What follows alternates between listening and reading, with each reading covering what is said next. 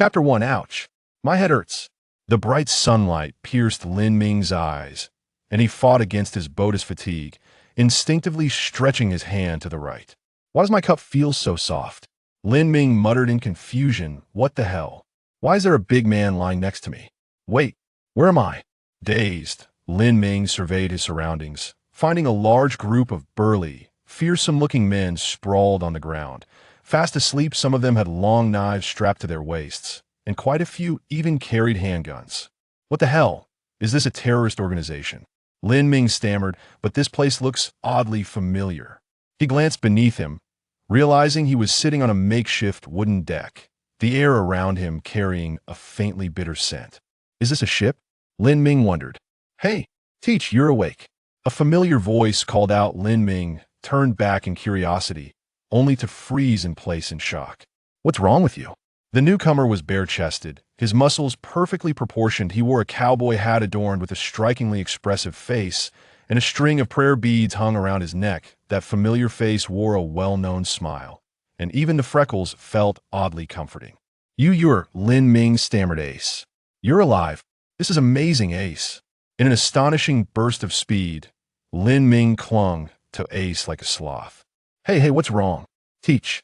Ace's face was a mix of confusion. Did a drink send me off on a trip? Teach. Lin Ming shivered slightly at Ace's words. As a seasoned One Piece fan, he certainly knew who Ace was referring to. Blackbeard Marshal D. Teach. An ambitious rogue indeed.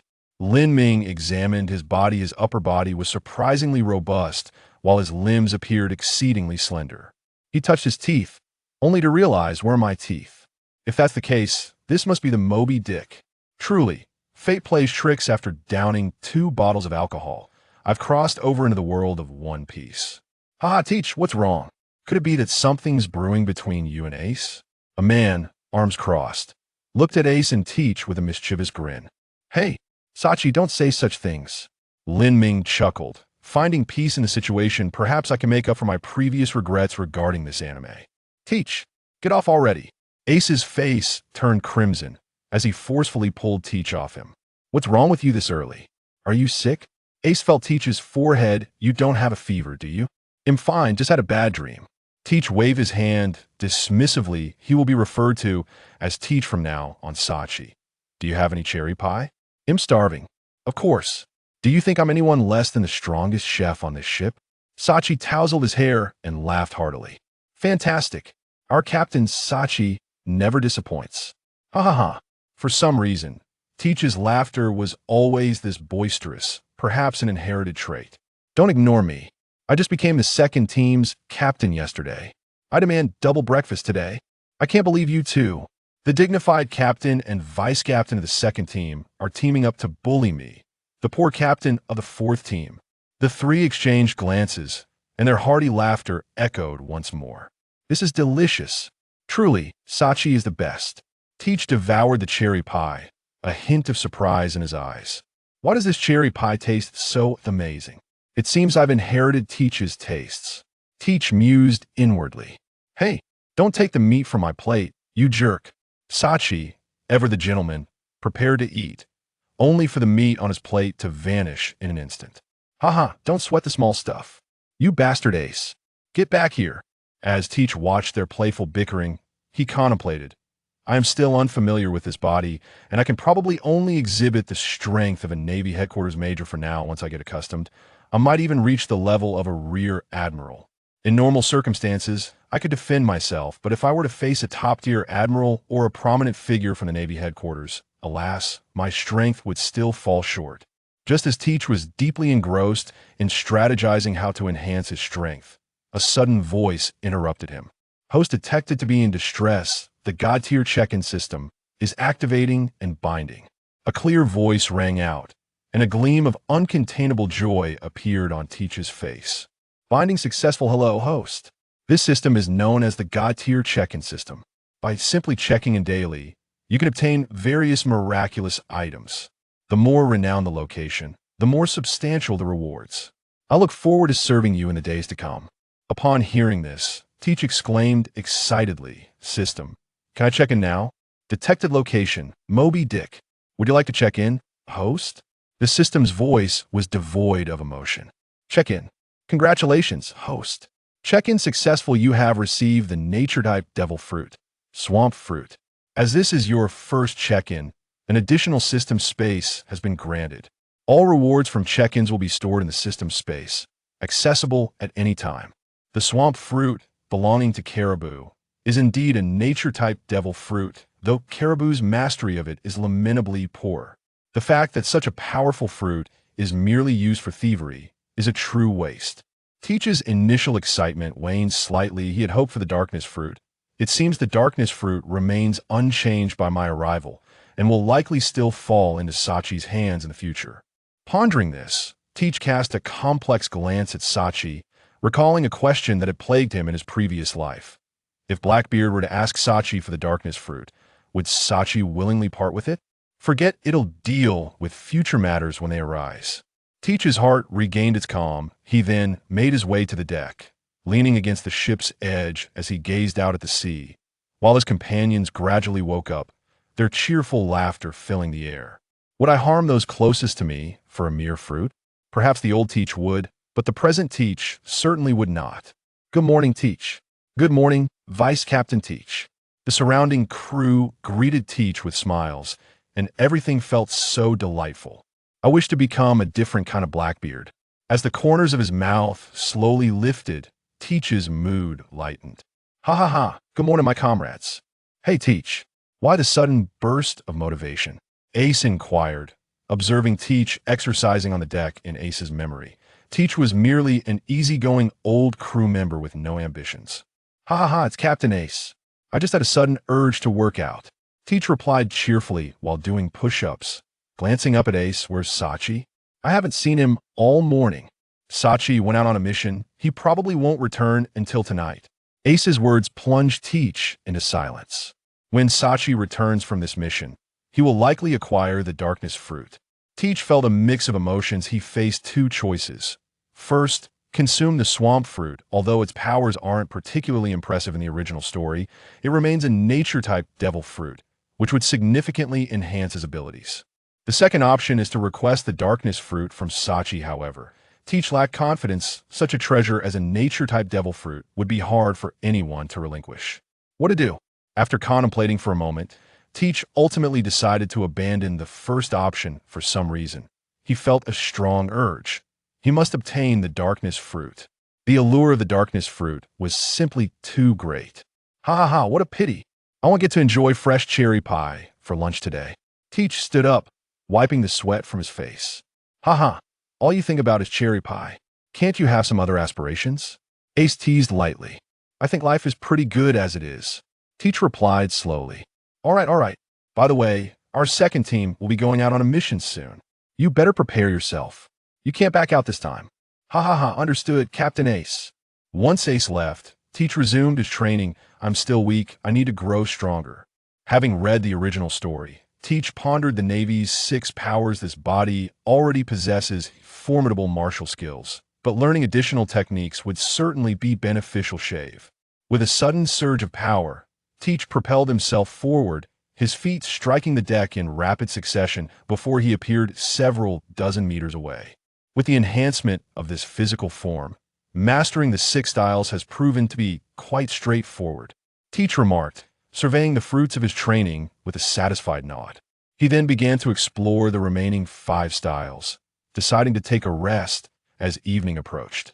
Captain Sachi has returned. Fresh from his bath, Teach felt a surge of anxiety at the crew's exclamations. Hey, Teach. Unbeknownst to him, Sachi had approached from behind, gently patting Teach's arm before handing him a bottle of liquor. Oh, Captain Sachi. Teach accepted the drink with appreciation. Was the mission successful? Quite so. The crew suffered minimal casualties, and we acquired a considerable bounty. Sachi took a sip of his drink, by the way. We also obtained something extraordinary. With that, Sachi produced a peculiar fruit. It was a strange purple hue, adorned with a spiral pattern reminiscent of a snail, resembling a pineapple. Teach's pupils dilated in sudden realization. It couldn't be. This was indeed the dark fruit. This is a remarkable fruit. I perused countless devil fruit encyclopedias and have yet to find any mention of this one. Sachi stated calmly, however. I can ascertain that this must be a Logia-type devil fruit. After all, only a Logia fruit would take on the form of a pineapple. Sachi then laughed heartily. So, Teach, are you intrigued? If you ask nicely, I might just part with it for you. To Sachi's astonishment, an unexpected revelation unfolded. Captain Sachi, to be honest, I have a strong desire for this fruit. I recognize it, the Logia dark fruit. It is reputed to be the most fearsome of all devil fruits. Teach gazed earnestly at Sachi. Moreover, this devil fruit could Captain Sachi. What do you mean by this? Teach looked at the dark fruit before raising his gaze to meet Sachi's beaming smile. Captain Sachi, this is an incredibly powerful devil fruit. I am aware. Sachi maintained his cheerful demeanor, but didn't you express a desire for it? This Teach had envisioned countless scenarios, yet none prepared him for the current predicament. This is your prize, Captain Sachi. I cannot accept it. In that moment, Teach realized that having such a comrade was far more valuable than any devil fruit. What are you being so melodramatic about, you man? Just take it. Even without the devil fruit, I am still the strongest chef on this ship. Sachi responded nonchalantly, all right, I'm off to bed. I hope you will demonstrate the fruit's abilities to me tomorrow. As Teach watched Sachi's retreating figure and then glanced at the fruit in his hand, a whirlwind of emotions enveloped him, ultimately transforming into a radiant smile. Rest assured, Captain Sachi, since I have taken your fruit, I shall ensure it shines with the utmost brilliance. But why is the sea breeze so strong tonight? My eyes are hardly staying open. As Teach rubbed his eyes, he popped the dark fruit into his mouth. No wonder it's said to taste like excrement. This is the most unpalatable thing I have ever tasted. Once the devil fruit settled in his stomach, a peculiar energy surged within Teach's body, the sensation of power. Good morning, Teach. Teach rose early, greeting the crew members who saluted him with a smile before embarking on his daily exercise regimen. System, check in, he instructed while he worked out. The cold voice of the system resonated in Teach's ears. Congratulations, host. Check-in successful. Current location, Moby Dick, acquired nature-type devil fruit. Thunder fruit. Teach paused momentarily, a slight smile creeping onto his lips, his pace and push-ups quickening in response. Good morning, Sachi, Teach announced as he took a seat across from Sachi in the dining hall. Helping himself to a cherry pie. It's Teach. How does it taste? Isn't the flavor of the devil fruit exquisite? Sachi asked with a mischievous grin. Hey, must you remind me of those painful memories? Teach chuckled in reply. But you could also experience that delightful flavor. It truly is enchanting. With that, Teach produced a devil fruit that crackled with the essence of lightning. This is a nature-type devil fruit, Sachi exclaimed, examining the thunder fruit closely. Isn't this the long-lost thunder fruit? He gasped in astonishment. How about this? To exact my revenge, I present to you this treasured delicacy of mine. Now, it belongs to you. I can hardly wait to witness your beautiful expression. He laughed maniacally. Sachi beamed at Teach. Who wouldn't desire a nature-type devil fruit? Very well, I shall indulge, Sachi declared, taking a bite of the devil fruit. His expression swiftly transformed into a vivid array of emotions. It's horrid, he exclaimed. No, one must consume the entire devil fruit, Teach insisted. Really? All right then. Ugh, Sachi retorted. Wait, is that a devil fruit? Ace observed, astonished as he gazed at the small remnant of the thunder fruit in Sachi's hand. But isn't it sufficient to just take a single bite? Just then, Teach's smile froze, a chilling aura creeping up his spine. Teach, a boisterous and imposing pirate captain cackled. Enjoy yourselves, lads. The crew erupted in cheers at their captain's command. The captain stood bare-chested, his powerful physique marred by countless scars, his fierce visage unmistakably embodying villainy. Ha! Slay every last soul on this island. The captain's words drained the color from the faces of the island's inhabitants. Some even succumbing to fear that I wonder how much my bounty will increase. As a pirate, one must commit heinous acts. The thrill of slaughtering the weak is utterly sublime. Scarface Bandelou, captain of the Scarface pirates. His favorite pastime is torturing those weaker than himself. He is a brutally savage pirate. His bounty has reached an astounding 290 million berries. Meanwhile, on the opposite side of the island, Major, please give the order. Indeed, in the name of justice, we cannot allow this group of pirates to continue their arrogance. Major, a naval warship bore witness to a furious marine major, gritting his teeth at the familiar insignia, two bones crossed in an X shape. With a white skull grinning widely, adorned with a crescent moon-like white mustache above its mouth. The four emperors, the Whitebeard pirates. Quick, notify headquarters. This is the ship of the Whitebeard pirates. It is beyond our means to confront. Though the Major longed to bring these pirates to justice, he recognized that even if this was not the main ship of the Whitebeard pirates, he stood no chance against them. It would likely require an officer of the Vice Admiral rank to apprehend these criminals. Wait, that person is the 2nd Division commander of the Whitebeard pirates. Fire Fist Ace. Why is such a figure here? The Major swallowed hard. What? This ship carries the notorious Fire Fist Ace with a bounty of 550 million berries. The 2nd Division commander of the Whitebeard pirates, a user of the nature-type flame fruit. So this vessel must belong to the 2nd Division of the Whitebeard pirates? The Major's words instilled fear among the sailors aboard. For all knew that a formidable figure, known as Fire Fist Ace, had arrived. Report, Major. Headquarters has commanded that we refrain from engaging the Whitebeard pirates. The messenger marine's face betrayed anger. All aboard had undergone training under Admiral Aquino, and they adhered to the doctrine of absolute justice. The Major's expression grew troubled as he gazed at the Whitebeard pirates' flag, finally gritting his teeth and declaring, "Retreat. Let us not make futile sacrifices." On the other side, Teach's unique laughter echoed. Ha ha ha. The Scarface pirates are on this very island. Indeed, Vice Captain Teach, the captain of the Scarface pirates, is named Bandelou, with a bounty of 290 million berries. Their vice captain, Sind, has a bounty of 140 million berries. They plundered an island under the protection of our Whitebeard pirates 14 days ago, so we shall tear them apart. Right, Captain Ace? Teach turned to Ace, who nodded in agreement. Absolutely. Those scoundrels dared to provoke the Whitebeard pirates. We cannot let them escape. 2nd Division, follow me. Teach, the vice captain of the Scarface pirates, is yours to handle, a bounty of 140 million. You say? Leave it to me. Teach replied thoughtfully. With that, the group set off toward the Scarface pirates' location. Spare us. We can offer you treasure. Please, grant us a chance to live. An elderly man knelt before Bandelou, pleading desperately. Silence. Does this lord need your guidance on what to do? Bandelou's blood-stained blade suggested that many had already perished beneath its edge. The old man surveyed the hellish scene around him, letting out a mournful cry. Why? We only wish to survive. We have not wronged anyone. Why take our lives? The elder's emotions spiraled out of control as he lunged at the towering Bandelou. Why? There are no reasons to ponder. The weak have no right to survive.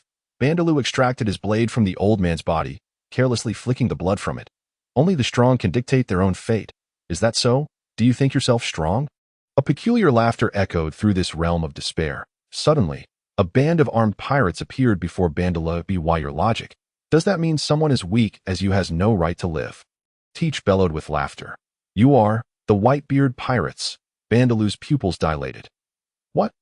Have you so quickly forgotten your transgression of plundering an island under the protection of the Whitebeard pirates?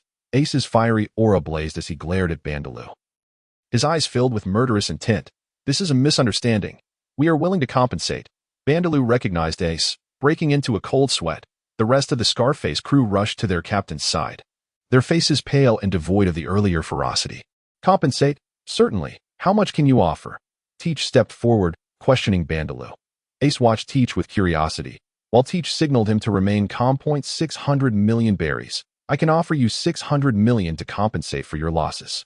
Bandelou gritted his teeth, knowing that this amount represented half of the Scarface pirates' total wealth. 600 million berries, all you think will suffice for the Whitebeard pirates? You seem rather insincere. Teach's words chilled Bandelou's heart. Wait, we can give you 1 billion berries. Truly, that is all we have left. Bandelou's complexion darkened. This 1 billion berries was the result of countless plunders since their voyage began. Hearing their captain's words, the crew's expressions mirrored his despair. Should they part with that sum, their lives would become exceedingly difficult. 1 billion berries, you say? Quite tempting indeed. Teach stroked his black beard, then turned to Ace. If it were just me, then indeed, 1 billion berries would suffice. Teach wore a smile, but his gaze hardened in an instant. However, our captain is also present. 1 billion berries may not even catch his eye. What do you intend to do? We truly only have 1 billion berries. A flicker of anger appeared on Bandelou's face. Have you ever heard the saying? Tiki said calmly, when you have nothing, then wager your life. As soon as Tiki's words fell, Bandelou felt a surge of excruciating pain in his chest. Wow! A torrent of blood erupted from Bandelou's mouth. That punch truly hurt. Damn it! I will fight back. Scarred pirates, charge. Bandelou gritted his teeth against the pain. His eyes filled with murderous intent as he gazed at Tiki. Second Division. Follow me. Ace suppressed a chuckle, utterly astonished by Tiki's wicked sense of humor. Huh? Dark water. Tiki extended his left hand, and an ominous ripple appeared above it. The vice-captain of the Scarred Pirates, with a bounty of 140 million, was instantly drawn toward Tiki.I in his fearful gaze. A fish shrouded in dark mist slowly advanced toward him. Bang! Blood splattered all over Tiki. He shook the blood from his hand, mocking the remaining crew of the Scarred Pirates. Ha ha ha. Dare you to plunder the islands under the protection of the Whitebeard pirates? Are you seeking death? Cinder. The crew members of the Scarred Pirates wailed in despair. Their vice-captain killed in a single blow. The disparity in strength was glaring. Cinder. Bandelou's pupils dilated. Cinder was the second strongest in their pirate crew. While he could defeat him, it would take at least dozens of moves. This indicated that the ugly, rotund man's strength far surpassed his own. Damn it. Why haven't I seen this strong man's bounty notice? Is the Navy headquarters merely idle? Bandelou cursed inwardly. The morale of his crew had plummeted significantly, and they were now faced with the elite crew of the Whitebeard pirates, who were several times stronger than they were. Oh, Tiki, I didn't realize you were this powerful, and why are you surrounded by black smoke? Is it the power of a devil fruit? Ace inquired, astonished. Although he understood that Tiki's strength far exceeded that of the Scarred Pirates vice-captain, he never imagined that Tiki could eliminate him with a single strike. Ha! I have always been strong, Tiki remarked, gazing at his ink-black left hand. He too anticipated the dark fruit's ability to be so formidable, truly the most vicious of powers. Captain Ace, do not underestimate me. I am also a user of a Logia-type devil fruit, Tiki declared proudly. What? Ace unleashed a barrage of fiery punches, catching Bandelou off guard and knocking him unconscious in an instant. Ace then excitedly approached Tiki, curiously examining his left hand. What kind of fruit power is this? I've never heard of it. I consume the Logia-type dark fruit. It is said to be the most vicious ability in the world. However, I cannot turn into an element. Tiki anticipated Ace's shocked expression, but the latter merely blinked in surprise before exclaiming, not being able to turn into an element. What kind of Logia-type devil fruit is that? Tiki, you bastard captain, do you want to fight me? Tiki said through gritted teeth. Ahahaha, I think not. Ace waved his hand dismissively. What a joke. As the long-standing vice-captain of the 2nd Division, no one dared to underestimate him. Humph. Tiki snorted and then kicked Bandelou. Captain, how shall we deal with this guy? And what about the other little minions? Should we dig a pit to bury them? While the two conversed, the members of the 2nd Division easily defeated the demoralized crew of the Scarred Pirates. With many surrendering, everyone heard Tiki's words, and several were so frightened that they cried out in despair. Don't kill me. I am willing to surrender. Spare me. I have many treasures. Killing is against the law. Various pleas for mercy echoed, yet a few stubborn souls remained. We will not surrender. If you have the guts, kill me. Ace looked at this group with a headache, then his eyes lit up. Tiki, as your captain, I command you to take care of them. He then patted his backside and returned to the ship. Bastard captain. Seeing Ace walk away, Tiki's expression darkened visibly. Everyone, bury them alive. Yes, Vice Captain Tiki. However, they still had some spoils on them. Should they loot first? The captain and I do not need this little treasure. You may divide it among yourselves, but you cannot touch anything from their ship. It must be handed over to Dad. Thank you, Vice Captain. Watching his crew members' jubilant expressions, Tiki could only smile helplessly before turning his gaze toward the Scarred Pirate ship. This shabby little vessel probably won't yield anything of value. I'll check it out later when we head home. Tiki walked to the captain's quarters, looted a bit, and then left contentedly. This fellow is quite wealthy. Tiki marveled at the pile of treasures in the system space. However, this weakling even had an animal-type devil fruit. Truly an unexpected gain. Tiki, did you finish? On the deck, Ace was enjoying a cherry pie leisurely for lunch. Bastard Ace, that's my lunch. Tiki glared enviously at the cherry pie in Ace's hands. He had begged Sachi for ages before they set sail. But Sachi, still upset over Tiki's prank, ignored him, leaving him no choice but to have the other crew members make some rather tasteless cherry pies. Due to the short time, Tiki's supply was barely enough for him alone. Oh, don't be so stingy. I can share some meat with you, Ace said a bit nervously, knowing how much Tiki loved cherry pie, but he couldn't help it. He had indulged in several pieces on a whim. Bastard, you ate a whole half of my cherry pie. Tiki stormed into the kitchen for a moment, and his furious voice reached Ace's ears. Take this punch. Bang. A large bump formed on Ace's head. "Simi Mason, what are you laughing at? Get the ship ready. If there's no cherry pie on my table tonight, you'll see how I deal with you when we return." Tiki glared at the crew members who were struggling to suppress their laughter. At this point, his obsession with cherry pie had surpassed that of the original Blackbeard. Yes, the crew members trembled. It would take at least half a day to return to the Moby Dick. If they hurried, they might still make it. That night, aboard the Moby Dick, in Whitebeard's room. "Dad, we're back," Ace exclaimed excitedly to Whitebeard. The crew members behind him were already exhausted. After all, rowing for so long would tire anyone out. "Dad," Tiki was astonished. The towering figure before him, standing at 6.66 meters, was the legendary man known as the strongest in the world, with a bounty of 5,460,000,000 berries. He was the captain of the Whitebeard pirates. Edward Newgate, the aged Whitebeard, slumped in his chair, was covered in countless scars, with a striking white mustache resembling a crescent moon. Beside him lay a massive Naginata, emanating a formidable aura. "Garara, my beloved sons have returned. How did the mission go?" Whitebeard boomed with a hearty laugh. "Of course, it went smoothly. Dad, let me tell you, Tiki is so deep." Ace rapidly recounted the experiences of their mission, while Whitebeard gazed at the two with a kind expression. "System, sign in. Detected in Whitebeard's room aboard the Moby Dick. Sign in successful. Rewarded with the Paramecia-type tremor fruit." Tiki's lips curled into a slight smile. It seemed his guess was indeed correct. "Oh, so Tiki has been hiding this well." "Garara, truly, my son." Whitebeard was also taken aback. He knew Tiki's strength was certainly not weak, but he never expected him to eliminate a pirate with a bounty exceeding 100 million in a single blow. Tiki's strength was likely already on par with the captains of the 12th and 13th divisions. If he wished, with his strength, he would have long since promoted him to a captain-level figure. "Ha! Dad, you truly flatter me. As the vice-captain of the 2nd Division, I cannot disgrace you, can I?" Tiki gazed at the man reputed to be the world's strongest, a flicker of fervor igniting in his eyes. If he could receive Whitebeard's guidance, his strength would likely experience a qualitative leap. "Dad, you don't know. Tiki is actually a user of a Logia-type devil fruit. He mentioned something about a dark fruit." Ace's words made Whitebeard's expression grow serious. "A user of a Logia-type devil fruit. Excellent. It seems that yet another formidable individual has joined our ranks aboard the ship." Whitebeard is in high spirits. And with a grand wave of his hand, he commands, "Bring them in. Announce it. A feast is to commence." "Understood, Pops." The crew members outside quickly disseminate the news. Before long, the ship is filled with the sounds of jubilant laughter. "What's going on, Pops? What great news do we have? Another feast." At that moment, a man with a pineapple-shaped hairstyle walks in, prominently displaying the Whitebeard pirate's tattoo across his chest, a dagger hanging at his waist. His eyelids are perpetually half-closed, giving him a perpetually drowsy appearance. This individual is none other than Marco, the ship's doctor and captain of the 1st Division, with a bounty of 1.374 billion berries. He is the mythical Zoan-type user of the Tori no Mi model.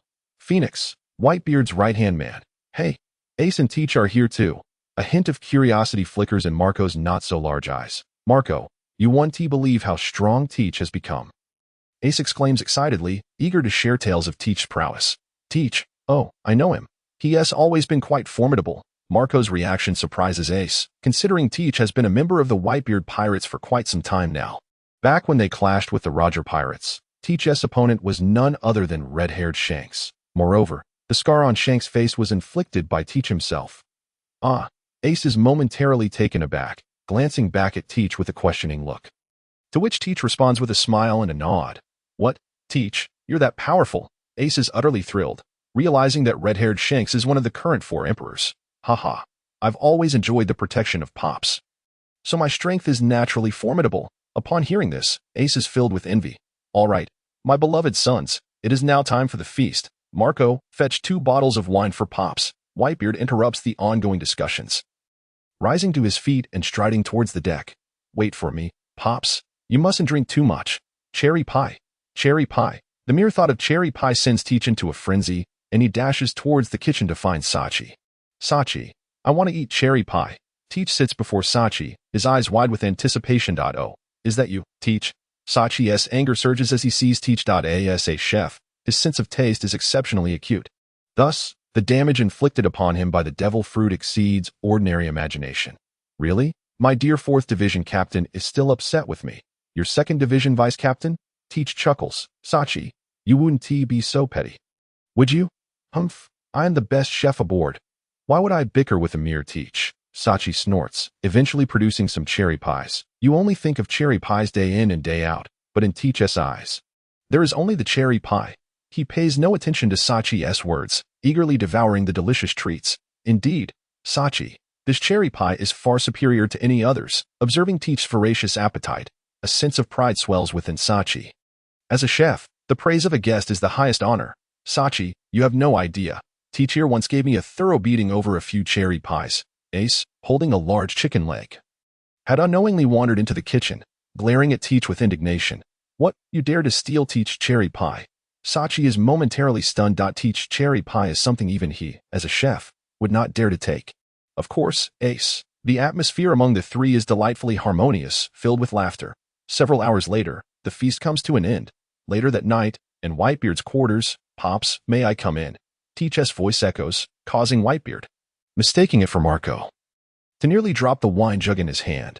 Phew, I must let that rascal Marco discover this. As the captain, I shouldn't be drinking so freely. Truly outrageous. Whitebeard exhales deeply, before calling out, come in. With Whitebeard's permission, Teach enters. Pops, I wish to discuss something with you. Surprised to see Teach at his door, Whitebeard is momentarily taken aback. Teach has been aboard for many years, yet this seems to be his first time seeking him out alone. Pops, I have an unusual request. After much contemplation, Teach resolves to execute his plan. For his own sake, and for the future of the Whitebeard pirates. What is it? Teach, speak freely. Whitebeard regards him with a puzzled look. I wish to venture out to hone my skills. I implore you, Pops, grant me this request. To Teach's astonishment, a knowing expression appears on Whitebeard's face. As your father, I've sensed that you might be harboring grand ambitions since the missions you undertook with Ace. Whitebeard's tone grows serious. Over 20 years ago, when you first boarded the Moby Dick, you instilled in me an uneasy feeling. However, not long ago, that ominous premonition inexplicably vanished. Hearing Whitebeard's words, Teach shudders that he never anticipated that Whitebeard's intuition would be so keen. However, since you are my son, bearing my flag, pursue your ambitions with boldness. Whitebeard laughs heartily. Thank you for your support. Teach is thoroughly impressed by the demeanor of this man before him. While watching this anime, he felt a genuine affection for this character, but now, that affection has transformed into deep admiration. Yet, my dear son, to embark on such adventures, one must possess sufficient strength. Can your power convince your father? Whitebeard's gaze sharpens. Then, might I request that you assess my training results tomorrow? Pops, a fierce determination gleams in Teach's eyes as he looks at Whitebeard, the man hailed as the strongest in the world. I have long wished to ascertain just how terrifying your strength truly is. Urouge, no doubt, you are my son. Very well. Tomorrow, I shall see just what you are made of. I hope you won't disappoint your father. Whitebeard jovially declares, feeling a profound sense of reassurance rather than annoyance. Rest assured, Pops, you shall not underestimate me. Teach laughs heartily, rising from his seat, and retrieves the wine jug from behind Whitebeard. But, Pops, given your state, you mustn't indulge too much in alcohol.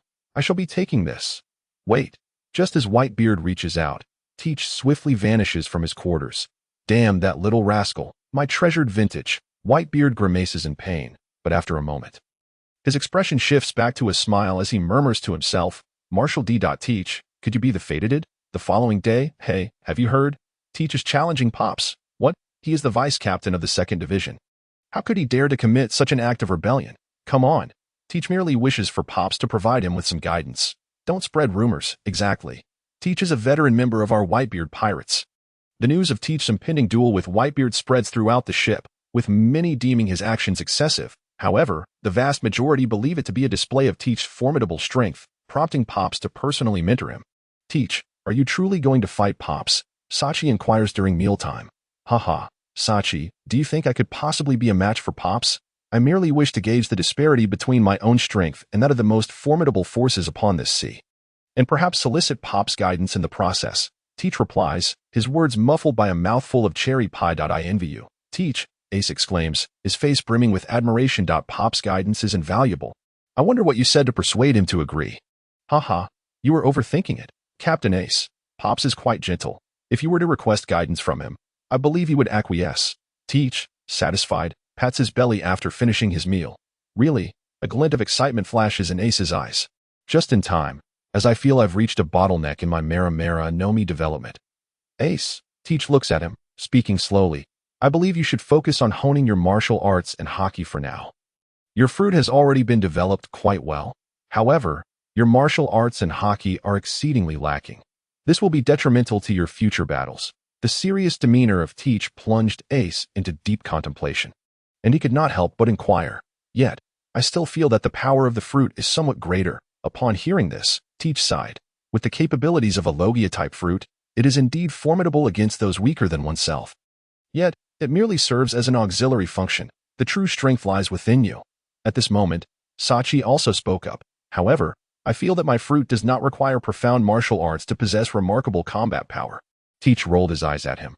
The fruit you consumed is the Gura no Mi. Its destructive power is astonishing, and its speed is unparalleled. It is undoubtedly one of the strongest fruits. Yet, the training of martial arts and Haki must not be neglected. Consider the 3 admirals of the Navy. They are all Logia fruit users, and compared to their fruit abilities, their martial arts may appear relatively weak. But this does not imply that their martial arts are subpar. You too must remember my words. Martial arts and Haki must be diligently cultivated. Ace and Sachi nodded thoughtfully. In truth, Sachi's martial arts were quite commendable. He had merely just consumed the fruit and was awestruck by its abilities, akin to a child with a new toy, underestimating his former martial arts and solely contemplating how to hone the fruit's capabilities. Conversely, Ace had obtained the Mera no Mi shortly after setting out to sea, combined with the absolute advantage bestowed by the Logia-type devil fruit in its early stages, which led him to forget the training of martial arts. On a deserted island, Teach and Whitebeard stood facing each other, while the other members of the Whitebeard pirates observed from a distance. Gura, are you ready, you brat? Whitebeard brandished his naginata, exuding an overwhelming aura of Haki. Gahahaha, I am positively boiling with excitement, old man. Teach regarded Whitebeard with a grave expression, as the latter's presence rendered the surrounding air somewhat oppressive. Be careful, old man, Teach shouted, and in the next moment, he vanished from his position. So fast, Marco, watching from the ship, gasped, his brows knitting tightly. Marco, what's wrong? Ace questioned, observing Marco's serious countenance. Teach's strength far exceeds my expectations. I am concerned about the old man's condition. As the ship's doctor, Marco was arguably the most knowledgeable about Whitebeard's health, including Whitebeard himself. Perhaps he was aware, but he did not seem to care. It's fine. The old man is the strongest man in the world. In Ace's eyes, Whitebeard was an invincible entity. On the other side, bang! Teach's Haki-infused fist struck violently against Whitebeard's body. Yet, Whitebeard effortlessly deflected Teach's punch with his naginata. I put 8/10 of my strength into that punch. Teach's eyes revealed profound astonishment. Not bad in power, but your speed leaves much to be desired. Whitebeard remarked appreciatively. Put in some effort, kid. I want to go easy on you. Whitebeard raised his robust arm, clenching his fist, and struck Teach in the abdomen. Ah, it hurts. Teach grimaced at the force impacting his midsection. So this is what they mean by double the pain. The old man truly. Though Teach complained about Whitebeard, he understood well that Whitebeard had held back. The mere fact that Whitebeard did not wrap his Haki around his fist spoke volumes. No holding back now. The old man's punches are no joke, Teach thought to himself. Crack. The crisp sound resonated in everyone's ears as Ace softly remarked. Has the old man used his abilities? Yet, Aizu, with his remarkable vision, discerned everything, trembling as he mumbled, "This is impossible. It defies science." Marco, standing nearby, could not help but ask, "Aizu, what's wrong?" Subsequently, Aizu addressed the captains loudly. Just now, it was Teach who used his abilities. He possesses the same powers as the old man. What? Everyone was taken aback, exchanging glances, collectively frozen in place. Gururara, not bad, kid. Although I do not know where you obtained this Gura no Mi, it has certainly surprised me immensely. Whitebeard gazed in astonishment at the white waves emanating from Teach's right hand. Undoubtedly the power of the Gura no Mi. Gahahaha. Using the old man's powers against him. I'm not that foolish. I still prefer this. As Teach's words fell, a black wave appeared on his left hand. A dual fruit user? This is quite a revelation. Whitebeard laughed heartily, then extended his right hand. Watch closely, kid. This is the true Gura no Mi. Crack. The level of development of Whitebeard's fruit far surpassed that of Teach.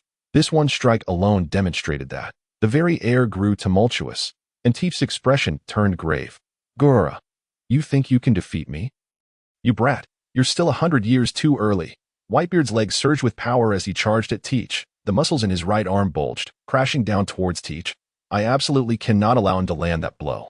Teach's heart raced with alarm. Should Whitebeard's punch connect, he feared he would be rendered incapacitated. Paper drawing. In a split second, Teach's figure flickered like a thin sheet of paper, narrowly evading Whitebeard's punch amidst the latter's astonished gaze. Is that the 6 powers? Whitebeard thought to himself. What a remarkable kid.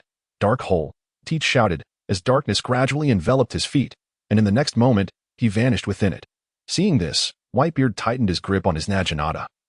Conceding that Teach's fruit abilities were indeed tricky, crack, Teach suddenly appeared behind Whitebeard, unleashing the power of the Gura no Mi with a punch aimed directly at Whitebeard's back. Bang! Unexpectedly, Whitebeard was caught off guard. And Teach's punch sent him flying. I am Whitebeard. Whitebeard roared, rising to his feet.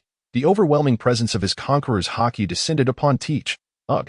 Under this immense pressure, Teach instinctively felt compelled to kneel. You think this level would make me submit? Do not underestimate me. Teach's eyes turned crimson as he summoned his indomitable willpower, gradually rising. In the next moment, another wave of tremendous conqueror's Haki surged forth, a king's disposition, Whitebeard calmly remarked, as he had long anticipated that someone like Teach would indeed possess conqueror's Haki. Gura, my son, you have brought me such delightful surprises. However, this contest must come to an end. If you can withstand my final strike, I shall grant your request. Upon finishing, Whitebeard plunged his naginata into the ground, bending his body and channeling power into his fists. Crack! The crisp sound penetrated everyone's hearts, and under the shocked gazes of all, 2 colossal tsunamis surged forth, converging towards Teach. Seaquake! Whitebeard's calm voice echoed. Yet Teach, at the center of the attack, did not dare to underestimate it. This was one of the old man's signature moves, renowned as the strongest man in the world. If I cannot withstand it, I might just be pulverized by the sea. 6 powers ultimate technique. 6 King's gun. Teach clasped his hands into fists, unleashing a tremendous shockwave directly towards one of the tsunamis, with a loud crash. A massive hole appeared in the tsunami. You brat, do not underestimate the power of the sea. Whitebeard's words barely left his mouth when the enormous hole was filled by the surrounding water. Damn it, Teach thought to himself, realizing the dire situation. His mastery of the Gura no Mi was far inferior to that of Whitebeard. If he countered with the same abilities, it would likely be futile. If he attempted to escape using Jeppo, there would not be enough time. It seems I have but one move left. Black hole. The chilling words echoed in everyone's ears as a basketball-sized sphere appeared in Teach's left hand. Emanating wisps of dark energy, Teach stepped forward, slowly pushing the black hole towards the tsunami. In the next instant, the colossal wave shrank by half. What a terrifying ability! On the Moby Dick, Ace stared in astonishment at the black hole unleashed by Teach. Until now, he had believed Teach's strength was formidable, comparable to his own. But witnessing this, he realized that his 2nd Division commander might even surpass his vice-captain. Teach's strength has likely exceeded mine. Marco stood by, feeling both relieved and bittersweet. He was undoubtedly the 2nd in command of the Whitebeard pirates, a true vice-admiral. Thus, he understood just how terrifying his father's strike truly was, that was capable of obliterating an island. Even though my father showed leniency, I could never achieve the level of intensity that Teach demonstrated. By the way, if I hadn't prepared cherry pies for Teach in the past, would he have given me a good thrashing? Sachi was well aware of Teach's obsession with cherry pies. He initially believed his strength was undoubtedly superior to Teach's. However, it now appeared that Teach's good temper had been a saving grace. I must quickly retrieve my reserves. Suddenly struck by a thought, Sachi hurried back to the cabin. Who would have thought that Teach could hold his own against father to such an extent? Perhaps Teach's vice-captain could even rival the likes of Marco and the other captains, truly a veteran figure aboard the ship. The crowd buzzed with discussions, their words infused with recognition of Teach's prowess. Yet, none noticed that Teach on the island had turned crimson, relieved that the quake initiated by father was of a relatively minor scale. Otherwise, the black hole might have been unable to contain it. The black hole was a newly developed technique by Teach, utilizing the powers of the dark fruit to devour everything in its path. It could be seen as an advanced version of dark water. However, due to the brief time since its inception, Teach had yet to fully develop it. Otherwise, this black hole could have entirely consumed the tsunami unleashed by Whitebeard. Indeed, truly worthy of being my father's son. Whitebeard felt elated. Witnessing his child's growth was undoubtedly a source of happiness for him. "Thank you, father," Teach said respectfully. The two then returned to the Moby Dick. "Teach, you little rascal. To endure for so long under father's hand is quite an achievement," Ace exclaimed excitedly upon stepping aboard. "Not at all. It was all father's mercy. Otherwise, I fear I wouldn't have lasted a single round." Teach maintained his humble demeanor. "Why so modest, Teach?" Marco laughed heartily. "I never imagined you'd awaken the conqueror's Haki. For so many years, I thought you were stagnant. You've truly concealed your talents well. All right, children. Teach is preparing to venture out for training tomorrow. Let us host a grand feast tonight to send him off." Whitebeard's words plunged everyone into silence. Marco was the first to break the quiet. "Teach, why would you leave in such a fine state?" Teach smiled gently. "Merely staying under father's protection will not make me a true strong man. A genuine strong man must endure countless battles. To protect those I cherish, I must grow even stronger." The crowd sighed softly upon hearing this. Yet no further words were exchanged. Teach then spoke. "Why the somber mood? I'm not leaving for good. We will always be family." Upon hearing Teach's words, the crowd came to their senses. "Indeed, we are all family." "That's right. If you encounter any troubles, you must tell us. The Whitebeard pirates will always be your staunchest support." With Teach's words, the atmosphere brightened once more, and everyone began merrily preparing ingredients for the feast. Teach, as always, was indulging in a mountain of cherry pies. The entire pirate crew was enveloped in joy. The next day, Teach boarded a small boat, embarking on his journey under the reluctant gazes of his companions. Behind him lay a large bundle, containing not only essential sailing supplies, but also the cherry pies that Sachi had prepared for him overnight. Teach's face radiated excitement. The adventure at sea had begun. At the Sabaody archipelago, Island 21. Cough, cough. After drifting at sea for so long, I have finally arrived at the Sabaody archipelago, on a battered little wooden boat. Teach lay unceremoniously, taking deep breaths of fresh air. He had lost count of the dangers he had faced along the way. Had it not been for his formidable strength, he might have been tossed into the sea to feed the fish long ago. Teach tidied himself up, changing into clean clothes, his hairy chest exposed, adorned with a striking emblem on his black coat, a skull with a distinctive white mustache. His immediate priority was to rest well before seeking out a larger ship and perhaps a couple of crew members. He had no desire to handle everything on his own. As Teach mumbled to himself while stepping onto Island 21, his peculiar stature elicited laughter from many. However, upon seeing the emblem on his clothing, those who had mocked him fell silent, fear etched in their eyes as they watched Teach walk away. That as the emblem of the Whitebeard pirates, the strongest pirate crew among the 4 emperors. Its captain, Edward Newgate, is hailed as the strongest man in the world. Why has a man from that pirate crew come here? As Teach walked away, the crowd began to murmur, many worrying for their safety, with some even hastily setting sail to leave. Ha ha ha. Truly the Sabaody archipelago. Teach strolled along the bustling streets, a small flask in hand, eagerly exploring the sights of Island 21. "Hey, you ugly brute. How dare you block my path? Do you know who I am?" A drunken man shouted rudely at Teach. Are you talking to me?" Teach turned to face the man, his eyes betraying a glimmer of menace. "What do you want?" "I warn you, I'm a member of the Chosen Pirates. Our ship has a bounty of 360 million on the Chosen One, Shet. He is the future pirate king." The man's voice trembled, and in his eyes, Teach appeared as a demon, ready to take his life at any moment. Teach scoffed, slightly releasing his conqueror's Haki, causing the man to tremble uncontrollably. One could imagine that their captain was no formidable foe. However, Teach glanced at the pirate before him, whose legs were shaking more violently, and thought to himself that one might mistake him for someone with late-stage Parkinson's disease. After a moment's contemplation, Teach's expression shifted to one of ingratiation as he spoke. "Ah, I see I'm in the presence of an elite under Captain Shet, the renowned. I am Nemo Bai. Might I ask this brother to recommend me for joining your chosen pirates? A small token of appreciation. I hope you will accept." The man, seeing the wicked smile on Teach's face, felt his body tremble even more, but then realization struck. This person was flattering him. With that thought, his shaking legs steadied. He accepted the bag of belly Teach offered, weighing it in his hand, secretly pleased. Good heavens, this will buy quite a bit of fine liquor. The man nonchalantly tucked the belly into his pocket and, with a serious expression, spoke to Teach. "Congratulations on making a wise choice. Our chosen pirates were once a notorious crew on the Grand Line, and we will undoubtedly be one of the overlords of the New World, of course. As a crew of the future Pirate King, our standards for recruitment are quite stringent. I can recommend you, But you must pass our captain's test. Teach smiled. That is certainly the case. I have great confidence in my strength. Thank you for your assistance, brother. I will surely repay you handsomely. The weight of Teach's words about repayment was not lost. Repayment? Humph. I am not that kind of greedy person. The man displayed a glint of avarice before composing himself. Moments later, he led Teach to their pirate ship.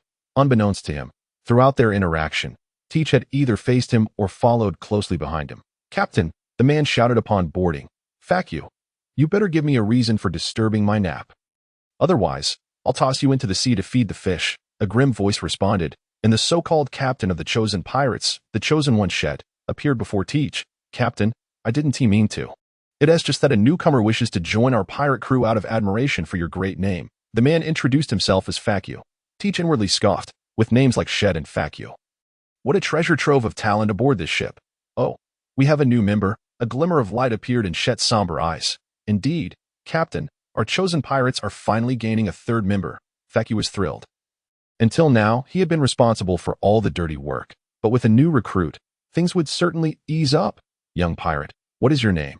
Shed asked, eyeing Teach's imposing figure, his voice slightly trembling. Huh? My name is Teach. You may also call me Daddy. Finally, Teach no longer had to conceal his identity, gazing with keen interest at the individual before him, known as the Chosen One, Shet. Father? What a humble title, Faku muttered softly, a look of confusion emerging on his face. Aren't you called Moby? Why are you suddenly calling him father? At that moment, Shet's expression stiffened, and he kept swallowing nervously, trembling as he addressed Teach.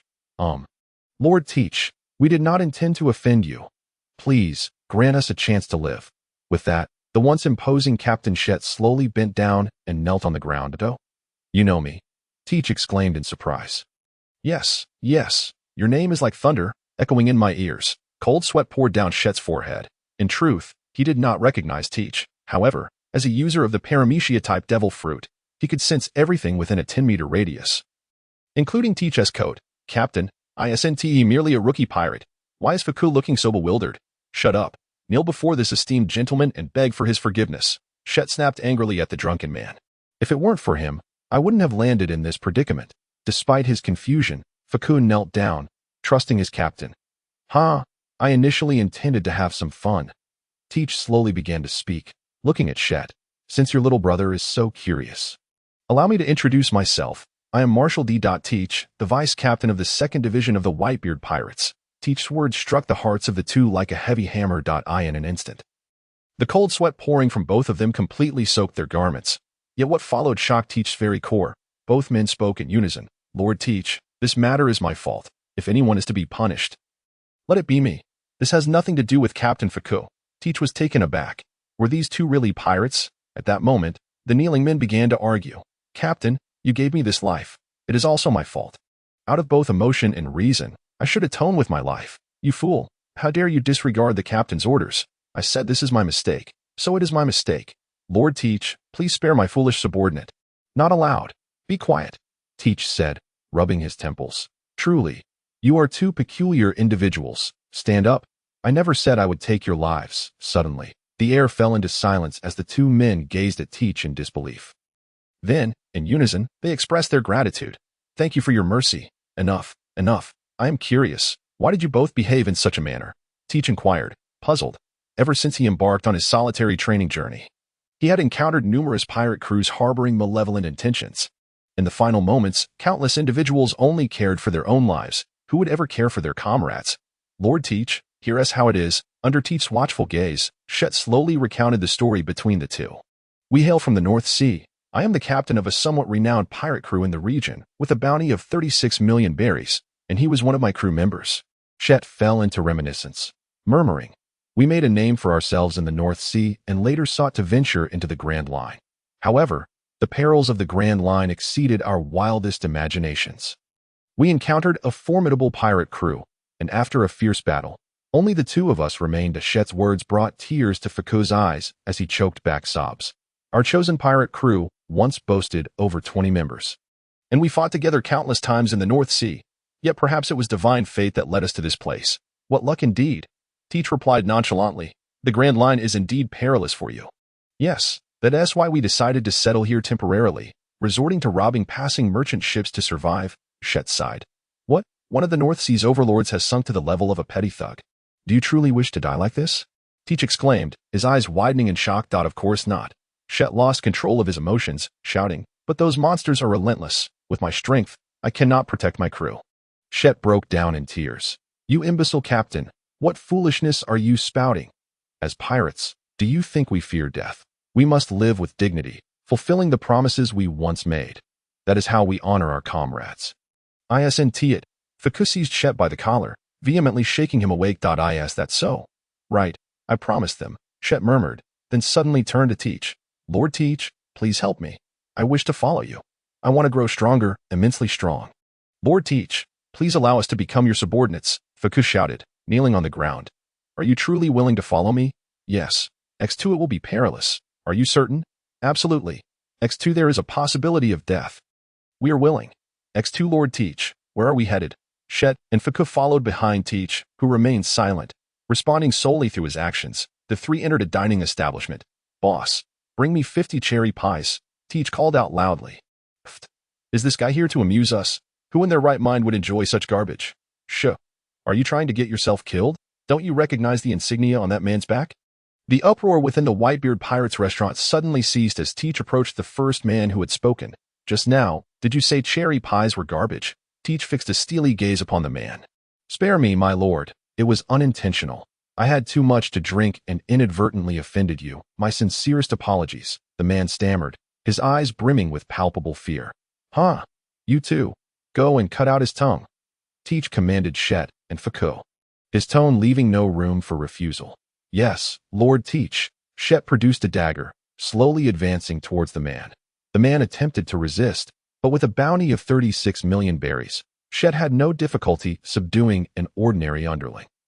Ah! The scream echoed in the ears of the onlookers, a chilling sensation enveloping their hearts. Today, I am in a good mood, so I shall spare you. Now get lost. Do not disturb my meal, Teach said coldly. In an instant, only Teach and his two companions remained in the restaurant. They haven't settled the bill yet, the restaurant owner thought to himself, but he dared not speak. This man was clearly not to be trifled with. After finishing their meal, Teach's group purchased some nautical supplies and prepared to leave the area. All right, you two scoundrels. Teach cleared his throat. We boom.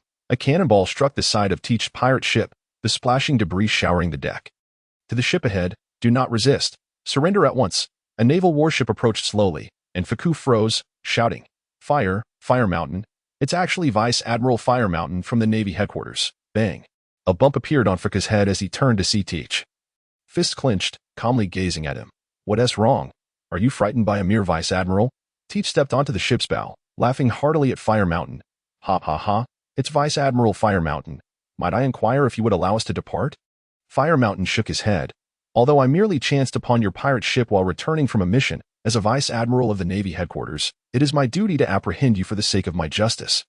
Furthermore, why are you here? Marshal D. Teach, Vice Captain of the 2nd Division of the Whitebeard Pirates. Ha ha ha. When did I become so famous? I never expected that the renowned Vice Admiral Fire Mountain would recognize me. Teach replied, puzzled, recalling that in the original story, Blackbeard had no bounty before becoming one of the 4 emperors. The Scarred Pirates was it your 2nd Division's doing, regrettably. We have a soldier who disobeyed orders and witnessed your battle. Thus, it is said that no bounty was placed upon you, yet your prowess rivals that of the legendary Ace, capable of effortlessly taking down a pirate with a bounty of 100 million. With his sword drawn and aimed at Teach, Fire Fist Ace spoke gravely. Keek, you're not from the Navy, are you? How terrifying. However, do you truly believe you can capture me? Teach raised his right fist. And upon witnessing this action, Fire Fist Ace felt an eerie sense of familiarity and foreboding. Crack. This is Whitebeard's power. The cigar in Fire Fist Ace's mouth fell to the ground as he observed the encroaching waves. A wave of dread washing over him. This man poses a threat to the Navy that rivals that of Whitebeard. It is imperative to report this to headquarters, Fire Fist Ace thought to himself. But the immediate concern was to survive this calamity. Everyone, be alert. The enemy has conjured a massive tsunami. Please ensure your safety. Fire Fist Ace bellowed. Until we meet again, Vice Admiral Fire Fist Ace. Teach's laughter echoed in Fire Fist Ace's ears. To which he gritted his teeth and replied, Next time, I shall imprison you and impel down. The red line and the Grand Line intersect. dividing the vast ocean into 4 distinct seas: east, west, south, and north. Among them, the East Blue and South Blue of the Grand Line are referred to as the paradise of the first half, while the West Blue and North Blue are deemed the new world of the latter half. A pirate ship traversing the so-called Sea of Peace, the East Blue, sailed slowly. "Lord Teach, our provisions are running low." After inspecting the ship's supplies, Shatter spoke to Teach with a pained expression. "Then let us resupply at a nearby island." Teach and his crew had been sailing for quite some time, having just entered the East Blue. If it weren't for the fact that there were only 3 of them, perhaps their speed could have increased. For Teach trained diligently each day, and Shatter remained by his side, constantly honing his skills to grow stronger. Consequently, the unfortunate Facu was left to manage all the chores aboard the ship. At long last, after drifting for so many days, we can finally set foot on land, Facu exclaimed, tears streaming down his face, for only he knew the hardships he had endured during those days. "Shatter, which island is closest to us?" Teach inquired, and after some contemplation, Shatter replied, "It should be Loguetown. However, there are many Navy personnel there, led by a fellow named Smoker, who appears to be a Logia-type user of the smoke fruit." "Loguetown, you say?" Teach pondered for a moment. He was well aware that Loguetown is known as the town of beginnings and endings. It is situated near the entrance to the East Blue of the Grand Line, where the previous pirate king, Gold. Roger, was born and ultimately executed. "Very well, let us proceed to Loguetown." Teach's declaration ignited excitement in Shatter and Facu, for that place is the hometown of the pirate king Roger. It is also where he met his demise. His words had ushered in the age of piracy, inspiring countless dreamers to set sail, including Shatter and Facu. Such a momentous location is too significant not to visit. Ring, ring, ring. The sound of a transponder snail resonated, and Teach reached into his coat to retrieve a transponder snail, missing several teeth. "Hello, Teach, it's me, Ace." The voice of Ace echoed through the snail, prompting Teach to chuckle heartily. "Captain Ace, what brings you here? Where are you right now? And what have you been up to? Why is your bounty so high?" Upon hearing Ace's words, Teach was momentarily taken aback. Just then, a news bird flew overhead, and Teach swiftly drew his pistol, snatching a free newspaper from the air. "Keek. What a foolish bird." Teach mockingly laughed, yet he failed to notice the bird's eyes filled with resentment. "You have such a large ship, yet you wouldn't even pay for a newspaper. Such a person must be blacklisted." "My bounty?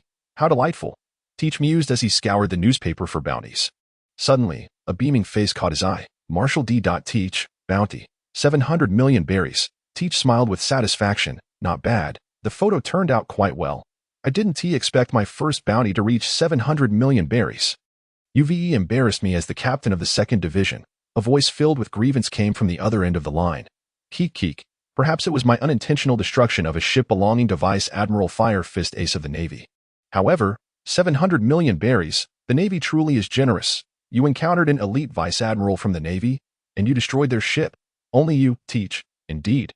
However, I am currently in the East Blue. Those Vice Admirals likely won't catch me." "What? You're in the East Blue? That's fantastic. I have a brother named Monkey D. Luffy. He has also just received a bounty of 30 million berries. If you happen to see him, please send my regards." "Rest assured, your brother is as good as my brother. By the way, be cautious of Vice Admiral Garp. That old man frequently returns to the East Blue. With your strength, you might not stand a chance against him. The hero of the Navy, is he?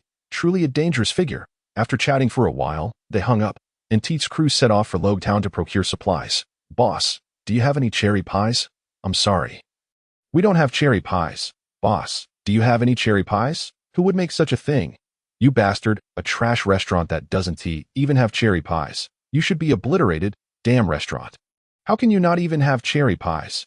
Teach had just given the owner of one restaurant a thorough thrashing before moving on to another establishment. "Boss, I'd like a cherry pie." "Certainly, coming right up." Teach sat at a table, with Shatter and Facu on his right, while several others dined on his left, one of whom was consuming food at an astonishing pace. "Boss, this cherry pie is to die for." "Boss, this cherry pie is dreadful." The voices of the 2 diners rang out simultaneously. Teach was momentarily taken aback. This scene felt oddly familiar. He turned his head quietly, and a familiar face came into view. A scar ran beneath his eye. His physique was notably slender, clad in a red shirt, blue shorts, and flip-flops. Most importantly, atop his head sat a straw hat. Straw hat. Monkey D. Luffy. Teach trembled as he raised his drink, intending to take a sip to calm his nerves. However, why does this drink taste so terrible? Why does this drink taste so delightful? At this moment, their eyes met, and for reasons unknown, Teach blurted out, "Is there something wrong with your taste buds?" Unfazed, Luffy retorted, "I think it's your brain that has a problem. Hey, old man, I'm taking 50 portions of meat back as gifts. Boss, I want 51 portions of cherry pie. Wait, make my meat 52 portions. I am sorry, make my pie 53 portions. No, change my meat to 54 portions. Pie, 55 portions. Meat, 60 portions. Pie, 70 portions. 80 portions. 100 portions. Then, are you doing this on purpose to annoy me?" X2 but suddenly Nami's expression changed dramatically. "Wait. Luffy, he is..." Teach's eyes widened as he gazed at Luffy, who fearlessly met his gaze, both brimming with the intent to clash at any moment. Hey, why are you two arguing?" Zoro helplessly interjected. "Kid, are you a pirate?" Teach said, suppressing his amusement. "Yes. What is your bounty?" 30 million. Seeing Luffy's earnest expression, Teach could not help but burst into laughter, as did Shatter and Faki beside him. "You bastard, what are you laughing at?" Luffy shouted. Luffy, Nami's complexion turned pale. He is the Blackbeard Teach, the notorious pirate with a bounty of 700 million. Zoro and Sanji's expressions instantly turned tense, while Usopp trembled uncontrollably. 700 million. "Is it really you?" Luffy asked nonchalantly, gazing at Teach. Teach could no longer restrain himself, and with a resounding thud, a large bump appeared on Luffy's head. "That hurts, you bastard." Luffy clutched his head, and upon witnessing this, Zoro and Sanji immediately assumed a combat stance. However, Teach's words left them all momentarily stunned. "You little brat in the straw hat. Is this how you converse with your brother?" Luffy's brother? Everyone turned to Luffy, seeking an explanation, but to the astonishment of all present, a look of confusion also crossed Luffy's face. "What are you talking about? I don't recall having such an ugly brother. You scoundrel, don't think you can deceive me." Luffy glared at Teach, his expression seemingly emblazoned with the words, "I am clever. Do not attempt to fool me. Is this how you speak to your own brother?" Bang! At that moment, two rosy buns appeared atop Luffy's head, while Sherry and the others stifled their laughter, desperately trying to suppress their amusement. "Ouch, that hurts." Luffy covered his forehead, perplexed as to why, despite being made of rubber, he felt such intense pain. "Humph, poor Ace is your brother, isn't he?" Teach scoffed, gazing at Luffy with a slow inquiry. "How do you know that?" "Do you know Ace?" Luffy asked, astonished at Teach's revelation. "I am the vice captain of the 2nd Division of the Whitebeard Pirates. Your brother Ace is our division's captain. Thus, as Ace's brother, you are naturally my brother too." Teach exclaimed with excitement, his eyes brimming with anticipation. "The Whitebeard Pirates?" The faces of everyone in the restaurant turned pale, and within moments, the vast dining hall was left with only the Straw Hat crew and the three of Teach. "Is the Whitebeard Pirates famous?" Usopp asked, looking puzzled at his companions. The others shot him incredulous looks, as if to say he was foolish. "The Whitebeard Pirates are one of the 4 emperors of the New World," Zoro declared gravely, fully aware of the formidable pirate crews as a former bounty hunter. Among them, the Whitebeard Pirates were the most terrifying. The captain of the Whitebeard Pirates, Edward Newgate. He is known as the strongest man in the world. Sanji stated calmly, though his hand, holding a cigarette, trembled slightly. "Are you Ace's comrade? How is Ace doing now?" Luffy was indifferent to the notion of the 4 emperors. His only concern was Ace. "Ace is doing well. He is very happy aboard our ship. Moreover, his strength has grown significantly. His bounty has reached a staggering 550 million berries." Teach replied with a cheerful smile. "What? 550 million berries?" Luffy exclaimed in shock, realizing that Ace, having set sail just 2 years before him, had achieved such a high bounty. "No way, I can't let him surpass me. Ha ha ha. How long have you been at sea? Your first bounty was 30 million berries. That's quite impressive," Teach reassured him. "Then what was your first bounty, Teach?" 700 million. The air fell into silence, soon interrupted by a cacophony of hurried footsteps. Teach slowly raised his head as the door to the dining hall swung open, revealing a man with short silver hair, clad in a coat emblazoned with the word justice on the back, armed with a multitude of weapons, and wearing goggles around his neck. He was flanked by several armed marines. "Pirate Straw Hat Luffy, bounty of 30 million berries. And you, Marshal D. Teach, bounty of 700 million berries. I am Marine Colonel Smoker. In the name of justice, you two are under arrest," Smoker declared solemnly. "Boss, he doesn't seem to regard you as a person," Fak Oil exclaimed, his face contorted with anger. "Shut up. If you don't speak, No one will think you're mute, Sherry retorted angrily, feeling indignant that his own bounty of 36 million berries was being overlooked. After all, he had worked hard to raise his bounty from 0 to 36 million, only to be dismissed so easily. I put in so much effort, and yet here I am, utterly belittled, Colonel Smoker. The two beside Blackbeard are also pirates. They are Sherry, with a bounty of 36 million, and Fak Oil, with a bounty of 7 million. A Marine shouted from beside Smoker. Sherry, I've never heard of you, Sanji said, astonished as he gazed at Sherry alongside Teach, unable to fathom that these seemingly insignificant figures were also bounty-wielding pirates, one of whom had an even higher bounty than his captain. Sherry, a pirate from the North Sea, Zoro pondered aloud. You actually know me? Sherry asked, his face lighting up with excitement as he looked at Zoro, who found Sherry's enthusiasm rather odd. The so-called weakest chosen pirate crew in the North Sea is actually quite well known. Teach remarked. So, this is what you meant by somewhat famous. Teach gritted his teeth, glaring at Sherry. Lord Teach, from a certain perspective, we are indeed somewhat famous, Sherry replied, lowering his head, unable to meet Teach's gaze. Teach scoffed coldly and then turned his icy stare toward Smoker. Hey, Marine, are you trying to stop us? Teach was clearly irked. Humph, merely a lowly pirate, Smoker retorted, puffing on 2 hefty cigars, ensuring they wouldn't fall even as he spoke. You're asking for death, just a mere Marine colonel. Teach extended his left hand, a tremendous suction force engulfing Smoker's white fist, rendering it powerless as it lunged towards him. Smoker's expression shifted dramatically as he attempted to harness his devil fruit powers, only to find himself ensnared by Teach's grasp. What is happening? Why has my devil fruit ability vanished? Panic washed over Smoker's face as his once reliable Logia powers failed him. To catch me, you ought to be at least a vice admiral of the Marine headquarters. Teach mocked, belittling Smoker's rank. With his right fist clenched, enveloped in a dark hue of Haki, Teach struck Smoker squarely in the abdomen. In that instant, Smoker felt as though a cannonball had struck him. His eyes widened in shock as his body involuntarily bent, and in the astonished gaze of Teach, the cigars finally fell from his mouth. Ha ha ha! Ignorant fool! Teach hurled Smoker aside, as if he were discarding a dead dog. Damn it! Is this the strength of a pirate with a bounty of 700 million? Smoker finally collapsed to the ground, losing consciousness. System, initiate a sign-in for me. Teach felt elated, thinking that this was the hometown of the Pirate King, and he might uncover some splendid treasures. While drifting at sea, the daily sign-in rewards were mostly minor enhancements to strength, defense, or speed, with only rare instances yielding improvements in Haki. Detection complete. Welcome to Roguetown. Congratulations, host. Sign-in successful. You have obtained the animal fruit. Inu Inu no Mi, mythical type, Cerberus form.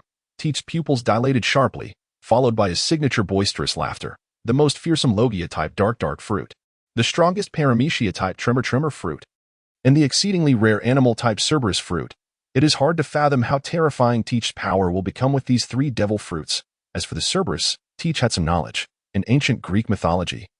The 3-headed dog was known as Cerberus, offspring of Typhon and Echidna. Hesiod's Theogony states that this creature had 50 heads, though later artistic representations typically depicted it with 3 heads, hence the name Cerberus.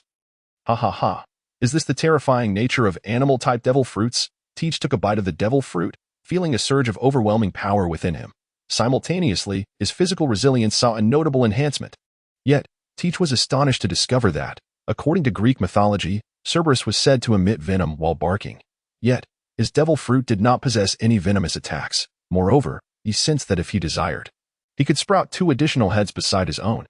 What a useful skill. At the very least, he could indulge in 3 servings of cherry pie at once. Brother Teach, what are you laughing about? Luffy asked, eyeing Teach with curiosity. Ha ha ha. The term brother sounds delightful. Teach flashed a self-satisfied smile, causing Usopp, standing behind Luffy, to shudder in fear. Oh, nothing, just reminiscing about something joyful. Suddenly, a familiar voice echoed in Teach's ear. Damn that Luffy brat. I must never lay eyes on him again. Otherwise, a comically dressed pirate strode into the restaurant, flanked by a group of ruffians, exuding an air of menace. Upon crossing the threshold, he boisterously bellowed, "Where's the boss? Bring forth the finest wines and dishes for this esteemed gentleman." The newcomer, surveying the peculiar decor, could not help but scoff at the dilapidated tables and chairs. His gaze then settled upon Luffy and his companions. "Straw Hat, you dare to show your face before me?" The intruder was none other than the notorious pirate Buggy. His eyes widened in fury as he brandished his weapon. "It's the red-nosed clown. Long time no see. Luffy exclaimed, his face alight with excitement. You scoundrel, the last time you bested me, I was utterly humiliated, and now you stand there, acting all casual, as if it's just a friendly reunion. I'm not here to reminisce, Buggy seethed, barking orders at his subordinates, who surged forward at their captain's command. Well, if it isn't Buggy, why do you immediately seek to harm my brother? You make it quite difficult for me, came the voice of Teach, echoing in Buggy's ears. Buggy turned, puzzled. Who are you? Do I know you? What? After all these years, you've truly forgotten your old friend. I still vividly recall the day you teamed up with Shanks, Teach grinned, revealing a mouth missing several teeth. As Buggy recognized Teach, a tremor of realization coursed through him, and he stammered, Teach, ha ha ha. At last, you remember. Teach laughed heartily. Why on earth are you here? And since when did the Straw Hat brat become your brother? Buggy's expression grew grave. He was well aware of Teach's bounty, and understood that he stood no chance against him now. Ha ha ha. The Straw Hat's brother is the captain of our 2nd division. As the vice captain, naturally his brother is my brother too.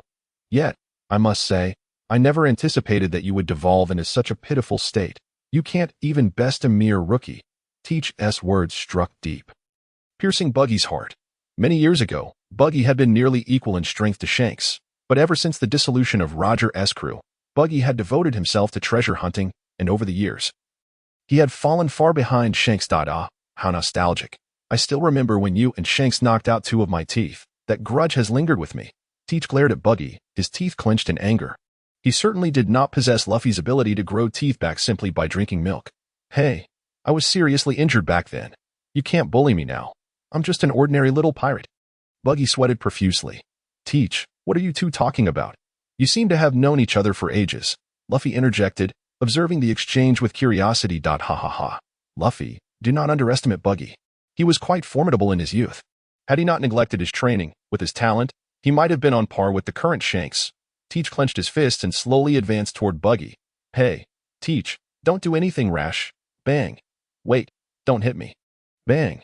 A moment later, Buggy, bruised and battered, sat beside Luffy, glaring resentfully at Teach, his mouth missing 4 teeth. Luffy, are you planning to venture into the Grand Line next? The pirates there are far stronger than those in the East Blue, Teach said, jovially enjoying a cherry pie, speaking through a mouthful of food. Indeed, I am destined to become the Pirate King.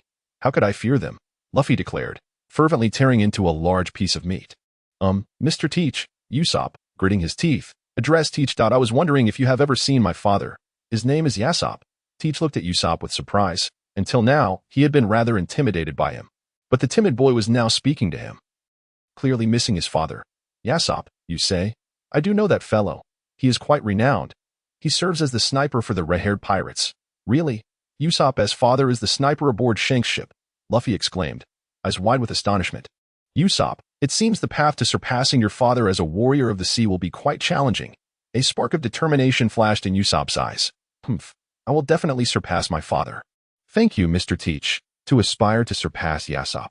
Now that is quite an ambitious dream. Teach said kindly. Luffy, let us part ways here. Here is my life paper. Keep it safe. If needed, it can guide you to me. Teach handed Luffy a small piece of paper. By the way, Ace asked me to send his regards. Teach, where are you headed next? Ha ha ha. That is a secret. Luffy sensed Teach's reluctance to divulge more and did not press further. Farewell, Teach.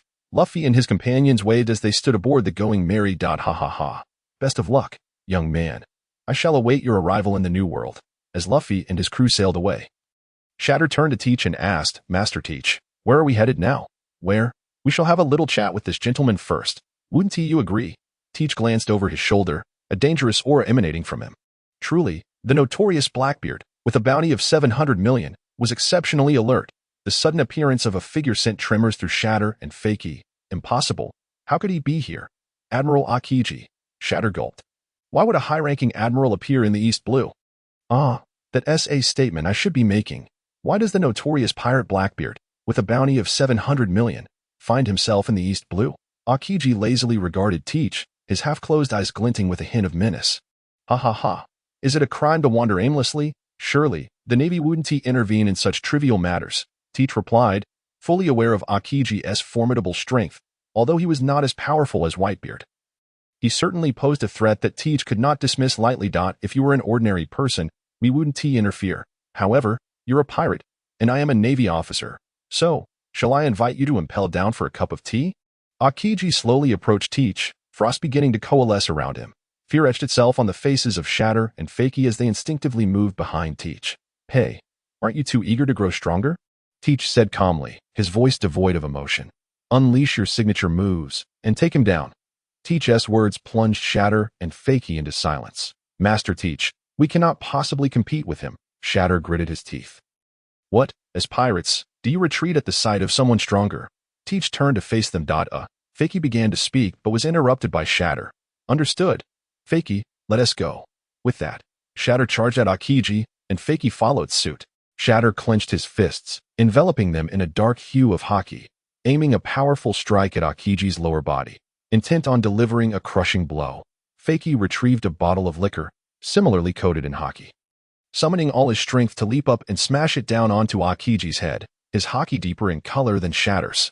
Aokiji's expression shifted, not from fear, but as any normal man might react when faced with imminent danger to his lower regions. Bang, bang, the sounds echoed as Shatter and Fakey were effortlessly sent flying by Aokiji, and a slight smile crept across Teach's face. Though these two were somewhat weak, they still showed promise. Hey, isn't this a bit excessive? Aokiji's expression darkened as he plucked a blade of grass from the ground, exhaling a breath of icy air. Gradually, a knife forged of ice formed in his hand. Ice blade, Aokiji scoffed, leaping into the air with force. The razor-sharp ice knife aimed directly at Teach's head. Ha ha ha. Admiral Aokiji, engaging in close combat with me is certainly not a prudent choice. Dark water, a dense darkness emanated from Teach's left hand as he slowly raised it, accurately grasping Aokiji's ice blade. To Aokiji's astonishment, the ice blade in his hand gradually dissipated into nothingness. Teach seized the opportunity, forcefully gripping Aokiji's arm with his left hand. Ha ha ha. Admiral Aokiji, you underestimate me far too much. Dark entanglement. Teach scoffed, his right hand enveloped in thick darkness, muscles in his arm swelling with power as a devastating punch struck Aokiji's abdomen. Ugh. Aokiji was sent flying, raising a hand to wipe the blood trickling from his lips. Then curiously gazing at Teach. What just happened? Why did I feel my fruit ability vanish in that fleeting moment? Aokiji looked at Teach in confusion, who laughed heartily. According to your Marine Headquarters intelligence, you should be aware that I am a dual fruit user. Aokiji nodded. As an admiral, he was well aware of this fact. Indeed, I know this well. Blackbeard Teach possesses a peculiar fruit ability, in addition to Whitebeard's tremor fruit. If you are allowed to grow unchecked, you may very well become a foe even more formidable than Whitebeard. Ha ha ha. The Marine Headquarters truly holds me in high regard. It is no secret. After all, you will learn eventually. I not only wield the tremor fruit's power, but I am also the user of the dark fruit. Teach showed no concern in revealing his abilities. As a hound of the world government, their resources are indeed formidable. They cannot be ignorant of my dark fruit capabilities. Dark fruit, a Logia type. You are indeed quite fearsome. Aokiji rose, brushing the dust from his clothing, his gaze towards Teach sharpening. In that case, I absolutely cannot allow you to escape. Marshal D. Teach. Are you prepared for the consequences? Icebird. Aokiji raised his right arm, condensing cold air to unleash an icebird. The icebird, propelled by immense force, hurtled towards Teach. How rude. Teach regarded the approaching icebird with gravity. He could not afford to withstand a serious attack of an admiral. Dark cavern, dark space. Teach shouted, a vast expanse of darkness materializing beneath his feet. Subsequently, the darkness engulfed Teach like a swamp. Oh, what a troublesome ability. Aokiji surveyed his surroundings, realizing that Shatter and Fakyu, who had been lying nearby, had also vanished. This escape tactic is indeed difficult to counter. Crack. A sudden sharp sound rang out, causing Aokiji's heart to sink. Sure enough, the next moment, a powerful force sent him flying. Ha ha ha. That punch was in retribution for my two little brothers. I have much to accomplish, so let us part ways here. Farewell, Admiral Aokiji. At some point, a shroud of darkness had appeared behind Aokiji, and soon Teach's form rapidly emerged, utilizing the tremor fruit's ability. He sent Aokiji hurtling away. Truly a terrifying adversary. Aokiji, retrieving a lounge chair from seemingly nowhere, relaxed upon it, pulling a pristine handkerchief from his shirt to dab at the blood at the corner of his mouth. He then pulled down his eye patch. Whether he was asleep or not remained a mystery to outsiders. My apologies, Teach, for causing you embarrassment. Shatter bowed his head and spoke. Embarrassment? Ha ha ha. No, you both performed admirably. I greatly appreciate your audacity in challenging stronger foes. However, Your strength is simply too lacking. Fear not. With me around, every problem can be resolved. Teach glanced at Shatter and Facu, his meaningful gaze eliciting bitter smiles from both. It seems our good days are coming to an end. 999, 1000. A resounding voice echoed from a pirate ship, the surging waves lapping at the vessel's hull, producing creaking sounds. Facu, rise. Today's training is far from complete. On the pirate ship, Shatter and Facu were drenched in sweat, struggling before two enormous, intimidating dumbbells. Brother, I truly cannot continue. Let me rest for a moment. Facu looked at Shatter with a pained expression. These colossal dumbbells were so heavy that even with all his might, he could barely lift them. Yet Teach had tasked them with bearing the dumbbells and performing 10,000 squats continuously. In no way. Do you wish to remain weak? Do you not desire strength? Stand up. Show some spirit. Shatter, drenched in sweat, gasped for breath, pushing through the arduous training with sheer will. Ha ha ha. What's this? Are you both unable to endure a mere 10,000 weighted squats? Teach observed the exhausted duo before unleashing a torrent of mockery. If you can't withstand this level of training, you might as well head home to farm. My ship has no need for useless individuals. Though Teach's words were harsh, he secretly marveled at their endurance. Given their physical prowess, enduring 500 consecutive weighted squats would leave them breathless. Yet even the weakest, Facu, had managed to persist for 1,000. Perhaps, in their hearts, the desire for strength had eclipsed all else. Do not underestimate me. A mere 10,000 weighted squats cannot defeat me.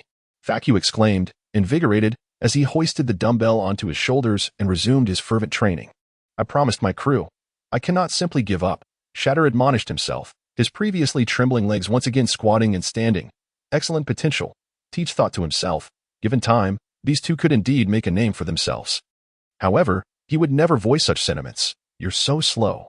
Are you both reincarnated snails? Pick up the pace. If you don't finish by this morning, you won't be eating. Teach stood by, resembling a stern instructor.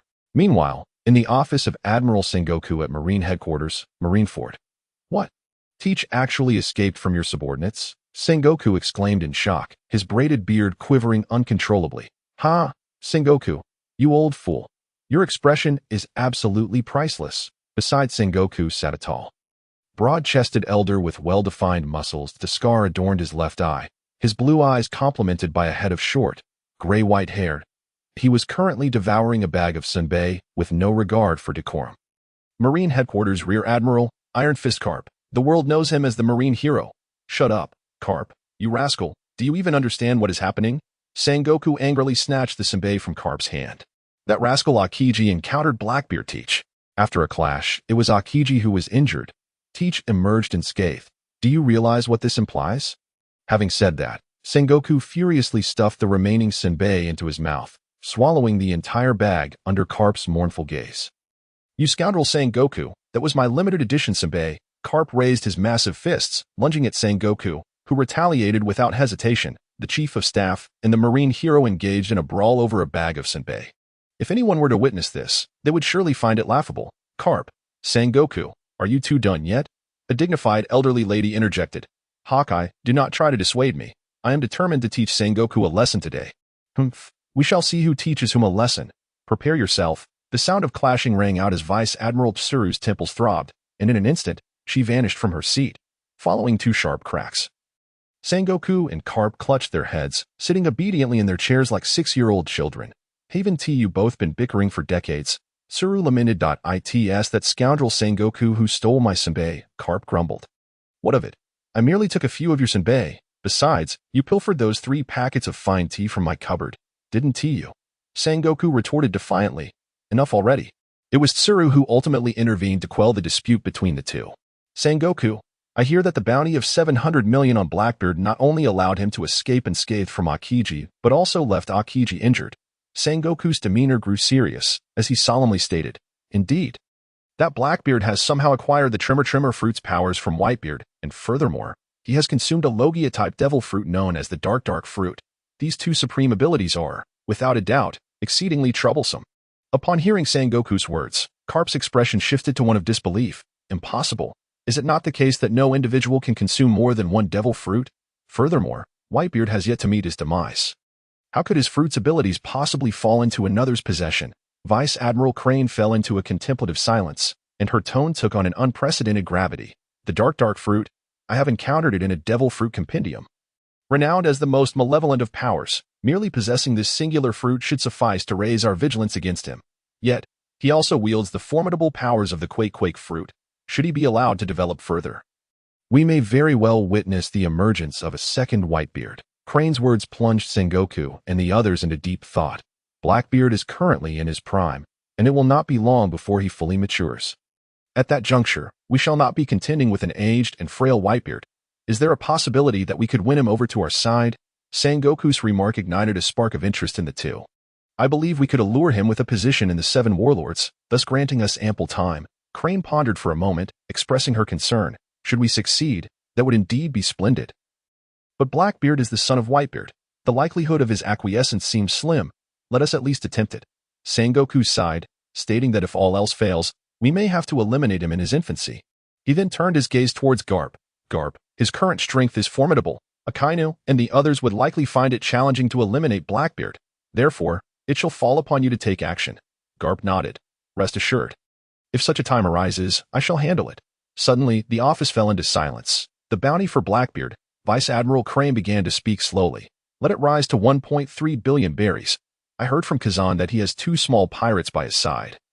Let their bounties be elevated as well. Sengoku gazed up at the pristine ceiling, pondering why such extraordinarily gifted individuals would choose the path of piracy. Gladiator Island is a place that reveres martial prowess to an extreme degree, adorned with numerous arenas scattered across its expanse. Here, if one's strength is sufficiently formidable, one can earn the adoration of thousands, attain unparalleled status, and amass great treasures along with enchanting beauty. Conversely, the weak occupy a woeful position, with laws failing to constrain those of great power. Without a certain level of strength, one risks having even the right to exist stripped away. This has resulted in a flourishing culture of gladiatorial combat. In the eyes of the island's inhabitants, a gladiator represents an exalted profession. The Champion Arena, situated at the heart of the island, stands as the largest arena, where countless lives are lost daily. Yet an even greater number of newcomers step forth to take their place. Ladies and gentlemen, greetings to all. At this moment within the Champion Arena, a host is bellowing with fervor. I am Gris, the commentator of the Champion Arena. As soon as the host's words fell, a cacophony of cheers erupted within the arena, clearly indicating his immense popularity. Today's gladiatorial match boasts an exceptionally luxurious lineup. Let us welcome our valiant gladiators to the arena with thunderous applause. Gris exclaimed with excitement. As his voice faded, entrances around the arena opened one after another, and dozens of gladiators made their way in, some barehanded, others wielding an array of weaponry. Yet, without exception, every face radiated an aura of lethal intent. First, let us extend a warm welcome to Wolf Fongfinger, who has triumphed in 9 consecutive matches. Amidst the resounding applause, a robust man confidently brandished his Wolf Fong club, a manic grin adorning his face, his muscular frame indicating he was no mere pushover. Alongside him, the violent pirate captain of the Afei pirates, known as Flying Man Afei, who boasts a bounty of 24 million berries. A slender figure spread his arms wide, basking in the fervent screams of adoration, his expression one of sheer enjoyment, relishing the adulation. The final heavyweight contender, she too is a pirate, with a bounty of 25 million berries. Infamous for her extreme bloodlust, she is referred to as Bloody Mary. Mary, perhaps the only woman in the arena at that moment, wielded a massive cleaver, its blade sharp and stained with the remnants of dried blood.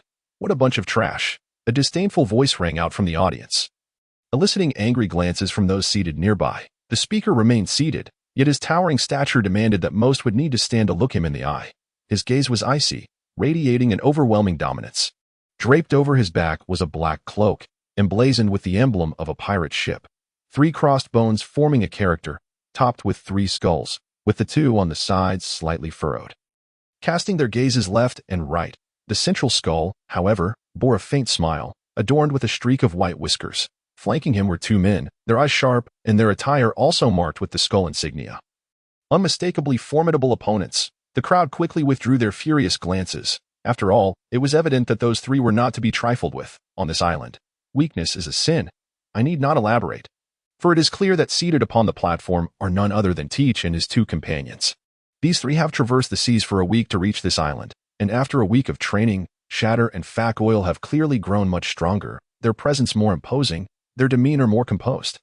The 3 skulls symbolize the Blackbeard pirates. After much deliberation, Teach concluded that he could not continue to sail under his father's emblem.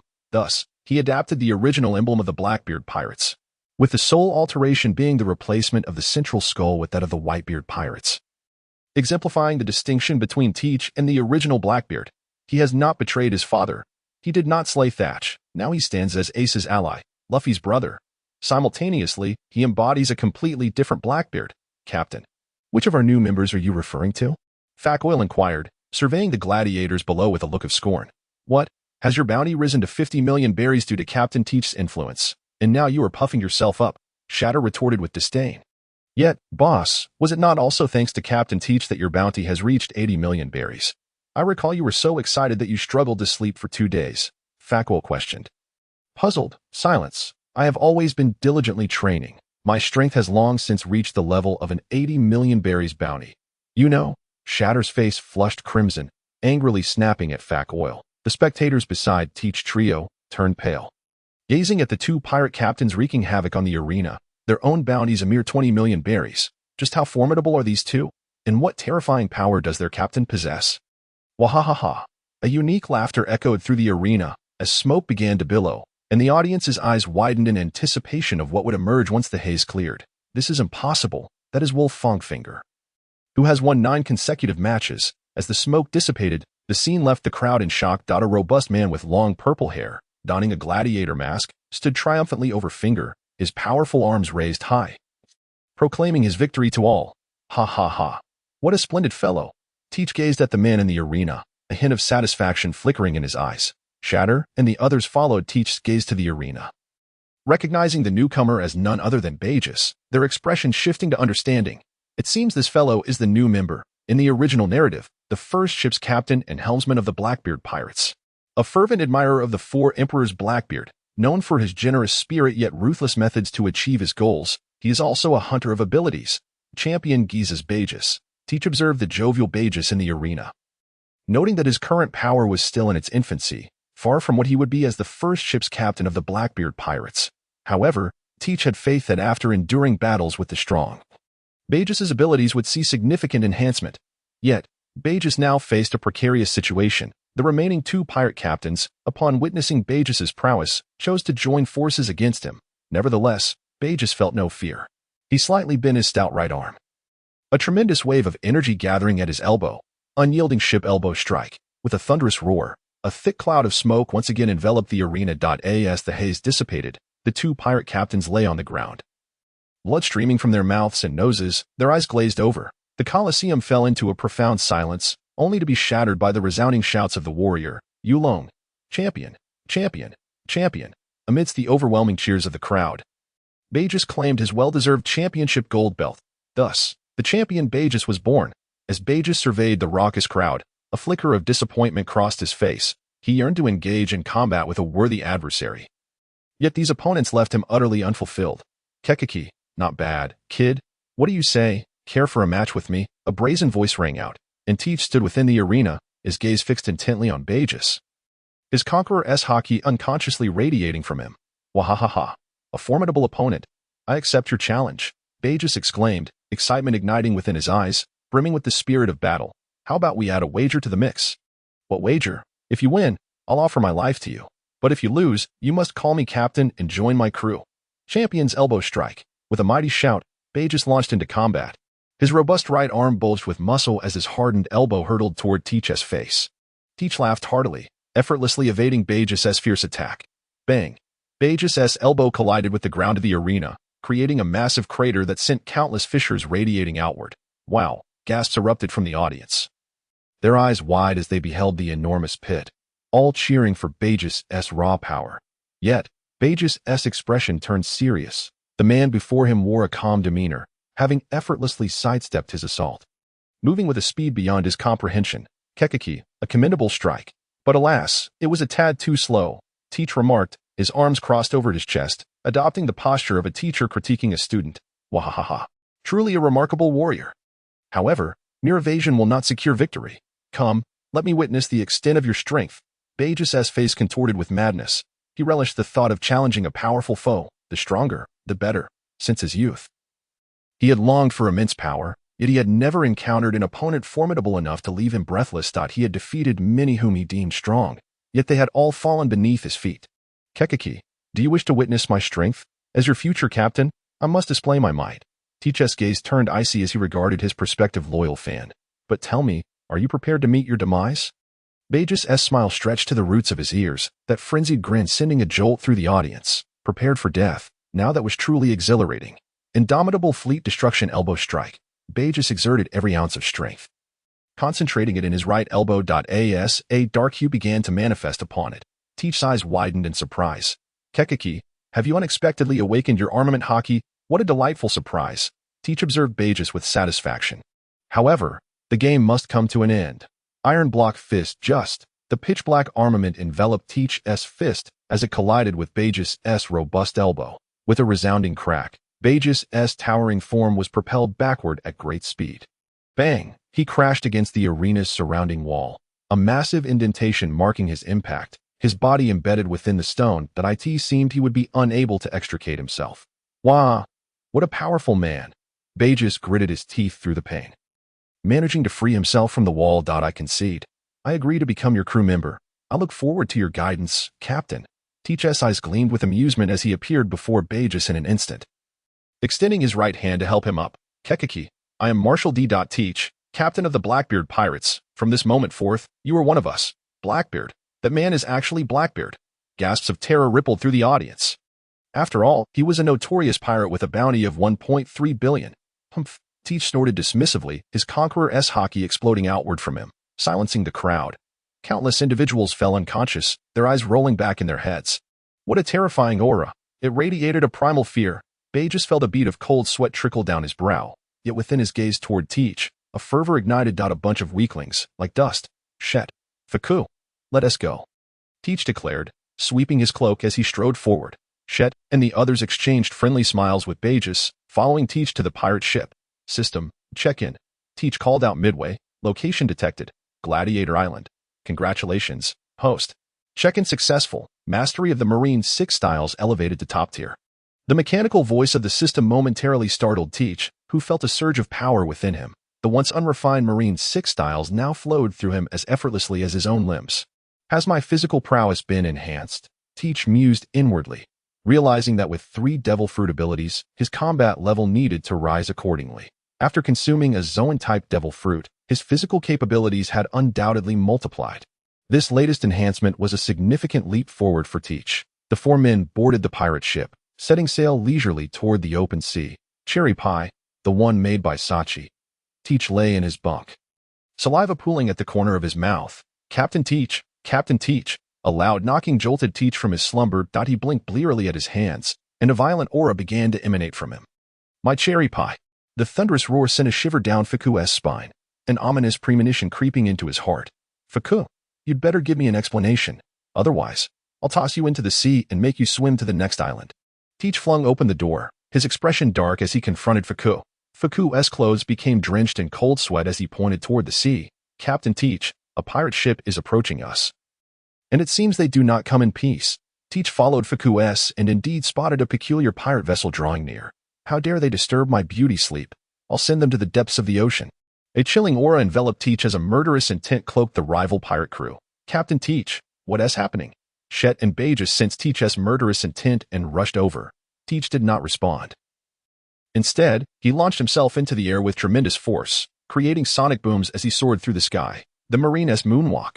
Shet's eyes sparkled with envy. Raging leg. Teach hovered in the air, his icy gaze sweeping over the bald-headed crew aboard the opposing pirate ship. He then swung his right leg, sending a massive cutting wave hurtling toward them. Bang! A powerful man struggled to block the blow with a massive pencil. The moment he appeared, Teach's displeasure vanished, and he erupted into laughter. Burgess, your devil fruit has found its match. Teach hovered above the sea, amusement dancing in his eyes as he regarded his foe. Bald Monk Urki, how dare you approach my vessel? Are you prepared to meet your end in the ocean? A formidable pressure radiated from Teach, causing Urki to swallow hard, gripping the pencil even tighter. The warlord of the seas, Blackbeard Marshal D. Teach, why is a man like you in the East Blue? Urki shouted, nearly on the brink of collapse. He had just been expelled from Sky Island by a self-proclaimed god, whose overwhelming power, particularly the ability to manipulate clouds, had rendered Urki helpless. With no other option, he had resolved to recruit several crew members and become a pirate in the Blue Sea. A warlord of the seas? This time, Teach was taken aback, wondering when he had ascended to the status of a warlord of the sea. Looking at the bewildered Teach, Urouge remarked, "The Navy has long since announced you as one of the new warlords of the sea. Haven't you read the newspapers?" Suddenly, Teach seemed to recall something, grinding his teeth in frustration. "Damn it. I merely took advantage of the situation once, and those cowardly newshawks dared not deliver my papers." However, upon further reflection, Teach considered the numerous advantages of being a warlord of the sea and thought, why not embrace it? Just as Teach regained his senses, he noticed that the pirate ship before him had already fled several hundred meters away. His face flushing with embarrassment. It was as if he could feel the derisive laughter of his crew. "Look at our captain. He couldn't even catch a few rookie pirates. How pathetic. You're quite brave." "Aren't you?" "Just kidding. I'm super brave, all right." "Then do you dare to say that in front of our captain?" "I've got your back." "Please, no." With that thought, Teach's expression darkened further as he watched the pirate ship retreating into the distance. His right hand tightening gradually. Crack. The crisp sound reached the ears of everyone aboard Urouge's ship, and they turned in astonishment towards Teach. What they witnessed would be etched in their memories for a lifetime. The atmosphere itself began to crack. Urouge and his crew were utterly petrified, sensing an overwhelming aura of terror. Suddenly, one crew member stumbled and fell to the ground, trembling as he pointed toward a direction, shouting, "Monk, a tsunami." Before the crew could process what was happening, a shadow enveloped them completely. They looked up, cold sweat instantly soaking their bodies. "Seaquake," Teach's calm voice echoed, and in the next moment, the long-awaited terrifying tsunami shattered Urouge's pirate ship into splinters. "Burgess, bring that one called Urouge here." Teach glanced over, realizing that Urouge, being a future supernova, was not so easily defeated. "Ha ha ha.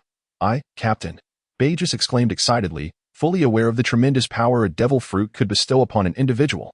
Although he had encountered devil fruits before, they were all ordinary ones, unworthy of his attention. But now, a suitable devil fruit lay before him. Although unaware of its nature, he trusted that his captain would not harm him. Indeed, the #1 fan was living up to his name. "What are you planning to do?" Urouge looked at Burgess and his two companions, who wore wicked smiles, suddenly feeling a chill run down his spine. These three fellows can't have any peculiar hobbies. Can they? Ha ha ha. "You three step aside and fetch some fruits." A rich blackness enveloped Teach's hands as he fixed his gaze on Urouge, grinning maliciously. "Lord Blackbeard, I'm merely a small pirate with a bounty of 20 million. If you have any requests, please state them directly. I beg you, spare my life." Faced with the threat of death, Urouge was engulfed in fear. "Ha ha ha. Just as you said, merely an ordinary little pirate. What can you possibly offer me?" Teach scoffed at him. "To be frank, I only desire your devil fruit ability." Urouge attempted to speak further, but Burgess and the others had already returned with an armful of fruits. "Captain Teach, where should we place these fruits?" Shate inquired, subtly indicating his higher status among the trio. "Just set them on the ground. Now, it's time to witness a miracle." Dark veil. Teach raised his left hand, and a massive black cloth appeared above Urouge's head. In the next moment, the cloth descended, shrouding him in a multitude of fruits completely. Teach produced a dagger, lifting a corner of the black cloth to slip inside. Moments later, a blood-curdling scream erupted. Teach extended his dark left hand, capturing the unique essence in the air. "Got you." His eyes brightened as he contained that essence within a fruit. In an instant, a fruit adorned with peculiar patterns appeared before Teach's eyes. It's done. Teach excitedly grasped the fruit, and the black cloth above gradually dissipated. "Captain Teach, is that a devil fruit in your hand?" Burgess exclaimed, his eyes wide with astonishment. "Indeed, this is Urouge's devil fruit, a paramecia type, causality fruit." Teach laughed heartily, tossing the devil fruit to Burgess, declaring its tremendous potential for power. "If you develop it properly, your strength will undoubtedly undergo a qualitative leap." Burgess gazed at the fruit in exhilaration.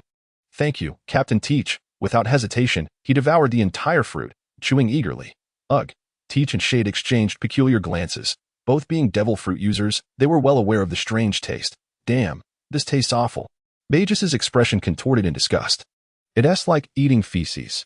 Yet at that moment, Fakey's eyes lit up. "I know this. When it first enters, it's slippery yet not greasy, soft and sticky, and when chewed, it doesn't stick to the teeth, enveloping the palate warmly, and when swallowed, it leaves a lingering fragrance with a hint of sourness, reminiscent of lemons or olives, exquisite and refreshing." Unbeknownst to him, the expressions of Teach and the others were filled with bewilderment. But Fakey, seemingly oblivious, continued to rave about the remarkable taste. "Captain, can you get me one next time?" Teach, Shate, Burgess. "Well, we can discuss that later," Teach replied dismissively. simultaneously increasing the distance between himself and Fakey. Ha ha ha ha. A resounding laughter echoed in the ears of Teach and his crew, a familiar sensation swelling within Teach's heart. He approached the ship's edge, gazing into the distance, and in the next moment, an overwhelming aura erupted.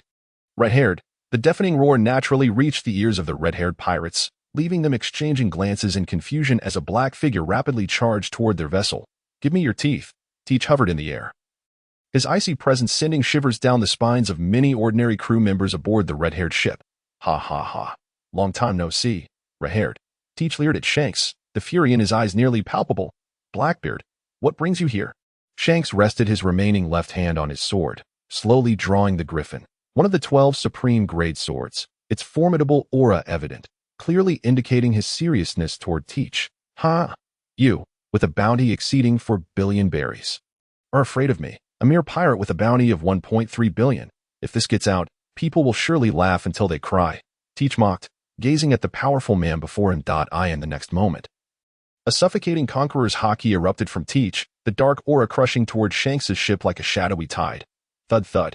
Over half of the ordinary crew aboard Shanks's ship collapsed, their eyes rolling back in unconsciousness.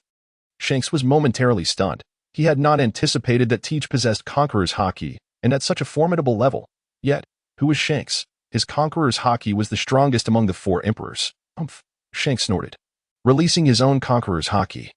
The blood-red aura clashing with the deep blue aura, steadily opposing one another. Gradually, Teach's aura began to falter. Truly, one could see why he was the youngest emperor of the sea. Teach was inwardly astonished. His 3 types of Haki had reached a terrifying level due to the system's enhancements. He estimated that his Conqueror's Haki was not far behind that of Big Mom or Kaido. However, Shanks's Conqueror's Haki had been cultivated to an exceptionally high realm. If Teach wished to surpass Shanks's Haki, it would likely take some time. Blackbeard, are you trying to provoke us? Ben Beckman, standing beside Shanks, drew a pistol, the barrel steadily aimed at Teach's forehead. Ha ha ha. No need to be so tense. I merely wish to spar with my old friend. Teach sensed a faint yet palpable danger, realizing that he had been overly careless. The red-haired pirates are not composed solely of Shanks, a single formidable figure of imperial caliber. A subtle glance revealed that the crew members were fixedly staring at him. Should he strike now, he would likely face a united onslaught. However, could it be that you fear me, Shanks? Do you think I would attempt to usurp your throne as the Emperor of the Sea? Teach regarded Shanks with a smile that barely concealed his mockery, the provocation in his eyes unmistakable. Am I afraid of you? Don't be ridiculous. Beckman, locate an uninhabited island. I intend to teach this fellow a lesson. Shanks glared at Teach with fury, as the sovereign of the seas.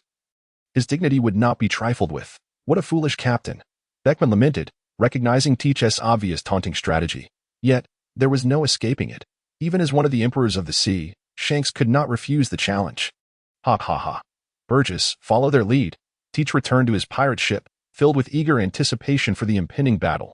Shanks, I am determined to break your teeth on an innocent, pitiful, and diminutive uninhabited island. 2 imposing forces stood in opposition, one black, one red. Ha ha ha.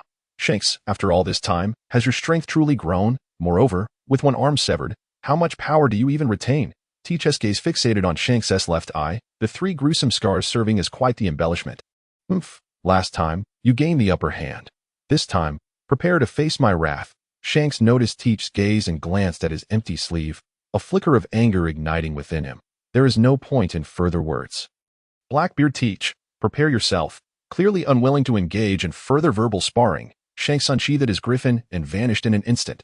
Remarkably swift, Teach's expression shifted as, bolstered by his Kenbunchika Haki, he barely glimpsed Shanks' assault. Iron block.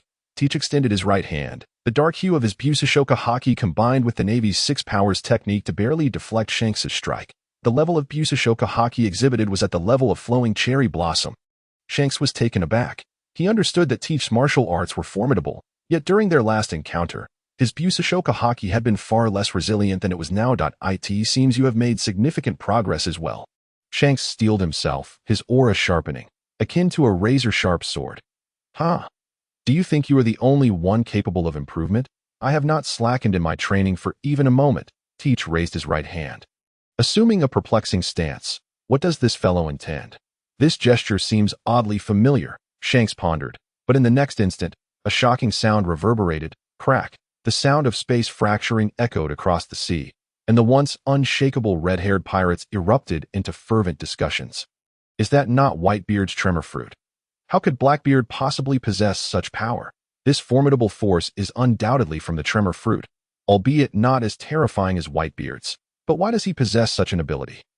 What on earth is happening? The expressions of Jesus, Burgess, and others turned grave. They were aware of Teach's strength, as the bounties issued by the Marines illustrated his formidable prowess, and recently he had even been selected as one of the warlords of the sea. Could it be that Blackbeard has fallen out with Whitebeard? Beckman's mind raced through countless possibilities, ultimately concluding that Teach might have indeed betrayed the Whitebeard pirates. Shanks exercised caution for some unfathomable reason. Beckman sensed an ominous premonition. Whitebeard's abilities. Standing before Teach, Shanks felt an overwhelming pressure from the spatial distortion, his heart surging with tumultuous waves. Ha ha ha. Come forth, and do not hold back. Shanks, receive my punch. A white wave of energy coiled around Teach's right hand. And with a forceful thrust of his legs, the ground beneath him erupted into a crater. Swish. The air crackled as Shanks barely raised his griffin. In the next moment, an immense force surged from the blade into his arm. You have truly surprised me, Blackbeard Marshal D. Teach. How could a man like you become a lapdog for the world government? Do you honor Whitebeard, your uncle? Shanks's fury escalated, his remaining arm exerting force to send Teach flying away. He was astonished to find his griffin emitting a mournful wail. Is the blade damaged? Shanks's eyes widened. His beloved sword had fought alongside him for nearly 20 years without a scratch, yet Teach's punch was so overwhelmingly powerful. A glimmer of murderous intent flashed in Shanks's eyes, and the next moment, a dark red sword aura sliced towards Teach. Divine avoidance. A calm voice seemed to resonate in everyone's hearts, all gazing in shock at the sword energy unleashed by Shanks. Its terrifying presence instilling a sense of dread within them. Thud. The blade struck Teach, blood gushing forth. The force propelled him a considerable distance, and as he landed, clouds of dust billowed into the air. To compel me to use this technique, Blackbeard, you truly are a formidable opponent.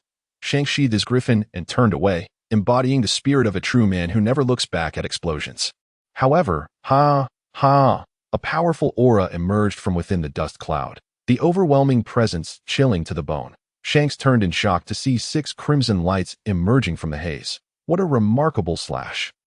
The warm-up is over. Let us commence the second round. Shanks's eyes widened as he beheld the transformed Teach, who now towered at 6 meters. His once prominent belly had vanished, replaced by well-defined muscles. His limbs had grown robust, nails sharp as daggers, and the previously unobtrusive black beard on his face had flourished. 3 sharp teeth protruded from his mouth, his eyes glowing red, and more terrifyingly, 2 additional heads sprouted from his shoulders. Teach clenched his fists, sensing the immense power within him. 3 heads and 6 eyes fixated upon Shanks. Shanks, are you prepared? The moment Teach's words fell, Shanks felt an icy murderous intent locking onto him. Unlike the others, this aura felt as though he had plunged into an icy abyss, causing the griffin in his hand to tremble uncontrollably. How is this possible? Shanks gasped in shock. The griffin had battled alongside him for so long without ever displaying fear. Yet what kind of power could instill such terror in it? A weapon of the 12 supreme grade blades. Be cautious, Shanks. Before the final word reached Shanks's ears, Teach's figure materialized behind him. Hell's Finger. Upon entering his beastman form through the devil fruit, Teach's strength and speed surged dramatically. His fingernails became exceptionally sharp, and combined with the Navy's 6 powers technique, this blow could likely pierce through steel plates. Yet, as one of the 4 emperors, Shanks was far from defenseless. The world knew only of Shanks's terrifying Haushika Haki, but they were unaware that his Kinbunshika Haki was equally formidable. Swish, with a resounding sound of air being sliced. Shanks had already evaded several meters away. His normally carefree eyes now radiated the majesty of a king. Such a powerful Kinbunshika Haki. Teach was inwardly astonished. After entering beastman form, his speed could rank among the top 5 across the vast seas. Yet Shanks had effortlessly evaded his attack. This fellow's Kinbunshika Haki must rival that of Katakuri. As a transmigrator, Teach was well aware of Katakuri's abilities, which allowed him to glimpse the future. It seemed Shanks possessed similar capabilities. Indeed, those who ascend to the ranks of the 4 emperors are no ordinary individuals. Teach mused, his smile becoming increasingly maniacal. Not bad, Shanks. It is far more exhilarating battling you. That fool Buggy is simply too weak. Upon hearing this, Shanks felt a surge of urgency. You encountered Buggy. I hope you did not harm him. Otherwise, Shanks, will not rest until I see your demise. Ha ha ha. That fellow is too weak. I needed only one strike. And Teach regarded Shanks with an enigmatic smile. As an old crew member of the Whitebeard pirates, he was well aware that the former Red-Haired and Buggy were once celebrated as the twin stars of the Roger Pirates. These two were indeed the best of friends. As expected, Shanks's eyes gradually turned red, a tempest of murderous intent swelling within him. Buggy, you dare lay a hand on Buggy? The crimson-haired figure wielding the griffin slowly entwined it with a dark, menacing aura, and in the next instant, a melodious sound of a sword's cry resonated. The wrath of the griffin entwined with dominance. The red-haired warrior roared fiercely, causing the heavens to shift in hue. Ha! What a splendid arrival! The tremors of hell! Teach raised his right hand, and under his Orcish form, his robust arm swelled once more, enveloped in a radiant wave of white light that cloaked his black fist. In the next moment, both combatants vanished from their positions. Boom! A thunderous sound erupted as they unleashed their full might in battle, the pitiful, uninhabited all beneath their feet gradually disintegrating. Looking skyward, a colossal fissure appeared as if a blade had scarred the heavens. The aftershocks of their clash rippled across the sea, causing the onlooking red-haired crew and the Blackbeard faction to descend into chaos. Could it be that Blackbeard's power had ascended to that of an emperor? Beckman's expression turned grave. It had been long since he witnessed the red-haired captain employ such a move. Mr. Beckman, the sky, it has split. Some crew members gasped in horror, witnessing such a terrifying confrontation for the first time. The captain will not falter.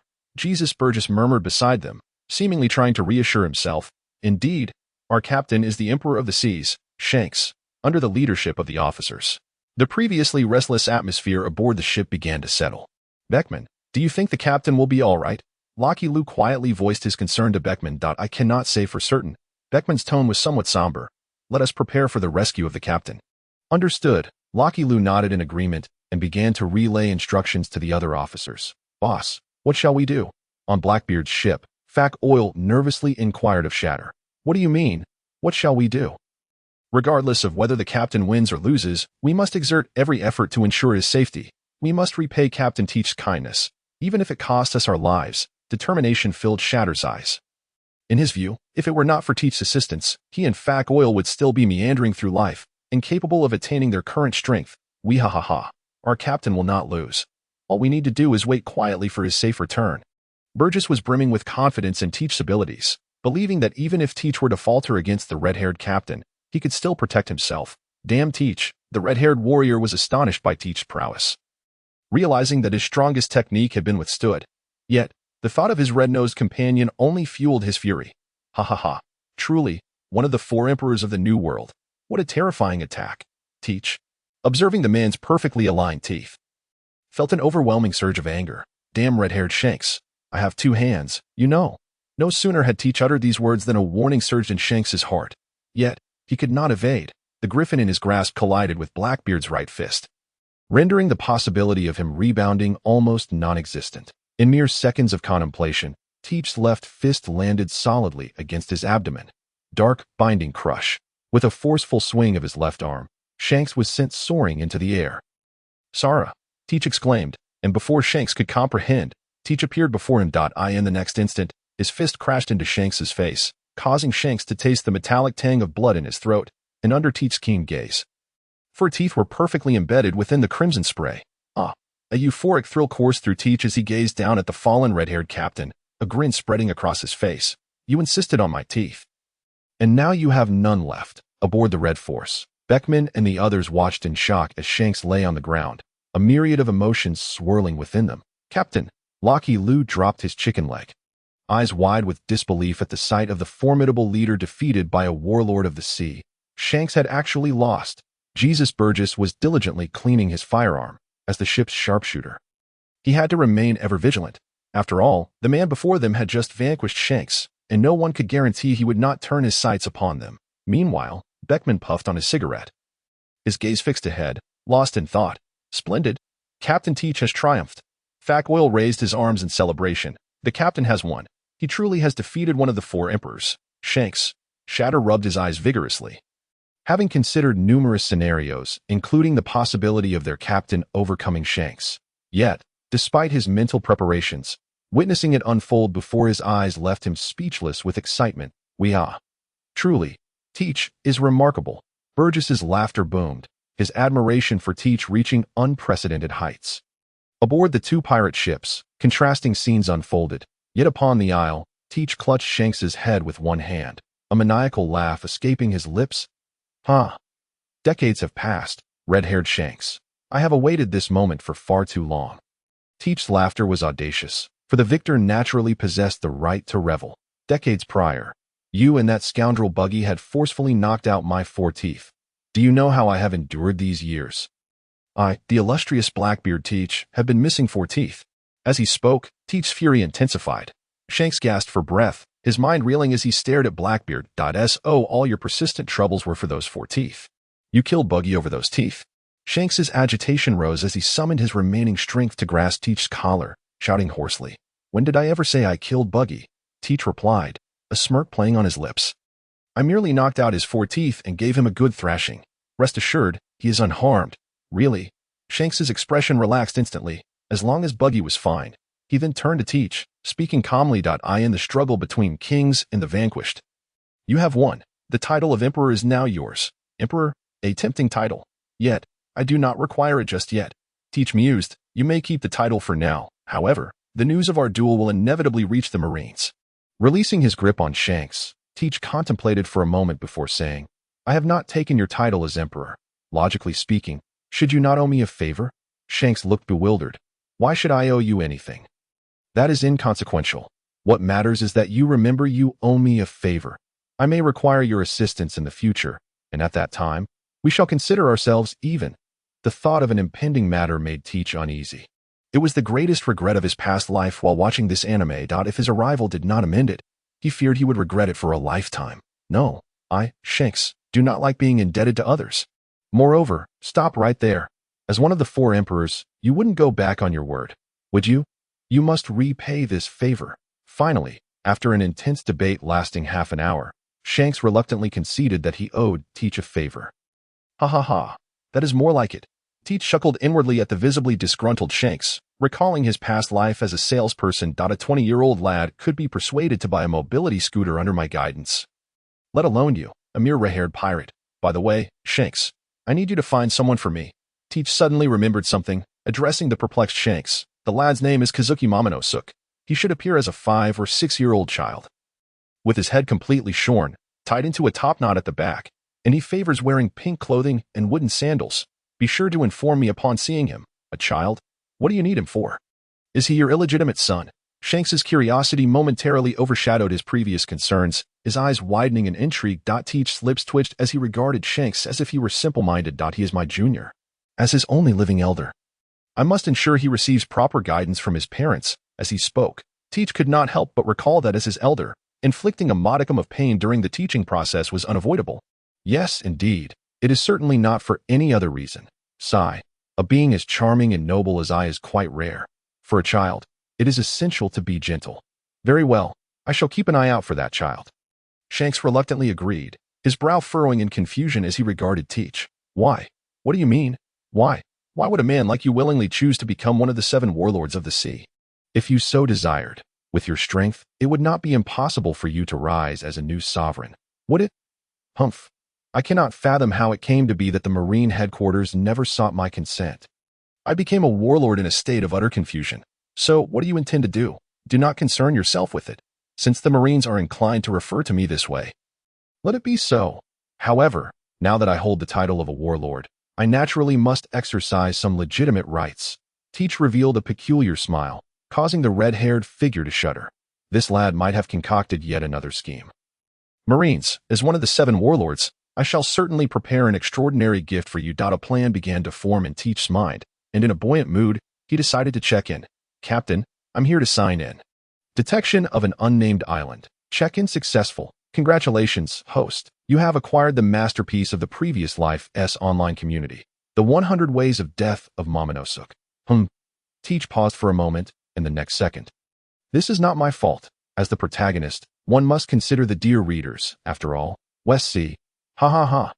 Is it already time for this? It seems I must hasten my pace." Teach gazed at the bounty notice in his hand, then pulled some berries from his garment, tossing them to the news bird he had forcefully captured that I merely forgot to pay last time. It was not intentional theft. Go back and inform your companions that any newspapers must be delivered to my ship first. Rest assured, I shall provide you with a little tip. Teach's words made the newsbird's eyes light up. Despite having been roughly taken aboard, the amount of money he offered was simply too generous. Who would turn down money? Caw. The newsbird opened its beak wide, joyfully calling out, nodding at Teach before departing. What a greedy fool of a bird. Teach shook his head, his gaze returning to the bounty notice. That large, familiar smile gracing the paper. Has that little brat Luffy already defeated Crocodile? A bounty of 100 million. What a splendid amount. Teach chuckled, as a traverser. He naturally did not believe that Crocodile had been defeated by a mere Marine colonel. As reported in the newspaper, that was simply a lie spun by the incompetent Marines for various reasons. However, considering the time, Father should have received the letter I sent by now, right? After parting ways with the red-haired pirate. Teach penned a letter, paying handsomely for a newsbird to deliver it to the Whitebeard pirate's ship. The contents undoubtedly explained why he had become a warlord and his temporary intentions to utilize this title for some advantageous undertakings. He believed that with Whitebeard's magnanimity, he would not mind such actions. Captain Teach, we have arrived. The voice of Shatter interrupted Teach's contemplation, and he slowly raised his head to behold a luxurious dock before him, where only a grand vessel was moored, while the smaller boats lay shattered aside. Ha ha ha. What a splendid place. Teach feigned enthusiasm as he and his crew secured the ship and stepped onto the long-missed land. This truly is a curious locale, Facu remarked as he surveyed everything around him, holding a bottle of liquor in his right hand, a pistol strapped to his waist. His once beer belly had transformed into a solid six-pack. Now, confidence radiated from his eyes. Wahahaha. It seems Captain Teach was mistaken. Burgess was indifferent to the surroundings. At this moment, he was clad only in shorts, his upper body bare, wearing metal armor with spikes and exhaust vents on his right arm. After consuming the causality fruit, Burgess' strength had rapidly ascended. Simultaneously, Teach had checked in and received a mechanical armor. Exquisitely crafted and far superior to Burgess' metal armor from 2 years later in the original story. On board, only Burgess was suited for this armor, and when combined with the causality fruit, he was now a veritable champion of combat. As for Shatter, he now carried a golden axe, and thanks to his superhuman sense fruit, his observation Haki had reached a terrifying level. Coupled with his relentless training, he had undergone a complete transformation. The group gazed at the dilapidated houses and the environment filled with swirling yellow sand. Meanwhile, emaciated civilians collectively knelt in one direction. How dare you defy the noble me? Someone, kill him. An enraged shout erupted from the crowd, and Teach, towering over 3 meters, slowly gazed toward the center of the throng. There stood an exquisitely dressed noble, furiously pointing at a ragged little boy. The boy looked desperately at the mud-covered apple at the noble's feet, his gaunt face revealing a glimmer of hopelessness. This was his only food in 2 days. That as a beggar. He also had a younger sister, and this apple was their sole hope. Alas, due to a slip of hand, the apple had brushed against the noble's shoe, prompting the noble to rage and threaten his life. Yes, respectable Viscount, the bodyguard beside the noble, devoid of any compassion, drew his long knife and aimed it directly at the little beggar's head. There is no doubt, if the little beggar were struck by this blow, his head would surely roll. Clang. The sound of the long knife sinking into flesh did not resound. The crowd opened their eyes to witness a man clad in a top hat, resembling a character from a play, appearing before them. That he was handsome, tall, with the only flaw being his overly pale skin. My apologies, esteemed Viscount. I am Lafitte, the security officer of this area. This is merely a little beggar. Should you kill him, it might tarnish your elegance. Why not let him go? Lafitte, wielding a cane sword and a pistol at his waist, smiled with an elegant demeanor. Upon seeing the newcomer, Teach's face lit up with a grin, while Burgess and the others beside him wore expressions of sudden realization. It seemed that the security officer was indeed their target for this venture. Humph. Do I need you to teach me how to act? Remember your place. You are merely a dog beneath us nobles. Do not overstep your bounds. A smirk appeared on the Viscount's face as he straightened his attire, addressing Lafitte. I am too merciful. In light of this child's unintentional act, I have decided to grant him a painless death. Moreover, his family shall not be implicated. Thank me for my generosity, dear lord. Teach Facta seized the blood-stained wine bottle and took a swig, subsequently tossing the terrified noble at Teach's feet. Captain, how shall we deal with this fellow? Facu inquired, casting a glance at Teach. Ha ha ha. Honorable Lord Viscount, greetings. Allow me to introduce myself. I am Marshal D. Teach, they all prefer to call me Blackbeard. Teach chuckled ominously, gripping the noble's head as his emotionless gaze sent shivers down the noble's spine. I remember now. You are one of the 7 warlords of the sea. Blackbeard, the noble exclaimed, as if grasping a glimmer of hope. Lord Blackbeard, our kingdom of Londo is one of the nations under the world government. Please, spare my life for the sake of the world government. Teach smirked, and so, is this your justification for brazenly attacking one of the 7 warlords? Moreover, can you truly speak for your kingdom? Let me tell you, even if I were to slay your king, the world government would have no recourse against me. Upon hearing this, the noble fell to his knees, weeping and pleading for Teach to spare him, while the surrounding commoners looked on in astonishment. For them, nobles were beyond reproach, and their lofty status seemed far less esteemed in this moment. Enough of this racket. Fuck you. Silence him forever. Teach regarded the noble with disdain, and upon hearing this, Fuck you chuckled sinisterly. He drew a pistol from his waist, and, without a moment's hesitation, pulled the trigger. The bullet whizzed through the noble's skull, and in his final moments, he remained on his knees, desperately beseeching for mercy. The onlookers watched as the noble's body grew cold, a creeping sense of fear taking root in their hearts. Ha ha ha. Truly a foolhardy individual. Teach raised his head to Lafitte. Will you choose to be an upstanding sheriff? Or shall we venture out to sea together? Make your choice, Devil Sheriff Lafitte. Lafitte paused in contemplation, then, with a knowing smile, replied, I am but a humble soul, yet I find these so-called nobles utterly repugnant. Thus, I shall rely on your guidance, Captain Teach. He elegantly adjusted his attire and bowed graciously, pledging his loyalty. Cough. You are indeed a most entertaining captain. I wonder, may I accompany you on your voyages? A frail voice reached Teach's ears. He turned to see a feeble man atop an equally decrepit horse, clutching a basket of apples, their enticing hue belying their quality. I am Dr. Q, esteemed captain. Might you fancy an apple? Dr. Q strained to smile, extending the basket toward Teach. Ha ha ha. A doctor, you say? These apples do seem quite tempting. Teach was well aware of the true nature of these fruits, yet he accepted one, biting into it. Delicious indeed. Teach savored the taste, recognizing it as merely a simple apple, albeit a delightful one. Oh, it appears the finest apple in the basket was consumed by Captain Teach. How curious, for fate often measures a person's worth. And it seems your value is quite high. Dr. Q chuckled oddly, followed by a fit of severe coughing. Such a delectable apple. Fuck you could not resist picking one up, preparing to take a bite. Stop. Fuck you. Teach interjected urgently. What you hold is a bomb. If you wish to live, set it down. Startled, Fuck you dropped the apple, bewildered as he gazed at Dr. Q. Why do you have bombs in your basket? Dr. Q struggled to lift his head.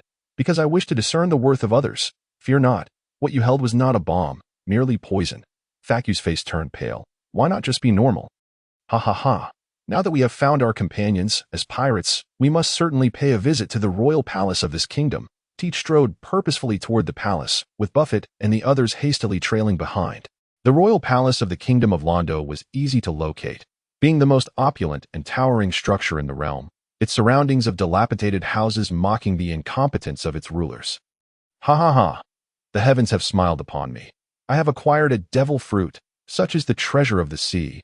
The king of Londo lounged in his lavish chair, greedily eyeing a white devil fruit in his hands. I hope this grants me formidable powers. With it, my throne shall be more secure, and perhaps I might invade other nations to expand my territory. Then, all shall praise me as a wise ruler. As the king prepared to bite into the devil fruit, an abrupt and violent knocking interrupted him. Bang, bang, bang. Blast it. Did I not declare that I was not to be disturbed? The king's frustrated voice rang out. Met with a bizarre response. Ha ha ha. Dear king, greetings. The door was kicked open with a resounding crash, revealing a group of imposing figures before the king's eyes. Allow me to introduce myself. I am one of the 7 warlords of the sea. Blackbeard. Teach strode forward, immediately recognizing the devil fruit in the king's grasp. What a surprising find. Before the throne, Teach and his crew stood, confronting the trembling king as one of the 7 warlords of the sea. What brings you to my palace? The king managed to suppress his terror, acutely aware that the man before him was a notorious pirate with a bounty of 1.3 billion, capable of easily annihilating his kingdom. However, he took solace in the fact that Teach was one of the warlords, and his kingdom of Londo was one of the 300 allied nations. Ha ha ha. Do not be so fearful. Teach nonchalantly plucked an apple from the fruit platter beside the king, disregarding the king's distressed expression. Dear king, I bear unfortunate news. Teach bit into the apple, his towering frame exuding an aura of dread. What news? The king steeled himself, trying to regain his previous authority, though his trembling legs betrayed him. Well, it is quite simple.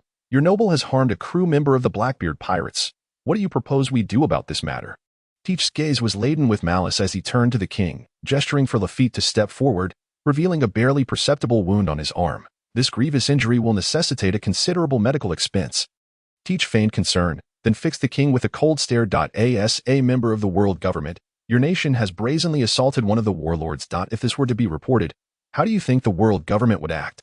The king swallowed hard. It was apparent that Blackbeard was attempting to extort him. Pray tell, which fool dared to lay hands on your subordinate? I shall ensure he is duly punished, the king declared angrily. Of course, I will cover the medical expenses. Would 10 million berries suffice? While the king spoke, he internally cursed. Such a trivial wound hardly warrants a trip to a hospital. It could probably heal on its own soon enough. 10 million berries? Am I a beggar? Teach abruptly rose, his eyes wide with fury, unleashing a wave of conqueror's haki that enveloped the room. To the king, Teach's already formidable stature seemed to magnify, the overwhelming pressure rendering him breathless.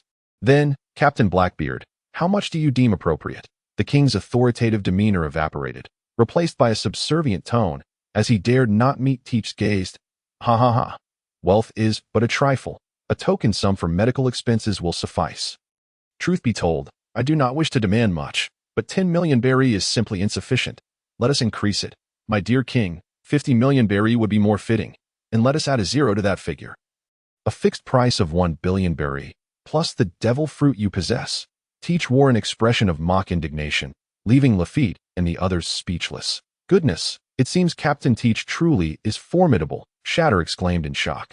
Is this the legendary notion that your captain always remains your captain? With admiration, Faki remarked. At that moment, Lafitte fell into deep contemplation.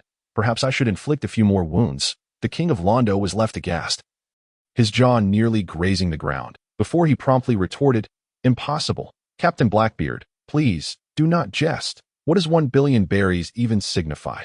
After remitting the heavenly gold, the royal treasury barely retains 20 billion berries. You demand over half of that. Should you truly receive it, what means would sustain the lavish lifestyles of all the nobles within the kingdom? Indeed, in the eyes of the king of Londo, his foremost concern was the nobility.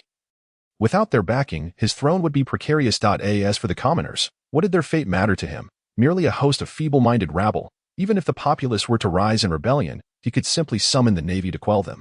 Did he truly believe that the heavenly gold was given without cost? In truth, the heavenly gold was indeed given freely. When a nation experiences internal turmoil, the navy may offer a token gesture, but they would never dispatch formidable forces to assist in suppression. To the world government, as long as your nation can pay the heavenly gold, they are indifferent to who governs. I am not here to negotiate with you. This is a decree. Do you comprehend the meaning of a command? Grasping the king of Londo's head, a murderous glint flickered in Teach's eyes, and in an instant, the king's body felt as if it had plunged into a frigid abyss. Captain Blackbeard, we, the kingdom of Londo, are indeed a member state of the world government. The king of Londo invoked the name of the world government, hoping that Blackbeard might hesitate out of fear of their authority and show him mercy. Are you threatening me? Teach tightened his grip on the king's hand, and the next moment, the king's head burst open like a watermelon. Bang! In the blink of an eye, he transitioned from king to lifeless corpse, his crimson blood splattering the ground like a red stream. Humph! An incorrigible fool. Teach retrieved a handkerchief to wipe the blood from his hands, then turned to Lafitte and the others, commanding, take all the valuables from the palace. Burgess, search the treasury. Once located, bring all the wealth here, and then set the treasury ablaze. As for this devil fruit, Teach snatched the fruit from the king's grasp and tossed it to Lafitte. This fruit is yours. Lafitte, based on Teach's conjecture, this devil fruit was likely the very one Lafitte possessed in the original tale. It was indeed the most fitting choice for Lafitte to consume it.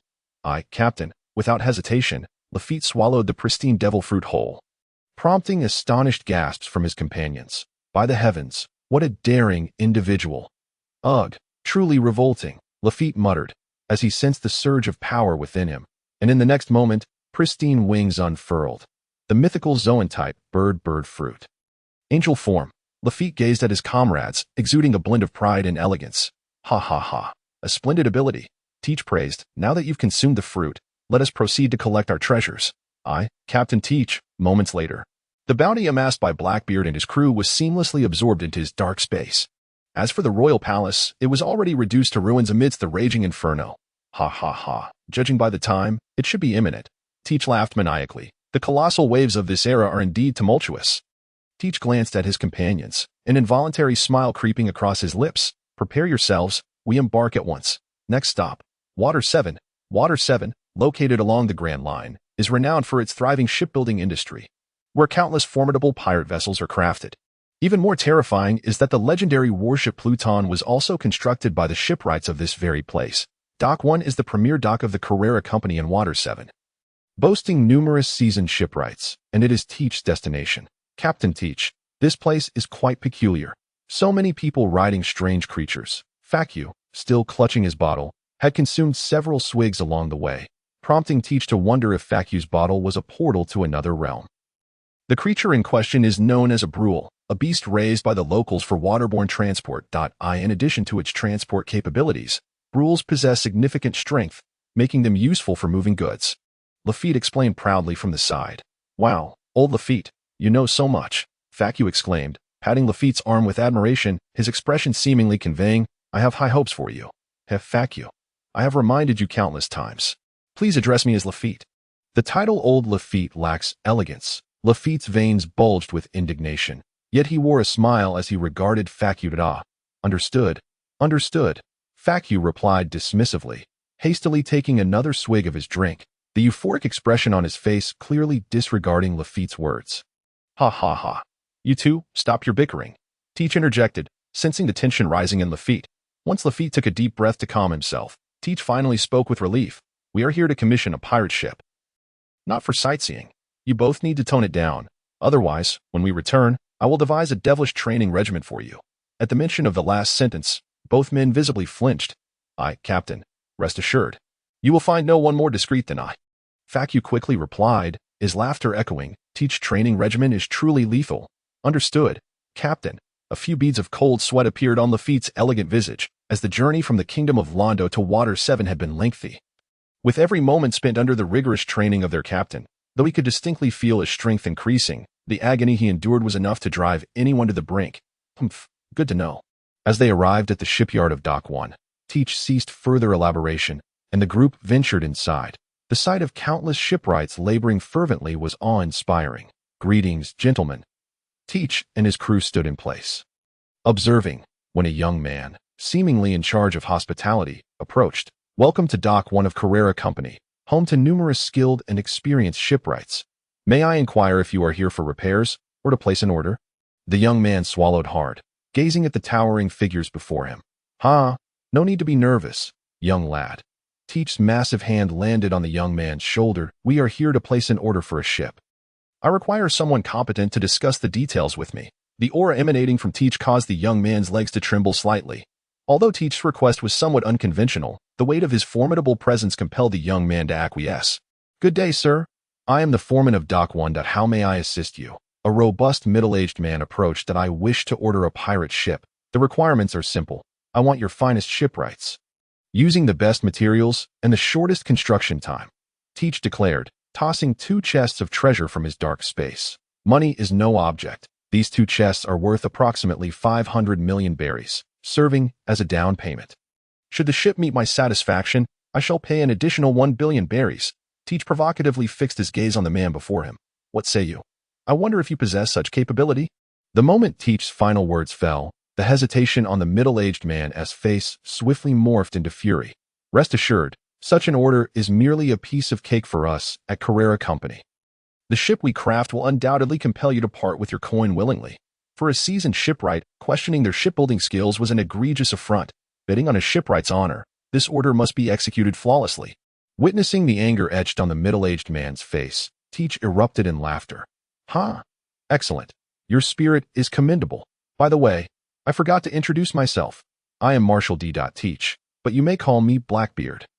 Upon hearing Teach's name, the shipwright's complexion drained of color. Lord Blackbeard of the 7 Warlords of the Sea, please wait. This order may require the approval of our mayor. The man hastily retreated, not daring to look back. Teach and his crew remained in place, and the surrounding shipwrights, having overheard the exchange, regarded Teach and his companions with trepidation. Meanwhile, Teach produced a blueprint from within his pocket. Oh, Captain. Is that the blueprint for our pirate ship? Buggy, being of considerable stature, was the first to catch sight of the blueprints in Titch's hands. What, Captain Titch? Do you possess blueprints? Let me see, let me see. Faku, seemingly brimming with excess energy, leapt about excitedly. Quiet down. Titch, unable to tolerate the commotion any longer, delivered a punch to Faku's head. Yet, in response to the pleas of his crew, Titch unfurled the massive blueprints upon the ground. Before the eyes of the onlookers appeared a magnificent black pirate ship. And its grandeur was not derived from ostentatious embellishments, but rather from the formidable cannons mounted at the bow and stern. The ship's prow bore elements reminiscent of Titch's previous life, an imposing dragon's head. A colossal cannon was nestled within the dragon's maw, and the ship's keel was intricately carved to resemble a dragon's body. Curiously, on either side of the vessel stood large timber beams, each adorned with additional cannons, giving the entire pirate ship an unmistakably aggressive aura. Why do I find those timber beams so striking? Buggy couldn't help but remark, and both Lafitte and Poison Q, standing nearby, nodded in agreement. Titch, grinning as he examined the exquisite blueprints, mused that such artistry could never have been his own creation. Titch, author, couldn't you be a tad more subtle?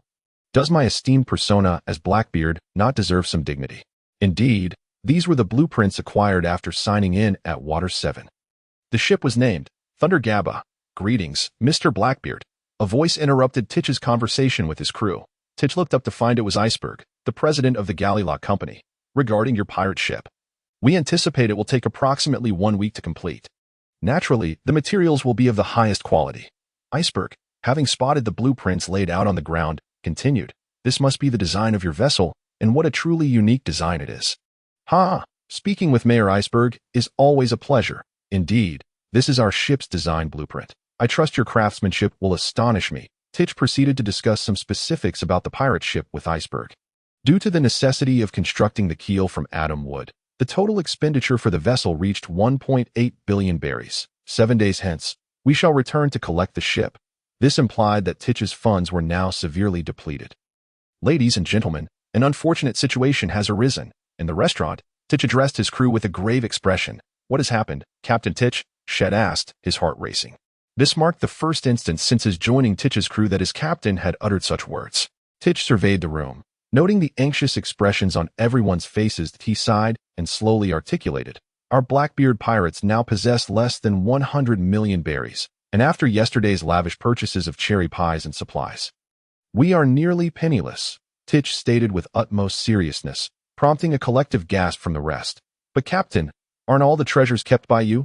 Faku interjected, unable to contain his dismay. An alcoholic's plight is indeed a painful one when funds for liquor run dry. We spent a total of 1.8 billion berries on the ship. I'm no treasure trove. Where would I find such wealth? A hint of bitterness crossed Titch's face. How absurd it was that a notorious pirate with a bounty of 1.3 billion would find himself facing a financial crisis that in truth, we could simply plunder a few towns, Lafitte remarked from the side, only to be met with bewildered glances from the others. But the captain forbade us from harming civilians. Buggy sighed. Indeed, while Captain Titch is currently a warlord of the sea, he is also the vice-captain of the 2nd Division under Whitebeard. Before your arrival, he had already emphasized the ironclad rule against attacking civilians. Chet shook his head, expressing his exasperation. What can we do? If we were to harm civilians, dear old Dad would be displeased. Titch laughed heartily, unperturbed. Never mind. Once we acquire the pirate ship, we shall raid a navy base. Surely there will be ample wealth and supplies there. Titch's words momentarily stunned everyone, before they all relaxed. After all, if the navy insisted on imposing the title of warlord of the sea upon them, why should they not be allowed to plunder one of their divisions? Surely they deserved some recompense. Days passed, and Captain Blackbeard, here is our creation. Iceberg proudly presented the completed vessel, crafted from countless rare materials. Its hull embedded with sea prism stone, and its keel fashioned from atom wood. As a disciple of Tom, I personally oversaw the construction of this ship, which was completed in just 7 days through the tireless efforts of our shipwrights. If sold to another party, this vessel would fetch at least 2 billion berries. Yet, our client is none other than Blackbeard, one of the warlords of the sea, with a staggering bounty of 1.3 billion. Should he be displeased, our Galilok Company would likely face dire consequences. Gazing upon the imposing and majestic pirate ship, Titch couldn't help but admire the craftsmanship of the shipwrights, the lifelike dragon's head at the prow, The meticulously carved patterns along the keel, and the numerous cannons emitting an air of intimidation, with the Blackbeard pirate's flag already hoisted upon the mast. Truly, the work of Tom's disciples is commendable. I am thoroughly pleased with this creation.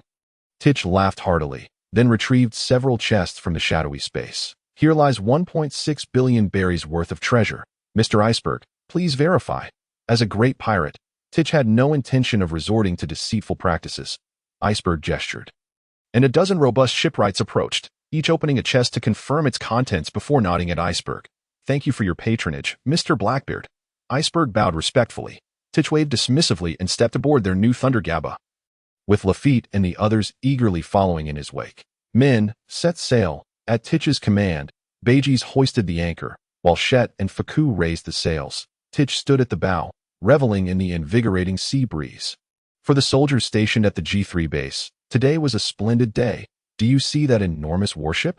It's the supplies sent by the naval headquarters, which means tonight's menu will be most sumptuous. The thought of this lifted the fatigue from their training, as most soldiers had joined the Navy primarily for sustenance, with only a select few pursuing ideals of justice. Some may have even enlisted to avenge their hometowns ravaged by pirates. I truly appreciate your assistance, Vice Admiral Kaisha. Major Bluefoot, the base commander of G3, respectfully addressed the proud man before him. Vice Admiral Kaisha, cigar in mouth and sunglasses perched on his nose, bore a scar on his left eye. No need for such formality. It is my duty as a Vice Admiral of the Naval Headquarters, Kaisha replied with pride, lifting his chin. Major, wait. This is dire. A pirate ship is heading toward our G3 base. A panting Marine rushed in, his face a mask of panic, causing Bluefoot to furrow his brow. What is there to panic about? As righteous Navy, how can we be frightened by pirates? Bluefoot admonished sternly, causing the Marine to stiffen instinctively. My sincerest apologies.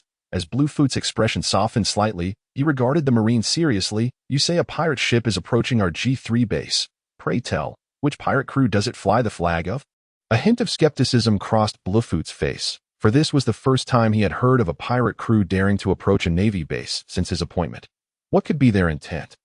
To raise their bounty? Or to seek revenge? I don't know. It's a rather peculiar pirate flag. There are 3 skulls, and the middle one has a white mustache. White mustache. Kaisha, standing nearby, was momentarily taken aback as a Vice Admiral of the Naval Headquarters. He certainly recognized the significance of that emblem, but they could not possibly be here. He thought to himself, bolstering his resolve. Humph, I shall see for myself who dares approach, Kaisha declared, flinging his cloak and striding towards the dock. Observing this, Bluefoot hastily followed, walking in Kaisha's wake. Vice Admiral, allow me to handle this. There is no need for you to intervene personally. Bluefoot urgently interjected, his heart simmering with indignation. How dare they trespass upon the territory of the man known as Mushroom Major? Wouldn't that be a slap in the face? 2 individuals arrived at the dock, where a peculiar pirate ship came into view. Rear Admiral Kaisha's pupils dilated in shock. What on earth?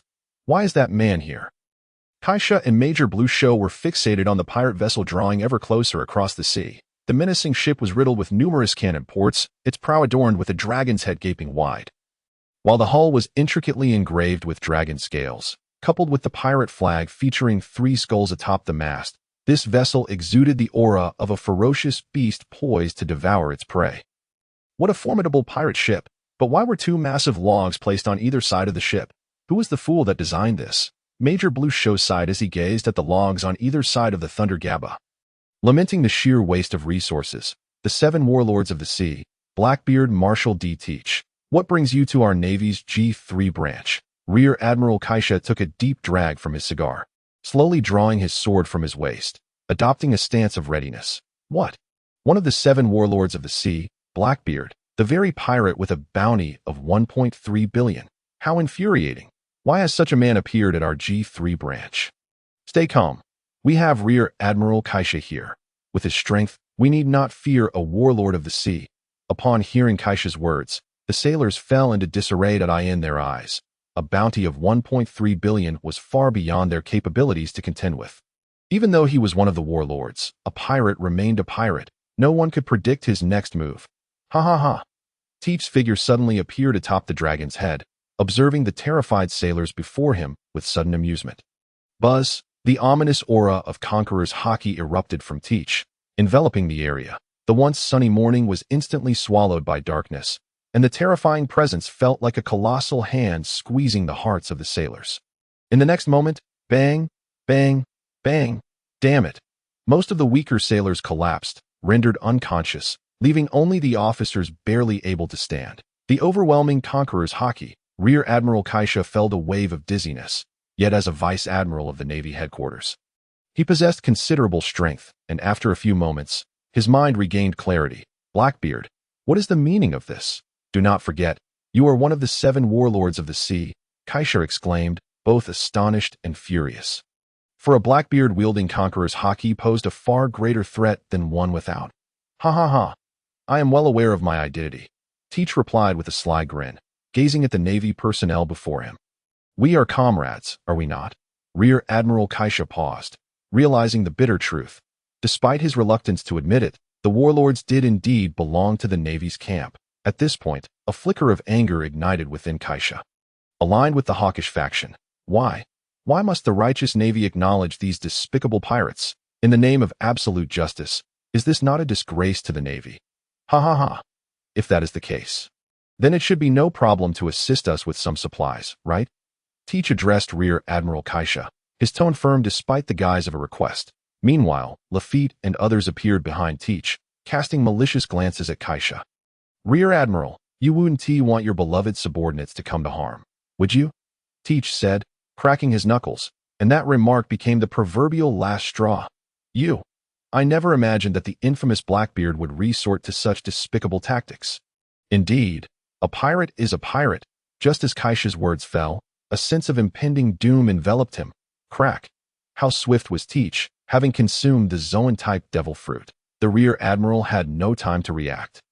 Utilizing the Navy's 6 powers to their utmost, Teach appeared before Kaisha, as if teleporting. In the next instant, Teach's right hand was enveloped in a white wave of energy, the power of the Quake fruit, sending Kaisha flying.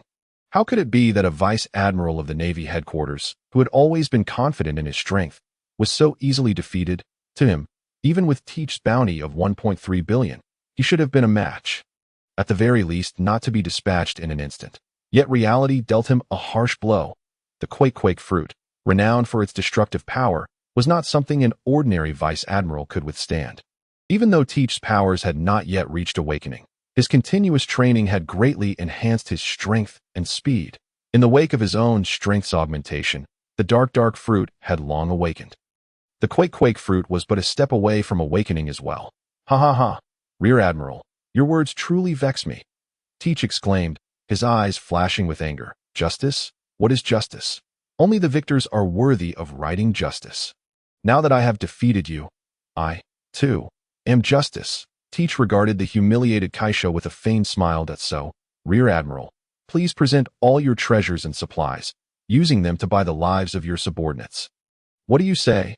Does this transaction not seem quite favorable? Teach drew the pistol from his waist, the cold barrel pressed against Rear Admiral Kaisha's head. Listen up, I give you 20 minutes to bring all the supplies and treasures from this Navy branch to me. Otherwise, dear Rear Admiral, your head may very well be forfeit. Teach laughed heartily, while Lafitte and the others stepped behind him, their intentions to threaten laid bare. Buzz buzz. Upon hearing the sound, Teach reached into Kaisha's clothing. Pulling out a din moshi. Moshi, this is Sengoku. Moshi, this is Blackbeard. The air fell into a sudden silence. Blackbeard? A voice on the other end responded uncertainly. Was this not Rear Admiral Kaisha's din moshi? Why was it in your possession? Ha ha ha. As a friend of the Navy, borrowing the Rear Admiral's din moshi is quite reasonable. No? Teach replied nonchalantly. What have you done to Rear Admiral Kaisha? Sengoku's voice brimmed with anger. Are you referring to the Rear Admiral? He asked quite well. Right here beside me. Teach seized Kaisha's head, thrusting him into view of the din moshi. This is Rear Admiral Kaisha. I sincerely apologize, Mr. Sengoku. The once proud Kaisha now appeared like a child caught in a mistake. This is not your fault. Blame that despicable bastard. Hey, is it truly appropriate to speak ill of someone in front of others? Teach tightened his grip on Kaisha's arm, the force causing Kaisha to cry out in pain. Damn Blackbeard, what on earth are you planning? Sengoku's voice on the other end seethed with fury. Ha ha ha. Initially, I merely intended to rob a Navy branch for some supplies. But unexpectedly, I've stumbled upon a delightful gain. Teach gazed at his hostage, his eyes gleaming with malice. How about this, Sengoku? I can release everyone. But in exchange, I wish to request a criminal. Who do you want? Sengoku gritted his teeth, left with no alternative. In the next moment, a familiar name echoed in his ears. Impossible. That man must not be handed over to you. Ha ha ha. Admiral Sengoku, he is merely a condemned criminal. To exchange a condemned criminal for a vice admiral of the Navy headquarters is a most advantageous deal. Teach sat upon the ground. Or rather upon the bruised Kaisha and the obstinate Blue Show. Teach's corpulent form bore down upon the two, rendering them breathless. Blackbeard, as one of the 7 warlords of the sea, what do you truly intend to do? Sengoku's tone turned grave, the astute strategist sensing something amiss. Ha ha ha. The 7 warlords of the sea, just a title imposed upon me by you. It's nothing more than a label. Teach scoffed, then shifted his tone. However, this title does bring a fair amount of convenience. I reluctantly accept it.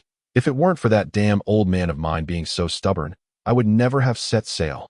One day, I will usurp him and become the new emperor of the sea. No, I shall become the pirate king. Teach's words dripped with deep resentment, stirring a complex array of emotions within Sengoku as he sat in his office. Whitebeard, even a man like you will have stains on your legacy. As Whitebeard's longtime rival, Sengoku possesses an intimate understanding of the man.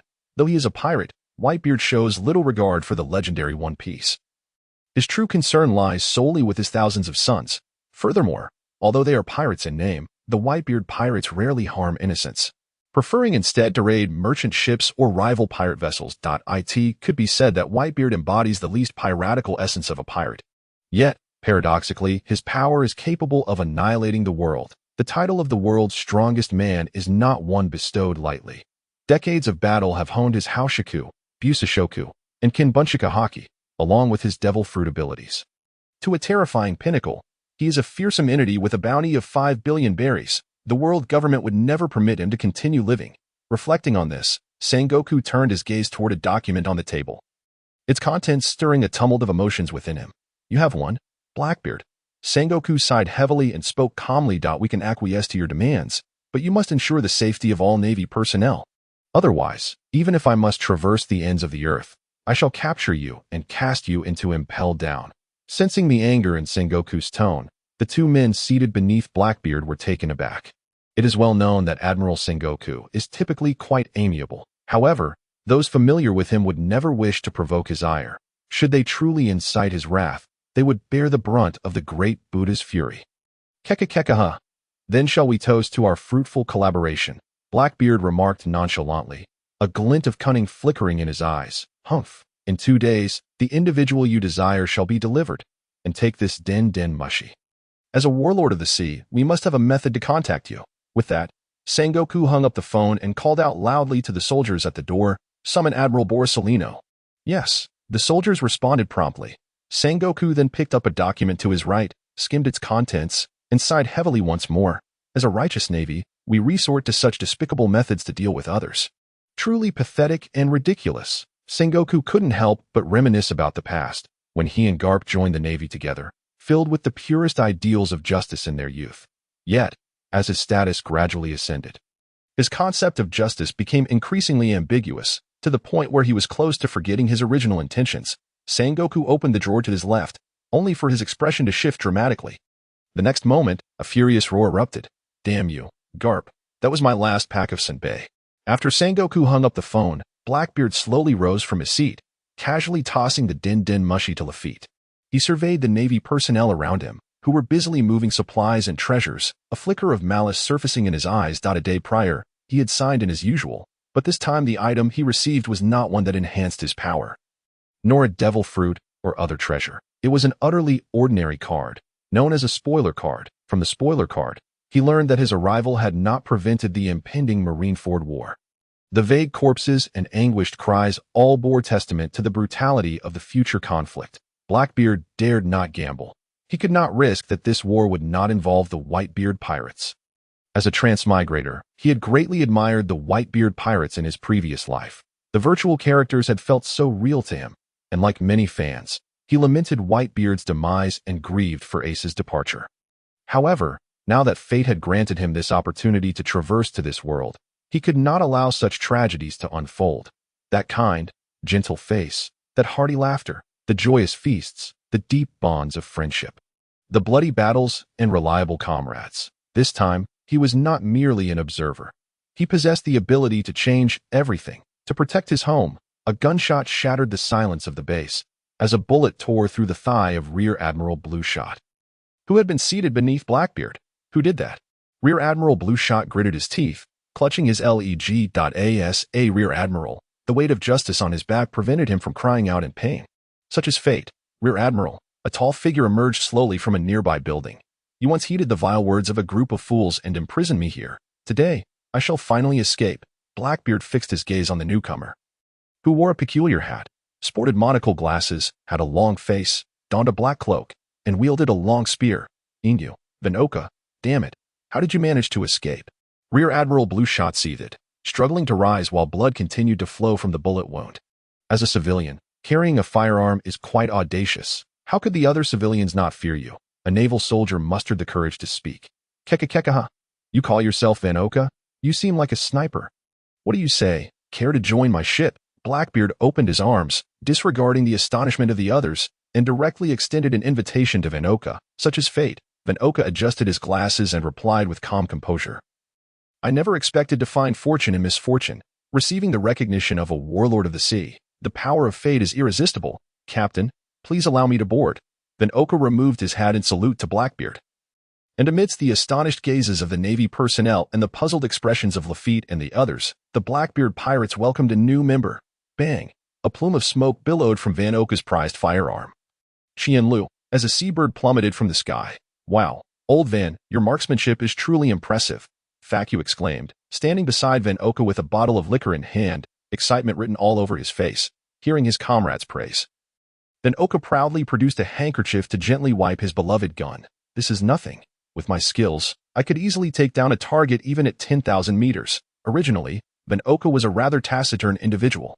However, under Faku's relentless chatter, the aloof sniper finally transformed into a talkative companion.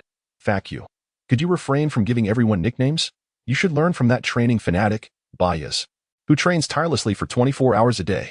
Shit stood by, exasperated. In truth, Faku's skills had improved significantly, his talent was remarkable, and he was now comparable to bountied pirates exceeding 100 million berries. Under Blackbeard's persuasion, Faku had refrained from consuming a devil fruit and was diligently working to enhance his physical abilities. After all, if the entire crew consisted of devil fruit users, a single tsunami could spell their doom. Huh, you mean that old guy Bias? He's nothing but a training maniac, if I were like him. The joy of being a pirate would vanish. Upon hearing Faku's words, Blackbeard's lips twitched. So you're a gourmet, are you? The Blackbeard crew lingered at the Navy's G3 base for 2 days. Finally, after Blackbeard had devoured 140 cherry pies, a colossal warship slowly approached the G3 base.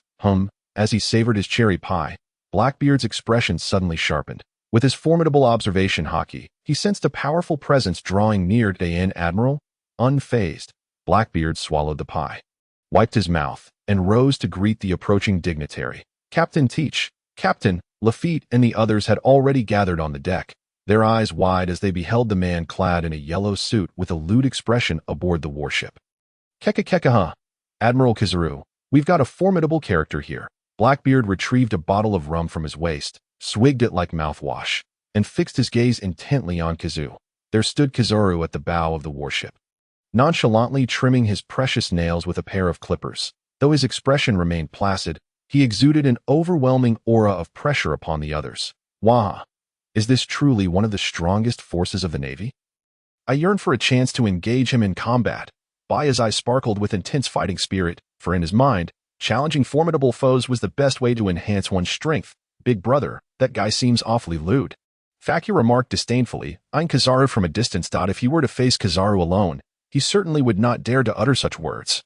Yet, with the entire Blackbeard pirates crew present and their captain by his side, what was there to fear? In the eyes of all the Blackbeard pirates, their captain's strength was unfathomable. Where he stood, there was safety. Hey, you shouldn't speak so recklessly. Kizaru is the user of the Pika Pika no Mi, the light fruit. His speed is beyond belief. If he sets his sights on you, even if you had 10 lives, you'd be done for.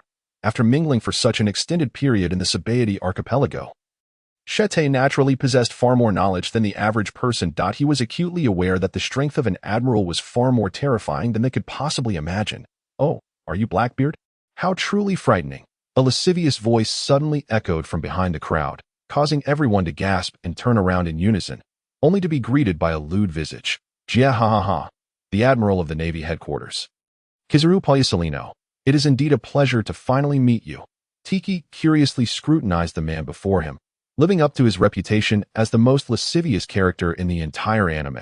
That repugnant face made Tiki yearn to unleash a flurry of punches upon him. Well, this is quite an honor. Kizaru's tone abruptly shifted as he regarded Blackbeard. However, regarding your status as a warlord of the sea while having kidnapped a rear admiral from the Navy headquarters. Fleet Admiral Sengoku is quite furious. Moreover, allow me to pose a question. Have you ever been kicked by light? No sooner had the words left his mouth than a sense of crisis surged within Tiki's heart, prompting him to instinctively raise his hand in defense. Following a tremendous explosion, Tiki was sent hurtling through the air. Humph, how rude. Tiki snorted coldly, exerting force from his waist to rotate in midair before landing steadily on the ground. This time, it was Kizaru's turn to be astonished. He was well aware of the immense power behind his previous kick, and in his estimation, a bounty of 1.3 billion should have left Tiki battered and bruised. This was, after all, Sengoku's intent. For Tiki's audacious actions, he deserved to face some consequences, lest the Navy lose face. As the saying goes, one must not be disrespectful in their dealings. Kizaru, you shall receive a punch from me as well. A flicker of anger ignited within Tiki, as black energy enveloped his entire right hand. In the next moment, Tiki appeared before Kizaru, as if he had teleported. Kizaru's pupils contracted sharply, as Tiki's speed exceeded his expectations. Yet, Kizaru, being a top admiral of the Navy, swiftly elementalized his body, hoping to dodge Tiki's fierce attack. Bang! Tiki's fist struck Kizaru's abdomen with tremendous force. The overwhelming impact caused Kizaru's eyes to bulge, almost shattering his glasses. Ugh! A trickle of blood escaped from the corner of Kizaru's mouth, leaving him suspended in midair, his lewd old face betraying no further expression, yet his heart was already in a state of shock. Oh, how terrifying! Kizaru instinctively uttered his catchphrase, and to alleviate the awkward atmosphere, he employed his ultimate move. Shifting the topic, Blackbeard, perhaps we should first consider the matter of the hostages? Jia ha ha. Of course. After a brief discussion, both parties agreed to a trade, one hand for the hostages, and the other for the criminals. Thus, Blackbeard and his crew departed the Navy's G3 branch, laden with countless supplies and treasures. Along with the criminals they sought. What a truly fearsome individual. Kizaru stood in place, lost in thought. It seems I must inform Fleet Admiral Sengoku. Wait, it's already 6 o'clock. Time for me to clock out. Such trivial matters can be addressed tomorrow. Under the astonished gaze of numerous sailors, our dear Admiral Kizaru vanished in an instant. Meanwhile, Jia ha ha ha. My friends, let us welcome our new companion, Tiki proclaimed loudly. Raising his wine glass. Lafitte and the others echoed, their eyes fixed on the man seated on the ground, exuding an aura of murderous intent. Welcome to the Blackbeard pirates, Rainmizu Shiryu. Old Shiryu, don't be so reserved. Eat and drink as you please. From now on, we shall be comrades in the same pirate crew. Faku exclaimed, lifting a bottle of wine and casually draping an arm around Shiryu's shoulder. Remove your filthy hands from me. Shiryu frowned, his voice icy. What are you so shy about? We are to entrust our backs to one another as close comrades in the future. Why not get acquainted now? Faku seemed oblivious to the chill emanating from Shiryu. His eyes roving over him. Suddenly, his gaze lit up as he spotted Shiryu's sword do, the aura of a renowned blade. Faku's envy flared as he beheld Shiryu's sword, and it was no mystery why he recognized it as a famous weapon. After all, during his time in the Sabaody archipelago, Faku had been beaten countless times for attempting to pilfer others' renowned swords. The aura of a famous blade was something he could never forget. Could it be that you were also a swordsman? Shiryu's spirits lifted as he looked up, his gaze fervent. One must understand that Shiryu was originally the chief warden of the notorious underwater prison. Impelled down, his penchant for slaughter led him to find pleasure in indiscriminately killing inmates, ultimately being sentenced to death and imprisoned in the deepest level, level 6. Such a bloodthirsty and powerful swordsman would never pass up the chance to engage in combat with another formidable swordsman. A swordsman? Not at all. Faku replied nonchalantly, taking a swig of his drink and shaking his head. I am merely sensitive to the aura of famed blades. I once stole so many renowned swords. While I only succeeded once, the bounty I received from selling it allowed me to live quite carefree for a while. A nostalgic look crossed Faku's face, causing Shiryu's veins to bulge. Get lost. If I discover you harboring intentions toward my sword, I will certainly toss you into the sea to feed the sea kings. As a swordsman, Shiryu cherished his blade above all else, treating it as his second life. Jiahahaha. No need to be so hot-headed, Shiryu. I know you relish challenging strong opponents. Now that you are aboard my ship, opportunities for such encounters will be plentiful, Tiki exclaimed, simultaneously devouring a cherry pie while speaking incoherently. Humph. Very well. Since you saved me, I shall join your pirate crew. However, let me be clear. If you fail to meet my standards, I will not hesitate to leave this crew. Shiryu finally lifted his wine glass, slowly integrating into the collective. Jiahahaha. Rest assured, I am Blackbeard. Come, my friends, let us toast to our new companion.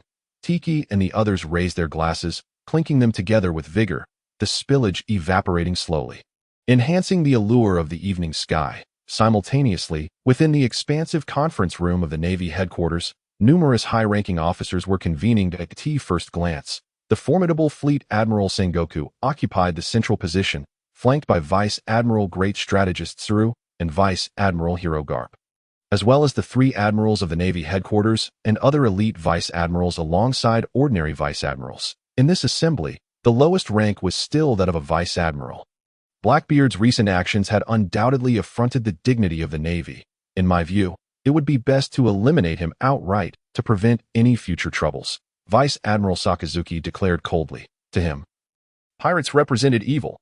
He adhered to the principle of absolute justice. As a representative of the hawkish faction, his words garnered considerable support. Sakazuki, you are being overly decisive. If we simply eliminate him, how will others perceive us in the world?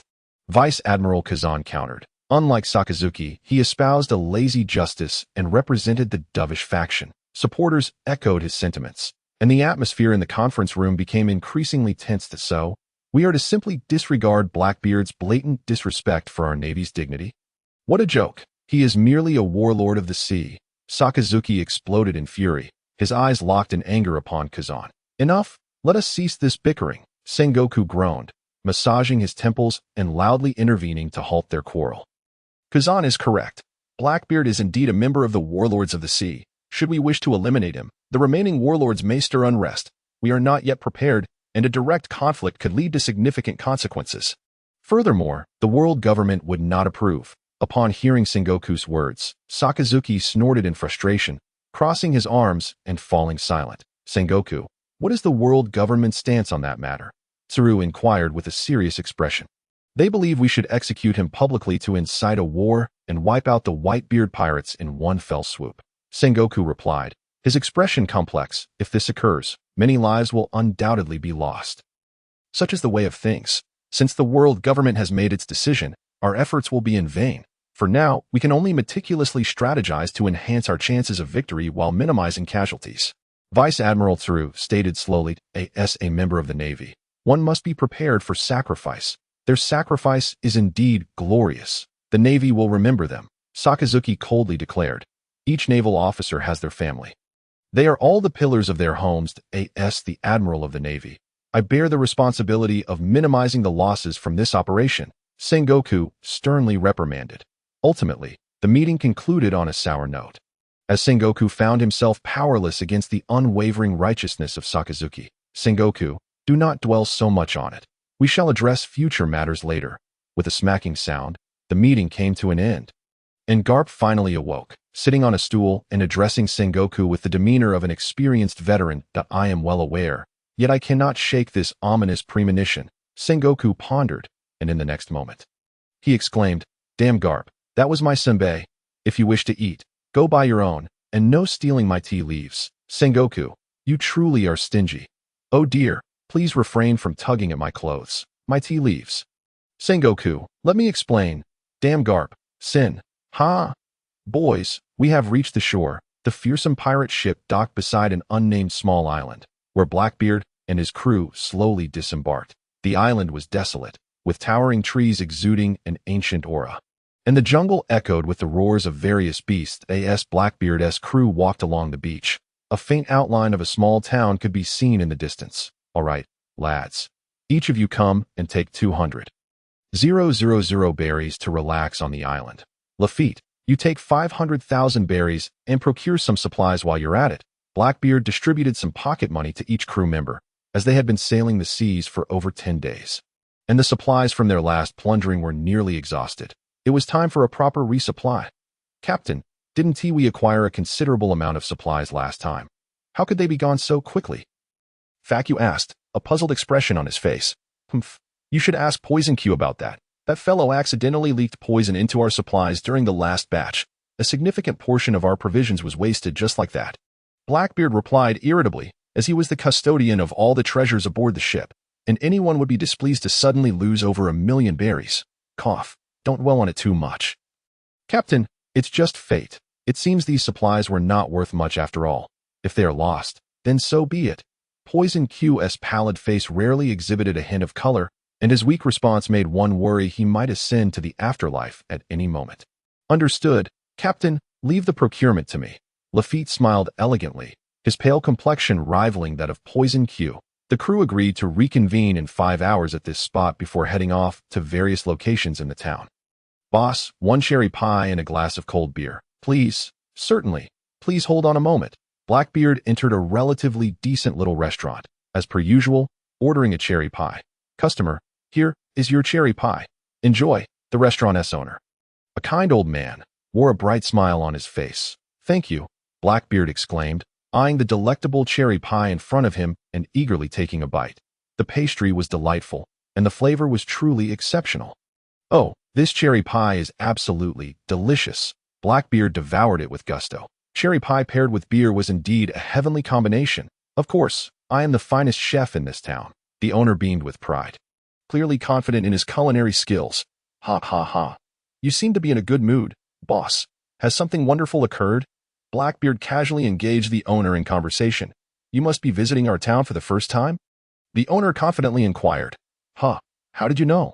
This is indeed my first time here, Blackbeard replied, looking puzzled at the owner. That's because, not long ago, our town was plagued by a creature known as Aokiji. This creature has long inhabited the forests of this island. Since I can remember, it would occasionally emerge to steal our crops and at times, even abduct young children. All the residents loathed it. However, its strength was far too formidable. We common folk could never hope to defeat it. As the owner spoke, a hint of helplessness and hatred crept into his tone. But heaven opened its eyes. Over a month ago, a wanderer arrived in our town. This wanderer was tall and possessed incredible strength. Upon learning of our plight, he resolutely chose to hunt down the Aokiji alone. To our astonishment, he truly managed to kill every last one of them. Since then, our town has enjoyed unprecedented peace. Oh, he sounds like a true hero. Blackbeard patiently listened as the owner recounted his tale.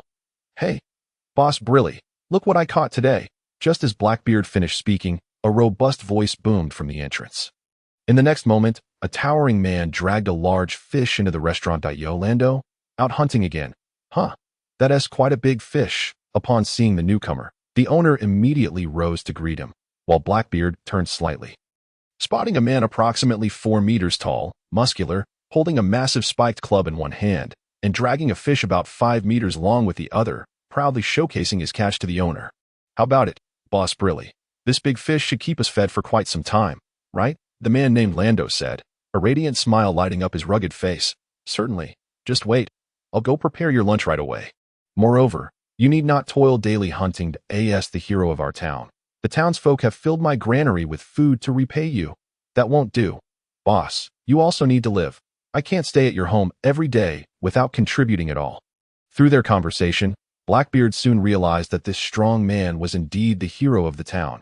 Yet, his face struck Blackbeard as oddly familiar. You seem somewhat familiar, customer. You're not from this town. Are you? Lando spoke with a friendly demeanor, but the next moment, Blackbeard's words left him stunned. You are a pirate? The calm tone of Blackbeard echoed in Lando's ears like thunderclaps. Hey, what are you saying? That's impossible. If you dare slander our town's benefactor again, you'd better take your leave. This establishment does not welcome you. The owner, no longer the affable figure, glared at Blackbeard in anger. How do you know? To the owner's surprise, Lando calmly inquired, subtly acknowledging Blackbeard's assertion. Your appearance reminds me of someone. Blackbeard stated, gazing at the familiar face with calmness. Who? Lando asked, suddenly agitated. Stepping closer to Blackbeard.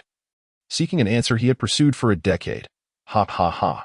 Your name is Lando, right? You bear a striking resemblance to Green Demon Dory. Upon seeing Lando's expression, Blackbeard instantly validated his suspicion.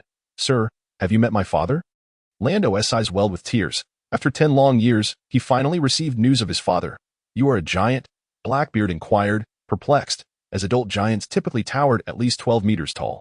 Yes, indeed. I understand your confusion. The truth is, I suffer from dwarfism. The owner gasped in disbelief. Dwarfism? Over 4 meters tall. What the hell do you call that dwarfism? I am Lando, a warrior from the giant kingdom of Elbath. Lando sat down, placing his weapon aside, and began to recount his story to Blackbeard and the owner that I was born in the warrior village of Elbath, a place that has birthed countless powerful warriors. My father, Dory, was one of the mightiest among them. Many years ago, he served as one of the captains of the giant pirate crew. As his only offspring, I was born with great expectations placed upon me.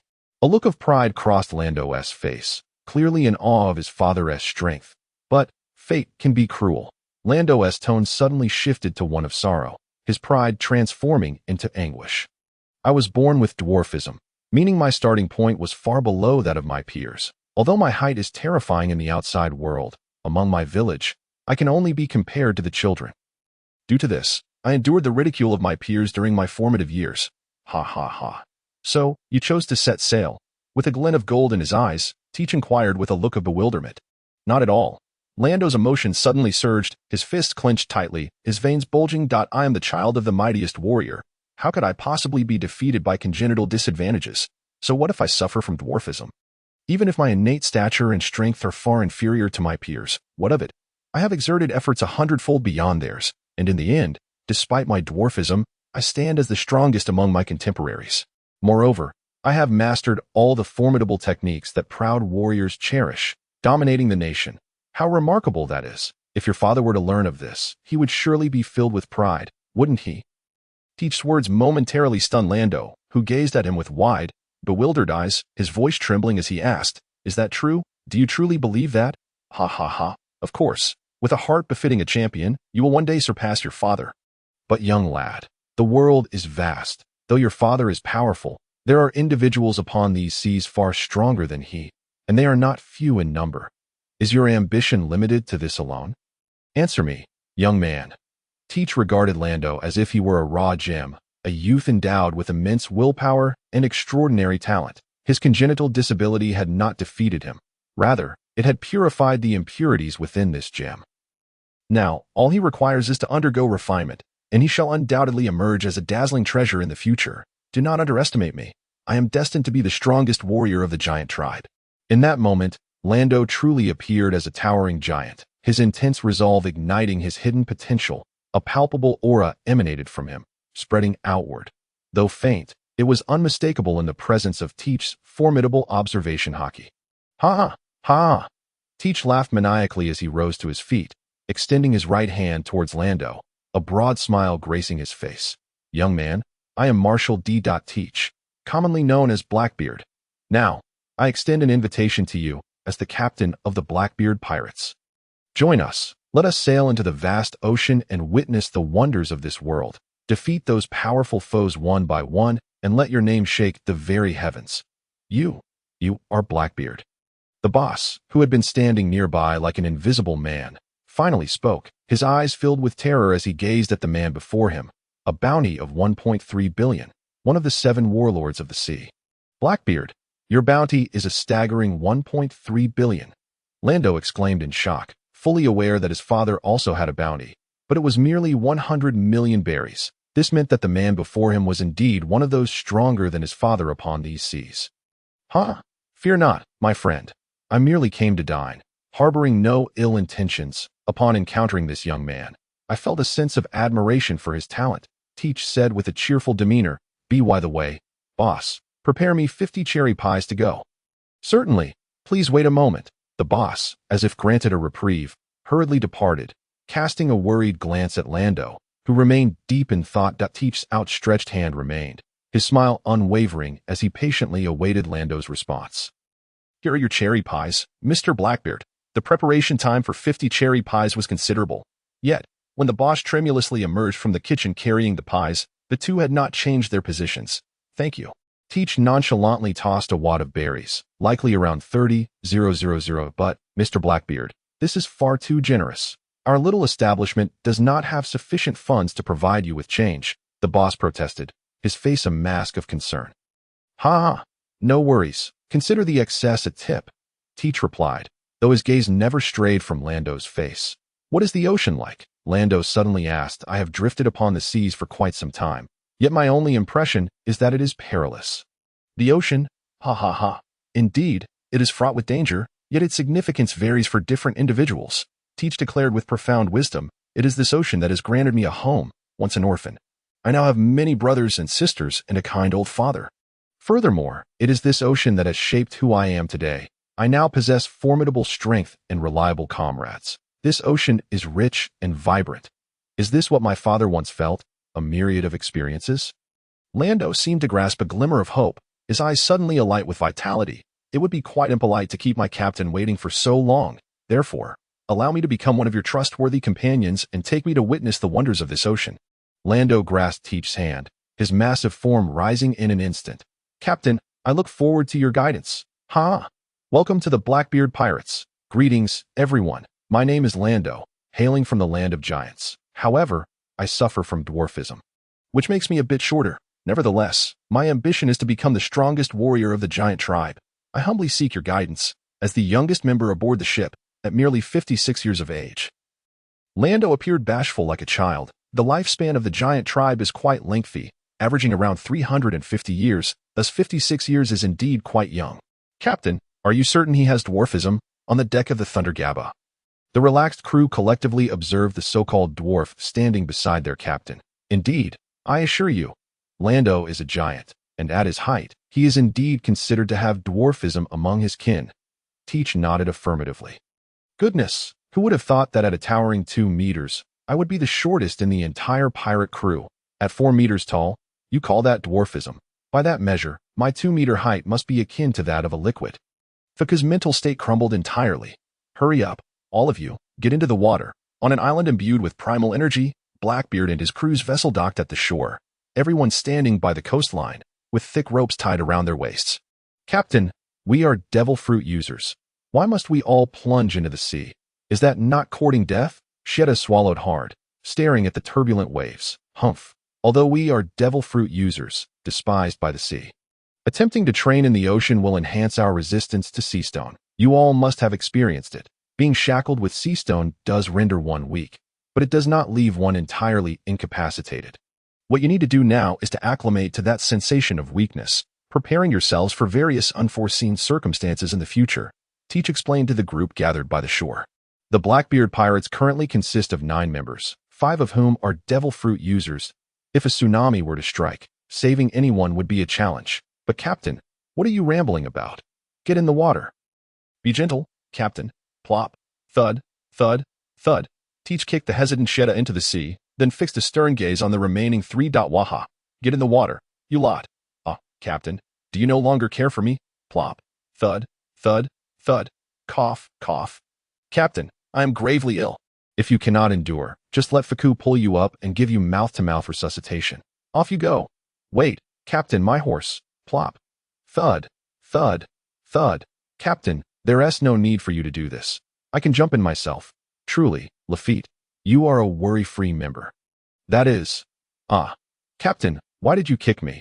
My apologies, my foot slipped. Plop. Thud, thud, thud. Teach turned to the other 4 on the shore, noting, there's a feeble old horse. You 4 must not slack off. Adhere to the training regimen I devised for you, and train diligently.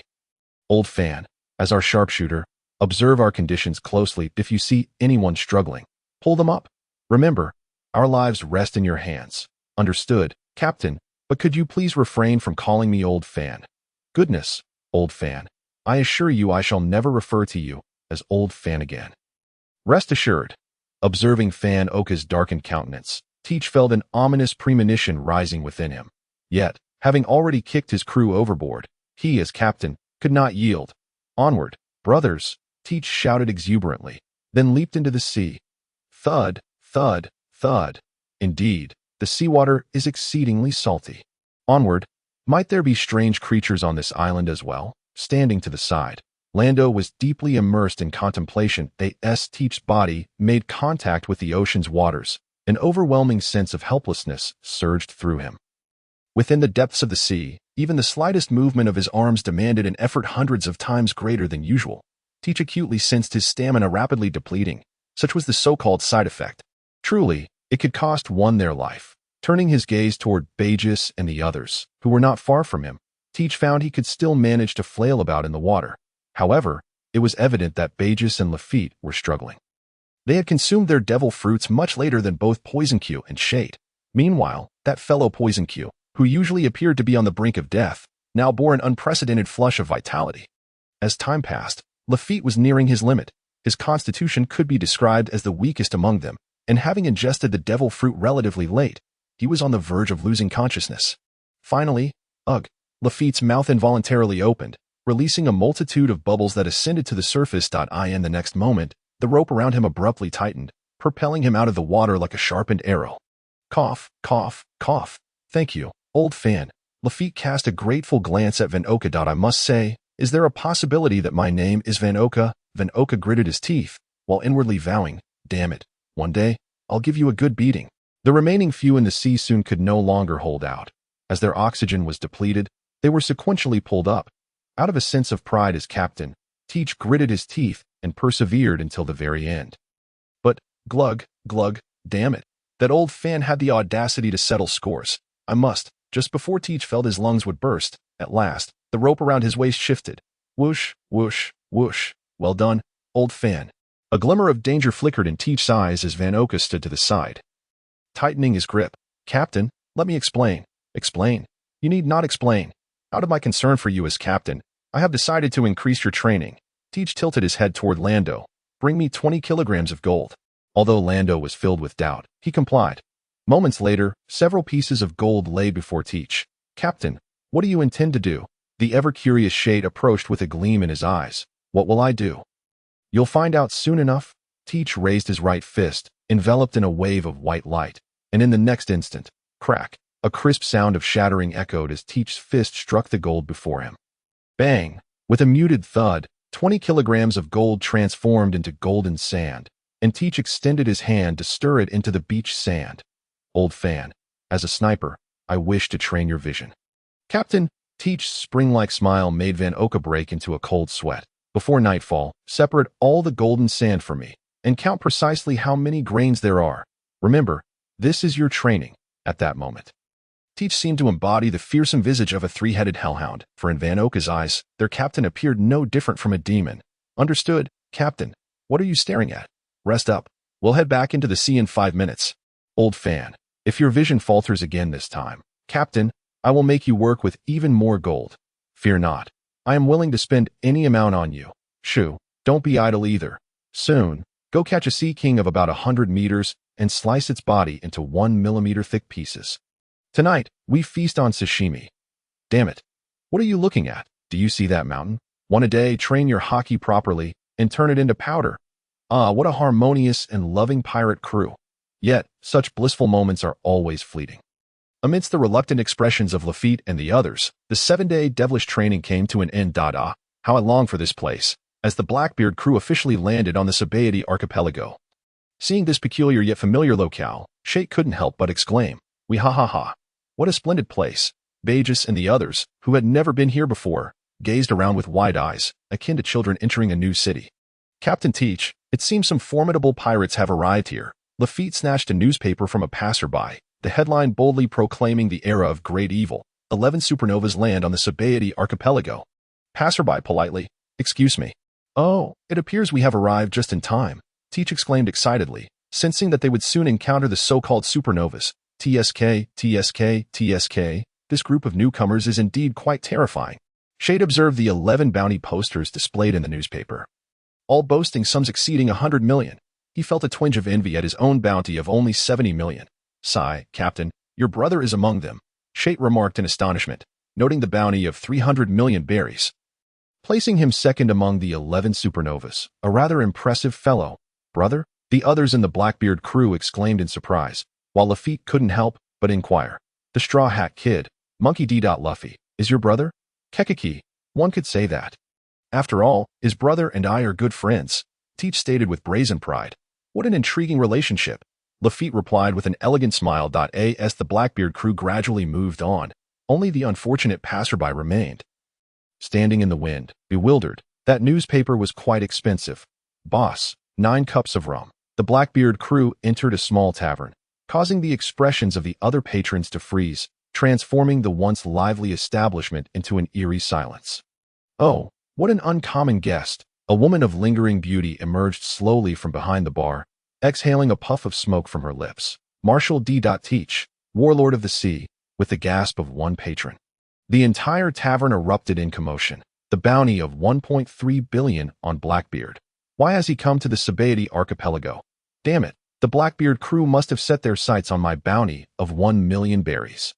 My glorious pirate career has only just begun. Damn it, I told you to drink less, but you wouldn't listen. With your pitiful strength, you dare call yourself a pirate? Kekiki, with a bounty of 1.3 billion. If I kill him, I'll become famous. Hearing the last remark, Teach's brow furrowed slowly. In the next moment, he was before the pirate who had spoken. Kekiki, that laugh of yours is quite displeasing. Indeed, those who laugh like that rarely live long. Mind your manners in your next life. Teach shook his head, his massive right hand firmly grasping the pirate's head. Damn it, how dare you ambush me? Young pirate, you lack honor. The pirate struggled violently, yet against Teach's grip. Even a typical Navy captain would find it impossible to escape. Barking at me, as if you were my father? Teach tightened his grip, and the pirate's head burst like a watermelon. The splattered blood stained the 5 exquisite rings on Teach's hand, revealing an almost seductive beauty in the sunlight. Truly a foolhardy little pirate. Shade sat calmly in his chair, savoring his rum as he observed the corpse sprawled on the ground. I recall someone once wanting to recruit Captain Teach as a subordinate. Shade interjected, his tone sharp. Damn it, big brother, as your little brother, I am now a senior on the ship. Show me some respect. Shade hastily covered his mouth, worried as he noted the bulging muscles on Teach's arms. Kekiki, I remember back when you called me daddy. Teach remarked with unabashed amusement. Captain, huh? To outsiders, the Blackbeard crew appeared fearsome and intimidating, yet the atmosphere in that moment was remarkably harmonious. Captain Blackbeard, you've sullied my floor. The cleaning fee plus the cost of drinks totals 200 million.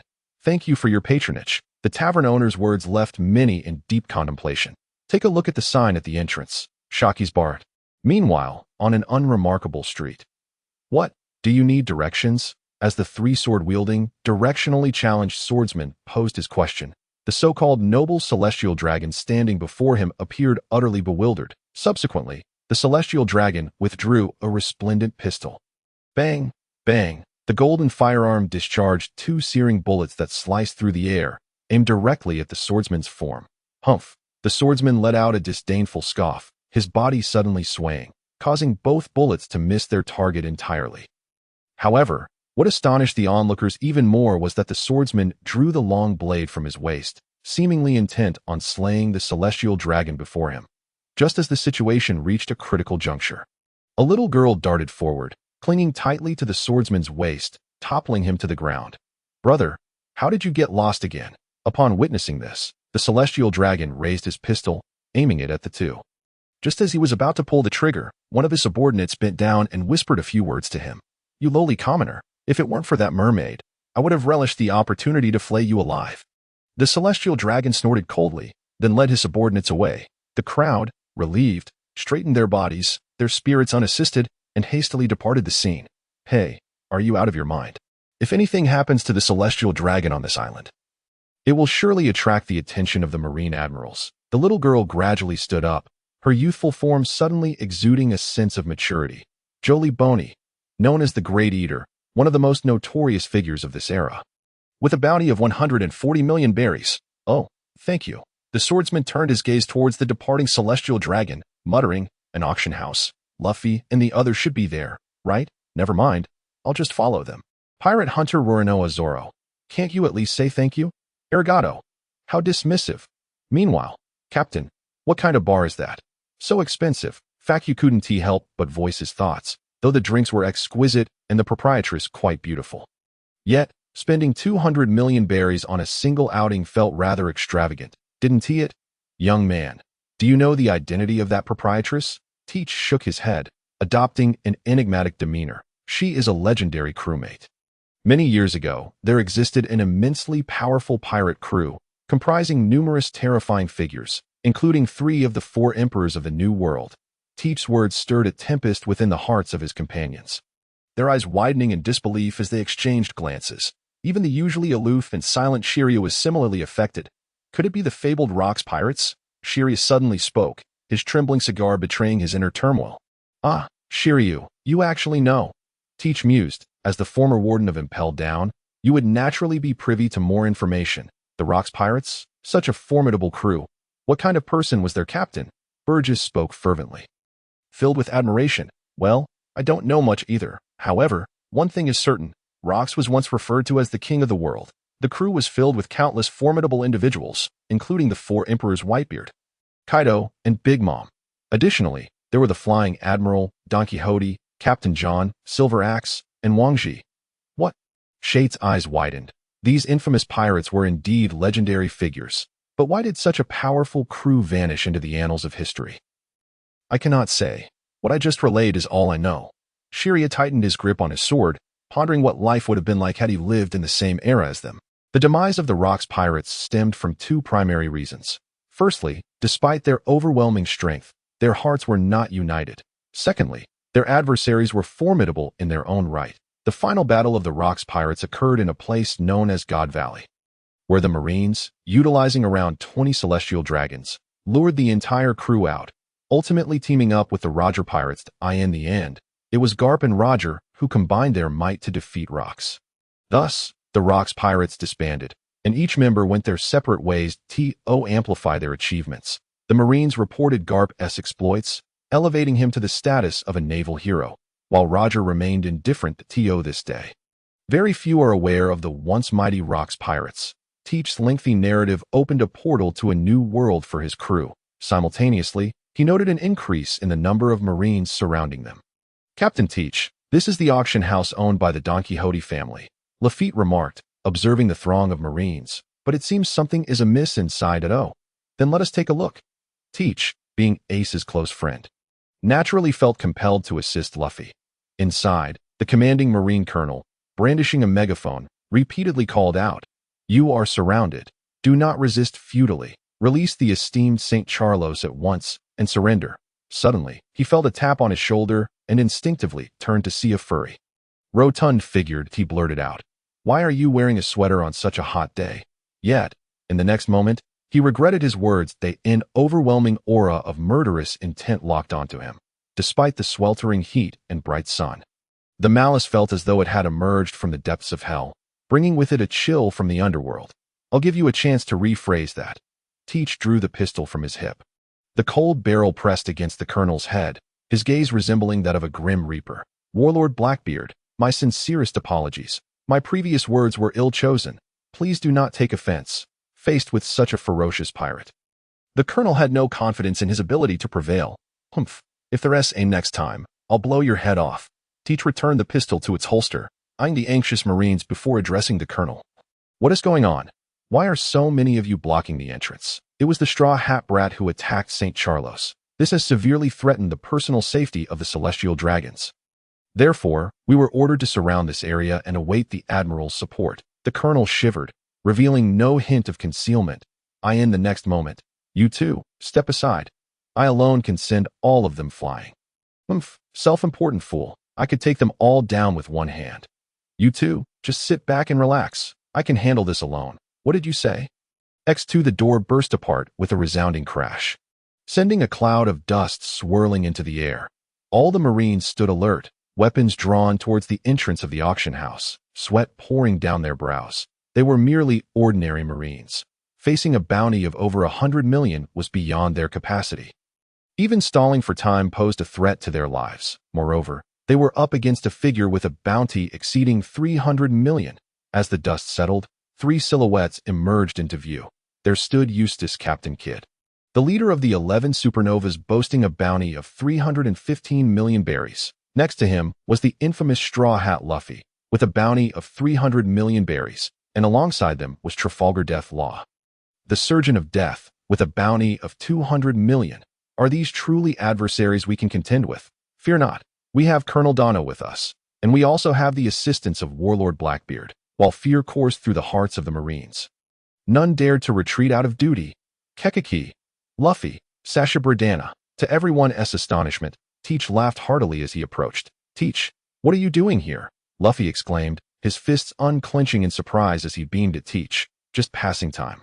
Sailing around, Teach's massive presence inadvertently instilled a sense of unease in Luffy's fellow supernovas, who regarded the fearsome Blackbeard with caution. So, you are Blackbeard, the so-called strongest warlord of the sea. You don't seem all that impressive to me. Kid taunted, ambitious as ever, seizing the opportunity to challenge a powerful foe. Crack, a sharp sound sliced through the air, accompanied by a gust of wind, as the breeze carried Kid's defiance, amidst the astonished gazes of others. Teach clapped his hands lightly, the leader of the supernovas with a bounty of 315 million berries. Is this all there is? The captain's temperament remains unchanged, as Lafitte chuckled and shook his head. Yet his gaze towards Kid held no sympathy. As a weakling, one must possess the awareness befitting their status. Captain Kid. A throng of figures appeared at the auction house's entrance. It was evident they were members of the 3 pirate crews. Among them, a portion gasped in shock upon seeing Kid sprawled on the ground, and they rushed towards him, who was coughing blood profusely. How dare they put Kid in such a state? I shall not let this go unpunished. The masked individual known as the Slaughtering Warrior, Kira, furiously charged at Teach, his arms blades spinning at high velocity, as if to rend Teach asunder. Oh, how peculiar, but I suppose you can barely be considered a swordsman. Allow me to indulge in a little playtime with you. Shirita suddenly appeared before Kira, effortlessly blocking Kira's strike with his beloved sword. Rain. Hey, Shiryu, is it truly wise for you to do this? This is my entertainment as captain. Teach glared at Shiryu, clearly displeased. Really, I finally have the chance to relish in the thrill of bullying the weak, and here's a crew member stealing my fun. Please do not be angry. Captain, here, I'll treat you to a cigar. Uncertain of Shiryu's thoughts, he raised his spare left hand, removing the cigar from his mouth and tossing it to Teach, gazing at the large circle of saliva at the cigar's end. Teach fell into deep contemplation. Damn it, do not underestimate us. Hearing the exchange between Teach and Kira, a profound sense of humiliation washed over Kira. After all, the Kid Pirates are a renowned force in the South Blue. As rising stars of this era, how could the Kid Pirates be content with merely dominating a small corner of the South Blue? They brimmed with confidence, resolutely heading towards the Grand Line. However, the perils of the Grand Line far exceeded their expectations. They encountered countless formidable pirate crews and endured numerous life and death battles, ultimately arriving here, where their captain had risen to become the foremost among the 11 supernovas. This led them to a fleeting illusion that the Grand Line was not so daunting and that the new world would soon be theirs. Yet, the Blackbeard pirates dealt them a harsh slap of reality. Returning to the present, Shiri remained relaxed while engaging Kira, whose attacks grew increasingly feeble. Not bad for a newcomer, but this game must come to an end. Young man, the world is far larger than you can imagine. One sword style, rain. Shiryu deflected Kira, then unleashed a powerful slash. In the next moment, blood erupted from Kira's chest. The residual force of the slash tore through the island's trees, sending massive clouds of dust into the air as the trees were cleaved in twain like mere weeds. Kira, Kid's heart-wrenching cry echoed, and disregarding his own injuries, he frantically struggled to his feet, stumbling forward in a desperate rush towards Kira. Fear not. He is not dead. Shiryu lit another cigar, causing Teach's forehead to throb with veins.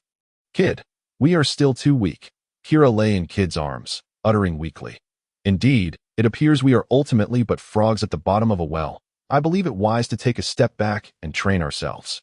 Kid helped Kira to his feet, his gaze fixed firmly on Teach. Blackbeard, I shall not concede so easily. Whether it be you, Blackbeard, or one of the 4 emperors, Whitebeard, one day, I will trample over all of you and become the king of these seas. Kekiki, how splendid to be young. I await your arrival to defeat me. Teach regarded the defiant youth before him, a flicker of anticipation igniting within him. Such grand ambitions are truly formidable. A shrill voice suddenly rang out. And Teach turned with a smile, addressing the newcomer slowly. Sasori no Dana. Admiral Kizaru. Oh, it is Blackbeard. With so many pirates with bounties over 100 million, I am genuinely terrified, Kizaru remarked, simultaneously activating the powers of the Pika Pika no Mi to instantaneously teleport behind a member of the Kid Pirates and delivering a swift kick that sent the unfortunate crewman flying, his eyes rolling back as he fainted mid-air. Blackbeard, Luffy, Kid, Admiral of the Navy Headquarters, Kizaru Paisalino. Kid gritted his teeth, a profound sense of helplessness swelling within him. Admiral Kizaru, the seemingly air-like Navy soldiers erupted into cheers. And upon Kizaru's arrival, the morale of the entire Navy surged dramatically. Kekeki, Admiral Kizaru, why not leave this to me? There are still several other supernovas on the island. Your speed is unmatched, so go handle them. Teach squinted his eyes at Kizaru. That would be splendid. These fellows are quite troublesome. It would be unfortunate if I were to dirty my newly purchased suit. However, that straw hat brat has dared to strike a celestial dragon. If they manage to escape, Admiral Sengoku will not be pleased. As the admiral known for slacking off, Kizaru was more than willing. He nodded, casting a glance filled with meaning at Teach, before vanishing in a flash of light. Kekeki, now it's just us left.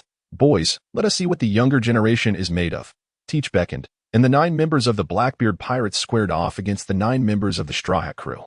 Huh, Teach, you? Luffy stared at Teach in astonishment, while Teach made faces at him for a while, until Nami stepped up to say something to Luffy. Subsequently, Luffy clenched his fists, his gaze fixed on Teach as he shouted, "Come on. Gum gum, pistol!"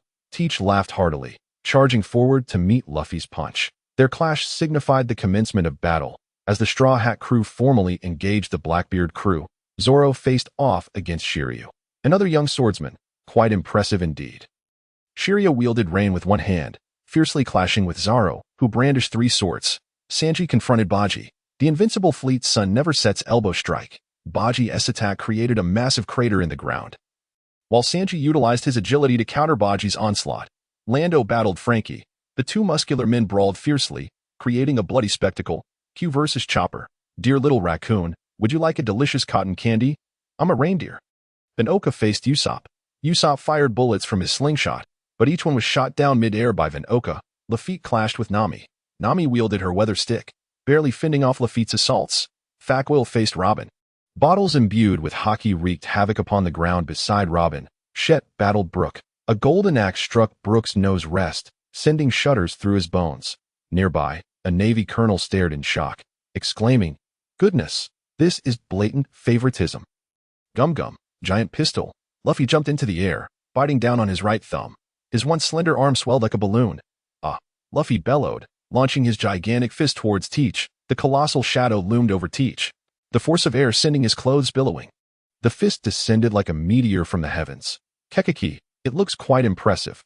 However, it is too slow. Teach's eyes narrowed, and he vanished from his previous spot. Bang! The enormous fist crashed down on the ground where Teach had just stood, causing the earth to fracture and dirt to fly in all directions. What just happened? This technique is reminiscent of that pigeon-raising guy. Luffy's eyes widened in disbelief, cautiously scanning his surroundings. Be careful, you little brat. Iron block fist, mountain splitter. Hearing Teach's voice, Luffy quickly looked up, his eyes widening as he saw Teach descending from above like a hawk. The fist carrying the power of a mountain splitter struck Luffy's head with tremendous force. The impact sent Luffy's head crashing towards the ground, creating fissures in the earth. Ouch! Luffy yelled, clutching his head. Though Luffy, as a rubber man, possesses significant immunity to blunt force, there is still a limit. The power behind Teach's punch exceeded what Luffy could currently endure, and gradually, a large, pink bump formed on Luffy's head. Kekeki, one must remain fully focused during battle. You must consider every possible attack from your adversary.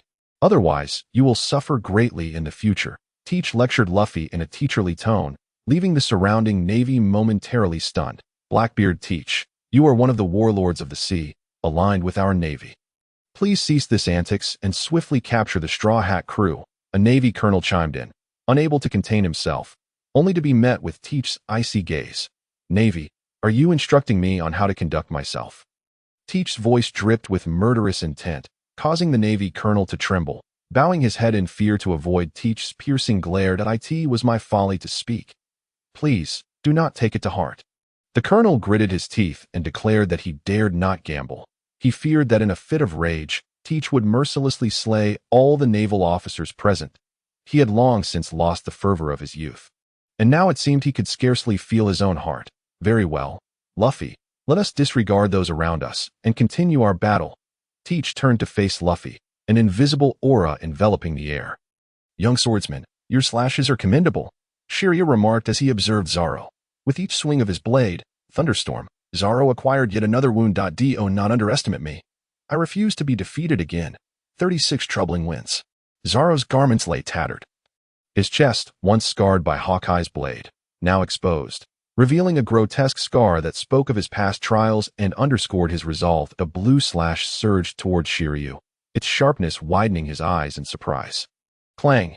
In response to this formidable wave, Shiryu sheathed Thunderstorm only to unsheath it once more, the blade gliding across the slashed eye. In the next moment, a tearing sound resonated through the air. Zoro's slash was astonishingly cleaved in two by this seemingly mundane strike.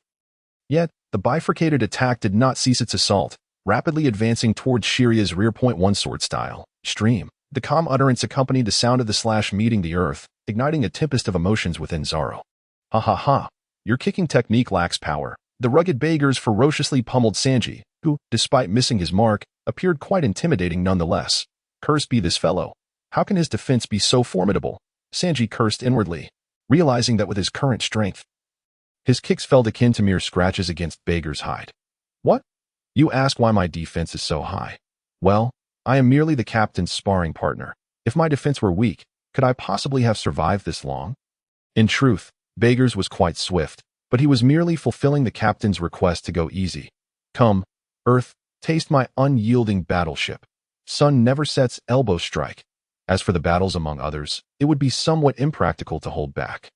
They merely released a few drops of the Pacific. Teach continued his skirmish with Luffy, seemingly toying with him, all the while imparting valuable combat wisdom. Finally, after once more knocking Luffy to the ground, a potent aura surged into his observation Haki's range. Kekiki, it seems quite an extraordinary individual has arrived. Teach turned his gaze toward the auction house, and indeed, a frail figure gradually emerged. That person looked so familiar. The Navy colonel trembled as if recalling some terrifying entity. Ha ha. What sort of figure could I possibly be? Merely an old man wishing to spend his remaining days in peace, an elderly man with long flowing hair and a silver beard, adorned with spectacles and a prominent scar running down his right eye, introduced himself to, I am but a humble coding craftsman. No need for such trepidation. The old man's warm smile, however, only heightened the colonel's anxiety. The Dark King, Silver's Rayleigh. As a remnant of the old era, why do you appear here? The colonel's words sent shockwaves through the ranks of ordinary sailors, who stared agape at the amiable elder. For he was none other than the legendary right-hand man of the Pirate King. Kekiki, Rayleigh-san, it has been far too long. Teach eagerly regarded Silver's Rayleigh, who had already gained notoriety across the seas by the time Teach had boarded his father's ship. Even now, despite his advanced age, his prowess remained formidable. Indeed, it has been quite some time.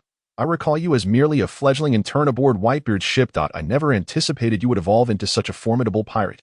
Rayleigh chuckled before addressing Teach. Might you grant this old man the courtesy of allowing these fresh souls to depart? Courtesy? Teach laughed heartily. Here, only strength speaks. His gaze towards Rayleigh was fervent. How about we spar? Should you win, you may take these individuals at your leisure. I shall not intervene. And if I were to lose? Rayleigh inquired, a bemused expression gracing his features. Then I shall annihilate the other two notorious pirate crews observing us. Teach pointed to the Heart Pirates and the Kid Pirates off to the side. Law. Kid. Then it seems I must win at all costs. Rayleigh's eyes widened, exuding an unparalleled aura of authority. The very sky appeared to shift in hue. The Conqueror's Haki. Before the auction house, all battles abruptly ceased as everyone formed small clusters, their anxious gazes fixed upon the impending clash of titans. Conqueror's Haki, you say? Teach smirked slightly, and in the next instant, a dark, oppressive aura burst forth from within him. Another possessor of Conqueror's Haki. The colonel felt his composure shatter. When did Conqueror's Haki become so commonplace?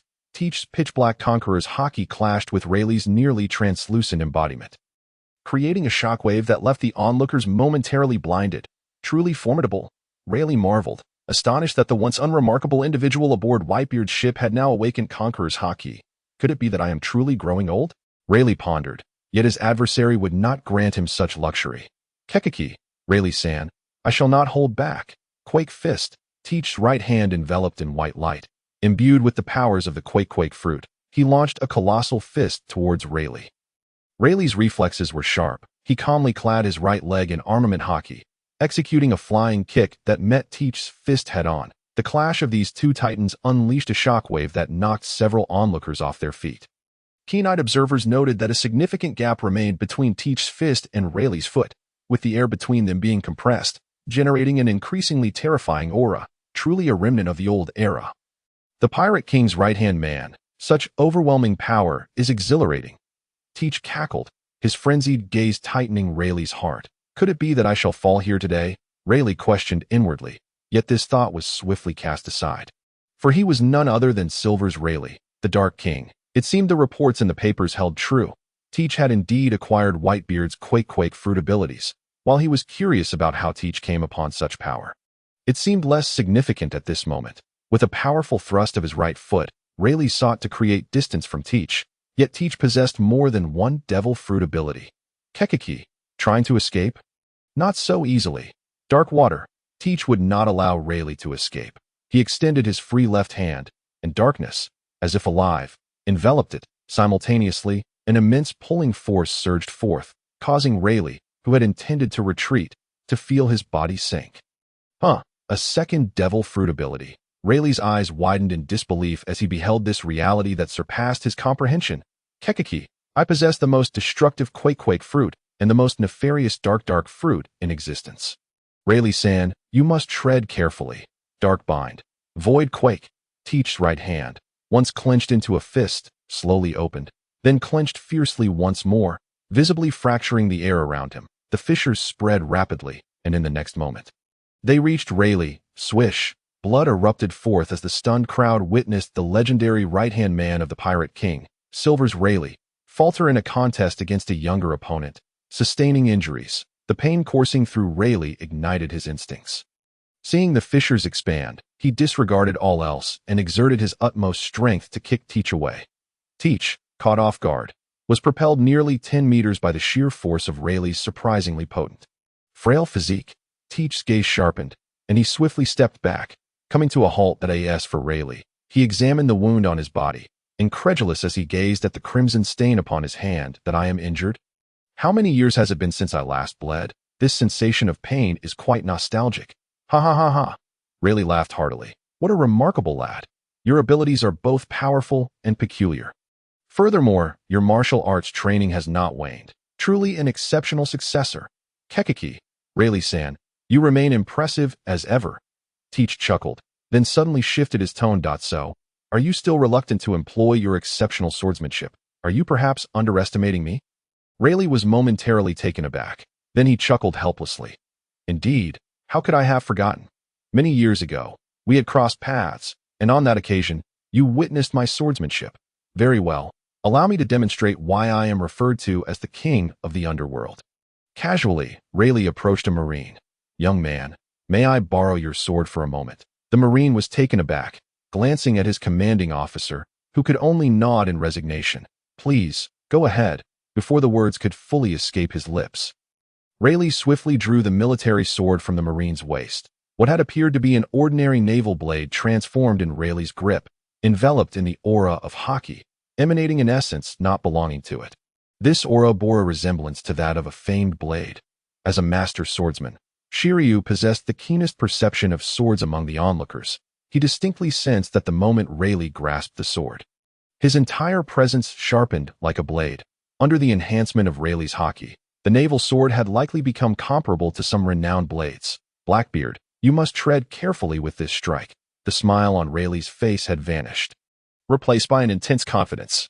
Ha ha ha, bring it on. Though Blackbeard's words suggested bravado, he had silently cloaked himself in Haki, his already dark skin now resembling that of a weary laborer who had toiled in an African open-pit mine for a year.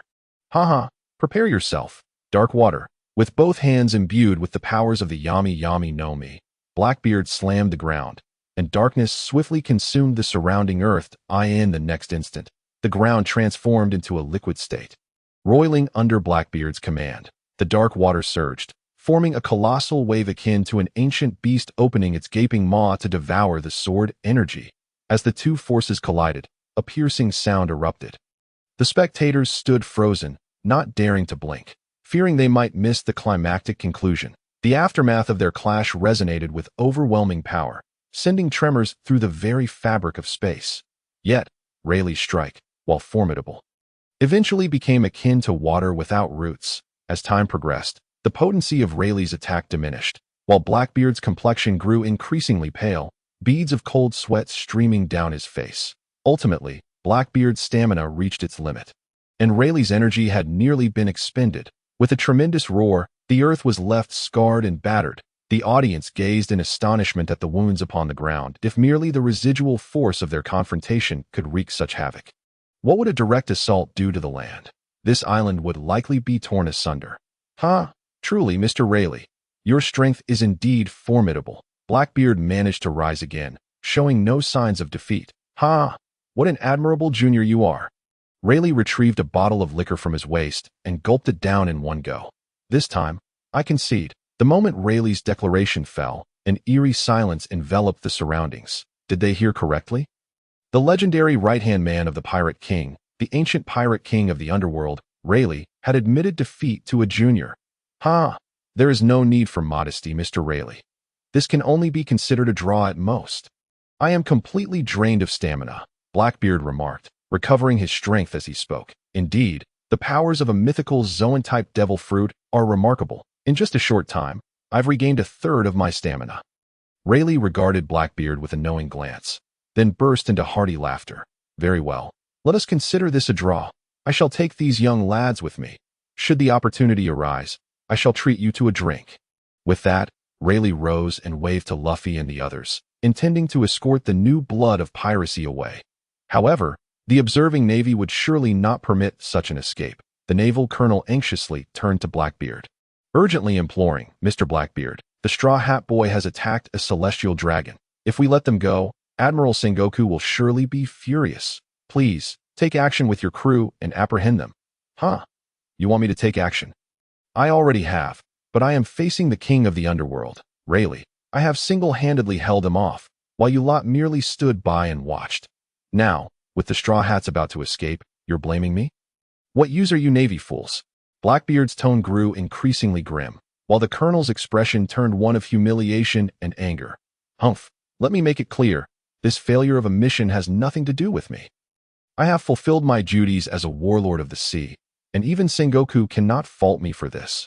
Men, we are leaving, Blackbeard declared, leading Lafitte and his crew away, not forgetting to add, by the way, if you don't hurry and rescue that celestial dragon, he may very well meet his end shortly. Upon hearing Blackbeard's words, the colonel's face turned ashen. Damn it, how could I forget about that celestial dragon?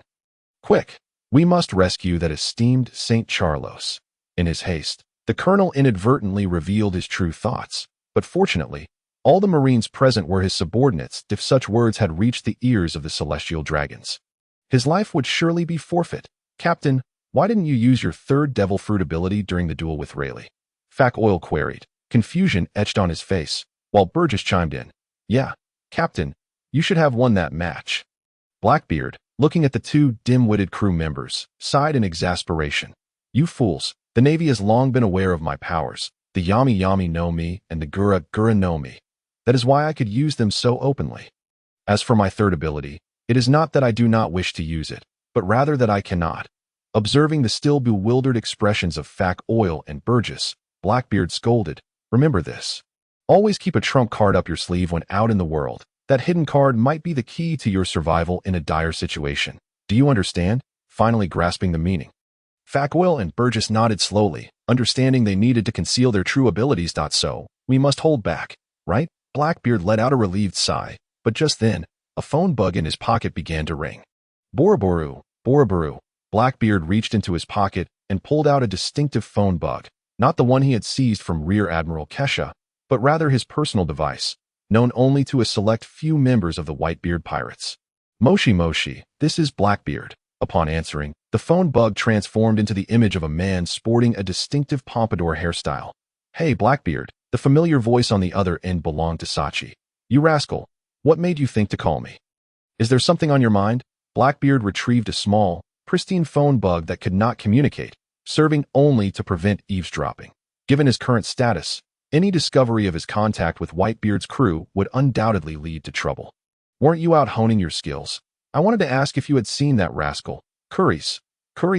Blackbeard pondered for a moment, finally recalling a hazy memory. Curries was a vice captain under a pirate crew affiliated with Whitebeard. Boasting a bounty of 90 million berries, a rather inconspicuous individual, known for his cowardice. I haven't heard anything about him. What happened? You haven't heard. That bastard killed his captain, violating the one ironclad rule aboard our ship. As you know, I've recently acquired the powers of the Garo no Mi, so I volunteered to hunt him down. Do you have any leads on that scoundrel? Not yet, but it seems he has fled near the Navy's G1 base. What a rascal. Anyway, be careful out there. I won't keep you any longer. When you return, I'll make you a cherry pie. With that, Sachi hung up the phone bug. The Navy's territory? Blackbeard's pupils constricted, an ominous premonition clawing at his heart.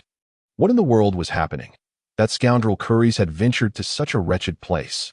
Humph! Upon being captured by the old man, he must certainly be taken back to the Pequot, where he shall be executed in the presence of my father and all companions. This shall serve as solace for the spirit of Dipeta, who fell victim to his treachery. On a desolate, uninhabited isle, Sachi anchored his small boat ashore, stowed away the sail, and began to mutter while vigilantly searching for the traitor. Curries, something feels amiss. According to the intelligence received, that scoundrel Curries should be on this very island. Yet, why does it seem devoid of any human presence? Sachi, a master of physical combat, had also made considerable strides in his Haki. After consuming the thunderfruit gifted by Teach, Sachi's Konbunchika Haki underwent a remarkable transformation. The range of his perception had notably expanded, more than sufficient to cover such a small island. There were plenty of animal presences. Yet Curries' aura was conspicuously absent. Could it be that I have been deceived? Is the information I received false? The more Sachi pondered, the angrier he became, ultimately unleashing the most malevolent curse upon the one who provided him with the intelligence. Damn scoundrel, what utter rubbish. I've wasted my time on a fruitless journey. I curse you to find a wife of exquisite beauty, only to discover on your wedding night that she is older than you. Sachi spat these words with venom, a curse so vile that even the author couldn't help but shudder.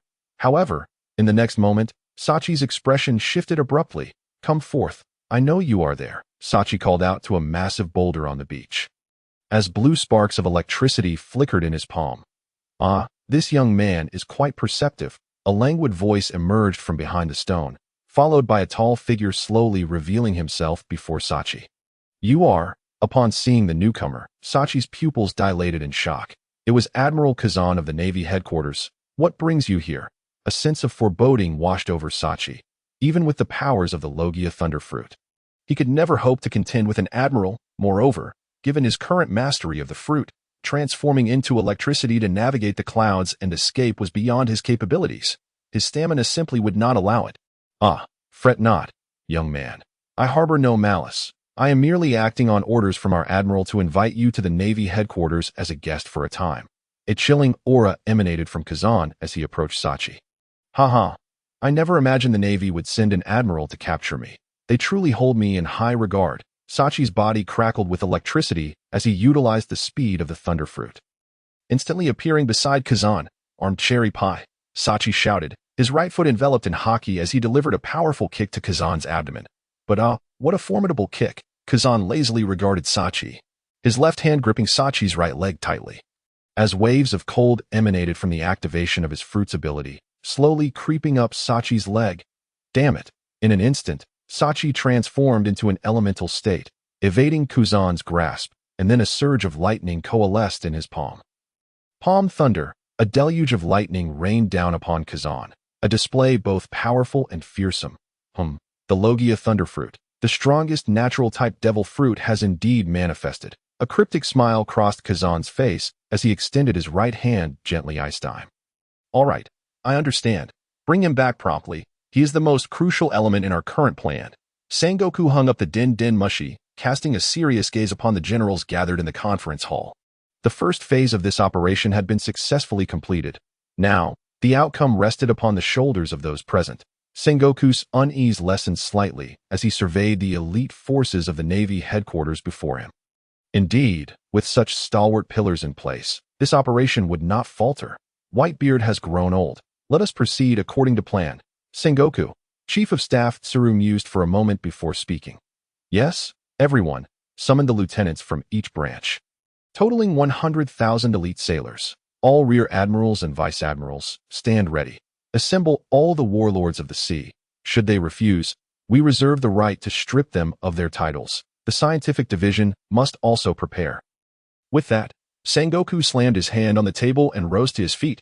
Ladies and gentlemen, we are about to face the Whitebeard pirates led by the world's strongest man, Edward Newgate, one of the 4 emperors of the New World.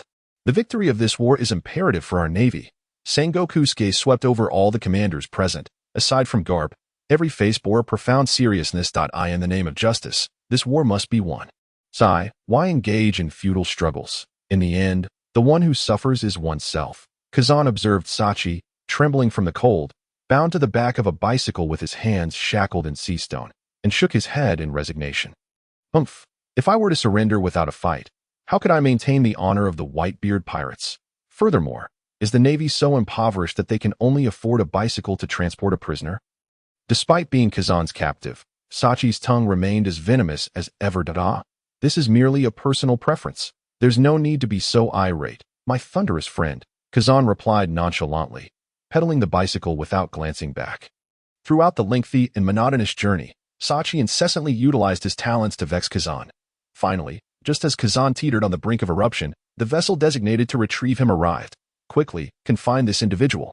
And for heaven's sake, gag him, Kazan said with an exasperated expression.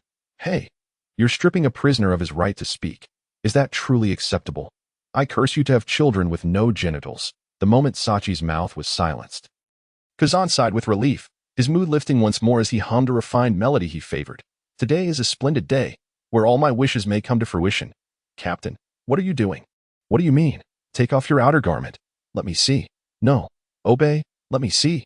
Captain, please. No. As Blackbeard's crew returned to the ship, Teach eagerly attempted to strip Shiryu of his clothing. And Teach's prowess in physical combat was nothing to scoff at. After a brief struggle, Shiryu found himself at a disadvantage, ultimately succumbing to Teach's opportunistic grasp and having his outer garment completely removed. Ah, my clothes. In such a predicament, even the formidable and stoic Shiryu could not maintain his composure. Amidst Shiryu's wails, his outer garment was thoroughly stripped away by Teach. Shiryu, you scoundrel! Upon witnessing the several intact cigars nestled within Shiryu's garment, veins began to bulge on Teach's forehead, forming a distinctive shape. At that moment, Shiryu finally comprehended his captain's intentions. Captain, things are not as you perceive. A hint of guilt crept into Shiryu's tone, but Teach could no longer contain the fury boiling within him. Shiryu, prepare to meet your demise. Teach raised his right fist high, enveloped in dark red haki, disregarding Shiryu's pleas as he unleashed his attack. Shiryu hastily drew his Reijiki to block, the sound of metal clashing resonating in the air. Captain, please, hear me out. Shiryu barely held his ground against Teach's onslaught, yet he felt a lingering dread as he gazed at Teach's furious expression. Humph, what is there to explain? Out there, I granted you leniency. But now that we are alone aboard, I shall not spare you from a thorough beating. With a powerful thrust of his right arm, Teach executed a backflip, creating distance between himself and Shiryu.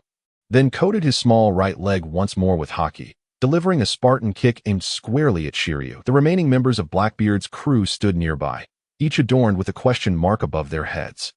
Hey, big brother, what on earth did Shiryu do to provoke such wrath from the captain? Fak Oil inquired, puzzled, glancing at Shiryu. Perhaps Shiryu's physique simply does not suit the captain's taste. If Teach were to hear Shiryu's words, there would be no doubt he would bestow upon him a year-long devil training package. What? The captain has a preference for such things. I wondered why there were no female crew members aboard.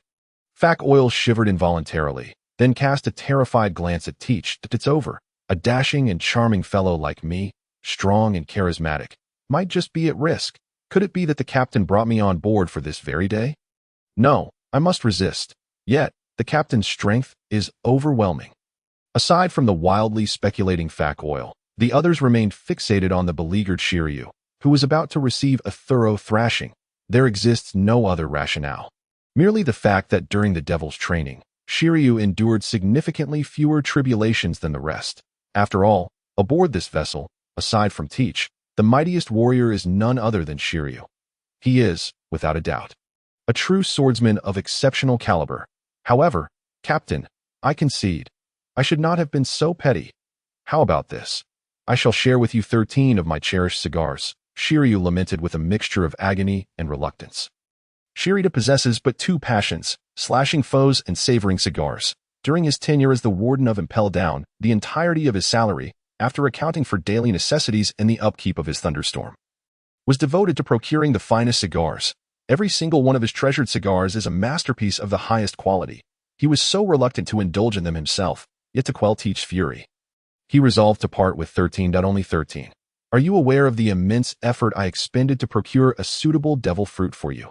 Teach retorted with irritation. Your silent swordsmanship, while formidable, harbors a singular weakness. It is exceedingly challenging to approach others. Do you have any inkling of how many devil fruits I have discarded due to this flaw? Shiryu was utterly bewildered. His initial motive for joining this pirate crew was solely to engage in combat. Yet, over time, he found himself developing a fondness for this crew. Nevertheless, deep within, a persistent thought lingered. Should they ever disappoint him, he would surely depart from this place. Observing the remnants of ire upon Teach's visage, Shiryu felt a twinge of guilt within his heart. Well then, in gratitude to the captain, I shall share half with you. Now that is more acceptable. By the way, in a few days, your fruit shall arrive. The paramecia-type transparent fruit, although it has been consumed by another, I possess a method to extract it from that individual. Captain, what troubles you now? Do not tell me you are lamenting the loss of your collection. You are truly kind. Ajung has fallen for Achiang on a night devoid of stars. Time passed slowly, and 3 days later, a formidable bounty hunter organization successfully captured Absalom, who was ensnared in the Devil's Triangle. Utilizing the allure of a beautiful woman, following a substantial payment of berries from Teach, both parties departed with their desired acquisitions. Thus, Shiryu obtained the transparent fruit most suited to him, significantly enhancing his prowess. What? You inquire about Absalom. Do you see that Sea King? It resides within its belly. 3 more days elapsed, and on this day, Blackbeard and his crew continued their routines as usual. Training, fishing, sleeping, and signing in. System sign-in. Congratulations, host. On a successful sign-in, you have received a magical bean. It can greatly restore bodily injuries. Teach abruptly sat up in bed, astonished as he beheld the green glowing magical bean within his system space. He then anxiously inquired of the system. System, can this magical bean heal internal injuries? Indeed it can. As long as one is not deceased, it can restore stamina and all injuries in the shortest time possible, returning the body to its optimal state. With the system's affirmation, Teach erupted into joyous laughter. This means that with this magical bean, Whitebeard can return to his peak condition, eliminating the lingering internal injuries caused by the tremor fruit, allowing that venerable figure, who holds immense significance in Teach's life, to once again stand atop the seas. His strength may even ascend to new heights, most importantly, free from internal injuries, with his father's physical prowess. Living to 100 years poses no challenge. It seems I have truly altered the course of destiny. Teach gleefully lit one of the cigars Shiryu had shared with him. Suddenly, the transponder snail used to contact the marine headquarters emitted a sound. Moshi Moshi. This is Blackbeard. In an exceptionally buoyant mood, Teach's demeanor relaxed considerably. However, the subsequent voice and content transmitted through the transponder snail caused his expression to darken visibly. After hanging up, an overwhelming aura of murderous intent erupted from his chamber. Foolish Sachi, damn the Marines. Marine headquarters, Marineford, the warlord of the sea, Don Quixote da Flamingo. Who would have thought this fellow would arrive first? The most ferocious pirate, Bartholomew Kuma, the supreme leader of the warrior nation, the Kuja, the empress of the pirate world. Boa Hancock, who is that, drifting upon a mere small vessel? Why does the paddle he holds resemble a grand sword? No, that is the world's foremost swordsman, Dracul Myhawk. At the docks, countless stationed Marines beheld this so-called warlord of the sea. Within a mere half-day, 5 of the warlords had arrived at Marineford. The remaining 2, one known as Jinbei, the Sea Knight, is rumored to have been imprisoned and impelled down for rejecting this battle plan. The other is none other than the most formidable of the warlords, Blackbeard Marshal D. Teach. It is said that Blackbeard Marshal D. Teach not only managed to escape unscathed from Admiral Kizaru, but also held his own against the legendary pirate King's right-hand man, Dark King Silver's Rayleigh. Prior to becoming a warlord, his bounty had already reached a staggering 1.3 billion berries, though he has yet to clash with the world's greatest swordsman, Mihawk, in the eyes of many. Blackbeard Teach stands as the most powerful among the warlords. At that moment, a marine on watch noticed a dark spot appearing on the horizon. Slowly, that small dot grew larger, and the outline of a ship gradually came into view. Blackbeard. It is the Blackbeard pirates, Thunder Gaba. The marine's exclamation drew the attention of others as a menacing dragon-headed pirate ship glided toward the marine headquarters of Marineford, the uniquely adorned 3 skulls on its sails signifying the identity of its crew. Kekiki, with so many of you, are you here to welcome me? An exceptionally distinctive laughter echoed, as an oddly shaped figure appeared atop the dragon's head, with elongated limbs and a corpulent body. An overwhelming aura pressed upon all marines present, instilling fear in many. This is the strongest among the warlords of the sea, Blackbeard Marshal D. Teach. A marine swallowed hard, his hands trembling uncontrollably as he gripped his rifle. Moments later, the Blackbeard pirate ship slowly docked, and all 9 members of the crew had arrived.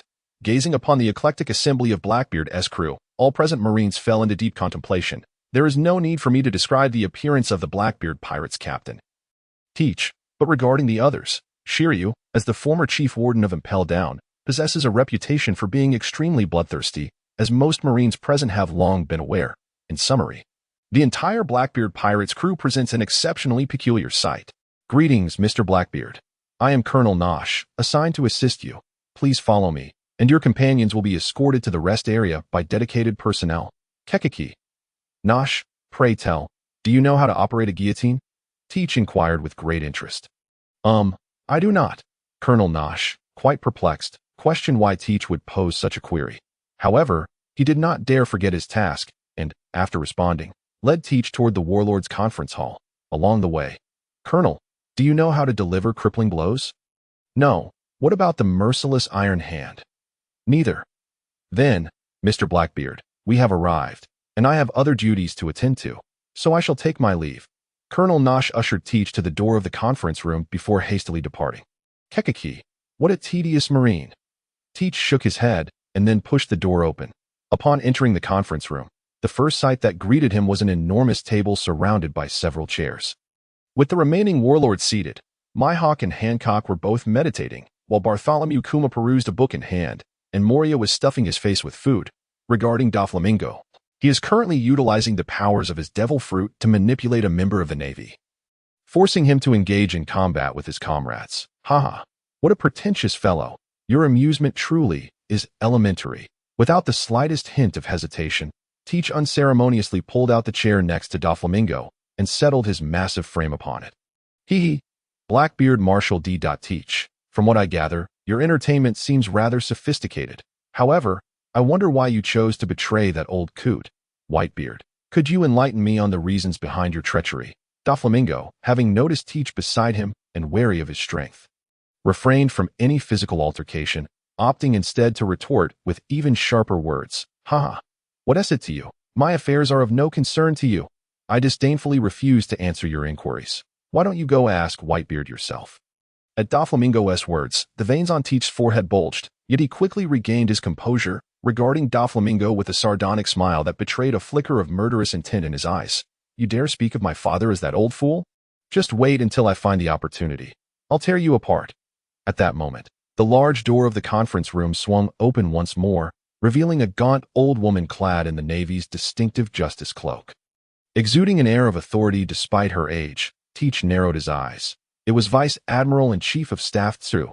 Doflamingo, I advise you to release your strings. That rascal Sakazuki is still at Navy headquarters.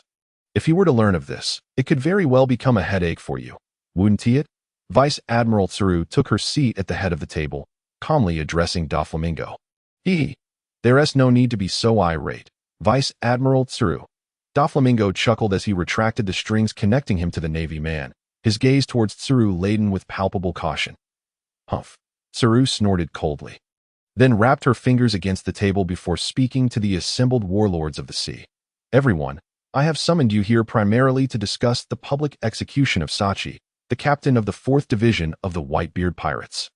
Scheduled for 7 days from now. At this, Teach's fists, hidden beneath the table, clenched tightly. That fool. When I return, he'll have to make me cherry pies for an entire week, as warlords of the sea. Your foremost duty is to repel the captains of the Whitebeard Pirates. As for other adversaries, we will arrange for other powerful individuals to handle them. Vice Admiral Tsuru began outlining crucial details regarding the impending conflict. While the majority of the warlords appeared lethargic and disinterested, however, Teach listened with rapt attention. That concludes the essential points you must remember. You may return to your rest for now, but during this period, it is advisable not to leave Marineford to avoid unnecessary disputes. Vice Admiral Tsuru cast a significant glance at Teach before exiting. Hee, a war of such grand scale? How utterly exhilarating. Doflamingo cackled, then turned his attention to the bandaged Moria seated across from him. Hee, Moonlight Moria, I've heard you were bested by a rookie? Humph, how utterly disappointing. It's truly vexing to share the title of Warlord of the Sea with someone like you. As Doflamingo's derision and disdain pierced through him, Moria was suddenly reminded of his past misfortunes. Feeling the throbbing pain from his head wound, Moria finally erupted. What did you say? You bastard Doflamingo, do you wish to fight? I'll turn you into a zombie. Enraged and humiliated, Moria slammed his hands on the table and shouted at Doflamingo. Yet, the moment he exerted himself, the table trembled, causing the mountain of food atop it to cascade onto Teach. You bastard. Are you seeking death? Already in a foul mood, Teach, akin to a powder keg ignited by a spark, sprang to his feet and drew his pistol, aiming it at Moria's forehead, his murderous intent sending a shock through Moria's heart. Such a brutish lot of men, Boa Hancock remarked haughtily from the side, perhaps due to the fact that the Straw Hat crew had not been sent flying by Kuma. Hancock did not yet recognize Luffy. Meanwhile, the Straw Hat crew was proceeding similarly to the original narrative, having halted their voyage and currently training under Rayleigh's guidance, just as it seemed Teach was about to clash with Moria. The Navy personnel responsible for hosting quickly intervened. After all, should a conflict arise between warlords of the sea within Navy headquarters, the ones to suffer losses would ultimately be the Navy itself.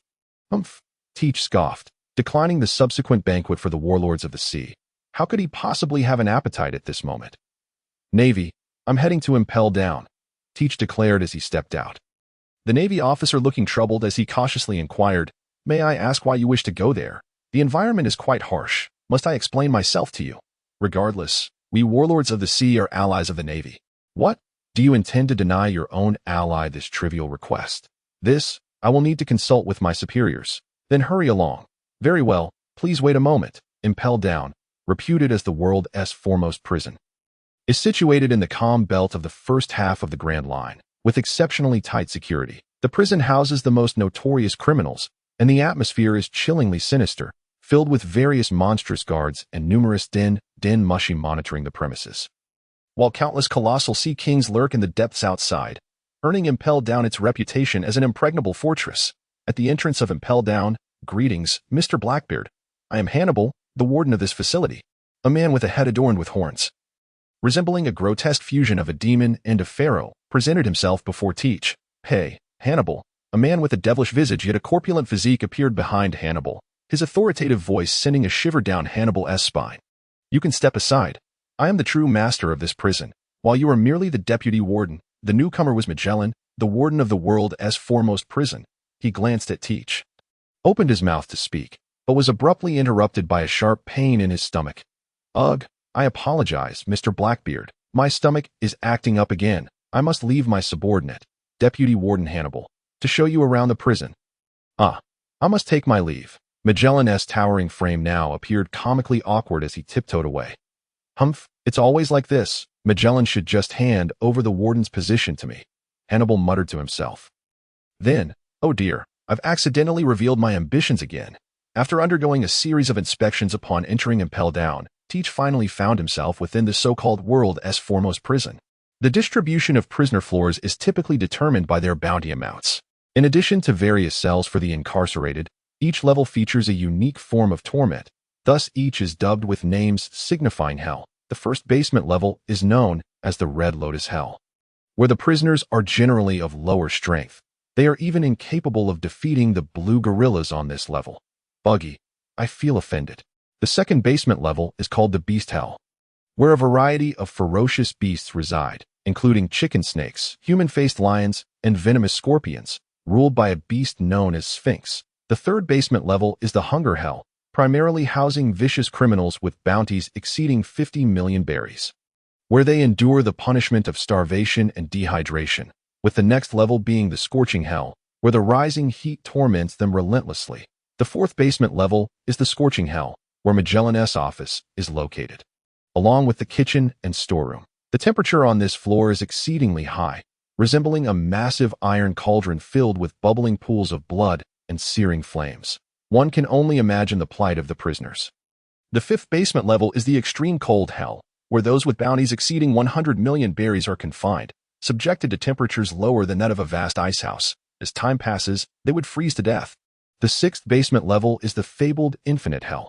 Here, one finds either death row inmates or those serving life sentences. The prisoners on this level are all near legendary figures, due to their numerous heinous acts. The government has concealed their cruel deeds. Even the newspapers deliberately omit their stories. Their bounties are at least in the hundreds of millions, with some reaching over 1 billion. Teach and his entourage descended to the sixth basement level via the elevator.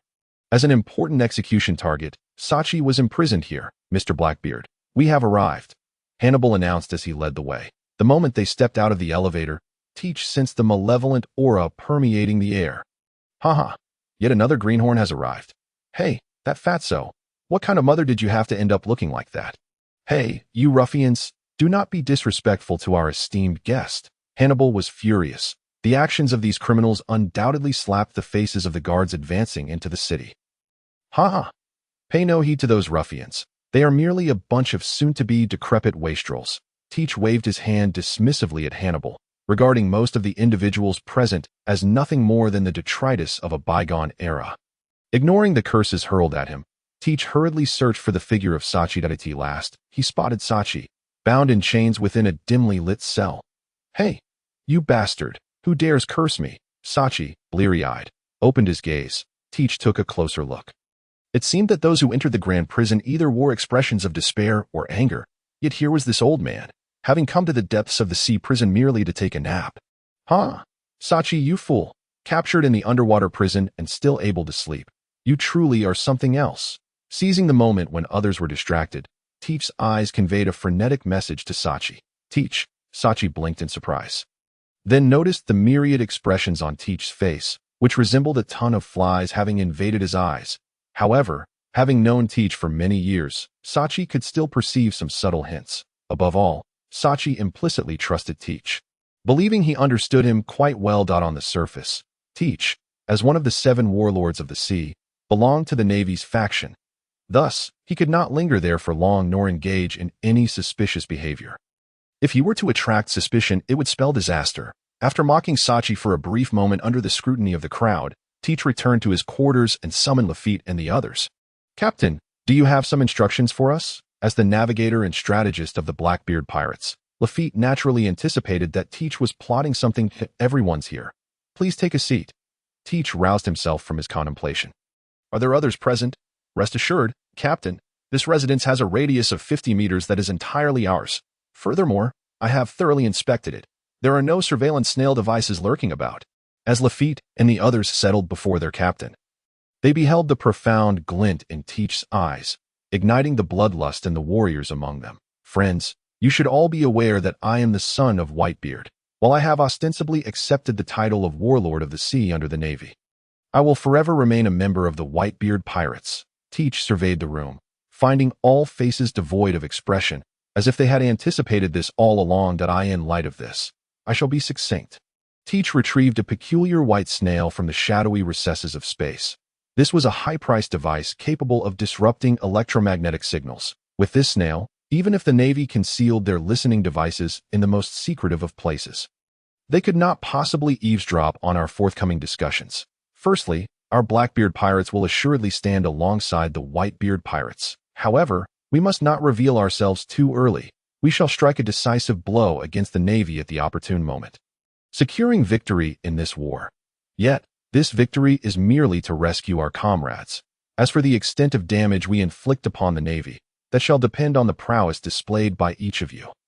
Remember, kill freely, slay as many as you can. Since the Navy dares to lay hands on my companions, they must naturally pay the price. At this point, Teach paused, and as expected, a palpable desire flickered across everyone's faces, as if they could already envision the exhilarating thrill of battle.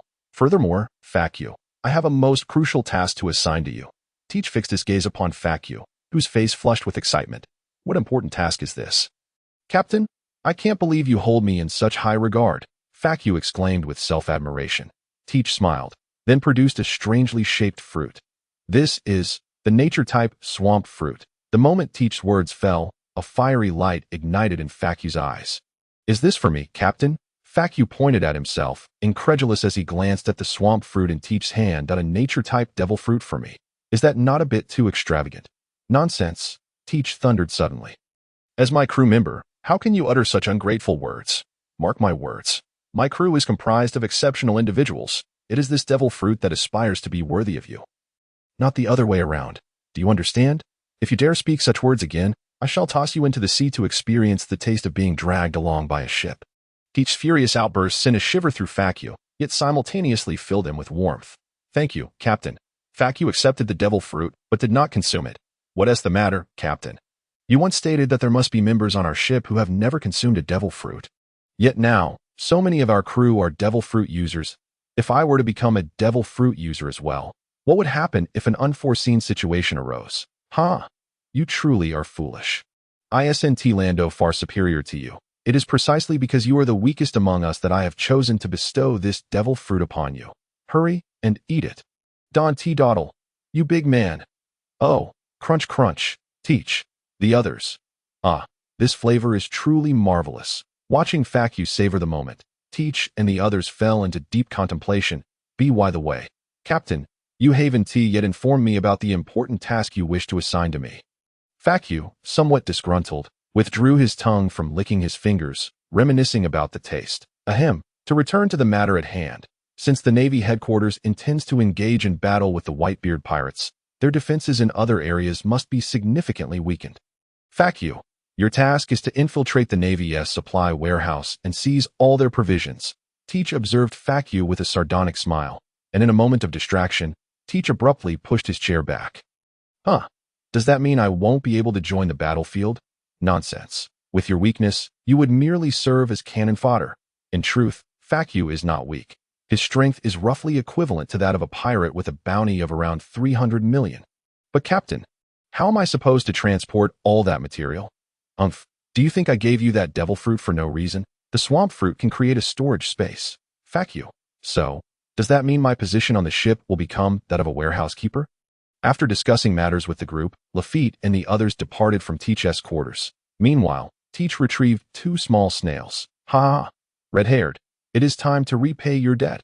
Is this about the Navy and the Whitebeard pirates? Truly perceptive, as expected of you. To speak frankly, I cannot agree. What? You still owe me a favor. This matter is non-negotiable. It is a matter of principle. Aside from this, you may propose another request at your leisure. Is that so? I recall you have a daughter named Yuta, right? You see, I'm in need of a wife. How did you know that? That is not important, is it? What matters is that you just mentioned I can propose another request. You see, stop. I agree. I will help you. What about your principles? Principles. Do me a favor and forget about those principles, as the Blackbeard crew engaged in one discussion after another. Formulating plan after plan, Teach assigned various responsibilities to himself and his comrades. Under the watchful gaze of countless individuals across the world, the war at the top finally commenced at the vast dock. Numerous elite Navy personnel stood anxiously in formation, as the rising fog slowly gave way to an unsettling atmosphere among a few, which gradually spread outward. After all, they were about to face none other than Edward Newgate, renowned as the strongest man in the world, leading the Whitebeard pirates. Furthermore, the opposing side commanded an additional 43 pirate crews, boasting numbers that were not inferior to theirs. As time passed, the 7 warlords made their entrance. A total of 6 standing at the forefront of the battlefield, each emanating an aura of danger. The 7 warlords of the sea. I never imagined we would truly have to collaborate with this group of ferocious pirates. However, they undeniably represent a formidable force. With them, our chances of success will significantly increase. Yet, pirates will always remain pirates. Never shall we be the unjust navy. Blackbeard gazed silently towards the sea, patiently awaiting that familiar silhouette. Moments later, the vice admirals of the Navy headquarters made their grand entrance, undoubtedly instilling a sense of reassurance among the assembled elite of 100,000 Navy personnel. If the admirals of the Navy headquarters represent the pinnacle of naval strength, then the vice admirals serve as the very backbone of the entire Navy. There stood Admiral Sakazuki. Admiral Kazan remained as dashing as ever. Oh, the calm demeanor of Admiral Borsellino truly brings comfort. Below the execution platform were 3 chairs, and amidst the cheers of the gathered Navy, the 3 admirals slowly made their appearance. 100,000 naval elites, countless vice admirals, and the 3 highest-ranking admirals of the Navy headquarters. Alongside the remnants of the bygone era, Sengoku, and Garp, the Navy's assembly was indeed formidable. A tightness gripped Blackbeard's heart at the sight of such a lavish gathering. Even if the Whitebeard pirates were to emerge victorious, they would inevitably suffer tremendous losses. Bring forth the prisoner, Sachi, Sengoku commanded from the execution platform, holding a transponder snail and calling out loudly. Thud, thud, the heavy footsteps seemed to echo in Blackbeard's heart, each sound tightening his clenched fists. Under the watchful gaze of all the Navy, the war criminal, Sachi, captain of the Whitebeard Pirates' 4th Division, made his entrance. To everyone's astonishment, the kneeling figure on the execution platform displayed not a hint of fear. At the moment Sachi knelt, an eerie silence enveloped the entire Navy headquarters, with all hands gripping their weapons tightly, anxiously gazing at the vast ocean before them. An hour passed. How could the Whitebeard pirates have yet to arrive? Were they afraid of us? After all, this is Marineford, the very heart of our Navy. It is quite possible. Whitebeard must be over 70 years old. He has grown old. Humph, even if Whitebeard were to come. What of it? The ultimate victory shall belong to us, the Navy. Meanwhile, crowds around the world, watching the live broadcast, began to speculate. Some believed that this execution would not provoke the Whitebeard pirates, while others considered the notion of family, as espoused by the Whitebeard pirates, to be a mere joke. Suddenly, the crowd erupted into screams. Hey, something seems to be emerging from the sea. Why are there so many shadows? The Whitebeard pirates could arrive at any moment. Everyone, maintain utmost vigilance. Sengoku bellowed into the transponder snail. All cannons equipped at the Navy headquarters were loaded and ready to unleash a barrage of firepower at a moment's notice. Every Navy soldier on the dock stood at the ready, while the vice admirals calmly maintained order, determined to deliver a crushing blow to the Whitebeard pirates. The 3 admirals sat quietly in their chairs, patiently awaiting the onset of war. Suddenly, countless pirate ships emerged from the thick fog. The observing Navy was momentarily stunned, then hurriedly began shouting warnings to alert others. Prepare for battle. Sengoku, standing high above, witnessed the unfolding scene. Unfazed, he issued commands, and with his order, all Navy personnel entered combat readiness.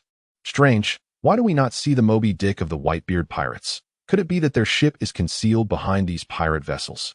Wait, why has the water level suddenly risen so much? Many sailors stared in shock at the rapidly rising water level, and slowly, under their watchful eyes, a colossal shadow began to rise from the depths of the sea. Could it be? Sengoku stood on the platform, a sense of foreboding creeping into his mind. In an instant of collective bewilderment, a massive pirate ship erupted from the ocean's surface. Following closely were 3 smaller pirate vessels. All 4 ships shared a striking feature. Their prows were designed to resemble the heads of whales. The layer of membrane enveloping the pirate ships burst open, revealing familiar figures before everyone's eyes. Captain Marco, the Phoenix of the 1st Division, Captain Ace, the Fire Fist of the 2nd Division, Captain Jozu, the Diamond of the 3rd Division, Captain Sachi kneeling on the platform, Captain Bista, the Flower Sword of the 5th Division. Each of these notorious pirates from the New World appeared before the crowd, yet their captain, Whitebeard, was conspicuously absent. Where is Whitebeard? A sailor could not help but ask, and no sooner had the words escaped his lips than a series of clear footsteps interrupted the entire Navy headquarters. All eyes were fixed on the bow of the Moby Dick. And gradually, a tall and imposing figure emerged. My dear son, are you unharmed? We have come to take you home. The Snow White Beard, the towering figure, and the distinctive naginata, Captain Edward Whitebeard Newgate of the Whitebeard Pirates. A Navy lieutenant could not contain his astonishment, his voice igniting a spark that set the entire Navy headquarters ablaze with excitement. He, the world's strongest man, is it? I would love to turn him into a zombie. Moria foolishly remarked, only to have a fist swiftly break one of the horns atop his head. Ouch! Bastard! Blackbeard, what do you intend to do? Moria seethed, glaring furiously at Blackbeard, who merely cast a calm glance in his direction. A fly just landed on your head. The crowd fell silent. The vast Navy headquarters was now enveloped in a heavy stillness. Moria brandished his oversized scissors, glaring angrily at Blackbeard. A fly? Are you jesting with me? Moria clearly rejected Blackbeard's explanation, and rightfully so, for the rationale was indeed rather flimsy. I kindly helped you shoo away that fly, and instead of gratitude, you pull out a pair of giant scissors. What do you intend to do? Give me a haircut.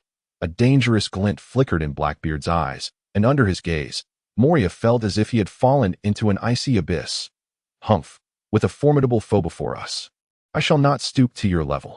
Moria begrudgingly retracted his scissors, muttering to himself. As the two warlords of the sea regained their composure, many sailors sighed in relief, with a formidable enemy looming. A brawl between these two would spell disaster for the Navy. Hurrah, Sengoku, your warlords of the sea seem rather unruly. Whitebeard jested. Humph, you need not concern yourself with Navy matters. Sengoku bit down hard, frustrated by the lack of decorum displayed by the group. An affront that would inevitably impact the Navy's standing. Faced with his old rival, he felt his reputation was in tatters. How many years has it been? Your temper remains unchanged. Whitebeard shook his head in exasperation, then thrust his naginata into the ground, clenching his fists as his massive form gradually bent forward. Crack! Whitebeard's fist struck the surrounding space with tremendous force, the sharp sound reverberating throughout the Navy headquarters, causing the ocean to churn violently. This is a gift for you, my long-lost friend. Whitebeard laughed heartily, gazing into the distance at Sengoku. Not good. Be careful. Sengoku suddenly recalled something, urgently calling into the transponder snail. However, the sailors remained oblivious to what was about to transpire, bewilderedly surveying their surroundings. Aside from the tumultuous sea and the tremors in the air, there was nothing else. Mere seconds later, a colossal tsunami surged forth, encircling the Navy headquarters. Only then did the sailors realize what they truly needed to be wary of. This is the power capable of destroying the world. A tsunami. Can humanity truly wield such power?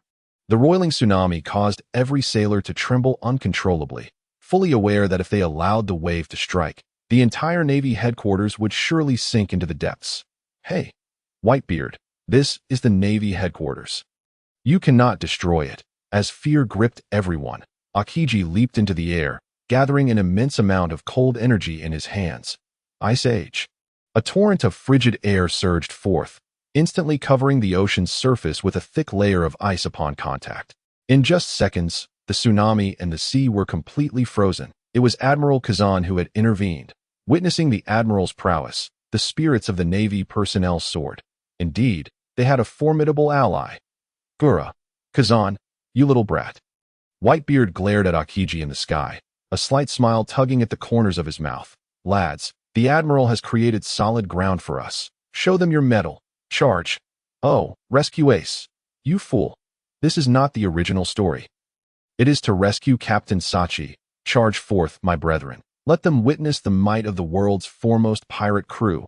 Those vile pirates. Kill them. Engage. Show them just how formidable the justice that resides within our hearts truly is. All the pirates leapt from their vessels, rushing across the icy surface toward the gallows. The Marines on the dock, witnessing this, swiftly drew their weapons and followed suit, clashing fiercely upon the ice. Twin-point spear. In midair, Aokiji conjured several icy spears with a swift manifestation of frigid energy, launching them with great velocity toward Whitebeard. Humph! Whitebeard raised his right hand and struck the air with his fist. The immense shockwave instantly shattering the ice projectiles into countless shards. For the honor of our father, charge, young ones. Let them see the power of the great whirlwind spider pirates. Rescue Captain Sachi. The 43 pirate crews under Whitebeard's command gradually joined the fray, as countless elite pirates clashed with the 10,000 elite Marines. Oh, how terrifying! From his elevated perch, Kizaru could no longer contain himself. transforming into a radiant beam and appearing in the sky. Capture the thief. But first, seize the king. Kizaru extended his right index finger, unleashing a ray aimed squarely at Whitebeard. The sound of flesh being pierced echoed. Yet it was not Whitebeard who was wounded. How could you disturb our great king from the outset? Blue flames surged with fervor, enveloping Marco, who glared intently at Kizu. Ah, the first division captain of the Whitebeard pirates, Marco, a mythical Zoan-type devil fruit, rarer than the natural types. Truly fearsome. They all resemble monsters, Kizaru remarked with a sardonic tone. His overly expressive demeanor truly irksome. Huh.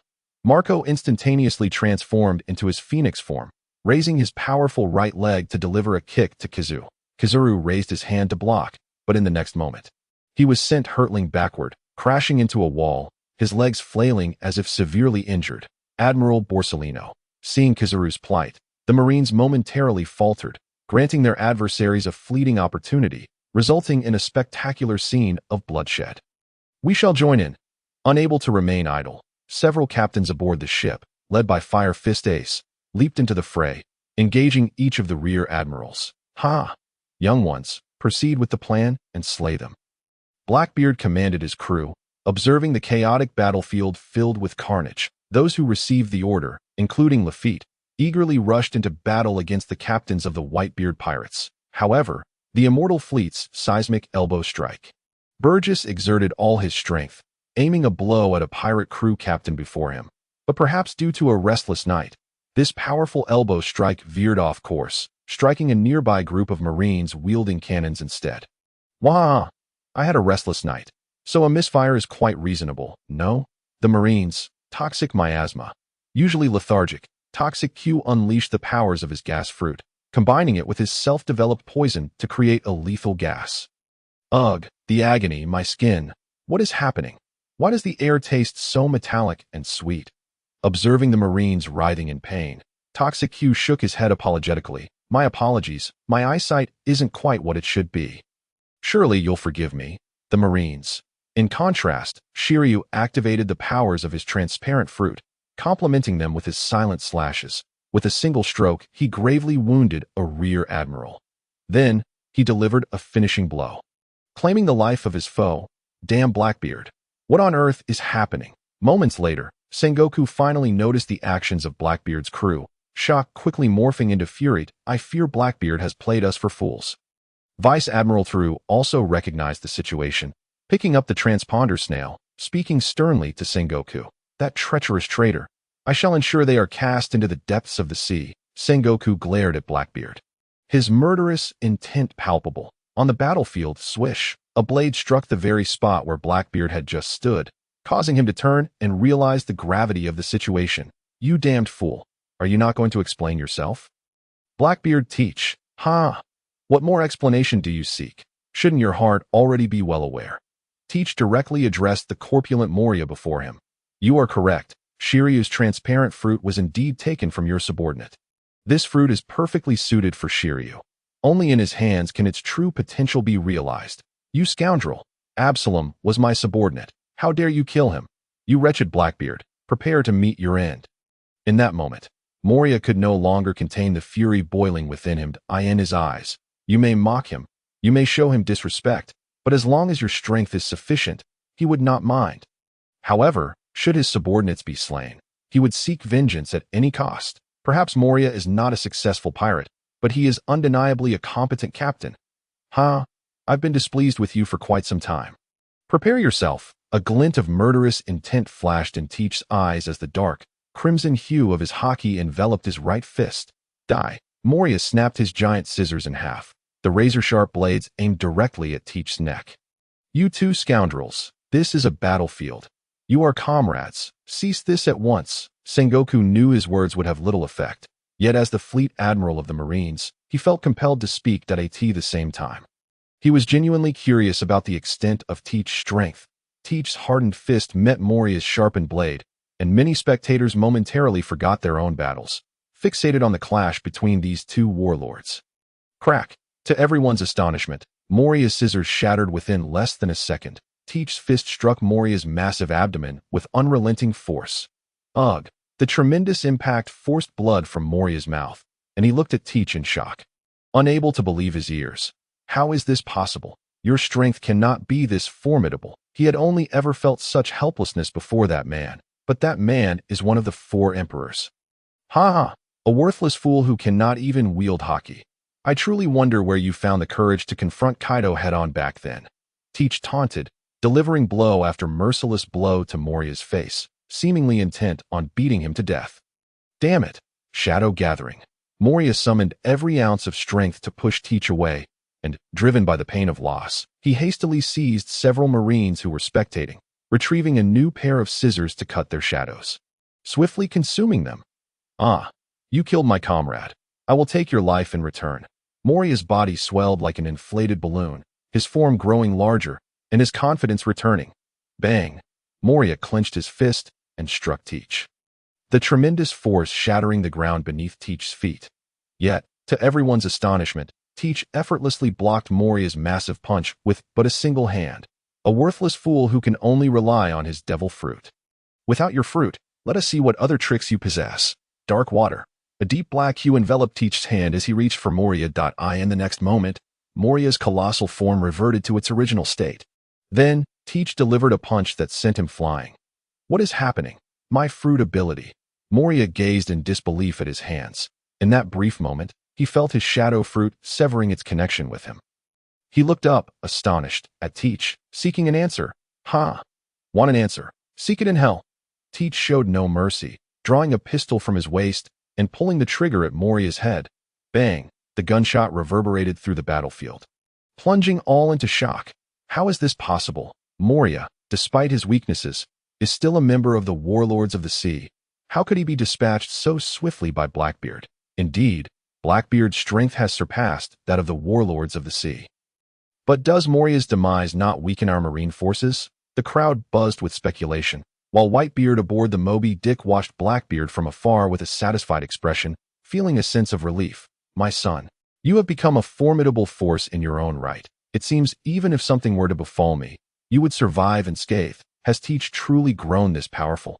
Ace, having dispatched a rear admiral, gazed in astonishment at his former vice-captain. This man is truly a worthy vice-emperor, whereas I, as captain of the 1st Division, have surely fallen behind him considerably. What on earth is that Blackbeard up to? For now, we can only hope that he remains within the Navy's camp, silently contemplating the situation. However, even he may not dare to believe his own thoughts. Humph, a dog bites another dog? Merely a group of wicked pirates. The remaining Akainu on the platform turned around, gazing fiercely at Whitebeard in the distance. The sacrifice for justice is indeed honorable. The Navy will remember you all. Meteor Volcano, Akainu roared, activating his magma fruit.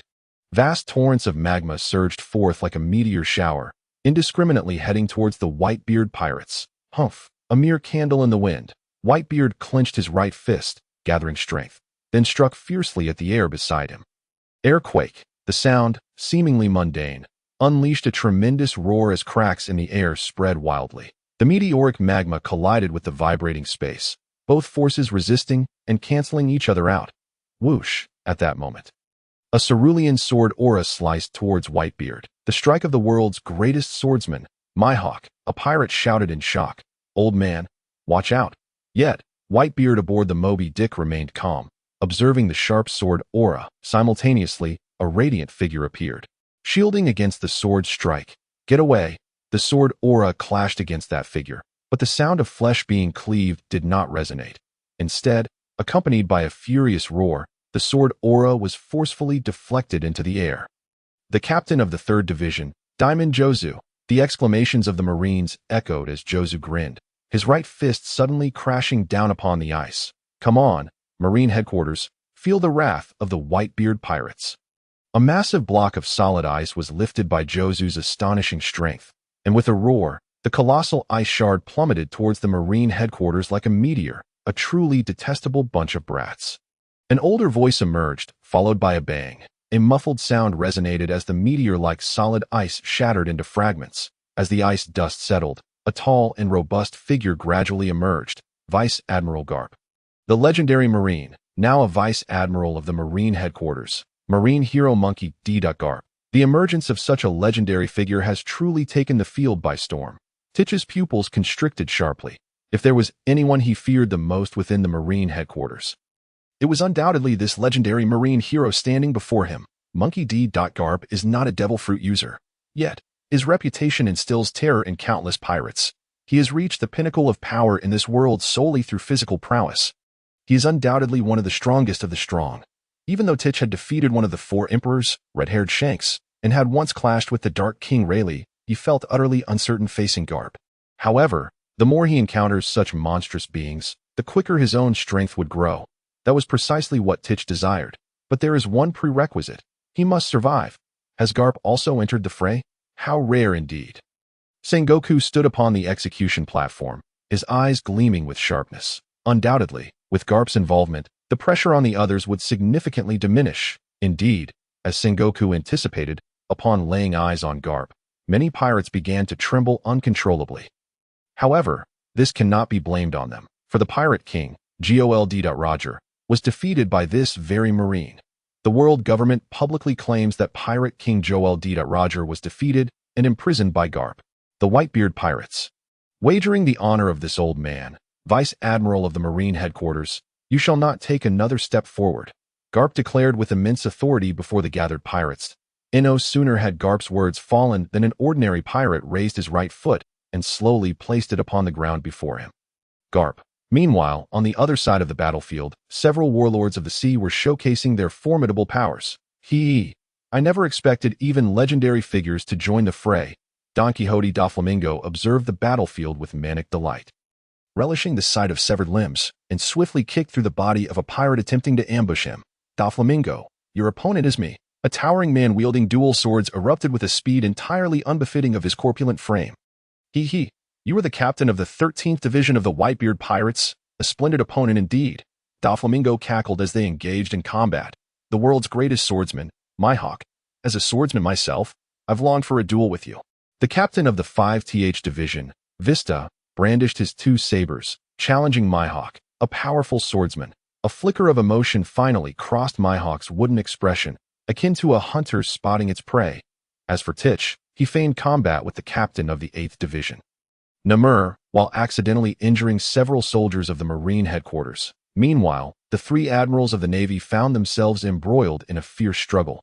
Aokiji, alongside the captain of the 5th Division, Diamond Jozu, the captain of the 12th Division, Harda, and the captain of the 14th Division, Spido, faced off against one another, engaged in a fiercely balanced battle. Kizaru, on the other hand, was confronted solely by the captain of the 1st Division, Phoenix Marco, who, thanks to the Phoenix's remarkable regenerative abilities, was able to hold his own against the not yet fully unleashed Kizu.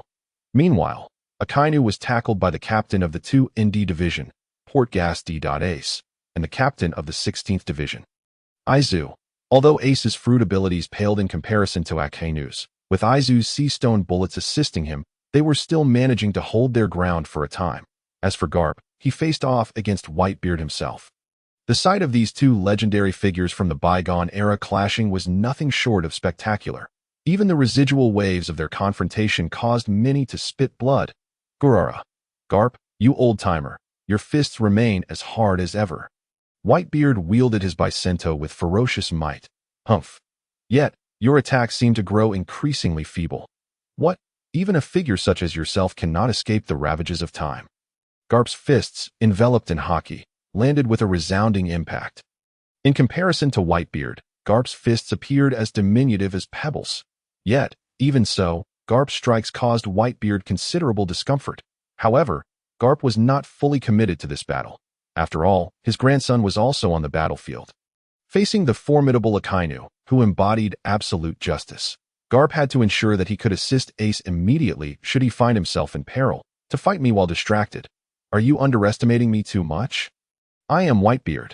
As Garp's attack slowed, Whitebeard's fury ignited. While Whitebeard was certainly concerned for his son, the ravages of time combined with internal injuries had greatly diminished his strength. He needed to concentrate fully to match Garp's prowess. But at that moment, an unexpected turn of events occurred. Great eruption. Akainu's attack was exceedingly fierce. He suddenly seized upon a moment of negligence from Ace, launching a punch towards Ace's heart. the fist, enveloped in searing magma. Would undoubtedly recreate the scene from the original work if it connected with Ace. This is bad. Iron fist, shattering mountain. Observing Ace's imminent danger, Garp's expression shifted in alarm as he hurriedly pushed Whitebeard back. His right fist cloaked in dense haki, leaping high to strike Akainu. Of course, this blow would not claim Akainu's life. Even in his panic, Garp maintained a sense of restraint. At most, it would only leave him paralyzed from the waist down. Ace, having been forced back by Garp, Whitebeard noticed his son's perilous situation, and in that moment, he could think of nothing else. Dragging his aged body, he frantically activated the powers of his Tremor fruit. Earthquake. This meant that Akainu would now face two simultaneous onslaughts from legendary figures. However, did you think this was the end, Red Dog? I curse you. Dark binding, spatial tremor. Titch, having noticed Ace's imminent peril, could no longer afford to conceal his identity. The powers of two devil fruits surged within him, and he unleashed a powerful strike aimed directly at Akainu's head. Akainu, in that fleeting moment of life and death, Akainu's instincts, honed through countless battles, rang alarm bells in his mind. He swiftly retracted his fist, transforming into a torrent of magma that flowed through the fissures in the earth. The next instant, the ground where Akainu had stood sank a full 5 meters. This was Garp's iron fist. A terrifying rift appeared between Whitebeard and Akainu, the tremors emanating a quaking aura that left many trembling. Meanwhile, Titch's strike, originally aimed at Akainu's head, veered off course due to Akainu's evasion, causing everyone in its path to hastily dodge. Ultimately, the blow struck the frozen tsunami, and after a tremendous explosion, half of the tsunami vanished entirely. What on earth just happened? Standing on the execution platform, Sengoku's bewilderment was palpable. The battlefield had descended into an eerie silence, as all eyes widened in shock at the destruction wrought by Teach and his companions. Is this truly the extent of power that humanity can wield? A naval rear admiral, confronted with the scene before him, could not help but swallow hard. Such an assault, perhaps even Captain Marco could not withstand it. A pirate, his throat parched, reflected upon his long tenure as a member of the Whitebeard Pirates' 1st Division. He had been aboard for quite some time, and was well aware of Teach's endeavors to hone his skills. Yet, he could scarcely fathom how rapidly Teach's strength had escalated. Teach. Ace hurriedly approached Teach's side. Days prior, Teach had relayed over the transponder snail his intention to infiltrate the Navy as a spy, aiming to deliver a significant blow to their forces. However, through his own negligence, Teach had been exposed prematurely, filling Ace with immense guilt. Captain Ace, it has been far too long. Teach extended his long arms, embracing Ace in a long-awaited reunion. Yet, the dense chest hair made Ace feel somewhat uncomfortable. Indeed, it has been a while. You have grown immensely powerful. I never imagined that as the captain of the 2nd Division, I would be unable to best my own vice-captain. Their camaraderie was deep, a testament to their strong bond of friendship. In that moment, they both forgot they were amidst a battlefield, lost in the joy of their reunion. Blackbeard Teach had truly played his cards well. Sengoku gritted his teeth in frustration, lamenting how this scoundrel had accepted the title of Warlord of the Sea, capitalizing on the advantages it conferred to reap untold benefits. And now, you dare to claim you are a spy. After I had finally placed my trust in you, you caused me to suffer such a crushing defeat. Blackbeard Marshal D. Teach. Is he also your son? But he does not seem to be one of the captains of the 16th Division, does he? Kapu, upon seeing Ace unharmed, felt a surge of relief. Wahaha. Of course. He is my son. He is the vice-captain of our 2nd Division. Though he holds the title of vice-captain, his strength has long surpassed that of a captain. After his training, even I cannot gauge his true power.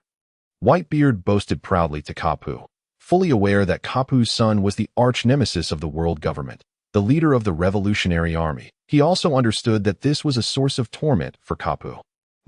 I wonder where you old fool finds such good fortune, Kapu muttered, his tone laced with envy, yearning to enjoy familial bliss with his own children. Yet, with one son and 2 grandsons all positioned against him, it was a headache he could scarcely bear.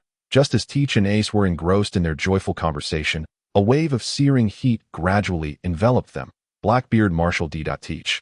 I cannot believe you would dare betray the Navy. Truly, a pirate is a pirate. This so-called warlord of the sea is nothing but a farce. A stern voice echoed in Teach's ear as the ground began to crack, revealing torrents of red magma. Sensing the imminent danger, Teach swiftly shielded Ace behind him.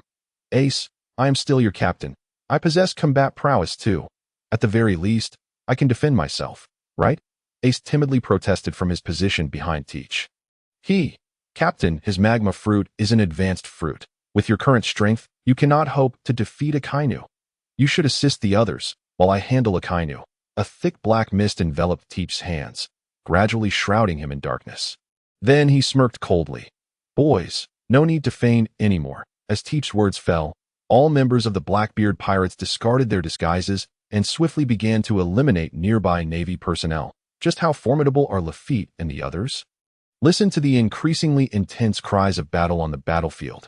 Very well, but do take care of yourself. Ace opened his mouth, yet found himself at a loss for words to counter a supernova from years past. His rebellious spirit faded, replaced by a sudden sense of powerlessness. It felt as though it had always been his role to protect others. Humph. Merely two ruthless pirates. No need to rush. I shall personally eliminate you. None shall escape. Akainu's figure finally emerged before Teach, towering over him at over 3 meters, his body cloaked in molten magma, with drops of lava creating pockmarks on the ground below. Admiral Sakazuki, what a pleasure to meet you. No need to be so tense, right? Teach regarded the man before him, a torrent of complex emotions swirling within. In truth, everything Akainu had done was justified from his standpoint. He was a diligent, yet utterly uncompromising admiral. However, I am a member of the Whitebeard pirates. That is my home, and you seek to destroy it. By virtue of this alone, we must settle this once and for all. Just a wicked pirate.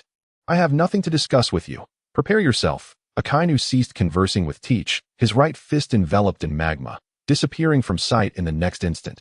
To your right, Teach's observation Haki, honed through countless enhancements, issued a warning, and he swiftly turned, activating the power of the dark fruit to confront Akainu head-on. Dark water, dog bite red lotus. A swirling vortex of darkness materialized in Teach's hand, colliding with Akainu's magma shaped like a canine's head. Boom!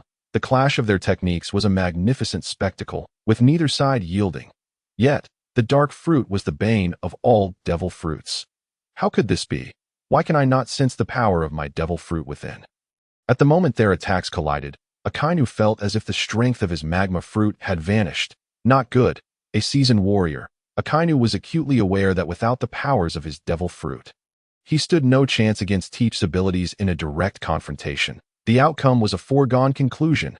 Armament. A formidable layer of armament Haki enveloped Akainu's fist, and in the next moment, crack. With a pained cry, Akainu was sent flying, skidding across the ground for over 10 meters before finally coming to a halt. Admiral Akainu, given the intelligence capabilities of your navy, you must be aware that I am a dual devil fruit user. Correct? Teach's left hand remained shrouded in thick darkness, while his right hand clenched into a fist, unleashing a wave of white light. The tremor fruit of Whitebeard. Akainu rose, his gaze toward Teach seething with fury. Although the previous strike had not inflicted significant damage, he found it intolerable to be so easily dispatched before the eyes of the world, especially as one of the top 3 admirals of the Navy. He was not Kizaru. He had his pride. Sengoku, standing on the execution platform, had witnessed everything unfold. He was astonished that in their first encounter, Sakazuki had come out at a disadvantage, grabbing the transponder snail. Sengoku's eyes gleamed with determination as he issued another command. All units retreat and execute the next phase of the plan.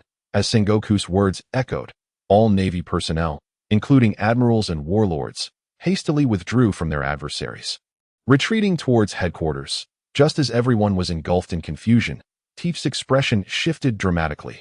Quickly, charge forward. Yet, the others were caught off guard, momentarily stunned. In those fleeting seconds, countless steel plates suddenly appeared on the towering walls, enclosing them within. Trapped like beasts, Whitebeard observed the thick steel plates surrounding them, marveling, "You truly are something else, Sengoku." You think this will confine us?" A flicker of irritation surged within Teach, and as he summoned thick black smoke, the white wave upon his right fist deepened in hue. The lament of the earth. With a resounding shout, Teach unleashed the full extent of the tremor fruit's power, striking his right fist upon the ground beneath him, eliciting a cacophony of cracking sounds. Look, what terrifying fissures, like a spider's web. Is this truly the authentic strength of Teach, the vice captain? Such a power is truly enviable. This move of Teach's combined the might of both the dark fruit and the tremor fruit. Yet, despite this, the Navy's steel plates, forged from high-grade steel, remained unscathed. Only a few small cracks marred their surface. Humph. These plates are a full half-meter thick. Even if you can destroy them, it will certainly take considerable time. And that is precisely when we will strike back, a cold voice declared among the Navy, as he gestured to the surrounding soldiers. Fire! Countless cannons unleashed a relentless barrage of cannonballs, turning the enclosed area into a sea of flames. Damn it! Teach glared at the imposing steel plates, frantically channeling the power of his tremor fruit. He was undoubtedly aware that if he were to delay by even a second, it could result in the sacrifice of numerous lives. Every companion here was an elite, worth 100 ordinary fighters, and the loss of even one would be a tremendous blow. We must devise a plan. If this continues, our forces will be utterly depleted. Marco, harnessing the power of the Phoenix, relentlessly shot down shell after shell, even using his own body as a shield. Ha ha ha. That old man Sengoku seems to underestimate us. Whitebeard laughed heartily, then turned to Teach. Teach, lend me your strength. Whitebeard struck a signature pose, his arm muscles swelling dramatically. Understood, Pops. In an instant, Teach vanished from his spot, reappearing beside Whitebeard, mirroring his pose with arms crossed over his chest. Then, as if sharing a silent connection, both men swung their fists simultaneously. Crack! The immense force of their blows collided with a steel plate, shattering it into fragments with a crisp sound. I am Whitebeard. I am Blackbeard. Their voices shattered the silence of the Marine headquarters, halting the pirates' thoughts and the Marines' bombardment. This is the world's strongest man. That is the foremost among the 7 warlords. All eyes widened in astonishment as they beheld the contrasting figures on the battlefield. The combined might of the Quake and Dark Fruits far exceeding their imaginations. Ha ha ha. Charge, my lads. With a booming laugh, Whitebeard pointed his naginata forward, and countless pirates, led by Teach, surged ahead like a frenzied tide. Mere remnants of an old era. Soldiers, for the justice in our hearts, eradicate all pirates. Meanwhile, on the Marine side, Akainu led the charge, and the 2 colossal forces clashed once more. Sengoku stood on the execution platform, contemplating for a moment before raising his den mushi. Executioner, proceed with the execution of Sachi, captain of the Whitebeard Pirates' 4th Division. Yes. On the battlefield, Akainu clashed with Teach once again, the devastating magma and the world's most destructive fruit exchanging furious blows, creating a vacuum around them that no one dared approach. Garp also re-engaged, battling Whitebeard, 2 legends of the bygone era. One a hero of the Marine headquarters, the other the foremost of the 4 emperors of the New World. With the addition of Blackbeard's crew, the pressure on the captains of the Whitebeard pirates noticeably lessened. As time passed, the captains of the 43 pirate crews under Whitebeard gradually entered the fray, each seeking their own opponents to engage. Among the most remarkable was the imposing Ush Jr., whose colossal frame overwhelmed several Marine vice-admirals with each step, causing elite Marines to lose their fighting spirit. With their formidable numbers and exceptional combat prowess, the Whitebeard pirates steadily advanced toward the execution platform. Moments later, many pirates reached a mere few dozen meters from the platform, and at that moment, 2 executioners arrived, raising their long knives, ready to execute Sachi. But Van Augur was no pushover. Armed with his beloved pistol, he swiftly took the lives of the 2 executioners. Seeing this, Sengoku had no choice but to call for 2 more executioners. As for why Sengoku didn't take action himself, that's a question for him alone. In truth, the author simply hadn't thought it through. Meanwhile, on the other side, haha. Next up is Captain Buggy's grand entrance. The familiar Captain Buggy, amidst the adoration of a throng of young fans, was gradually losing himself. Buggy, the fervor of admiration on the faces of his young followers intensified. After all, the man before them was a former crewmate of Joel D. Roger, the Pirate King, a legendary figure indeed. So, esteemed Captain Buggy, shall we first claim Whitebeard's head, or shall we cast Garp from his pedestal? The young fans looked at Buggy, posing their existential queries. Well, I certainly desire the heads of both. However, my immediate priority is to secure a den mushi, so the world can witness my magnificent presence. Hearing the thunderous sounds of battle from afar, Buggy swallowed hard. Damn it, Can I really take on those monsters on the battlefield? Returning his gaze to the battlefield, the clash between Blackbeard and Akainu grew increasingly fierce. Kick. What a powerful strike. Teach gritted his teeth through the double pain, observing that Akainu was not faring much better. Humph, who would have thought? A mere vice-captain aboard Whitebeard's ship possesses such formidable strength. Akainu wiped the blood from the corner of his mouth, his demeanor shifting suddenly. But this battle ends here, though you are strong. Your stamina must be waning, no? Your attacks are becoming increasingly feeble. As your opponent, I feel a twinge of pity for you. Farewell, Blackbeard. Magma fist. Akainu roared, his right fist enveloped in searing magma, forming a giant molten fist. His eyes locked onto Blackbeard, determined to pierce his body. Just as he anticipated, his fist crashed down upon Teach, the magma seeping into his flesh, and moments later, an aroma of cooked meat wafted through the air. Teach. Sachi, kneeling on the execution platform, cried out in anguish, faced with the Admiral's lethal strike. Reluctantly accepting the grim reality, he feared that Teach's survival chances were minuscule. Damn it. Did I cause Teach to perish? In that moment, Sachi recalled the chubby crew member who used to pester him for cherry pies, tears welling in his eyes. Upon hearing Sachi's cry, the others froze in shock, slowly turning to see the torrent of magma truly engulfing Teach. Instantly, sorrow engulfed them all. Kick. I've endured quite a bit of pain to save you, Sachi.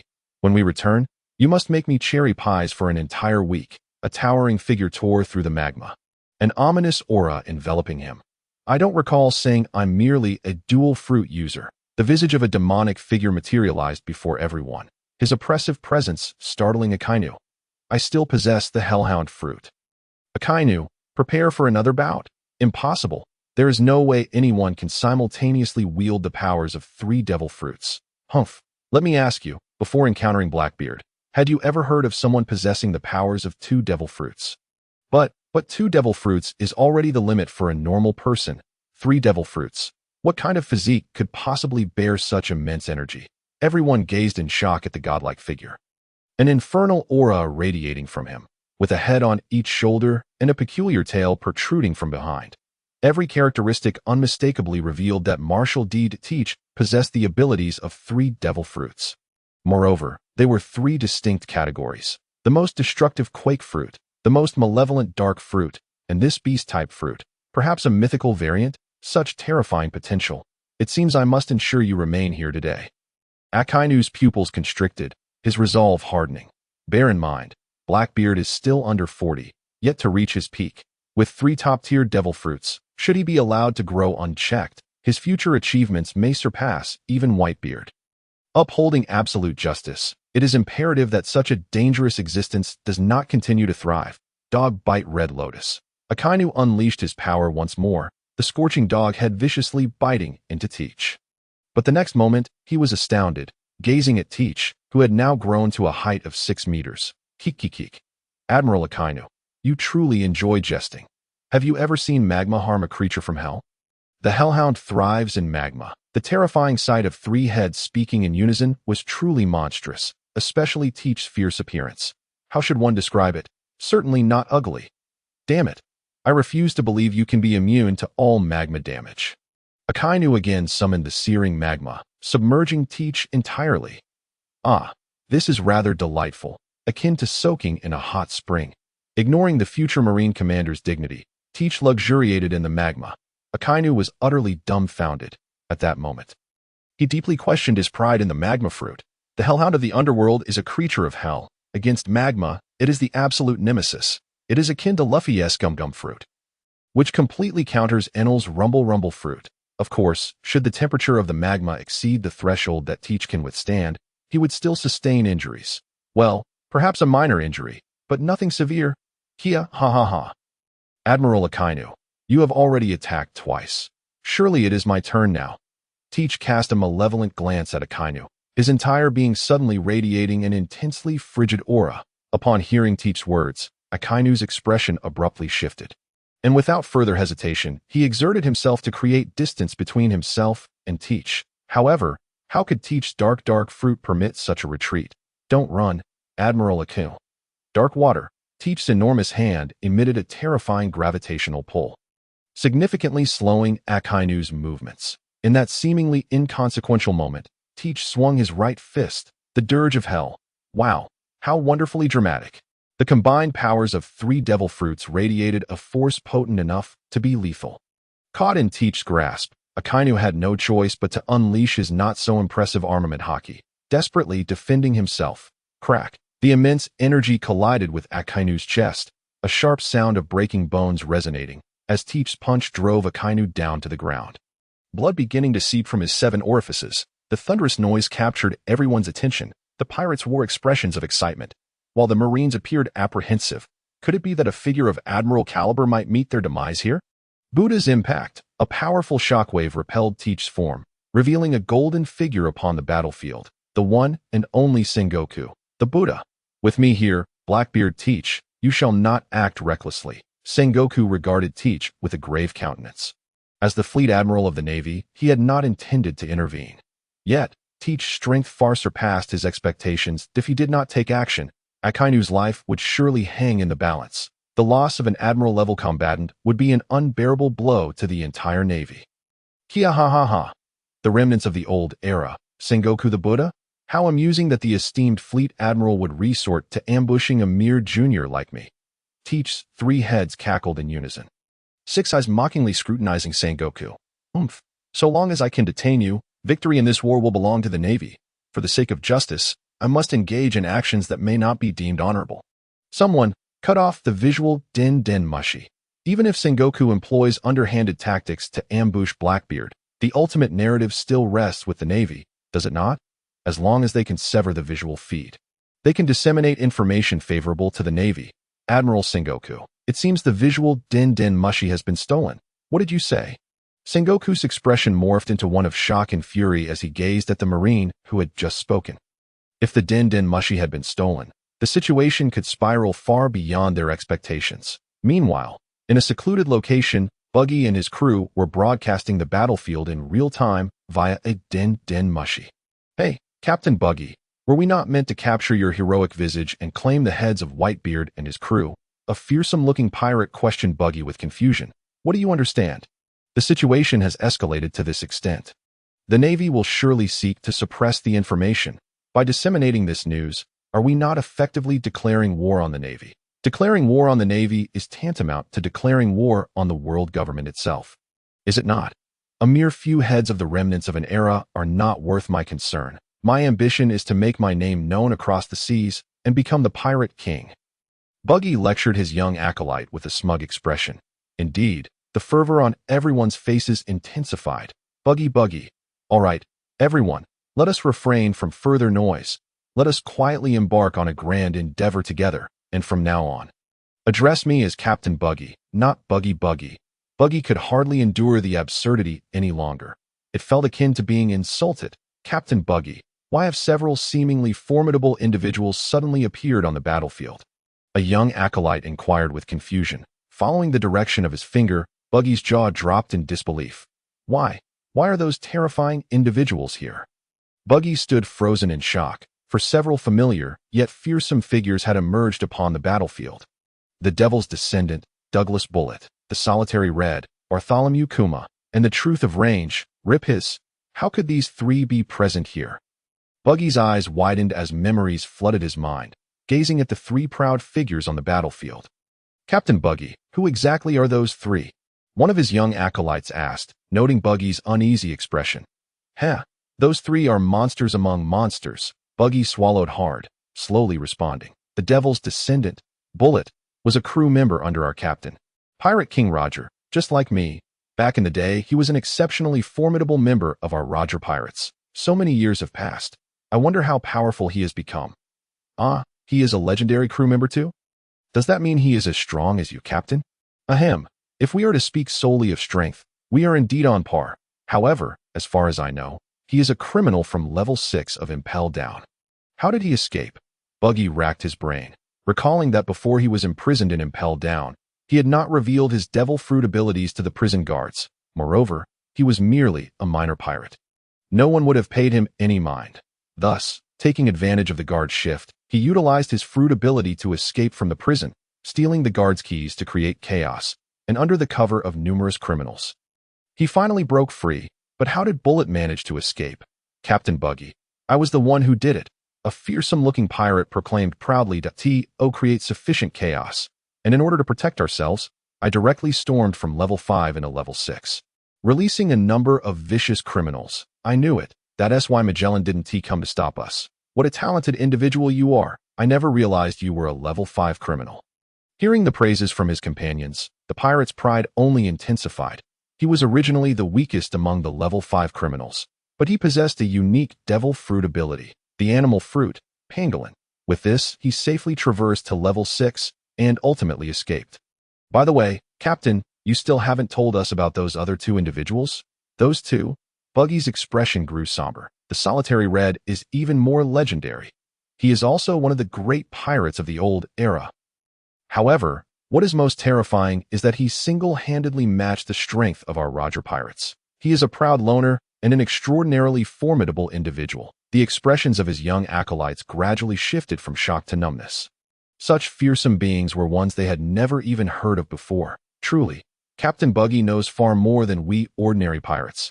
This sentiment seemed to resonate deeply with everyone, and they erupted into fervent cheers once more. As for the truth of range, he is a truly vicious individual. Unlike others, he revels in destruction. He delights in all manner of explosives. His catchphrase seems to be something like, "Explosion is art." My apologies. I digressed. On the battlefield, the fighting pirates and marines halted their actions, staring in bewilderment at the 3 terrifying figures. Guh Sengoku. How did these 3 manage to escape? Is it possible that your navy's impelled down is merely a facade? Whitebeard also ceased his battle with Garp, his gaze towards the 3 laced with gravity. Sengoku and Garp's expressions darkened instantly. Among all present, only a fraction knew of Bullet's true nature. As for the other 2, the number of those who recognized them was scarcely more than a handful, yet they certainly knew them, for the solitary red and the truth of range were captured by their own hands. Ha ha ha, long time no see. Garp? His surveyed the surroundings, fixing his gaze on Garp. Alas, how the years have flown. I have been confined in the undersea prison for a full 30 years. 30 years. Do you know how I have spent those 30 years? Rifus's emotions surged uncontrollably, his form suddenly vanishing from sight as he charged towards Garp with incredible speed, leaving a trail of afterimages in his wake. Garp, feel the weight of my vengeful fist. Rifus's aged arms bulged with muscle as he leapt into the air, then hurled a fist towards Garp. Humph, after all these years, you still haven't kicked the bucket, you bastard? Very well, let me escort you back to Impelled Down once more, where you may spend the remainder of your days. Garp snorted coldly, unflinching, and extended his right fist, choosing to confront this former ferocious pirate head-on. Ah, what a jest. A pirate, imprisoned and impelled down for 30 years. Deprived of sustenance, and with his physical prowess severely diminished, dares to challenge Garp to a battle of fists. You see, although he was sent flying and had his arm broken, one must always harbor aspirations in life. Mustn't one? Do not despair. Remember the tale of a young man who once attempted to withstand Leo's flying kick in the skies. Ah, the anguished cry of Rifit seemed to carve an arc through the air. Vanishing as swiftly as it had come, Sengoku. Has this fool lost his mind in prison? To challenge Garp in a battle of strength? Whitebeard. Is this it? I thought you had developed some remarkable martial art. What an imbecile. Teach. Surely he must have a close relationship with Liang Jingru. But what kind of relationship could it be?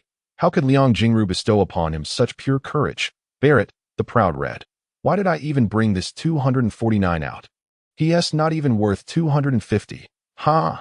What a lively scene. Amidst the disdain for Rifit, a hearty laugh resounded, and soon after, there appeared the red-haired pirates aboard the Red Force. Why? Why would the sovereigns of the New World arrive on this battlefield? Look, all the officers of the red-haired pirates have come. With the astonished cries of the Navy, the red-haired crew, brimming with confidence, stepped onto the battlefield. Gentlemen, grant me a favor, I shall give you a hammer of favor. Come here quickly. Shanks cleared his throat, ready to utter words of soul guidance, but was abruptly interrupted by Teach. You scoundrel, am I not simply repaying a favor? Does Shanks not care for his reputation? Speak again, and I shall announce my wedding tomorrow. No, I shall not permit this marriage. What else is there to say? Hurry and help us. The sooner we rescue Sachi, the sooner we return to the New World. Oh, Shanks displayed a disgruntled expression akin to a wronged wife. and, accompanied by his crew, slowly approached Whitebeard's side. "Huh, Navy, how do you like this surprise I have prepared for you?" Teach laughed maniacally, but Sengoku's next words sent a shockwave through everyone. "What? Sengoku, are you serious?" Upon hearing Sengoku's declaration, Carp's fist clenched tightly, his muscles trembling with disbelief as he gazed at Sengoku. Hey, Fleet Admiral Sengoku, such matters cannot be trifled with." Aokiji's usually half-closed eyes were now wide open. Could it be an order from above? At this moment, the only one clear-headed on the battlefield was Vice Admiral Tsuru, who understood that Sengoku would never propose an alliance with pirates. Indeed, Sengoku's words were a call to unite with the successfully escaped Barrett and his companions to confront the Whitebeard pirates. Once accomplished, all their previous misdeeds would be absolved, allowing them to reclaim their identities as ordinary citizens. Of course, these three would never truly become ordinary. Everyone understood this truth. Thus it could be interpreted as granting them freedom to resume their wicked ways. This was the command of the world government. Sengoku's veins bulged as he clenched his fist, feeling as though all strength had been drained from him, his form appearing considerably aged after uttering those words. Upon hearing this, all the Navy fell silent. Even the usually unwavering Akainu clenched his fists, yet ultimately spoke not a single word. The financial burden on the Navy each year is immense, and the funds provided to them come from the world government. To put it bluntly, the Navy is but a dog for the celestial dragons. Those swine. Carp exuded a menacing aura, furiously cursing. "Ha! Collaborate with the Navy and then grant us normal identities? That sounds rather enticing." Riffit chuckled darkly, then spoke. "If you wish for me to collaborate with you, it is not impossible. However, you must provide me with ample explosives after spending over 30 years in the underwater prison." "I have nearly forgotten what exquisite art is." Barrett pondered for a moment and then nodded slowly. "That I can collaborate with you, but I require 5 tons of the latest metal developed by Vegapunk." Sengoku's expression changed dramatically. What could 5 tons of the latest metal possibly signify?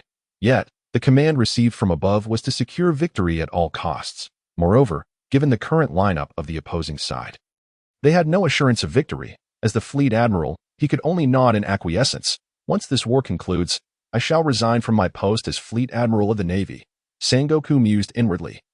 Having served in the Navy for countless years, the trials of time had dulled the fervor of his youth and blurred his initial sense of justice. "I refuse. I merely came to pay a visit to Newgate." The proud Red is indeed proud. He truly is. He slowly approached Whitebeard's side, and Teach, still uneasy, moved to position himself before his father, but Whitebeard's hand gently pressed on his shoulder. "Garara, who is the proud Red?"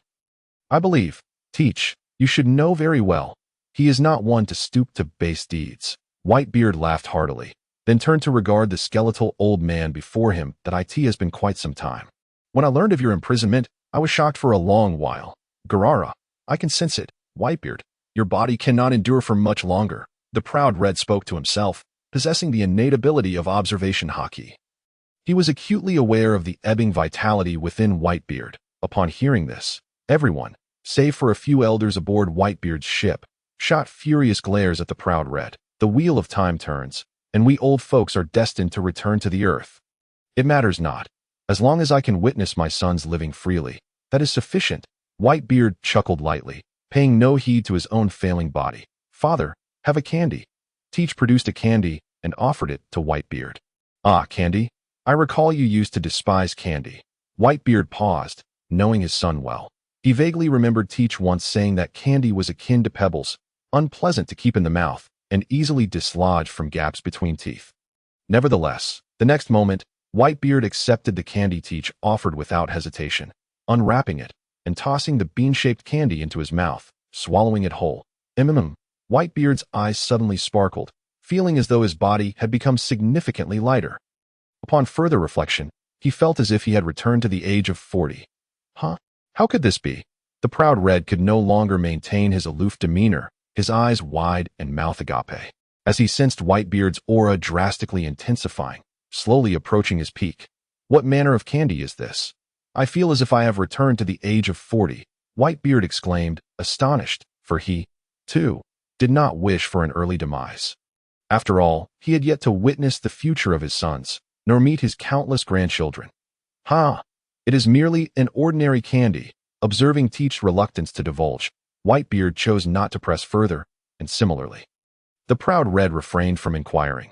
Thus, Whitebeard returned to his prime. Sengoku, why do I sense that old Whitebeard's presence has significantly strengthened? Carp scratched his head and remarked to Sengoku that in truth, it was not just the two of them. Everyone present who had cultivated their observation haki to a certain level felt it, that immense and searing aura. It was as if a nearly extinguished oil lamp had suddenly been replenished with a ton of oil, illuminating the entire arena. I cannot say, but regardless of what they have done, the victory of this war must belong to our navy. All for justice. Charge. Sengoku's voice ignited the flickering flame of justice in the hearts of all the navy personnel, who, at that moment, disregarded everything in their pursuit of victory in this battle. Whitebeard, I have decided. I hope we may meet again in the future. The proud Red also yearned for a piece of the candy that Whitebeard had consumed, so that he could return to his prime. However, after much hesitation, his character prevented him from wanting to owe anyone a favor, and he felt too shy to ask others for anything that in the end. He bid farewell to Whitebeard and swiftly vanished from the spot. The solitary red-haired Shanks reminisced about that legendary man, only to break into a hearty laugh a moment later. Ha! With formidable foes before us, let us first engage in battle. Red-haired pirates, follow me. How dare you steal my thunder? Young ones, prepare to attack. Kill, kill, save Sachi, kill, for justice. The two factions commenced their final battle, marking the decisive clash of this war. A moment that would alter the trajectory of the future. Aokiji no longer exhibited his usual languor. The power of the ice fruit sent shockwaves throughout the battlefield, turning every elite pirate he struck into ice sculptures. With few managing to escape, at this moment his opponents were Diamond Jozu, the captain of the 3rd Division of the Whitebeard Pirates, and Vista, the captain of the 5th Division. Akainu, bearing injuries, unleashed the devastating might of the magma fruit, ruthlessly claiming the lives of countless pirates, as the pain in his body transformed into boundless power, leaving no one alive in his wake. Whether they were pirates or marines, at this juncture, his adversaries were Marco, the Phoenix, captain of the 1st Division of the Whitebeard Pirates, and Flamenco, the captain of the 6th Division. Kizaru, with his understanding of the light fruit, moved gracefully across the battlefield, effortlessly dispatching one enemy after another. And after eliminating dozens of pirates, his attire bore only the slightest hint of dust. At this moment, his opponents were Portgas D.Ace, the Fire Fist, captain of the 2nd Division of the Whitebeard Pirates, and Loguetown, the captain of the 7th Division. Garp still faced Whitebeard. Their grand exchanges wrought destruction beyond the comprehension of ordinary individuals. The physically formidable Garp clashed with the peak Whitebeard, a scene that could be described as cataclysmic. Sengoku confronted Shanks. One was the fleet admiral of the Navy, while the other was the legendary user of the face fruit. Their imposing presence was unparalleled, even amidst the tumult of battle. The occasional outburst of Conqueror's Haki instilled dread in countless elites. Blackbeard faced off against Doflamingo, recalling how Doflamingo had insulted his father at the conference table. The power of 3 devil fruits completely suppressed Doflamingo's string fruit, leaving his once pristine attire in tatters. Yet, what puzzled onlookers was that despite Blackbeard's fist striking Doflamingo's face, the latter's glasses remained firmly in place. The captains of the Whitebeard Pirates and their subordinate pirate captains united against the majority of the Navy's vice admirals. Although most were outmatched by the Navy's vice admirals, a few pairs working together still held their ground. The crew of the red-haired pirates faced the remaining vice admirals and Riphis, though fewer in number. Each member of the red-haired pirates possessed remarkable strength. In one-on-one confrontations, they even began to subtly dominate the Navy's vice admirals. Beckman held Riphis at bay as the vice captain of the red-haired pirates. Beckman's prowess was indeed astonishing. Blackbeard's crew, led by Van Augur, continually monitored the situation at the execution platform, while Fak Oil was not present on the battlefield. The remaining members faced off against the other warlords of the sea, with Buggy squaring off against the formidable Barrett, their battle marked by brutal exchanges. Yet, the most captivating sight was Shiryu, who faced the world's greatest swordsman, Mihawk, their clash radiating an astounding sword aura. What was even more commendable was that Shiryu held his ground against Mihawk, not conceding an inch. Gora, it has been ages since I enjoyed a fight this much. Garp, take another blow from me. Whitebeard reveled in his battle with Garp. During his prime, Whitebeard was on par with Roger himself. Even Garp found little advantage against him. How peculiar.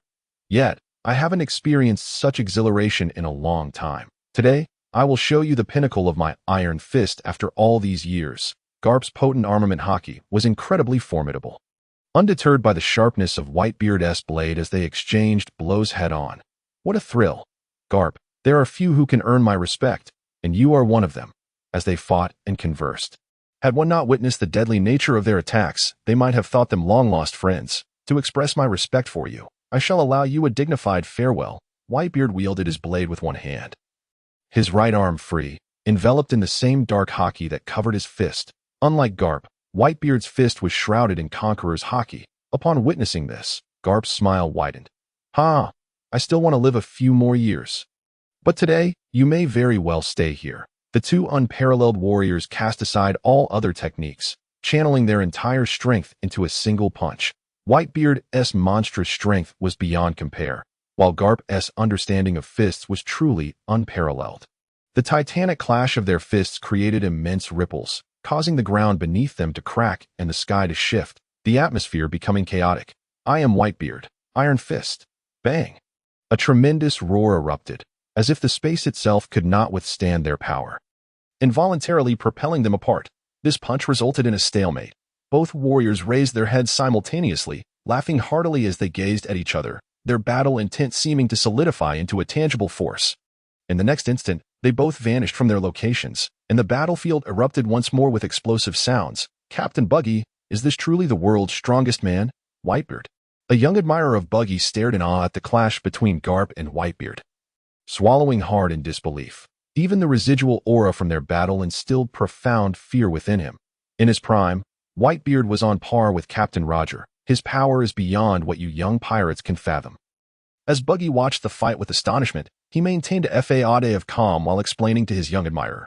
Truly, Captain Buggy. As expected, all the young admirers erupted in cheers once more. Meanwhile, on the other side of the battlefield, casualties among the top-tier combatants finally emerged. After delivering a thorough beating to Doflamingo, Blackbeard, considering his future prospects and the value of Doflamingo's connections, ultimately spared his life. Doflamingo, displaying remarkable awareness, began to feign a fight against one of the captains under Whitebeard. Blackbeard, having searched for some time, spotted a most grotesque individual, that a vice admiral of the Navy and a candidate for Admiral, Chagyu. Although Chagyu's strength was commendable, facing the already emperor-level Blackbeard, after merely 100 exchanges, he honorably met his demise. The footage captured by the snail phone and Buggy's crew recorded this scene in its entirety, leaving viewers worldwide with widened eyes, gazing at the well-known corpse on the ground. Vice Admiral Chagyu. Many Marines took note of the unfolding scene, and amidst their fear, they let out cries of anguish. Chagyu.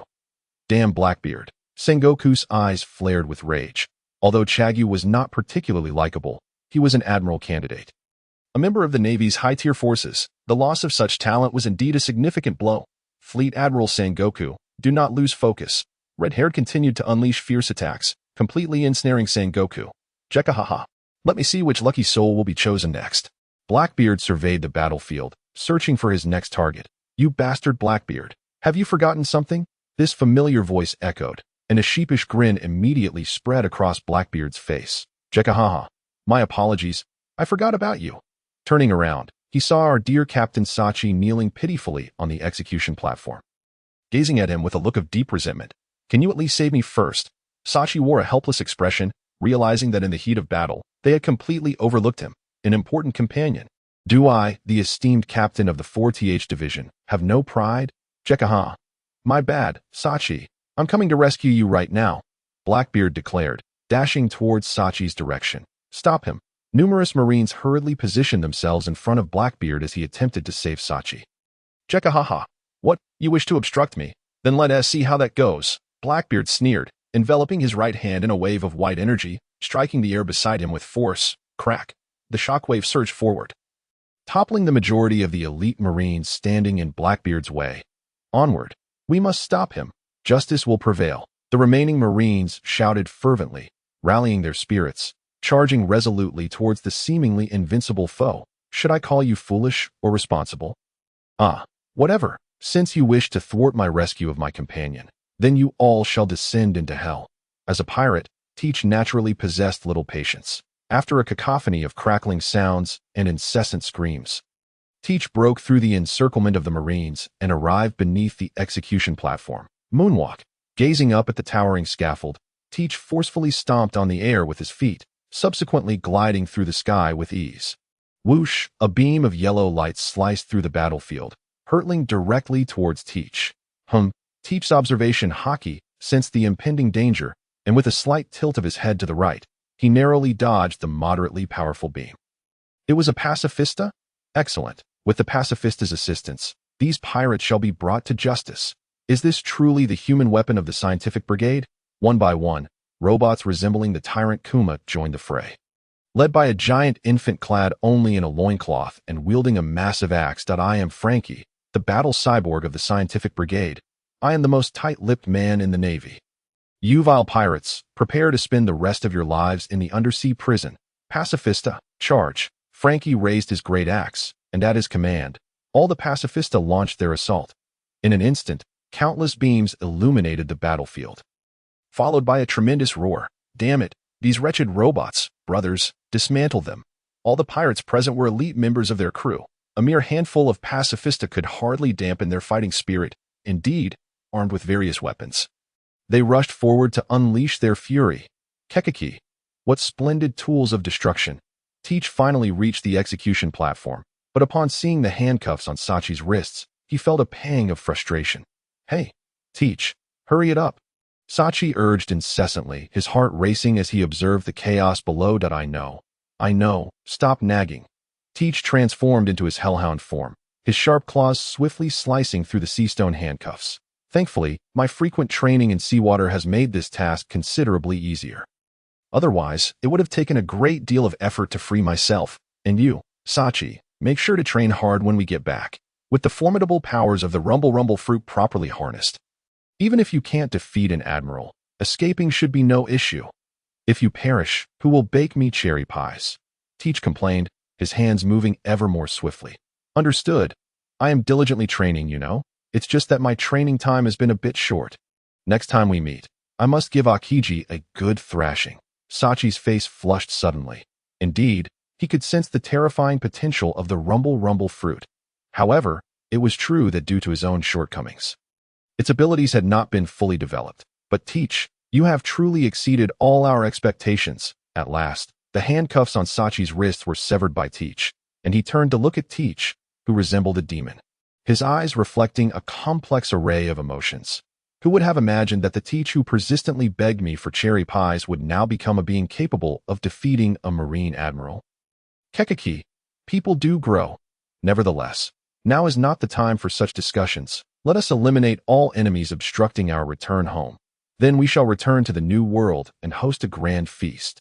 Teach clapped Sachi on the shoulder and leaped down from the execution platform. Damn it, just when I was about to be rescued, I must face a difficult task. Sachi laughed heartily, following Teach into the fray.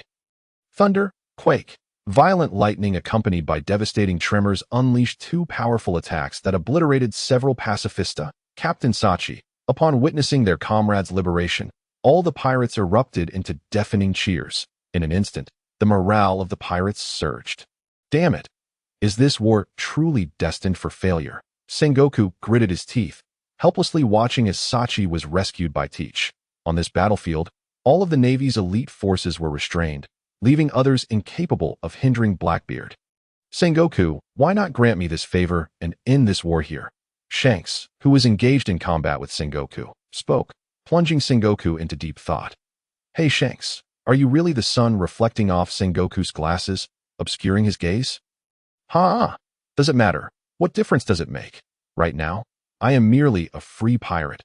Shanks's words momentarily stunned Sengoku, but he soon smiled in resignation. Very well, it is time to bring this war to an end. On the other side, Whitebeard, today I shall surely pluck out your beard. Damn you, Garp, if you have the guts, give it a try. If I don't beat the crap out of you today, consider it a clean slate. You call Ace your son, yet I am Ace's grandfather. Out of sentiment and reason, you should address me as such. Garp, if you utter those two words, it's over for you. Eat my blade. Ultimately, the war concluded with the Navy, led by Sengoku, acknowledging defeat. Both sides ceased hostilities, with the Marines busy rescuing their injured comrades while the pirates jubilantly returned to the New World, albeit with a tinge of melancholy at that moment. Ace stood on the dock, hesitating to board the ship, staring blankly at the elderly man before him. Ace, are you satisfied with your current life? Old man, I am free now, with many companions and a brand new goal. Ha! That's good to hear, Garp said, turning to leave, though his robust figure bore a hint of sorrow. Grandpa. Ace's words caused Garp to startle. Then he straightened his chest and laughed heartily. Ace, let us depart. The liberated Sachi patted Ace's shoulder. And both walked towards the ship home with complex emotions. Don't be sad, Sachi. We volunteered to save you. And in war, casualties are inevitable. Indeed, we are family. Everyone, thank you all for your immense support. Thousands of words were lodged in Sachi's heart, ultimately culminating in a simple expression of gratitude to his family. Gulalala, everyone, we're going home. The Moby Dick set sail, gradually disappearing from the Marines' sight. All the Marines sighed, their spirits heavy as they began to clear the battlefield.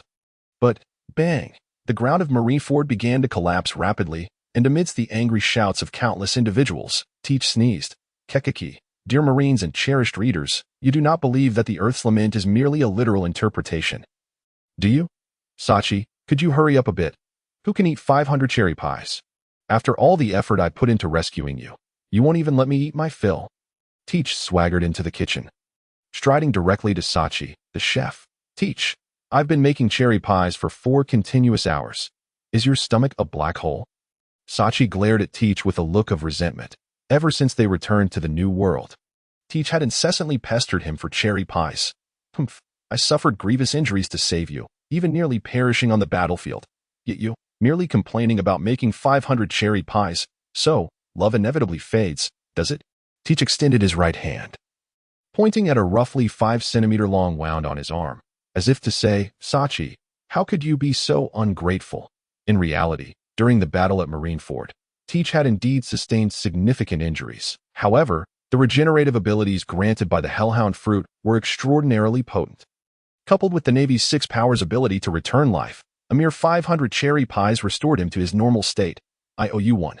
Damn it, even now, I haven't had a single bite to eat.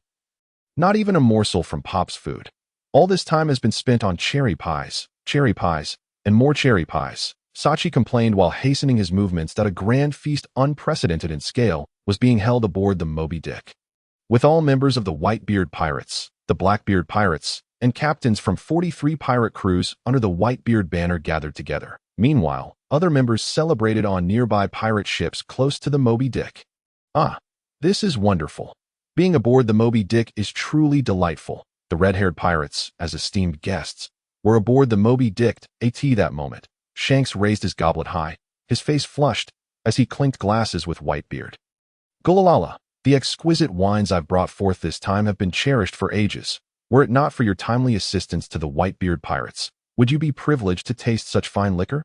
Whitebeard exclaimed, taking hearty swigs from a massive jug of spirits. Old man, you really ought to drink a bit less. Marco, seated beside Whitebeard, advised earnestly. Fear not. I feel as if I've regained 30 years of youth. The hidden injuries within me have long since vanished, Whitebeard replied, casting a resigned glance at his son Marco, who fussed over him like a mother as a man of the sea. How can you be so cautious even with liquor? Go fetch me more wine. All right then. Whitebeard, having regained his health, a conclusion reached after meticulous examination, felt there was no longer a need to monitor his father's intake. Where is that scoundrel Teach? Shanks surveyed the surroundings but failed to catch sight of Teach. Gulalala, he is probably in the kitchen with Sachi. After being away for so long, he must miss Sachi's cooking. Upon mentioning Teach, pride illuminated Whitebeard's visage. Hey, you red-nosed brat, don't play dead over there. If word gets out, it'll seem like I'm an ungracious host. Whitebeard shot a glance at Buggy, who sat quietly with his drink, nearly spilling it in fright. Hey, Buggy, can you not be such a coward? We're guests here. Whitebeard isn't going to eat you, Shanks remarked, observing his long-lost comrade, just as their group was about to return to the New World. A naval ship emerged into view. Initially assumed to be a Navy scout, it turned out to be a cadre of criminals clad in prison garb. What did you say? Do I look like I fear anything? I am merely a tad weary from not having rested for too long. And you, Shanks, you rascal, I never said I forgave you, so don't presume to speak to me. Buggy's expression transformed into one of fierce anger, his torso detaching as he lunged towards Shanks. All right, I understand. By the way, I have a treasure map here. Since you're still in a huff, I suppose you wouldn't want it, would you? I guess I'll have to hand it over to someone else. Shanks smiled subtly, pulling out a treasure map and waving it enticingly before Buggy, only to tuck it back into his cloak moments later. Treasure map. Buggy's eyes sparkled with brilliance, only to dim the next moment. Ahem, since you're so sincere, I'll begrudgingly forgive you for today. Buggy suddenly unleashed his true power, his terrifying speed catching even the illustrious Shanks and Whitebeard off guard in the blink of an eye. The treasure map that had been nestled in Shanks' possession was now in Buggy's hands. All treasures in this world now belong to Captain Buggy, he exclaimed joyously, examining the map with utter delight, completely shedding his earlier timid demeanor. Gulalala, what an amusing lad, Whitebeard marveled, then burst into hearty laughter. Ha! This time, your Whitebeard pirates have achieved a resounding victory. I wonder what your next move will be, Shanks inquired, his gaze suddenly shifting and intensifying upon Whitebeard. Heh, little red-haired brat, don't think I'm oblivious to your identity, Whitebeard declared, disregarding Shanks' changing expression as he took a swig from his bottle. I harbor no grand ambitions. I merely wish to protect my sons and see them become the freest men upon these seas. What they choose to do thereafter is beyond my control. I have a premonition that Teach will not cease his endeavors. He harbors grander designs, but that's merely because I still draw breath. Isn't it? Gulalala, rest assured, I am fully aware of what that lad intends. Yet, as his father, what right do I have to impede him? My concern lies not in his ambitions, but in his safety. However, should I allow him to pursue his desires unchecked, the world may tremble in terror. Whitebeard's gaze grew profound, yet after lifting his jug, that depth of meaning was once again concealed within his heart. Crescent Moon Island, situated in the New World, possessed an oddly shaped landmass resembling a crescent moon. Within the Crescent's arc lay several smaller patches of land. This island was rich in resources and boasted a comfortable environment, making it an ideal location for a stronghold. However, for many years, no pirate crew dared to claim it as their base, for this island was the territory of one of the 4 emperors, the Beast Pirates. Yet today, an unexpected group of uninvited guests had arrived. Jekakik, this island is quite delightful. The terrain is splendid, and it yields an abundance of cherries. Teach stood aboard the Thunder Gabba, spotting the coastline adorned with a vast array of cherry trees, their cherries vibrant and clearly of superior quality. Captain Teach, as I understand, this island possesses a unique geography, making it easy to defend yet difficult to attack. The environment is also quite pleasant, perfect for long-term habitation. Lafitte, well-versed in knowledge, continued as an accomplished navigator. Remembering such unique locations was second nature to him. Then what are we waiting for? I propose we claim this island as our territory, establishing it as our new base. Facu exclaimed excitedly, having found ample supplies and bountiful bounty in the naval headquarters warehouse after the Top War. Despite not participating directly, although he faced numerous adversities, thanks to his captain's rigorous training, Facu's skills had dramatically improved, especially after consuming the natural-type swamp fruit, making it a breeze to deal with weak marines. This venture had proven immensely profitable. Although ultimately, their captain presented Whitebeard with a share of the spoils, the remainder was distributed among the crew as generous rewards as the chief benefactor of their bounty. Facu's share was substantial, alongside a modest sum for purchasing wine. Thus, he was now the wealthiest member of the Blackbeard pirates, second only to Teach himself. Wah! Yet our Blackbeard pirates number fewer than 10. Moreover, this expedition is to secure a base for Captain Whitebeard. Burgess was indifferent to territorial claims, focusing solely on challenging strong opponents to enhance his own strength. Jekakik, Burgess speaks true. Our adventures are far from over. We cannot settle down too soon. Teach turned to Lafitte. Whose protection does this island fall under? Captain Teach, this is the territory of one of the 4 emperors, Kaido. However, it lies far from his main stronghold in Wano. I doubt they would recklessly engage us over this island. Don't fret. Even if Kaido dares to stir trouble, we need not fear him. Men, to the island! Teach waved his hand grandly, and the Blackbeard crew swaggered onto Crescent Moon Island. Hey, this island is under the protection of Lord Kaido. Members of other pirate crews are forbidden from landing. leave immediately. In the grandest structure upon the island, the Blackbeard crew faced two diminutive figures. Barely standing at 1.8 meters tall, clad in the attire of the beast pirates, their bodies trembling as they attempted to expel the Blackbeard crew. Jekakik, worry not. We are not benevolent souls. Kindly inform your superior that this island now belongs to the Whitebeard pirates. My message is delivered. You two may vacate, Teach declared before striding confidently inside, leaving the bewildered pirates no time to react, as Randu promptly tossed them out. What do we do now? We have no choice but to inform the captain. With our strength, facing that terrifying Blackbeard would be tantamount to seeking death. All right, I'll make the call now. It's me, Captain. The Blackbeard crew has come to Crescent Moon Island and tossed us out, claiming our territory. Yes, we are indeed useless. What? You say Jack is nearby? Splendid. We shall wait here. Jekakik, those two fools truly know how to enjoy themselves. So much gold and silver treasure. Fuck you. Retract your hand at once. It would be far better for me to safeguard these treasures. But Captain, my swamp fruit possesses the ability to store items as well. Absolutely not. What if the gold and jewels emerge as nothing but mud? Where would my dignity be then? But, what? Do you have a strong opinion? Go run 10 laps around this island for me. This is the captain's unique form of affection, and while you're at it, bring me back 10 pounds of cherries. Off you go. Upon witnessing Teef's antics, the others, who had initially hoped to partake in the spoils, swallowed their words. Well, at least the captain is rather generous when it comes to pocket money. However, at this moment, Teef's mind was consumed by a singular thought: cherry pie. All he could envision was cherry pie. After the group settled down to rest, Teef placed a call to Whitebeard, urging everyone to hasten to this island and commence its development. This island would soon become the stronghold of the Whitebeard pirates. Captain, look, Lafitte exclaimed, holding up a newspaper from a few days prior and presenting it to Teach. Ever since the revelry began, I haven't laid eyes on a newspaper. What intriguing tidings does it contain? Teach accepted the paper, and the others gradually gathered around, soon erupting in joyous exclamations. Ha! To think my bounty has reached 3.5 billion berries. The Navy truly is generous. Teach laughed heartily, as the front page naturally featured news of the Paramount War. The group's interest was piqued, and they began rummaging through a pile of newspapers in search of the latest bounty notices. Finally, the figures appeared before their eyes. Blackbeard Teach. Bounty 3.5 billion berries. Shiryu of the Ring. Bounty 1.8 billion berries. The Thief Faku. Bounty 1.2 billion berries. The Devil Sheriff Lafitte. Bounty 1 billion berries.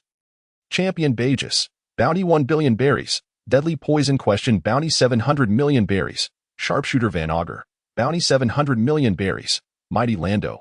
Bounty 500 million berries. The Chosen Shet. Bounty 500 million berries. While everyone was pleased with their bounties, they found themselves contemplating an amusing bounty notice. Fuck you. This fellow truly looked like this while stealing. Teach perused the recent newspaper, which was filled with various articles. One even reported that a Kainu had sunk Aokiji's bicycle into the sea. Upon closer inspection, it turned out that a Kainu had inadvertently knocked Aokiji's bike into the ocean. Those despicable sensationalists. As for the coverage of the Paramount War, it was nothing more than the Navy's desperate attempt to polish their image, attributing their defeat to the treachery of the pirates. Only by doing so could they preserve their last shred of dignity. Additionally, there was talk of removing Blackbeard Teach from the Warlords of the Sea and summoning new members. To supplement the Navy's forces, they decided to recruit on a global scale. Due to the war's devastation, Marineford had been destroyed, prompting the relocation of their headquarters to the former G1 branch, a formal entry into the New World. The most noteworthy announcement was that Fleet Admiral Sengoku would retire, transitioning to a behind-the-scenes role within the Navy. This explosive information sent shockwaves through the hearts of countless civilians, many of whom had watched the live broadcast of the Paramount War. As they recounted their experiences, the Navy's prestige was plummeting. Of course, those who shared their stories were not immune to the world government's intelligence agents' grasp. The wheels of the era are slowly turning. Who knows what thrilling events await us in the future? I can hardly contain my excitement. Teach laughed maniacally, oblivious to the fact that his personality had subtly absorbed influences from the original owner of this body. He had inherited a wealth of information about Blackbeard, assimilating all his memories, and upon reflection, Lin Ming understood why Blackbeard had acted as he did in the original work. You are a true rogue. Rest assured, Having inherited your body, I shall fulfill your unfulfilled wishes, Teach silently vowed, as a mad plan began to take shape in his mind. Captain Teach, Captain Teach. At that moment, a voice interrupted Teach's musings. Captain, I'm back. Facu burst through the door, a bag of cherries in hand. Captain, these are the cherries I painstakingly picked for you. Look at how plump they are, truly the finest of the finest. Facu eagerly offered the cherries. And Teach accepted the bag, his face breaking into a genial smile. How much did this bag of cherries cost you? Of course, this little bag cost me quite a fortune, Captain. How did you know? Facu's expression shifted from pride to horror in an instant, cold sweat trickling down his forehead, each droplet striking the ground with an unusually loud sound. You fool, it's one thing to trick me with purchased cherries. Can you not be more mindful and keep the change from the vendor? Teach pointed at the few coins in the bag, then kicked Facu on the backside. Facu's face flushed crimson as he noticed the amused expressions on his companions' faces. Then, from the corner of his eye, he spotted the bounty notices on the table. Is this a new bounty notice? Captain, do I have one too? Facu swiftly dashed to the table, grabbing a stack of bounty notices and eagerly flipping through them to find his own visage. Wow, the thief Facu, bounty 1.2 billion berries. Tis TSK. Not bad. The Navy has showcased my image splendidly. Perhaps Facu's nerves were wired differently from others. Facu, just how much did you steal from the Navy headquarters? Your bounty surpasses mine by such a considerable margin. Shet, standing nearby, couldn't help but inquire, as Facu's bounty was a staggering 700 million more than his own, relegating him to the lowest bounty on the ship. Me? I simply took everything of value from the Navy headquarters. As for the things I couldn't carry or those of little worth, I destroyed them all. There were also some items resembling devil fruits. But not quite. I deemed them worthless and didn't take them, merely crushed them instead. Oh, and I left behind a lot of eggs because they were of no value, however, to instill fear in the Navy. I specifically scrambled all the egg yolks. Facu raised his head, seemingly awaiting praise from his comrades, but the others were silent. Shet rubbed his temples and remarked, truly impressive. You really know how to get things done. The room was filled with a sense of camaraderie, but on the other side of the island. Bring the ship closer. We shall disembark as a collective. I want to see what the 3.5 billion bounty Blackbeard is all about. A familiar pirate ship, adorned with a colossal mammoth skull, a well-known man, possessing exceedingly rare ivory. Move faster. If we delay Lord Jack's battle, you all shall find yourselves laboring in the mines. One of the crew members barked at the ordinary sailors. Upon noticing Jack's expression, he quickly shifted to flattery. Lord Jack, please do not rush. In my opinion, that Blackbeard is merely a fortunate fellow. I suspect his strength pales in comparison to even a single finger of yours. After this operation, not only will your bounty soar, but even Lord Kaido may express his admiration and approval for you. The final remark ignited a spark in Jack's eyes. A devoted fan of Kaido, receiving praise from his idol was undoubtedly a cause for celebration. You quite impressive. In my view, you would be perfect for a position in Flower City. Jack's words sent the crew member into a frenzy of joy.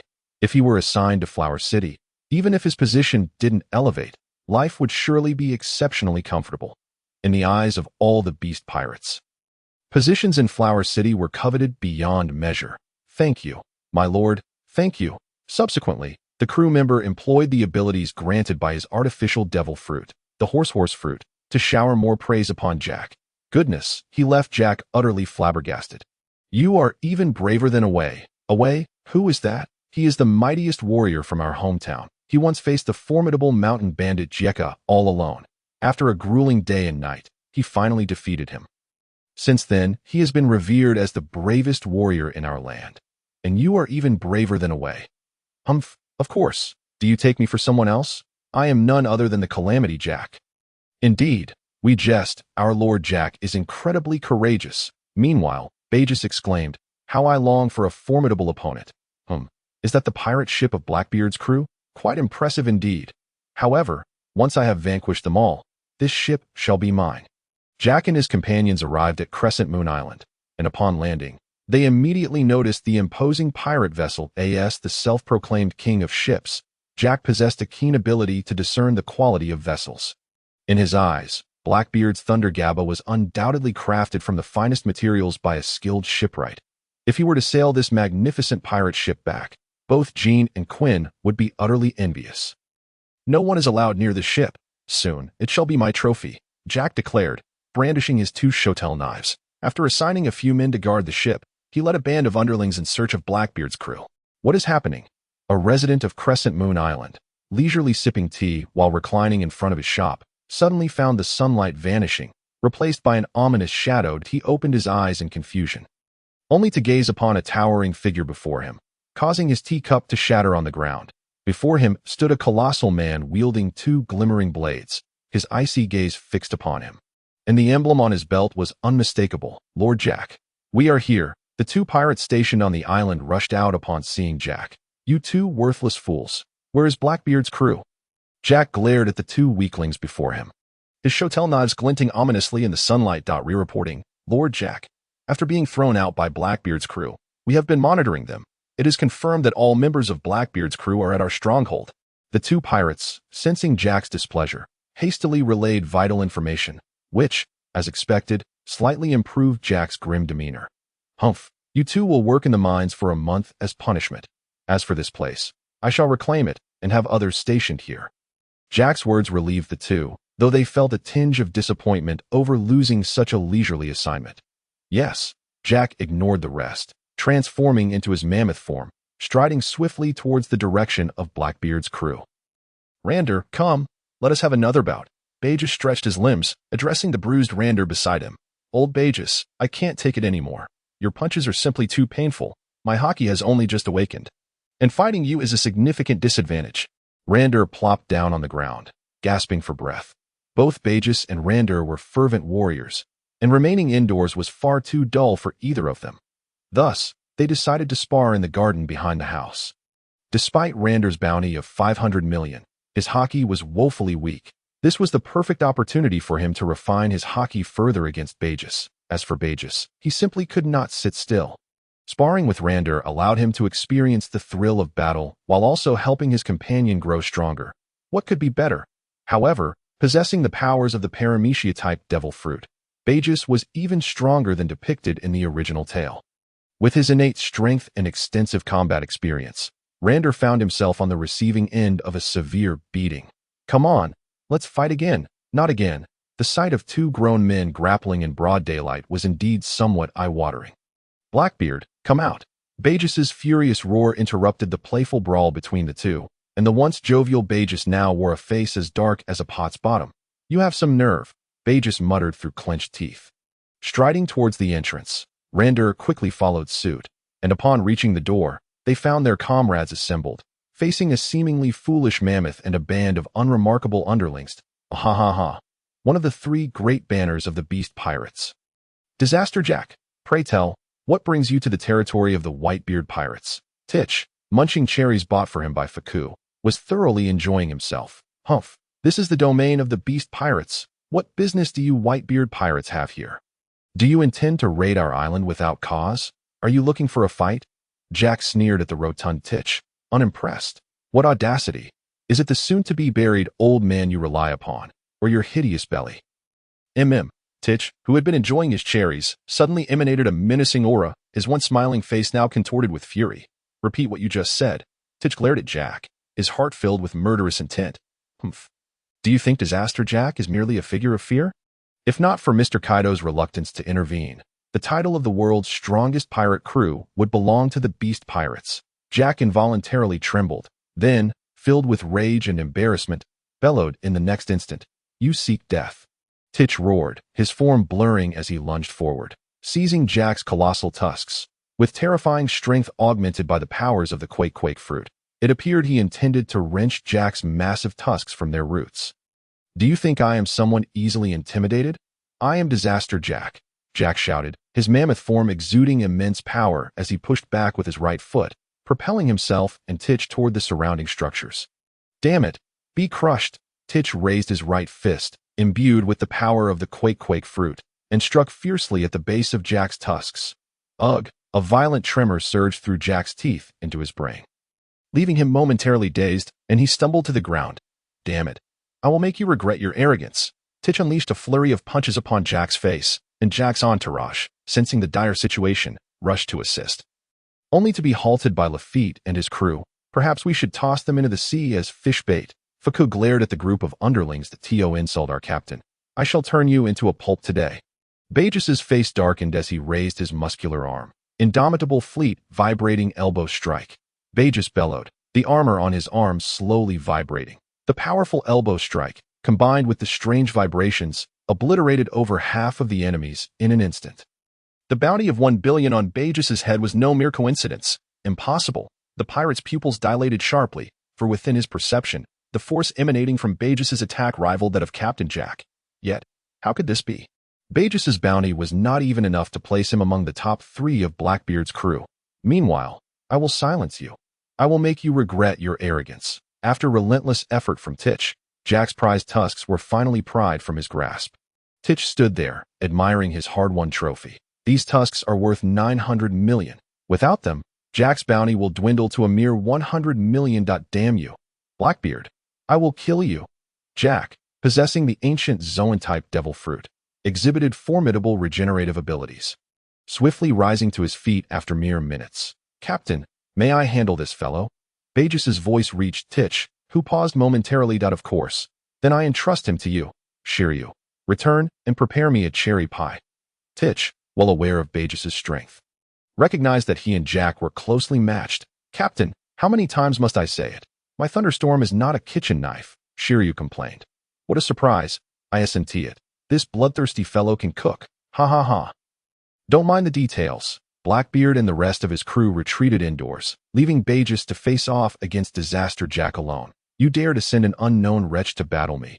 Blackbeard, do you look down upon me? Jack glared at Burgess, feeling the sting of Titch's humiliation. Ha ha ha. You dare to call me an unknown. Disaster Jack, I shall pluck your teeth one by one. Burgess, enraged to the point of laughter, could not believe he was deemed inconsequential despite his bounty of 1 billion. Such profound humiliation, combined with Titch's previous disrespectful actions, compelled Burgess to resolve to deliver a severe beating, ensuring Jack would have even fewer teeth than his captain.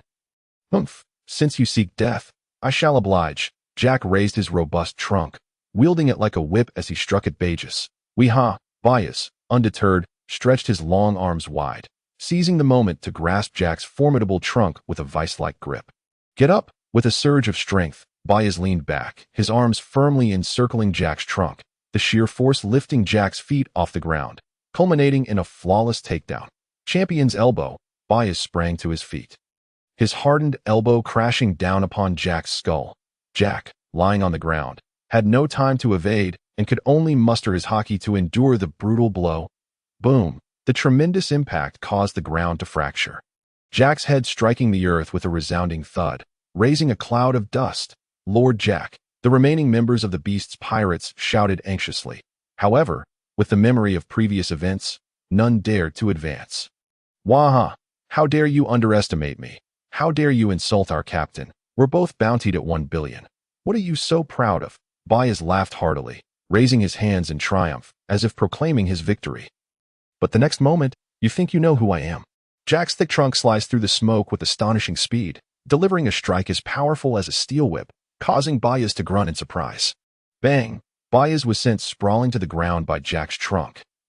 Lord Jack is magnificent. The pirates erupted in cheers, raising their weapons in fervor for Jack. Ha! I truly underestimated you, but your resilience makes you an excellent opponent. Come, let us engage in a fierce battle. Burgess rose, spitting out a mouthful of blood, his eyes ablaze with fury, his fists clenched and wildly aimed at Jack.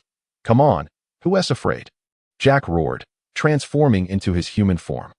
His fists similarly clenched, and the two erupted in a frenzied exchange of blows. Muda muda! Ora ora! Suddenly, their fists collided, and in an instant of unspoken understanding, they both charged their power, striking each other's faces simultaneously. Blood erupted from their mouths, yet they barely managed to steady themselves before once more engaging in their relentless clash. Lord Jack is so powerful. That champion Burgess is impressive too. Are these two monsters? You are strong. I acknowledge you, but as long as you can't knock me out with a single punch, with my Zoan-type devil fruit, I can gradually recover. Jack bellowed, unleashing another heavy punch. Wah! Indeed, if I didn't possess a devil fruit, I would have truly lost. A glint of determination flickered in Baya's eyes as he took another punch from Jack without flinching. What did you say? A sense of foreboding crept into Jack's heart. But in the next instant, Baya's elbow loomed larger before him. Die, Drought Jack. Unsinkable battleship. Causal elbow strike. Baya summoned all his strength, combining it with the damage he had accumulated. This strike represented his full prowess. Bang! The colossal sound reverberated, rendering several watching pirates from the beast's pirates momentarily dazed. You! Jack pointed at Baya's, only for blood to erupt from his mouth as his vision blurred, gradually collapsing to the ground. Waha! I am the champion. Baya's laughed triumphantly, his body going limp as he fell. Kekeki, truly, my crew is remarkable. Baya's, you did splendidly. As the door swung open, Blackbeard and his remaining crew emerged, Teach clapping heartily as he approached Baya's, pulling him up. Old B, you are truly impressive. The once arrogant Fak Oil, boasting a bounty of 1.2 billion, now completely retracted his delusions of being the third strongest of Blackbeard's crew. What a joke.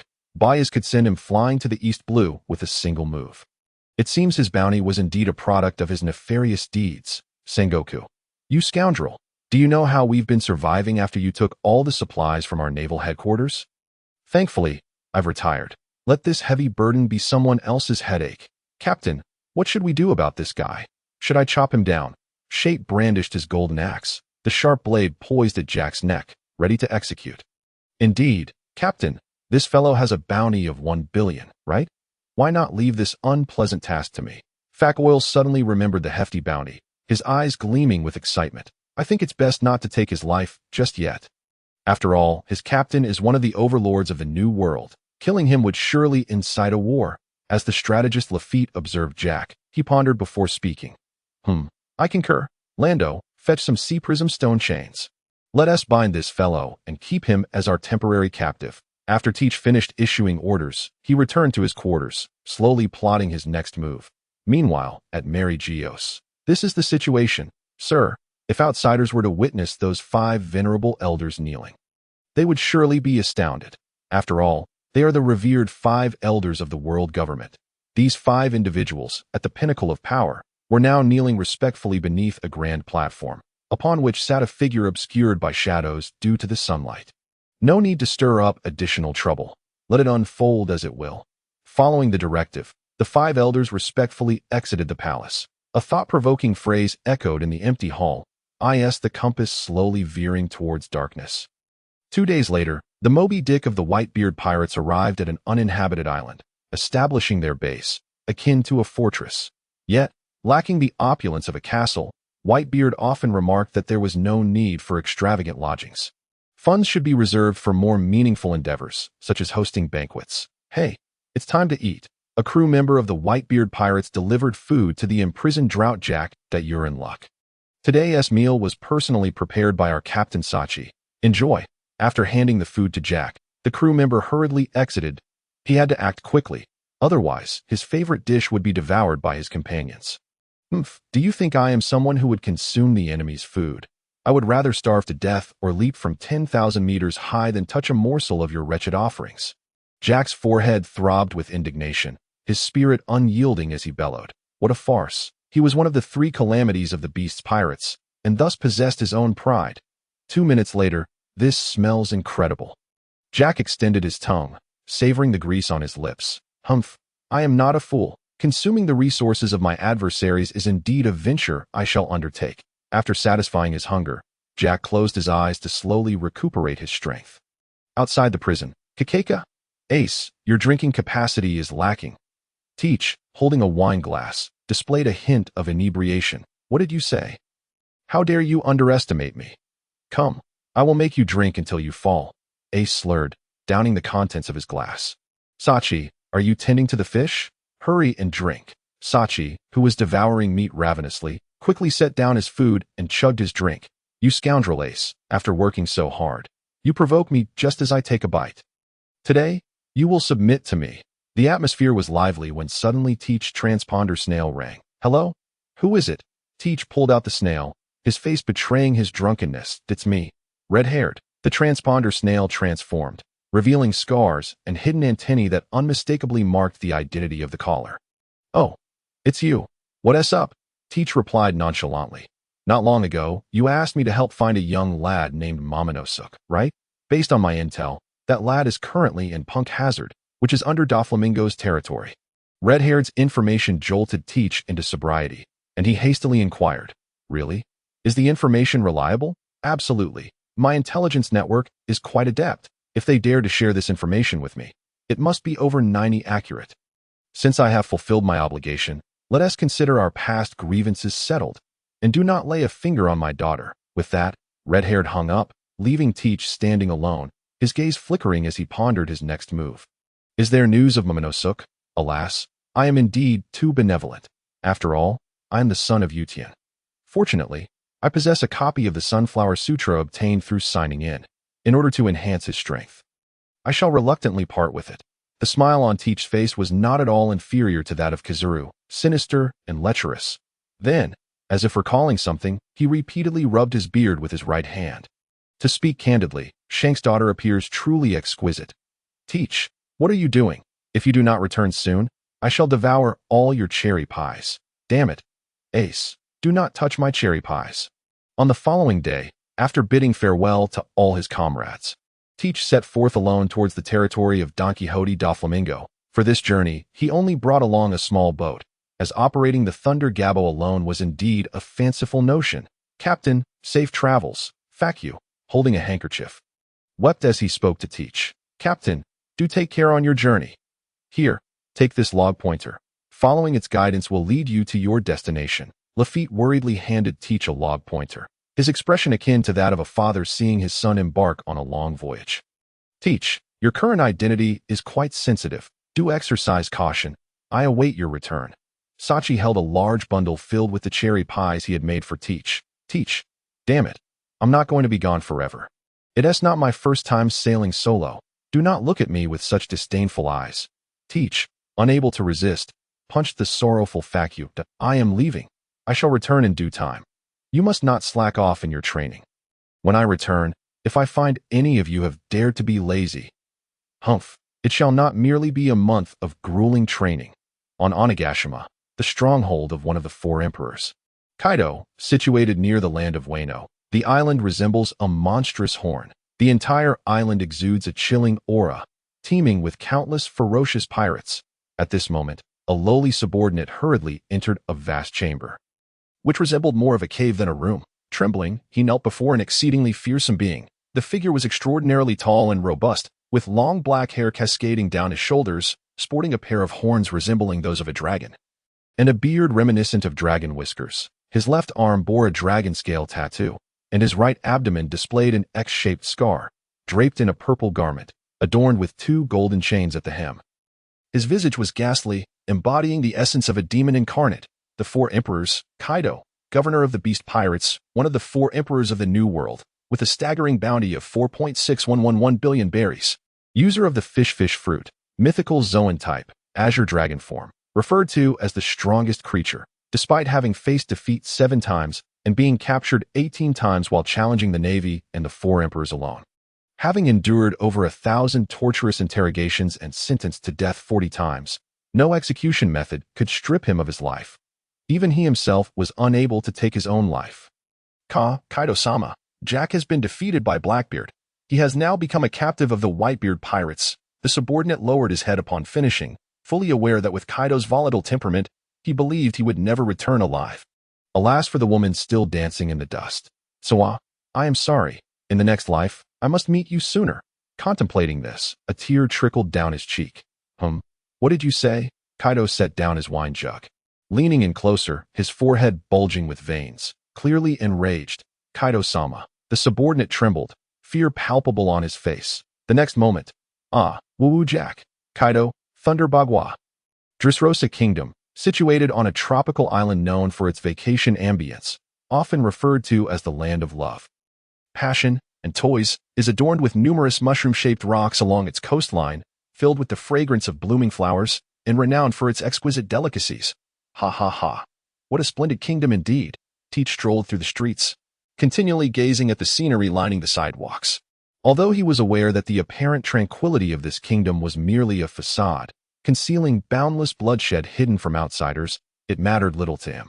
This world operates on the principle of survival of the fittest.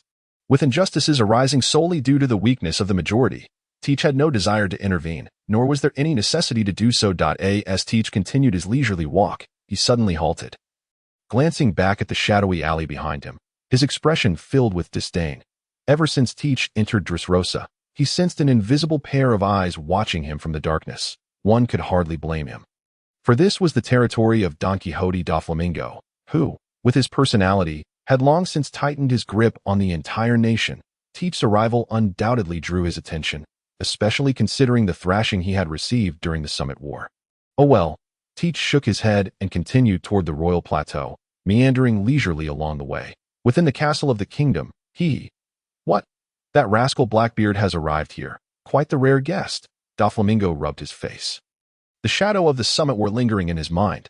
Moreover, it seemed that Blackbeard harbored a peculiar obsession with his glasses. Never mind. A guest is a guest, since he has come to my territory. It would be rather impolite not to welcome him. Buffalo, go fetch our esteemed guest. Torpole, arrange a banquet and retrieve a few bottles of my prized red wine from the cellar. Doflamingo commanded, and after a moment's thought, he summoned Dillinger. Dillinger, give the order to halt operations in our factories for a while. Store all goods in a concealed location. Furthermore, alert all family members to remain vigilant. That fellow is an unpredictable element. We must exercise caution.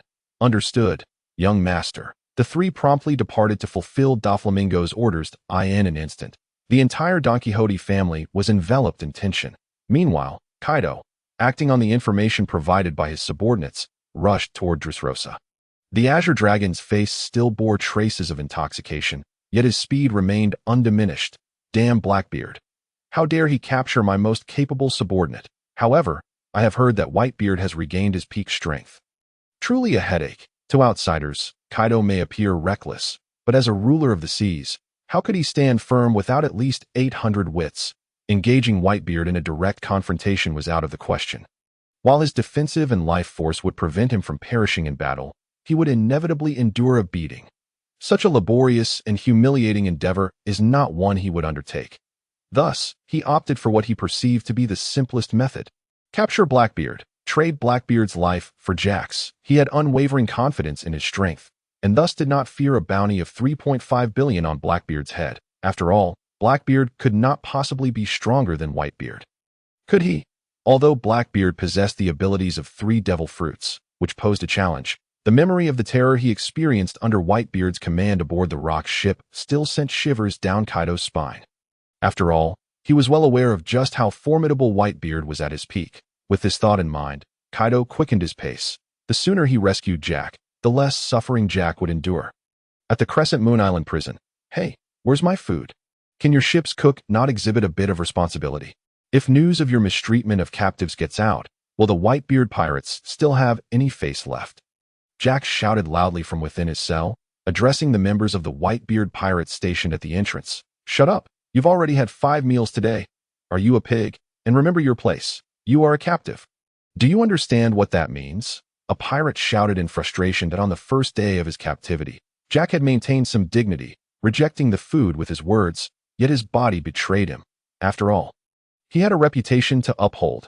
However, after tasting the culinary skills of the Whitebeard pirate's chef, Jack became insatiable. He bellowed daily, driving the guards at the entrance to report the matter to Captain Marco.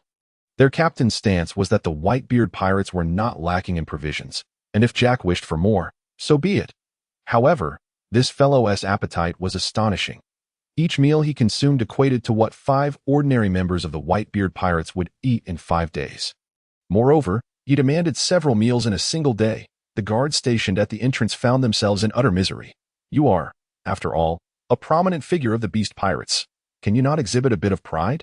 Furthermore, do you not have any cooks in your pirate crew?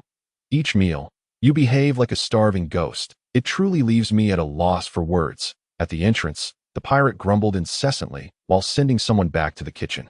Jack, sitting in his cell, let out a cold snort. Although he was reluctant to admit it, the meals prepared by his crew chef were undeniably mediocre. After all, their pirate crew valued brute strength above all else. And that standard applied even to the chef. Without extensive training, how could their culinary skills possibly be exceptional? Jack lowered his gaze to his slightly bulging abdomen and sighed. Alas, being a prisoner had only made him plump. However, one must wonder if Mr. Kaido would come to rescue him anytime soon. He felt he could endure for a few more days. No need for wild thoughts. He was merely consuming their resources. It was certainly not out of gluttony. Yes, it must be so. Returning his attention to the heights of Dressrosa, Doflamingo sat at the head of the table, wearing an odd smile as he regarded Teach, who sat opposite him.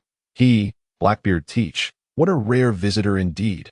Come, sample my exquisite vintage. Doflamingo gestured, and a beautiful maid beside Teach reverently poured him a glass of wine from a nearby bottle, then silently retreated behind him. Ha! Little Doflamingo, you are far too gracious. Teach raised the glass, feigning a sip. Delightful. Such a fine wine must come at a steep price, making it hard for me to ask for more. Upon hearing Teach's words, Doflamingo paused for a moment before responding with a chuckle.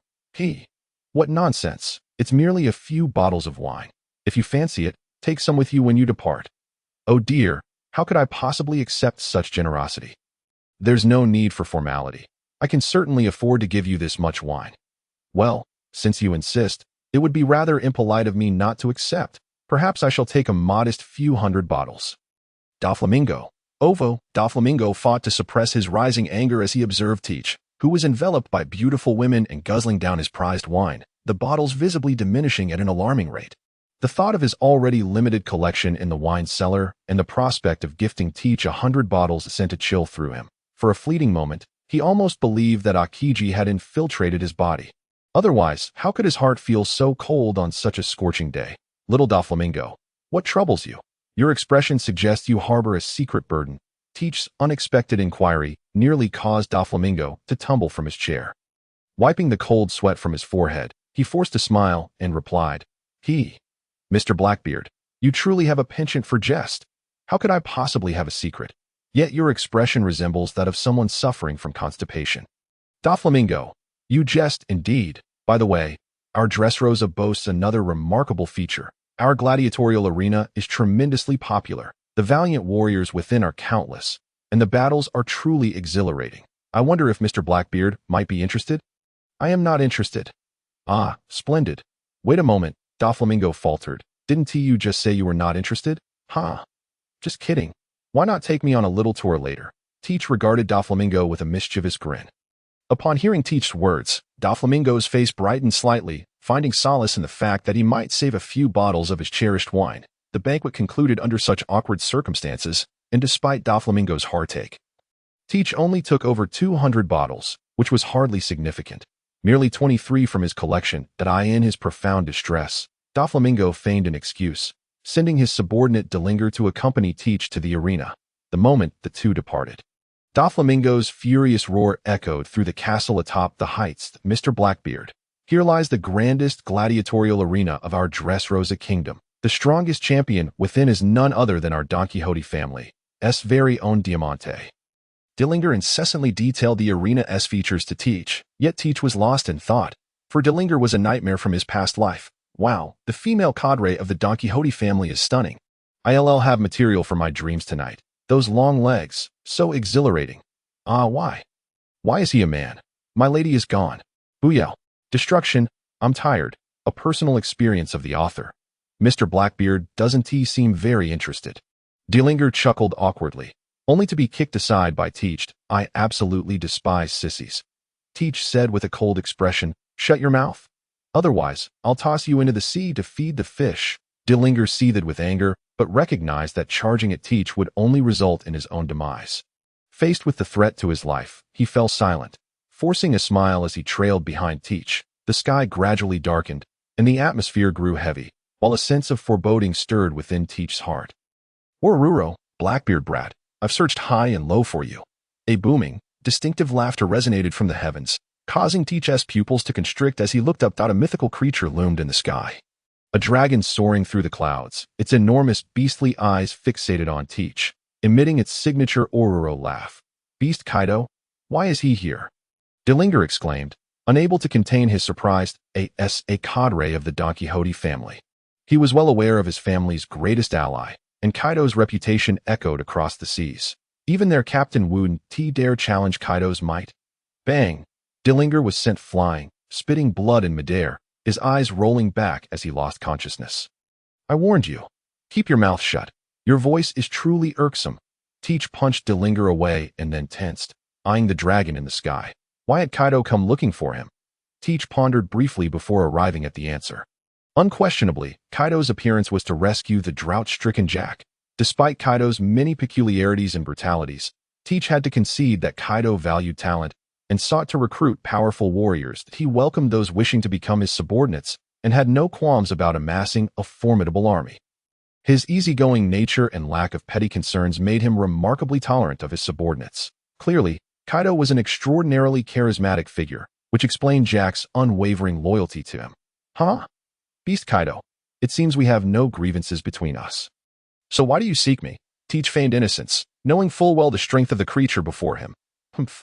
You captured my prized subordinate Jack. Naturally, I must find a way to rescue him, Kaido huffed. Impatience evident in his eyes. Then you should head to our base. Drought Jack is confined there. What use is it for you to come to me? Do you take me for a fool? I heard that old man Whitebeard has regained his peak strength.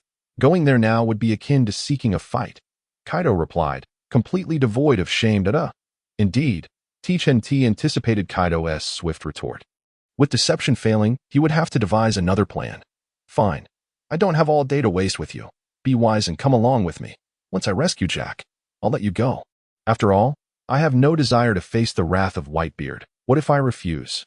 Oh, then I'll just have to see how much of that 3.5 billion bounty of yours is merely for show. Heat breath. Without further ado, a searing energy coalesced in Kaido's mouth. The next moment, a massive beam shot toward Teach. Ha! Let me see what the mightiest creature is truly capable of. Teach's eyes glinted with cold determination as he instantly entered his half-beast form. Kaido, let us fight. Heat breath. Hellfire. Kaido unleashed a scorching energy ray from his dragon maw, while Teach's three mouths each expelled a fiery beam, merging into one, matching Kaido's dragon breath in intensity. The two formidable energies clashed, unleashing a brutal aura that instilled terror in every inhabitant of Dressrosa. What on earth is happening? That massive figure in the sky. Is it Kaido? The only one who can contend with him is Blackbeard. Right? How did these two end up fighting in my kingdom? Doflamingo wore an anxious expression, not out of concern for his citizens' safety, but rather for the well-being of his factories and family members. It is unacceptable. If these two fellows truly unleash their might, my Dressrosa may well be reduced to ruins. Doflamingo clenched his teeth, then leaped from the window, swiftly treading upon the silken threads suspended in the clouds. Racing towards the battleground of Kaido and Teach, Doflamingo's speed was remarkable. He had barely arrived when the first clash between Teach and Kaido culminated in a colossal explosion in the sky. The shockwaves and energy surges from the blast obliterated numerous structures on the ground. Oro. Kia haha. The two monstrous beings erupted in simultaneous laughter. Moments later, Kaido twisted his dragon body and dove towards the earth. Without the slightest deceleration, he crashed directly into the ground. The impact created a massive crater, sending plumes of dust swirling into the air. These two bastards. Doflamingo hovered in midair, gritting his teeth.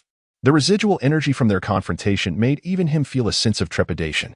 At that moment, Doflamingo realized just how vast the chasm between him and the Emperor's truly was. He lingered in the sky, torn between hesitation, gazing at the demon-like Teach and the fearsome Kaido deep within his heart. In that instant, his rebellious nature was completely subdued.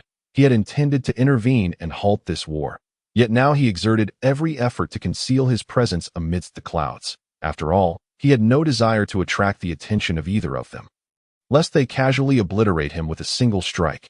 The once beautiful and bustling streets had now become a wasteland, filled with continuous cries of anguish, curses, and pleas, yet no one seemed to notice them. Oro. What a delight. Blackbeard, your strength is commendable. However, it still falls short. Allow me to teach you what it truly means to be a sovereign. As the smoke gradually dissipated, a colossal figure slowly emerged into Teach's view. With the fog thinning further, Kaido's overwhelming aura began to seep into Teach's perception.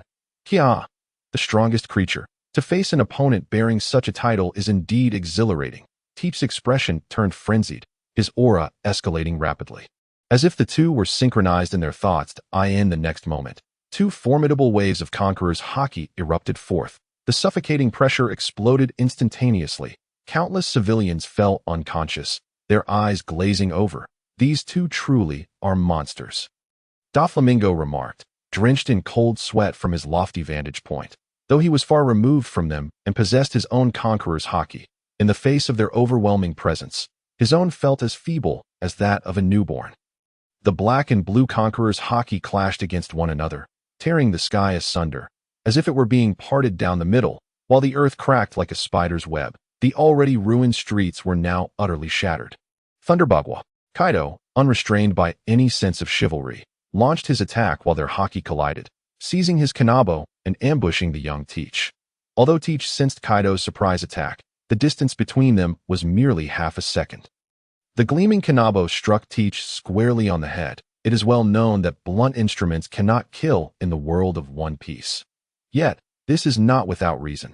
After all, Teach's skull remained intact. Nonetheless, while he may not have been killed, the pain was excruciating. Bearing the brunt of Kaido's strike, Teach felt as if his head were about to explode, intense agony flooding his nerves, as if something within his mind had been pried open. Kaido.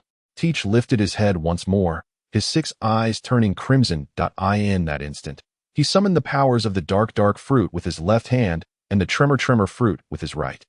Augmented by the strength granted by the hellhound fruit, Teach's full might surged forth. Oro. Is it time to unleash full firepower? Boy, let me show you what it truly means to be the world's strongest creature. As Kaido's words fell, his physique began to transform. Dragon scales gradually adorned his body. His claws sharpened, muscles swelled on his arms and legs. His whiskers danced in the wind like the fabled dragon's beard. And 2 dragon horns sprouted from his head, Dragon Man form. This was the most powerful hybrid form of a Zoan-type devil fruit user. And at this moment, Kaido's already formidable defense and vitality received yet another enhancement. Lower 3 realms. Inescapable hell. Dark binding. Hellrending. Kaido's kanabo became entwined with Conqueror's haki, its immense force threatening to shatter space itself. Teach's claws, enveloped in advanced armament haki, combined with the powers of 3 fruits, filled the air with a rending aura. The two unleashed their strongest techniques, colliding with one another. One was Kaido, the beast, known as the strongest creature. The other was Teach, heralded by the Navy as a formidable adversary yet to come. The sound of metal clashing reverberated, momentarily stunning Doflamingo, causing blood to flow from his ears. As for the civilians, many succumbed, their bodies bleeding from every orifice. Perhaps due to their otherworldly nature, the toys suffered only severe damage. But fortunately, their lives were spared. The 2 attacks locked in a stalemate. To Kaido's astonishment, Teach's claws proved to be as formidable as his kanabo. The terrifying hardness, coupled with the rending ability, momentarily placed Kaido's long-cherished weapon at a disadvantage. Suddenly, Teach's claws exerted force, causing his body to veer to the left, and Kaido's kanabo missed its mark, crashing into the ground. In that brief moment of opportunity, Teach, as if possessed, fervently activated the abilities of the tremor fruit. Quake, crack. Earthquake, crack. Mount Fuji eruption, crack. The rapid succession of strikes forced Kaido into a defensive stance. Time passed, and suddenly Teach's mind was pierced by a sharp pain, creating a momentary gap in his onslaught, an opening. Kaido's eyes gleamed with realization, seizing the chance to unleash another Thunder Bagua. This time, Teach was sent flying. His corpulent form crashed through building after building, until Kaido's force dissipated, leaving him sprawled on the ground. The small building behind him, already on the verge of collapse, finally succumbed, burying Teach beneath its ruins. Is this all you've got? Kaido tightened his grip on the kanabo. Following their earlier clash, he had acknowledged Teach's strength. He was indeed an opponent worthy of his full effort. Why ally with that Whitebeard fellow? Why not join me as my subordinate? With your strength, you would be the vice captain of the Beast Pirates without question. Kaido brimmed with confidence. His 3 calamities were his trusted aides, and the Beast Pirates had always valued strength. Even if he allowed Blackbeard to become the vice captain, his own retainers would harbor no grievances. Kiahaha. Want to recruit me? Why waste words with him? Let us team up and take him down. That suits me perfectly. 3 voices echoed, and Kaido's pupils constricted at the surge of even greater power. Among the ruins, was it not just Blackbeard? Kaido pondered, but the figure emerging from the debris sent a tremor through his heart. Long time no see, Teach. Indeed, it has been several decades. I truly missed you. As the smoke cleared, Teach emerged slowly, transformed into the Hellhound form, possessing 3 heads. The remaining 2 heads, lacking autonomous consciousness, were mere appendages. However, under the tutelage of our dear Kaido's Kanabo, Teach's Hellhound fruit had awakened. Kaido's guidance, akin to a toilet plunger, effortlessly shattered the bottleneck that had plagued Teach for so long. How could Teach, now enlightened, be anything less than extraordinary? Kya, it has indeed been a long time, my dear sister. At this moment, each of Teach's 3 heads possessed its own consciousness, creating a rather bizarre scene as they conversed with one another. Humph, having resided within your body for so long, we have long ceased to be ourselves. Now, we are merely a part of your soul, the left head explained. Notchel is right. Who told you your body to be so robust? Now we are simply 2 branches of your entire soul. There remains you. After slumbering for so many years, today we finally see the light of day. The air outside is truly delightful. The right head inhaled deeply. Having been in slumber for ages, the outside atmosphere was immensely tempting. Oro, Blackbeard, have you forgotten you have another opponent? Upon witnessing this form of Teach, Kaido was equally intrigued. Yet, out of respect for his status as a Sea Emperor, he refrained from inquiring. Brother, who is this person? He looks so barbaric, utterly hideous. Why don't we turn him into minced meat and toss him into the sea to feed the fish? The soul residing within the left head of Teach is known as Marshal D. Noker, the youngest among the 3, having slumbered within Teach's essence for many years, her thoughts have long since merged with his own. If one were to seek an explanation, she embodies Teach's malevolent inclinations. Noker, do refrain from such brutality. It is ill-conceived to dwell on violence and bloodshed. Moreover, reducing him to mere pulp would demand an immense expenditure of energy. I believe we ought to exhibit some mercy. It suffices to sever an arm. There is no need to take a life. The soul inhabiting the right head of Teach is named Marshal D. Raya, the second in line among the trio. Like Noker, she represents Teach's benevolent thoughts. Indeed, trust me, she truly embodies goodwill. However, one must understand that she reflects Blackbeard's benevolence. Although I am uncertain of your circumstances, if you insist, let us engage in a full-scale battle. Kaido extended his tongue to moisten his lips, his bloodthirsty gaze fixated on Teach. In the next instant, he launched himself forward with an astonishing swiftness, striking towards Teach's 3 heads with his club. In the blink of an eye, Kaido's spiked club was a mere 0.01 millimeters from Teach's head. Yet, in that infinitesimal distance, Teach's hand intercepted the weapon. Ha! Kaido, now you shall experience the might of the awakened Zoan-type devil fruit. As Teach spoke, his body began to rapidly exhibit animalistic traits.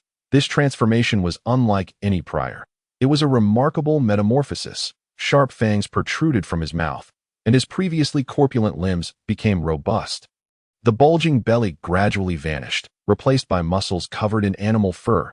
2 additional tails sprouted from behind, their appearance becoming increasingly fearsome, emitting an eerie red glow as if hellish magma churned within. Kaido's heart quivered slightly. The aura emanating from Teach in this form had escalated to another level that in terms of physical strength, it was perhaps not far beneath his own. But how could this be? Kaido possessed the bloodline of the Oni. From birth, his physical strength surpassed that of his peers, and through relentless training, he had achieved an astonishing level of might. Not to mention, he had consumed a Zoan-type devil fruit that enhanced his physique. A myriad of factors had earned him the title of the strongest creature, and Teach, not long ago, he was merely an ordinary pirate aboard Whitebeard's ship. How much time had passed? He had successively acquired the powers of 3 devil fruits. And through their battles, Kaido recognized the tenacity of Teach's martial prowess, especially considering he also wielded all 3 forms of Haki. I am Kaido of the 100 Beasts. The mere thought of this ignited Kaido's fury. Should such prodigious talent not swear allegiance to him, he might one day surpass him. Haki. Thunder Bagua. Kaido roared, swinging his spiked club like a meteor. Judging by the momentum of this strike, it could easily reduce a small mountain to dust. Ha ha ha. Hellhound's Fong. The 3 heads of Teach roared in unison, extending their right hands to transform into claws. The fists, enveloped in thick armament Haki, radiated a destructive aura that even slightly eclipsed Kaido's. Shatter. Teach's fist collided with Kaido's club. The immense recoil causing both to tremble, yet they remained locked in a stalemate. After an indeterminate duration, they both exerted force to create distance. Subsequently, Kaido's club rained down violently upon Teach, who stood resolute. Fists clenched, delivering blows like a meteor shower upon Kaido. Thunder Bagua. Thunder 9 Bagua. Thunder 16 Bagua. Hellhound's Fong. Hellhound's Claw. Hell's Lackey. I believe Hell's Lackey sounds far superior to Lackey of the Hellhound. Thus, the two engaged in mutual combat. The occasional spray of blood causing Don Quixote da Flamingo in the sky to flinch, his usually composed visage marred by astonishment. These two monsters, speaking of which, where have those Navy fellows gone? I refuse to believe that with their intelligence network. They remain oblivious to Kaido's movements for so long.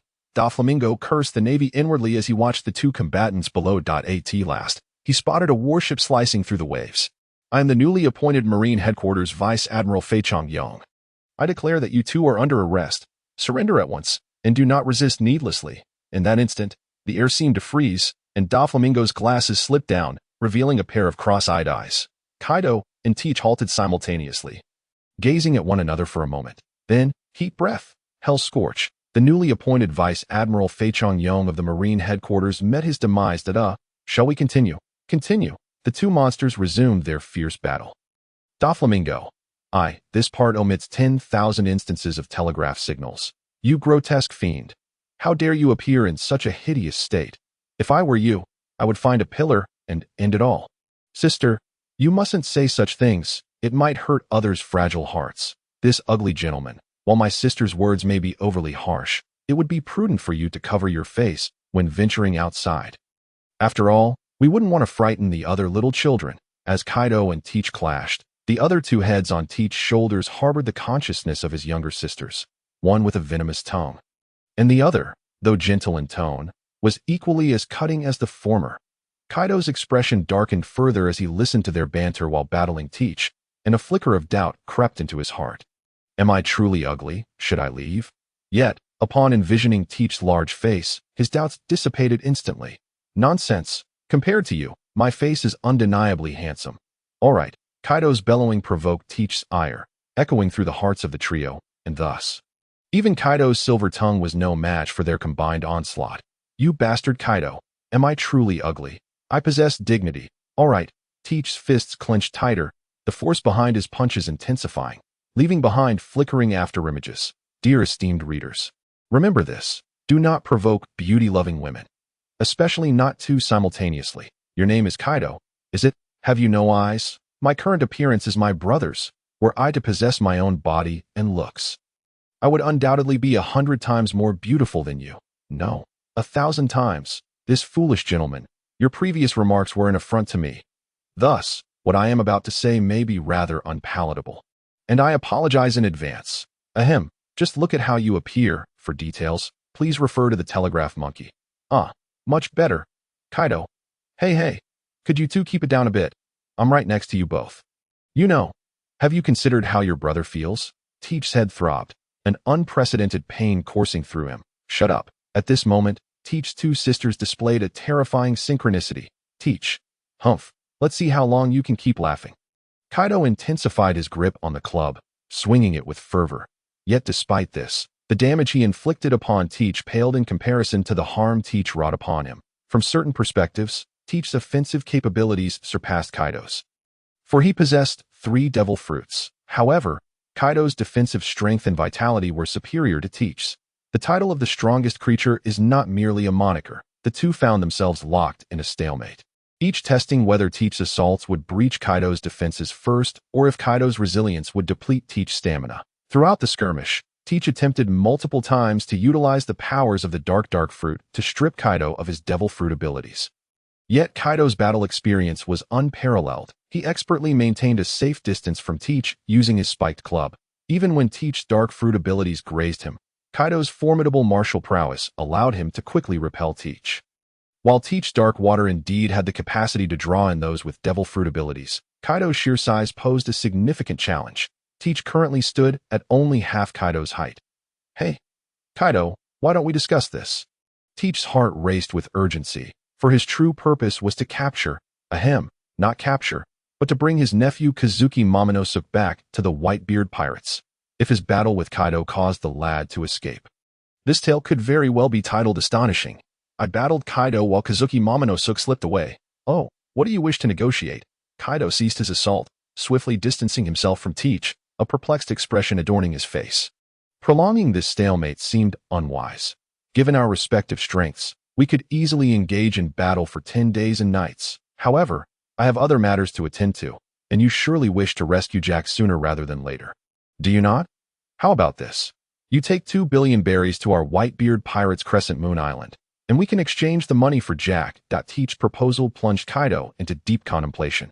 Indeed, his most capable subordinate was suffering at the hands of the Whitebeard pirates. As his captain, it was only natural to consider the well-being of his men. Jack, Captain, you needn't rush to rescue me. I believe I can endure a bit longer. Ah, this is quite delightful. Oh ho ho ho. Your suggestion is intriguing, but I can offer no more than 500 million berries. What? 500 million berries? Are you attempting to mock me? The bounty on Jack the Drought is a staggering 1 billion. If your sincerity only extends this far, we shall have no choice but to present Jack's head to the Navy and claim that bounty. That simply won't do. Very well. I can raise my offer to 1 billion berries. What do you think? Do you have any idea of Jack's appetite? How shall we account for all the food he has consumed over these days? A flat rate of 1.5 billion berries. All right, 1.5 billion it is. After the two reached an agreement on the price, Kaido joyfully transformed into his dragon form and departed. Phew, the battle is finally over. You two should head back now. Teach surveyed his surroundings. Addressing his two sisters, we've barely begun to enjoy ourselves, and brother is already being stingy. Very well, dear brother, we shall return. His two sisters were indeed polar opposites, one obedient, the other mischievous and unruly. After a round of Teach's persuasion, coercion, and enticement, Nojiko finally agreed to return to Teach's body. Meanwhile, in the skies above, Doflamingo approached Teach. I never imagined that Blackbeard could hold his own against Kaido. I must admit, I am quite impressed. Doflamingo chuckled, though a hint of pain flickered in his eyes behind his glasses. The destruction caused was immense. How much would it cost to restore everything? Haha, there's no need for admiration. Little Doflamingo, I require your assistance in locating someone. He resides within your territory. Teach waved his hand dismissively at Doflamingo. And who might this person be? A fellow by the name of Kazuki Momonosuke. My nephew. He is at Punk Hazard. Doflamingo's eyes narrowed slightly, of course, but please allow me to make a call first. Upon receiving Teach's consent, Doflamingo produced a den mushy and briefed his subordinates at Punk Hazard before sending a few of his men to escort Teach to the island. Haha, my dear Momonosuke, here I come. Punk Hazard was an extraordinarily peculiar island. Aokiji and Akainu dueled for the position of fleet admiral, resulting in extreme climatic changes, transforming it into an island of ice and flames. The island had once served as a research base for the Navy's scientists, imprisoning several world government criminals. However, due to Caesar Clown's horrific experiments, vast amounts of toxic gas were released, rendering the island a dead zone with only a handful of fortunate survivors. Before Teach and his companions even set foot on the island, a group of pirates clad in gas masks and equipped with gas grenades arrived by boat to greet Teach. They had received Doflamingo's orders to first conceal all confidential materials from the laboratory before making a token effort to assist Teach. Naturally, Teach had no interest in anything within the laboratory. His sole purpose for coming was to find his beloved nephew. Upon arriving at the port, Teach declined the offered gas mask and, to the astonishment of those around him, strode confidently onto the island. This was all thanks to the awakened powers of his dark fruit, which absorbed and filtered the toxic gas around him, transforming it into harmless air, although not particularly useful.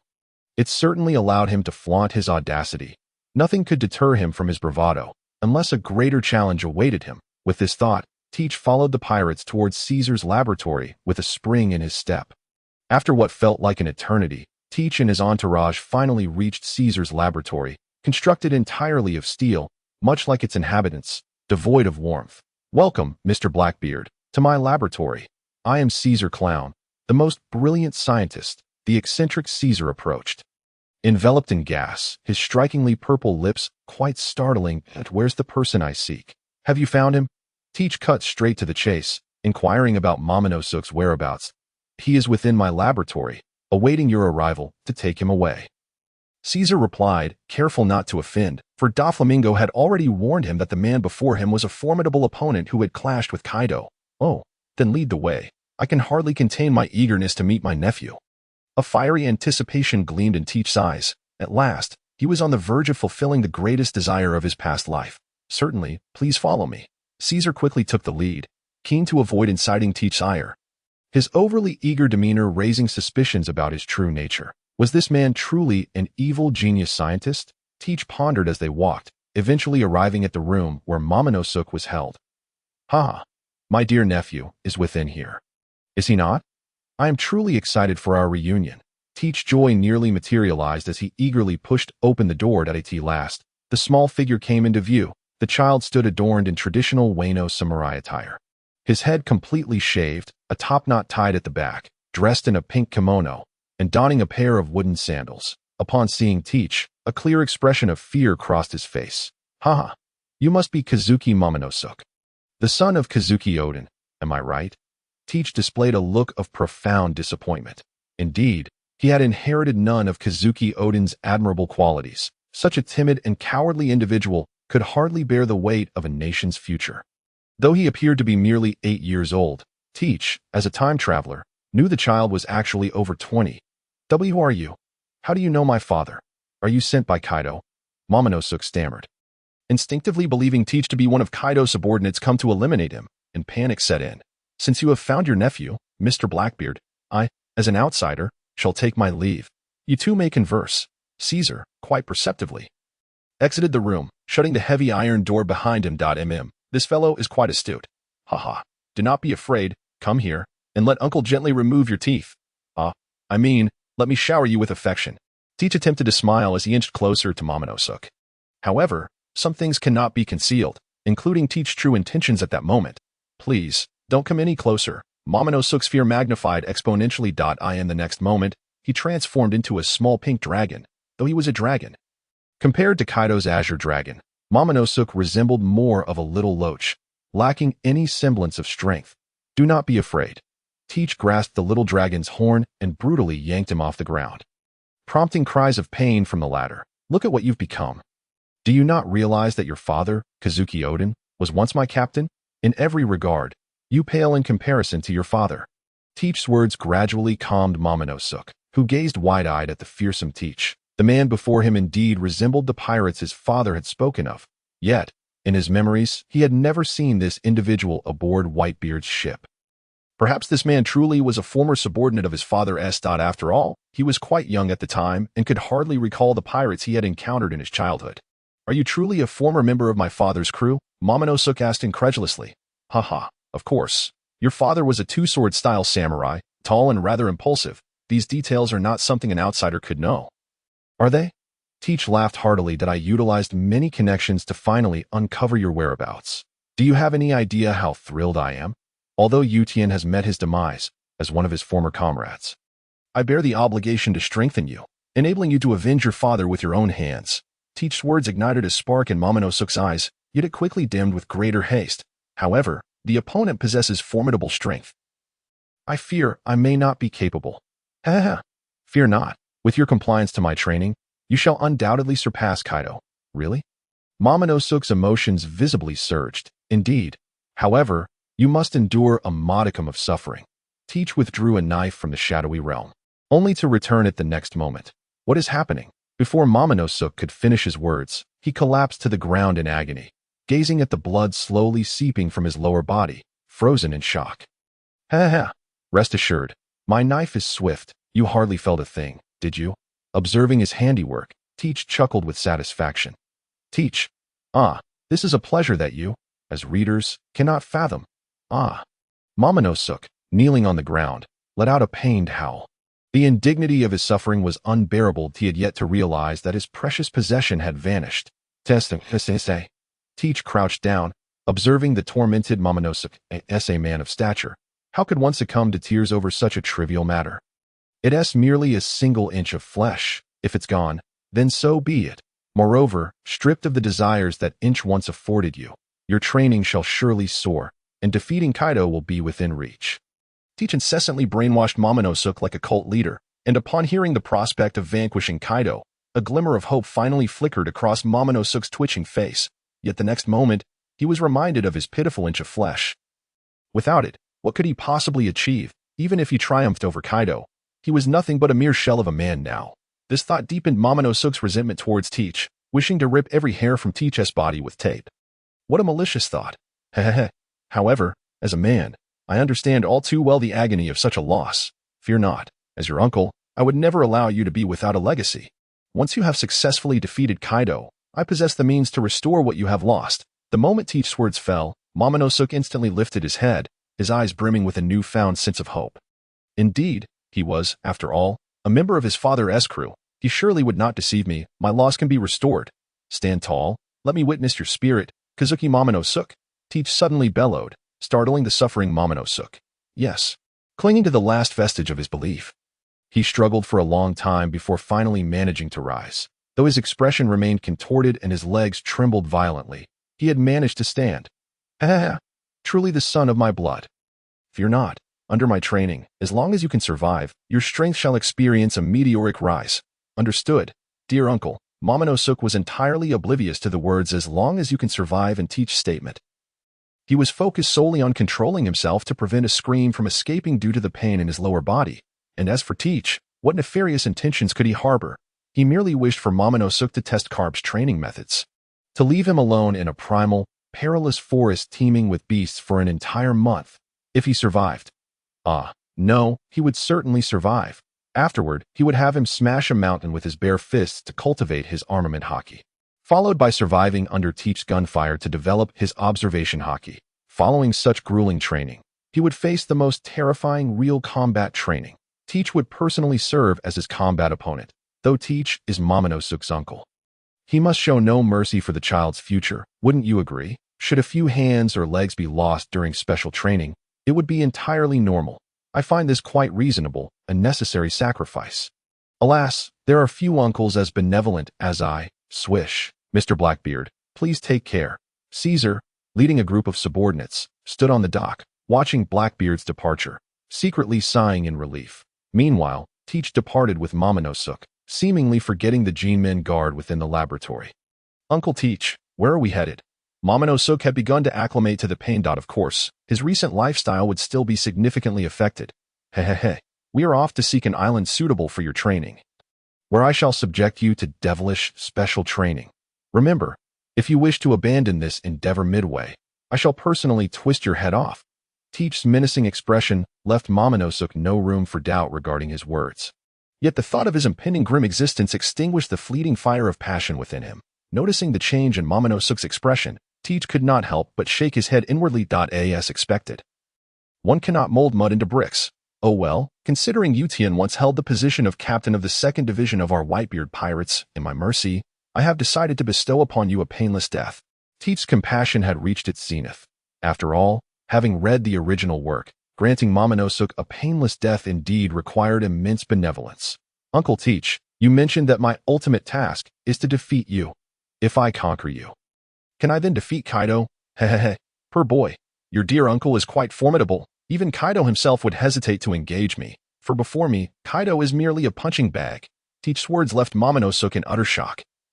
He had never anticipated that his uncle would be so powerful, yet the next moment, the thought that filled his mind was not how to defeat Teach, but rather how to persuade him to join his side, aiding him in vanquishing Kaido, reclaiming Wano, and becoming the general of Wano.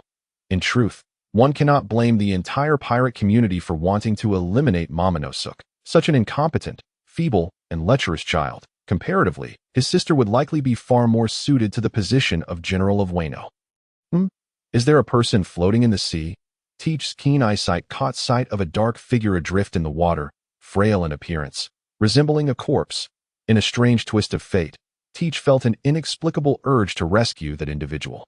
It was his first encounter with such a calling, a sensation most peculiar. Uncle Teach, is that a corpse? Momonosuke trembled, hiding behind Teach, lacking the courage to gaze upon the so-called corpse. Stand back, I shall bring her aboard. Teach extended his left hand, activating the powers of the dark fruit, a powerful suction pulling the drifting figure from the sea. The next moment, to Momonosuke's astonishment, the person suddenly soared into the air, drawn into Teach's grasp. What is this? Momonosuke's mouth fell agape, yet Teach paid him no heed that moment. Teach's eyes were fixated upon the extremely weak individual, whose exquisite features and slender form were unexpected. It turned out to be a woman. A devil fruit user? Teach regarded the woman, his mind swirling with contemplation. Forget it. Let us take her aboard.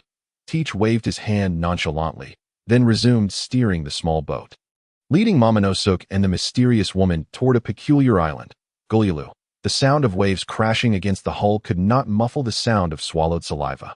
Teach glanced back to see Momonosuke gazing ardently at the drenched beauty. What a lad! Even without that, he remains so lecherous. Truly, a leopard cannot change its spots. Teach scoffed, yet the boat's speed increased a notch. After a considerable journey, Teach's group unknowingly arrived at noon, the sun blazing fiercely. The beauty reclining on the deck began to furrow her brows, seemingly on the verge of awakening. Suddenly, the beauty on the deck shrieked and hurriedly sat up, scanning her surroundings in confusion, only to notice Momonosuke leering at her with a lascivious expression. Monster! In an instant, the woman unleashed an astonishing burst of speed, delivering a resounding slap that sent Momonosuke tumbling into the sea. Ugh! Help! Splash! With a sound, Momonosuke plunged into the ocean, and Teach, piloting the boat, raised an eyebrow, swiftly employing the powers of the dark fruit to pull Momonosuke back up. After all, if Momonosuke perished before undergoing his special training, the joy of his arrival in the world of pirates would diminish significantly. Cough, cough. Once rescued, Momonosuke coughed up several mouthfuls of seawater. Although the devil fruit he consumed was an artificially created one. However, all the shortcomings inherent in normal devil fruits have undoubtedly been flawlessly inherited by artificial devil fruits. Hey, who are you? Why are you adrift at sea? The menacing visage of Teach sent a shiver down the spine of the beautiful woman. Marshal D. Teach, the infamous pirate Blackbeard. What brings you here? Teach, taken aback, soon felt an uncontrollable sensation arise within his heart. What is this? Do you recognize me? Humph, the notorious evil pirate Blackbeard. Of course, I know you. Upon hearing these words, Teach's expression soured. When did I become the infamous evil pirate? Why was I not informed of this? Former Rear Admiral of the Navy, now a pirate hunter. Domi, Blackbeard, I shall claim your bounty. Domi's aura suddenly intensified as she unleashed the 6 powers of the Navy. A technique that appeared rather unremarkable, yet in her hands, it radiated formidable power. Gale kick. A pale blue shockwave sliced through the air towards Teach, and to Domi's astonishment, her confident strike landed upon Teach, leaving only a white mark on his body. What terrifying defense! Domi's pupils constricted sharply. In the eyes of the average person, Blackbeard was most renowned for possessing 3 devil fruit abilities. Yet, he was equally formidable in other respects, merely less dazzling compared to the multitude of devil fruit powers. Ha ha ha. After drifting at sea for so long, my body has grown weaker than ever. But you truly have surprised me. Even in such a feeble state, your attack inflicts pain upon me. Indeed, this is commendable. Teach observed the white mark on his body, which vanished mere seconds later. Beside him, Tama's eyes widened, darting between Teach's bulging belly and Domi's imposing figure. So, what do you say? Care to join my crew?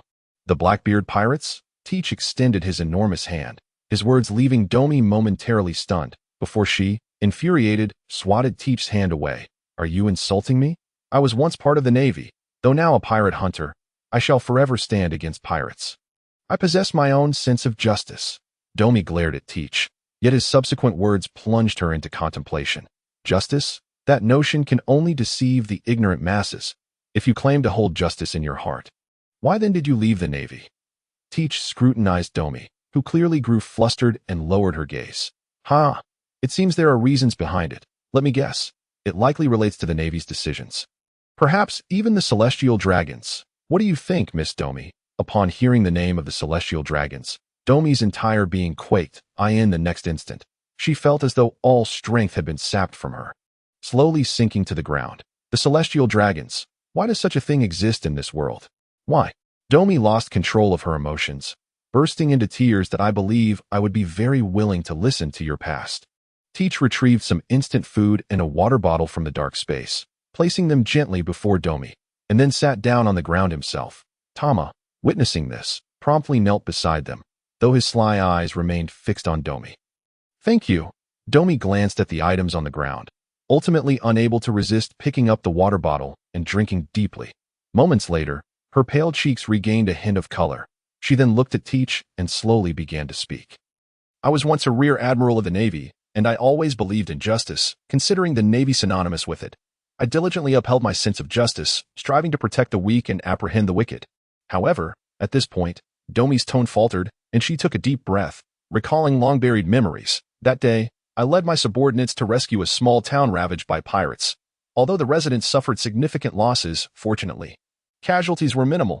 Just as my subordinates and I were comforting the remaining residents with laughter and joy, a magnificent ship appeared. Without reason, it began bombarding the town. That ship carried hundreds of cannons. The bombardment persisted for long. My subordinates and I fought desperately to protect the residents, yet ultimately, we were powerless. After that disaster, I was the only one to survive. Upon my return to the Navy headquarters, I sorrowfully reported to my superiors, requesting to identify the perpetrators and imprison them, only to be told that the ship belonged to the Celestial Dragons, because the island had been attacked by pirates and smoke had risen. The Celestial Dragons, feeling their mood spoiled, decided to obliterate the place. What wrong had those residents committed? What wrong had my subordinates done? Those despicable beings, a bunch of wretched swine. The air fell into silence. The author lighting a cigarette, silently preparing for the next chapter. What a truly pitiable fate. Teach listened intently to Domi's tale, and Domi lifted her gaze to silently observe the visage of this pirate. Notorious for his brutality and evil. Yet, you are far too naive. Behind the Navy lies the world government, which is under the dominion of the Celestial Dragons. You think they would punish the Celestial Dragons for the sake of some inconsequential people? In this world, all justice must come with a premise, that is, the absence of the Celestial Dragons.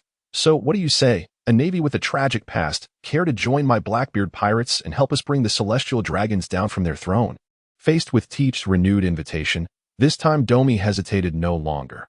Her hatred for the Celestial Dragons burned fiercely, and she cast aside her sense of justice, driven solely by a desire for retribution for those innocents who perished at the hands of the Celestial Dragons. Ha ha ha. Welcome to become the 10th member of our Blackbeard pirates, dear Miss Domi. Teach rose, arms wide open, laughing joyously. The next moment, he felt a warmth radiate from his belly. Teach, Domi, Tama, Miss Domi. You may have misunderstood my intention. I genuinely just wish for you to be our companion, and at present, I have no intention of pursuing a romantic relationship. Teach spoke, while internally thinking, seriously, what s with the notion of a girlfriend? Isn't it better to bicker with Ace and drink with Sachi? Don't ask, just know the author is single. Domi's face instantly turned the color of cherry and combined with her hairstyle. She truly resembled a ripe cherry. Her bashful demeanor was utterly charming. Teach, restrain yourself. Domi is not a cherry.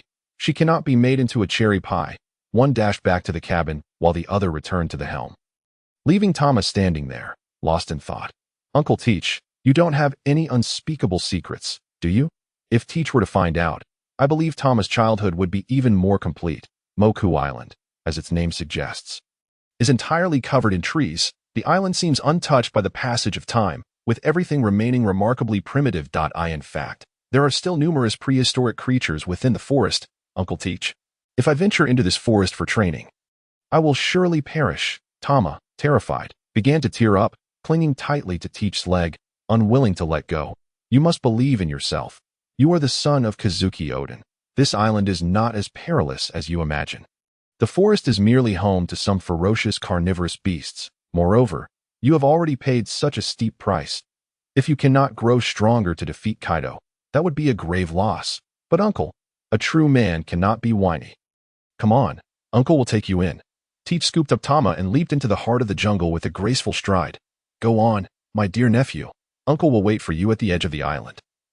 You can come out in 7 days, Teach declared, disregarding Tama's loud cries, and promptly tossed him into the forest. Teach firmly believed that with the physical constitution of humans in the world of pirates, a mere fall from over 70 meters would not be fatal.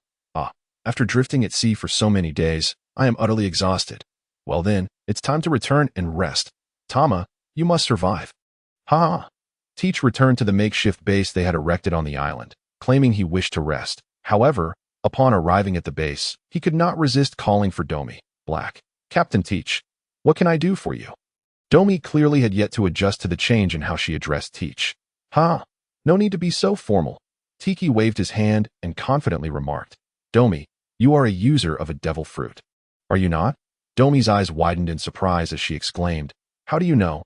I don't believe I've mentioned it. My dark fruit allows me to sense the aura of devil fruits within a person. When I pulled you from the depths, the energy emanating from you felt strikingly familiar. Tiki gazed at Domi, hoping for an explanation. Indeed, my small vessel was beset by a storm, and the towering waves shattered my ship.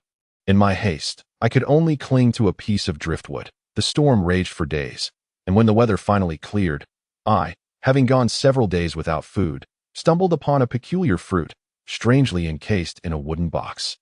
Drifting upon the sea, upon opening it, I discovered it was a devil fruit. However, the dire circumstances left little room for contemplation. I naively believed that consuming the devil fruit would restore some of my strength. Yet I underestimated the side effects. Is this what they call luck? To drift upon the ocean and acquire a devil fruit? Tiki was speechless. Such extraordinary fortune was indeed enviable. What sort of devil fruit did you consume? It is the Paramecia shadow fruit. Moria's shadow fruit. Tiki pondered for a moment, then, drawing from his past experiences, devised a rigorous training regimen for Domi, determined to cultivate her into a power far surpassing Moria's. Meanwhile, Kaido had amassed a sufficient amount of berries and, after a considerable journey, arrived at the headquarters of the Whitebeard pirates. Roar, Whitebeard, come out. The dragon-like Kaido bellowed with authority. It's Kaido of the 100 Beasts. Is this scoundrel seeking to wage war against us, the Whitebeard pirates? Quickly, inform Pops and the captains. With Pops around, I shall ensure his dragon horns are removed and brewed into liquor. After a flurry of commotion, Whitebeard appeared alongside his captains before Kaido. Gururara, you dare come alone to the headquarters of the Whitebeard pirates. What do you want? Kaido, are you seeking a battle? Just in time. I've been itching for a fight. To avoid any accusations of bullying you due to our numbers, let me be the one to face you today, Whitebeard declared, brandishing his Naginata with an imposing presence. Hey, I'm here because of that fellow named Blackbeard on your ship. Who told me that I could redeem Jack for 1.5 billion berries? You Whitebeard pirates wouldn't be so dishonest, would you? Kaido swallowed hard as he regarded the formidable Whitebeard. Oh, is that so? Whitebeard turned to his sons. And Sachi nodded, confirming, indeed, Tiki mentioned this to me a few days ago. Very well, it is true. You need not worry. The Whitebeard pirates are men of our word. Jozu, go bring Jack here. Whitebeard looked at the hulking Jozu, knowing he was the most suitable for the task. Understood, Pops. Jozu turned to leave, and once he returned with Jack, the exchange of payment for the individual transpired seamlessly. Mr. Kaido, I apologize for my failure. However, I have consumed a significant amount of resources from the Whitebeard pirates during these past few days. Enough. If you wish to reminisce, do so on your own turf. Do not pollute my air. After the successful transaction, Kaido seized Jack with his dragon claws and departed without a backward glance. Observing his subordinate, who had become quite rotund, Kaido fell into contemplation.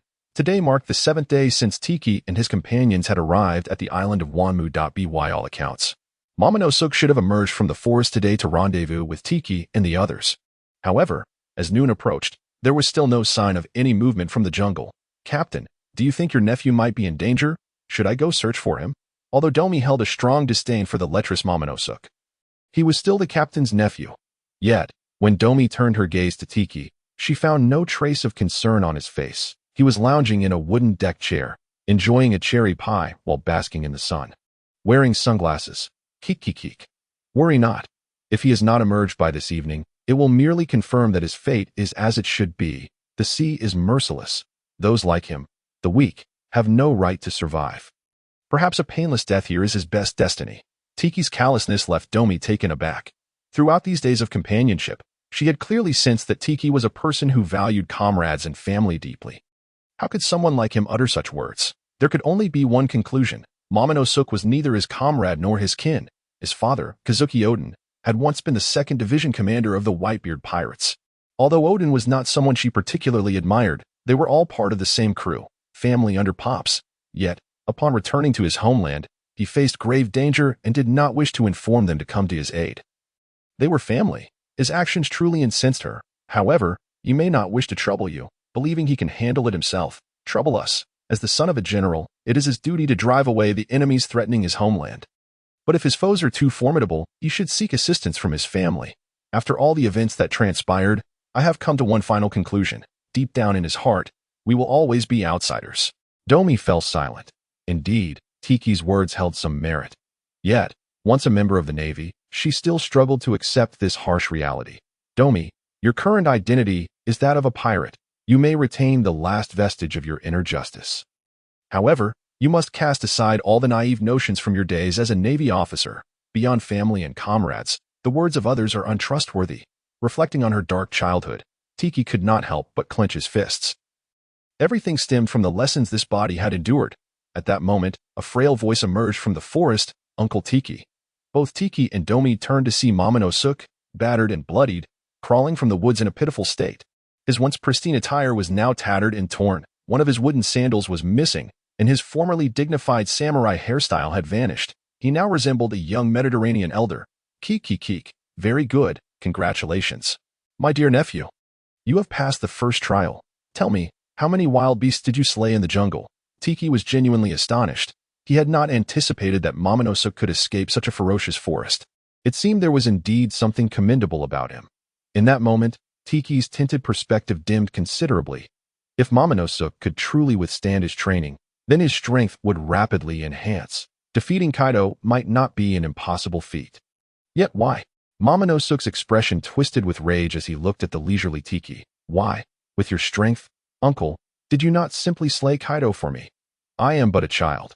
Why must I endure so much suffering? Momonosuke shouted hoarsely, as if trying to release all the anguish he had suffered over the past few days. Oh, how exactly have you fared these past few days? Tiki's expression darkened.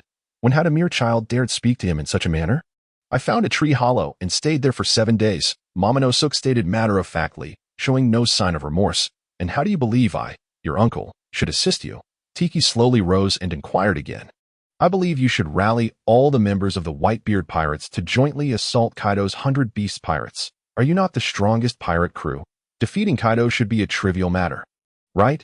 Momonosuke said with an air of entitlement. Yet, even Domi, who was usually calm, could not help but regard him with increasing disdain upon hearing his words. Keek. Once we topple the 100 Beasts pirates, you shall easily ascend to the position of general in Wano. Correct? Tiki's aura grew increasingly ominous as his gaze bore down on Momonosuke, seemingly awaiting his next response. That is certainly the case. Wano is rightfully ours, the Kazuki clans. Moreover, my father was once your captain. Rest assured, I shall ensure a brighter future for the people of Wano. At that moment, Momonosuke was already envisioning himself in the role of general, reveling in a life of luxury. However, the ominous aura exuding from Tiki abruptly shattered his idyllic fantasy. Keek. How amusing. Let me ask you, do you know just how formidable the 100 Beast pirates truly are? I can tell you, they are exceedingly strong. Even if the Whitebeard pirates declare war on them, it would require an enormous cost to defeat them. Many former comrades within the entire crew would perish. How dare you expect so many companions to sacrifice their lives based solely on your words? Teach, filled with profound disappointment, approached Momonosuke with his pistol drawn. Uncle, what are you doing? At that moment, Momonosuke, inexplicably fueled by a surge of energy, frantically retreated. I had hoped that throwing you into the forest for training would awaken the manly spirit buried deep within you. Yet you flee like a coward. Are you truly Odin's son? In what way do you resemble him? Teach bellowed in a fit of rage. Moreover, even if your father is Kazuki Odin, our former comrade, if you wish for our assistance, you must at least exhibit a semblance of respect. Damn it, do I owe you anything? Teach raised his arm and fired a shot into Momonosuke's thigh. My leg. The searing pain prompted Momonosuke to wail uncontrollably. It seems the loss of your parents has not ignited any spirit within you.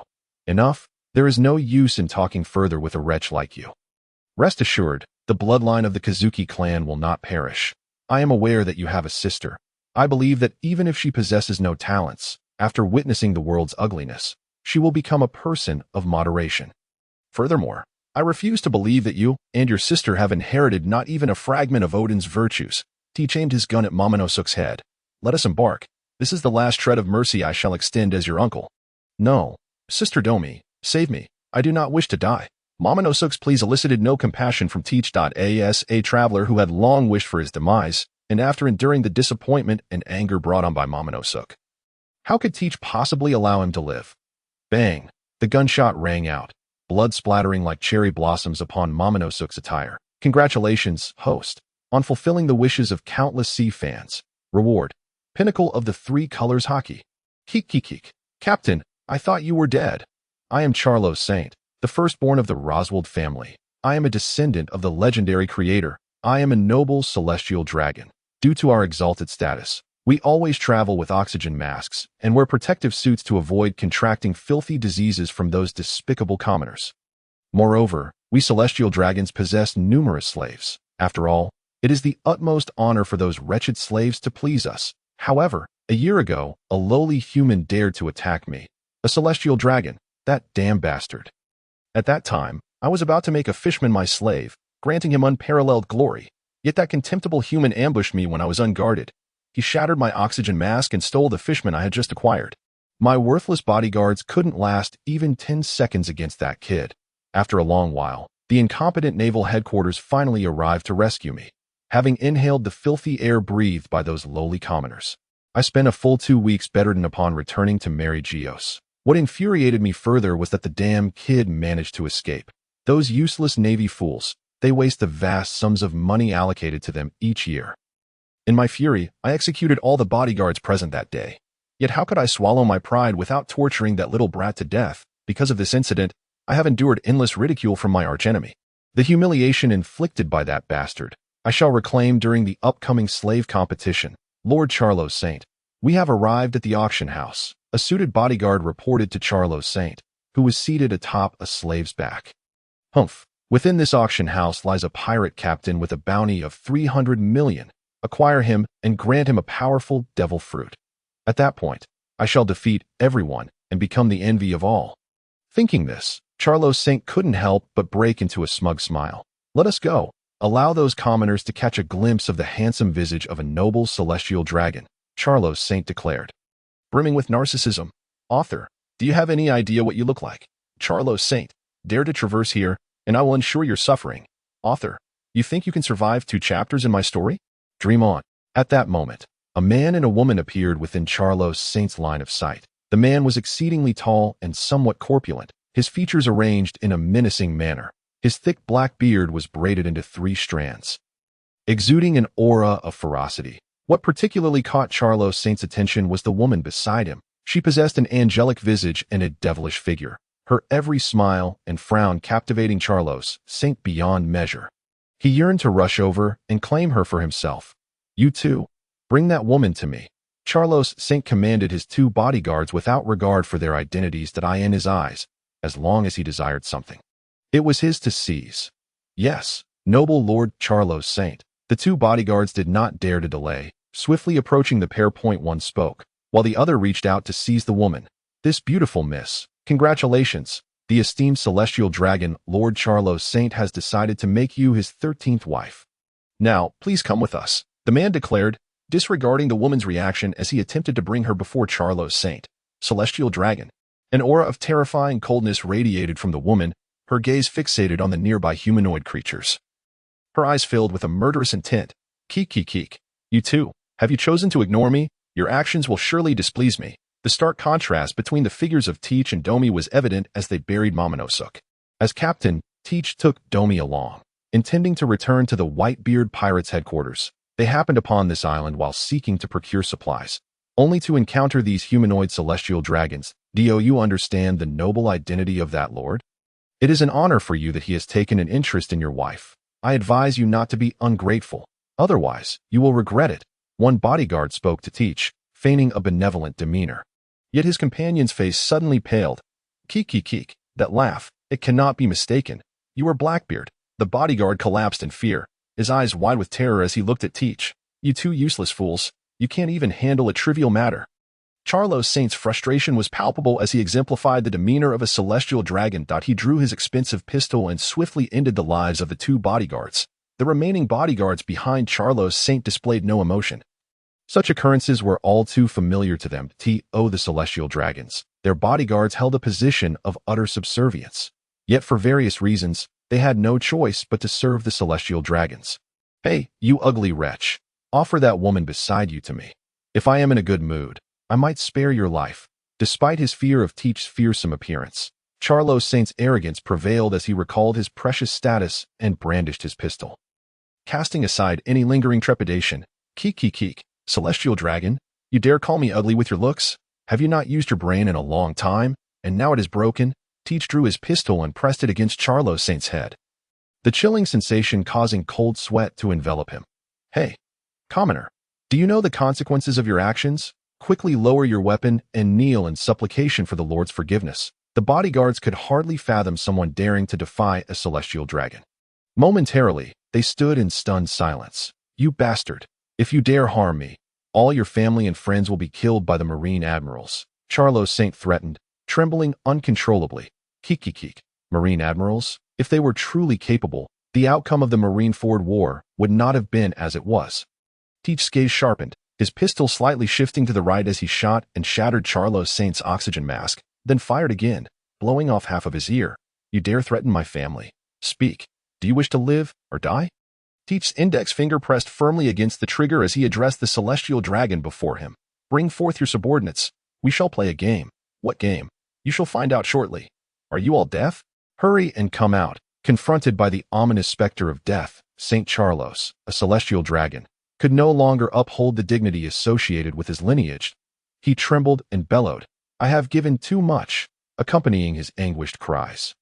A multitude of world government agents suddenly emerged from the previously silent streets. Ha! It appears we have quite the assembly here, Blackbeard Marshal D. Teach remarked with disdain, surveying the trembling agents surrounding him. Blackbeard, what do you intend to do? Release Lord St. Charlos at once. Should anything happen to him, the consequences would be dire. A leading agent stepped forward, his face etched with bitterness as he implored Teach, hoping against hope that he would spare the celestial dragon. After all, if harm befell a celestial dragon, they too would face annihilation. Damn foolish swine. Would it not be better to remain quietly in your pen than to wander aimlessly?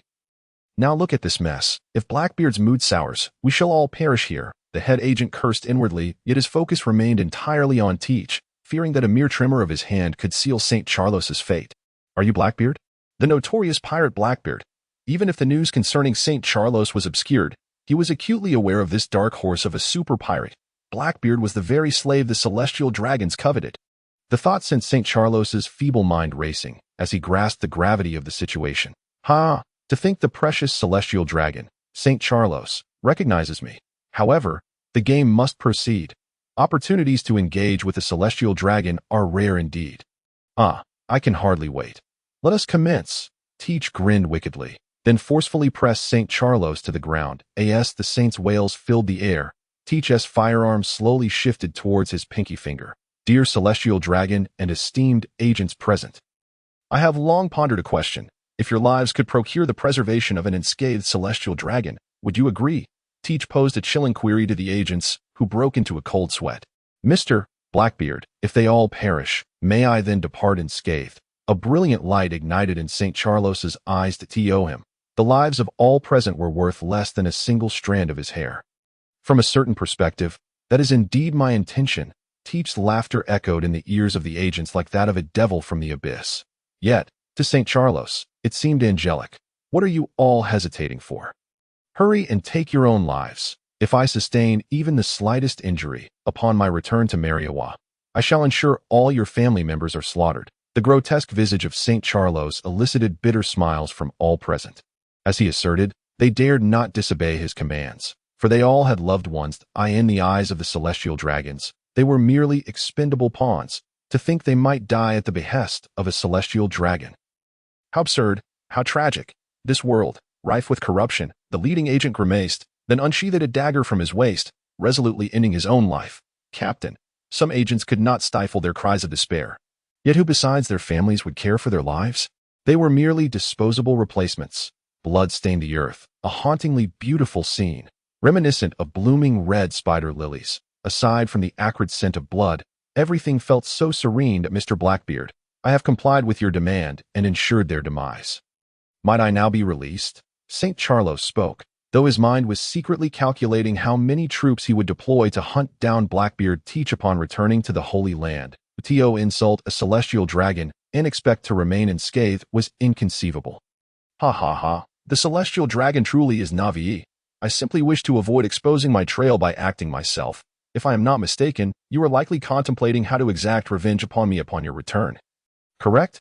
Teach sneered, then slowly squeezed the trigger. Captain, The truth cannot be hidden forever. The Navy will inevitably learn of this, Dami thought, feeling a sense of satisfaction, yet deeply concerned about the impending retribution they would face. Of course, I am aware. Thus, I refrain from acting myself, to buy us some time for preparation. After we return, it shall be time to ready ourselves for battle. Teach laughed heartily, departing with Dami to Teach, and Dami boarded their ship. They eagerly made their way back to Crescent Moon Island. Under the sun's rays, Teach found himself reminiscing about the memories this body retained. His father was a scientist of exceptional skill in certain realms.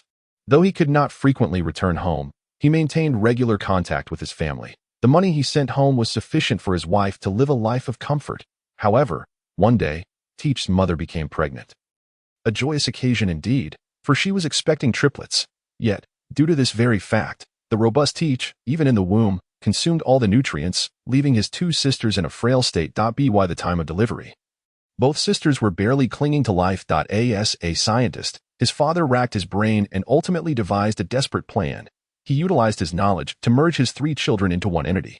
Only in this manner could they survive. When the triplets were finally born, their bodies were bizarrely fused together, with three hearts inexplicably residing within Teach's form. As time passed, the three siblings grew, and possessing three hearts granted Teach remarkable vitality, while his sisters remained perpetually on the brink of death. Eventually, their forms diminished until they completely merged with Teach. To speak gently, the three siblings became one. To speak cruelly, Teach devoured his sisters. Ultimately, Teach's mother succumbed to weakness stemming from his existence, and his father passed away prematurely due to overwork. Yet Teach believed he was not an orphan. He still had his sisters, albeit they now lay in eternal slumber. Teach, you have returned. As Teach and Dami entered the waters surrounding Crescent Moon Island, the 8th Division captain, the fisherman Namor, spotted them. Ha ha ha. So it is your turn to patrol today. Namor, how has everyone fared in my absence? Of course, perhaps the beast pirates have exploited the local residents too harshly, but since we relocated to this island, we have procured all our supplies with treasure.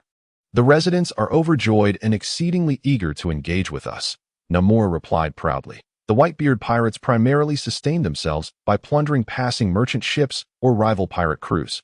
While they could not claim to be wealthier than nations, they certainly had more than enough to meet the needs of the entire crew. Ha! That is splendid news. Well then, I shall take my leave. Let us share a drink this evening. After exchanging pleasantries with Namor, Teach and Dami boarded the main base of the Whitebeard pirates. Along the way, they encountered numerous crew members, all wearing smiles as they greeted Teach. Teach led Dami to the modest dwelling of the Blackbeard pirates, where on the lawn, Burgess was sparring with Lando. Waha, Captain, you're back. And who is this beautiful lady by your side? Burgess and Lando halted their training, gazing curiously at Dami. Ha ha ha. This is our new crew member. Where are Lafitte and the others? Teach observed his diligent little disciple with satisfaction. They're in their respective quarters. Facoil went out to buy some liquor.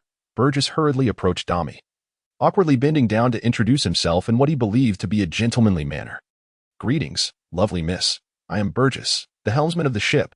You may call me Brother Burgess. His long arms crossed over his chest, while his short legs bent slightly, rendering his demeanor somewhat peculiar.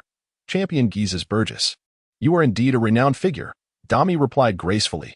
Waha, a pirate hunter, is it? Such an intriguing profession, Burgess remarked jovially, unfazed by Dami's previous identity. Captain, you have returned. Lafitte and the others were summoned by Lando, their faces brimming with joy at the sight of their captain's return.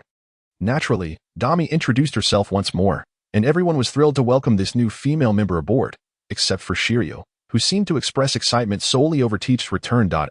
We have a female member now. Upon returning from his recent purchase of liquor, Facu's eyes fell upon a slender figure, igniting a fervent blaze within his heart. He transformed his 3 strides into 2, donning an expression reminiscent of Sanji, and seemingly teleported to the presence of Domi. Greetings, dear miss. I am Facu, the infamous thief, responsible for the supplies within the Blackbeard pirates. Might I have the honor of hearing your enchanting name? Akin to that of a celestial being. In truth, Facu had now reached a level of handsomeness. The long hours of rigorous training had thoroughly eradicated his previously sleazy demeanor, with a touch of grooming. A dashing yet contradictory figure emerged. Hello, I am Domi. I look forward to your guidance. Observing the exaggerated Facu before her, Domi wore a smile that was both awkward yet polite. Such a melodious name. Miss Domi, I have a strong premonition. You are my destined captain. What are you doing? As Facu spoke, a sharp pain struck his posterior eye, and the next moment, he was sent flying by Teach's kick. You seem quite idle, Teach remarked, his expression dark as he observed Facu landing headfirst. He then addressed everyone. After being away for so long, I am curious to know the extent of everyone's abilities. Therefore, I have decided that tomorrow, the Blackbeard pirates shall engage in a live combat training session. The rules are simple. All of you will face me alone, a friendly reminder, should your strength fail to meet my expectations. A month of rigorous training awaits you. Teach's words instantly darkened the expressions of Lafitte and the others. Having followed Teach for so long, they were acutely aware of their captain's terrifying strength. Thus, apart from Domi and the grounded Facu, everyone else sighed in unison. That night, to celebrate Teach's return, the Whitebeard pirates held a grand feast. Everyone reveled in merriment, although the wine tasted somewhat bland to Lafitte and his companions. Meanwhile, Teach exclaimed, "This is my freshly baked cherry pie. Enjoy it while it's hot." With the power of the rumble fruit, Sachi was in full force, darting back and forth to gather ingredients at lightning speed. He was fervently baking countless cherry pies with the intensity of the lightning. Sachi's speed had reached astonishing heights. Marco sat nearby, a beer in hand, grinning widely. "Haha, I would call Sachi the fastest man in the world." Ace chimed in with a playful jest. "Haha, enough, enough. With this mountain of cherry pies, I have enough to feast on for a while. Sachi, sit down and have a drink." Observing the towering pile of approximately hundreds of cherry pies, Teach finally allowed Sachi a moment of respite. The three captains and one vice-captain formed a circle, their laughter ringing with joy. Where is that scoundrel Marco? How dare he not drink with his old man? Truly unfilial. The following day, "Captain, please go easy on me." Facu gulped nervously, brandishing his signature weapon, a liquor bottle infused with armament Haki, his face a mask of fear directed at the imposing Teach. "Captain, should you lose this time, you owe me 1,000,000 berries. My cigar is nearly finished." Shiryu, wielding the thunderstorm, bore a glimmer of battle intent in his eyes. The others, including Lafitte, remained silent, quietly preparing themselves to face Teach with their strongest attacks.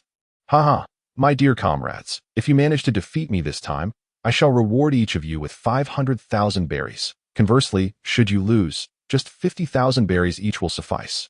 How does that sound? Quite fair, wouldn't you agree?" Teach eyed them mischievously. In fact, you could no longer restrain himself. "You wicked captain, you are merely trying to swindle our pocket money. Do you have a problem with that?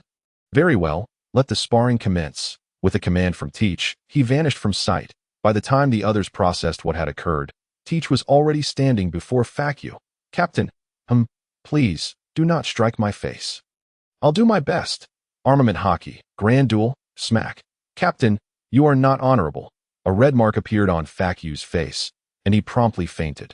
The remaining few gazed helplessly at the unconscious Facu. Their chances of victory had just diminished further. "Haha, I'll gladly accept Facu's 50,000 berries." Teach grinned wickedly at the remaining few, his unmasked gaze seeming to say, "Don't struggle, just hand over the money." Haha, the captain's strength remains as terrifying as ever. "However, I have not missed a single day of training." Burgess raised his right arm, his already impressive muscles swelling even further. Armament, unyielding fleet, sun never sets elbow strike. Burgess poured all his strength into the attack. His robust elbow covered in a thick layer of armament Haki, his short legs unleashing an astonishing burst of speed. In the blink of an eye, he was before Teach. This strike was forceful and direct, sweeping towards Teach's head. Haha, a commendable attack. Teach's eyes glinted red as he enveloped his right fist in advanced armament Haki, then stepped back, channeling all his power to meet Burgess' elbow with a punch. Clang!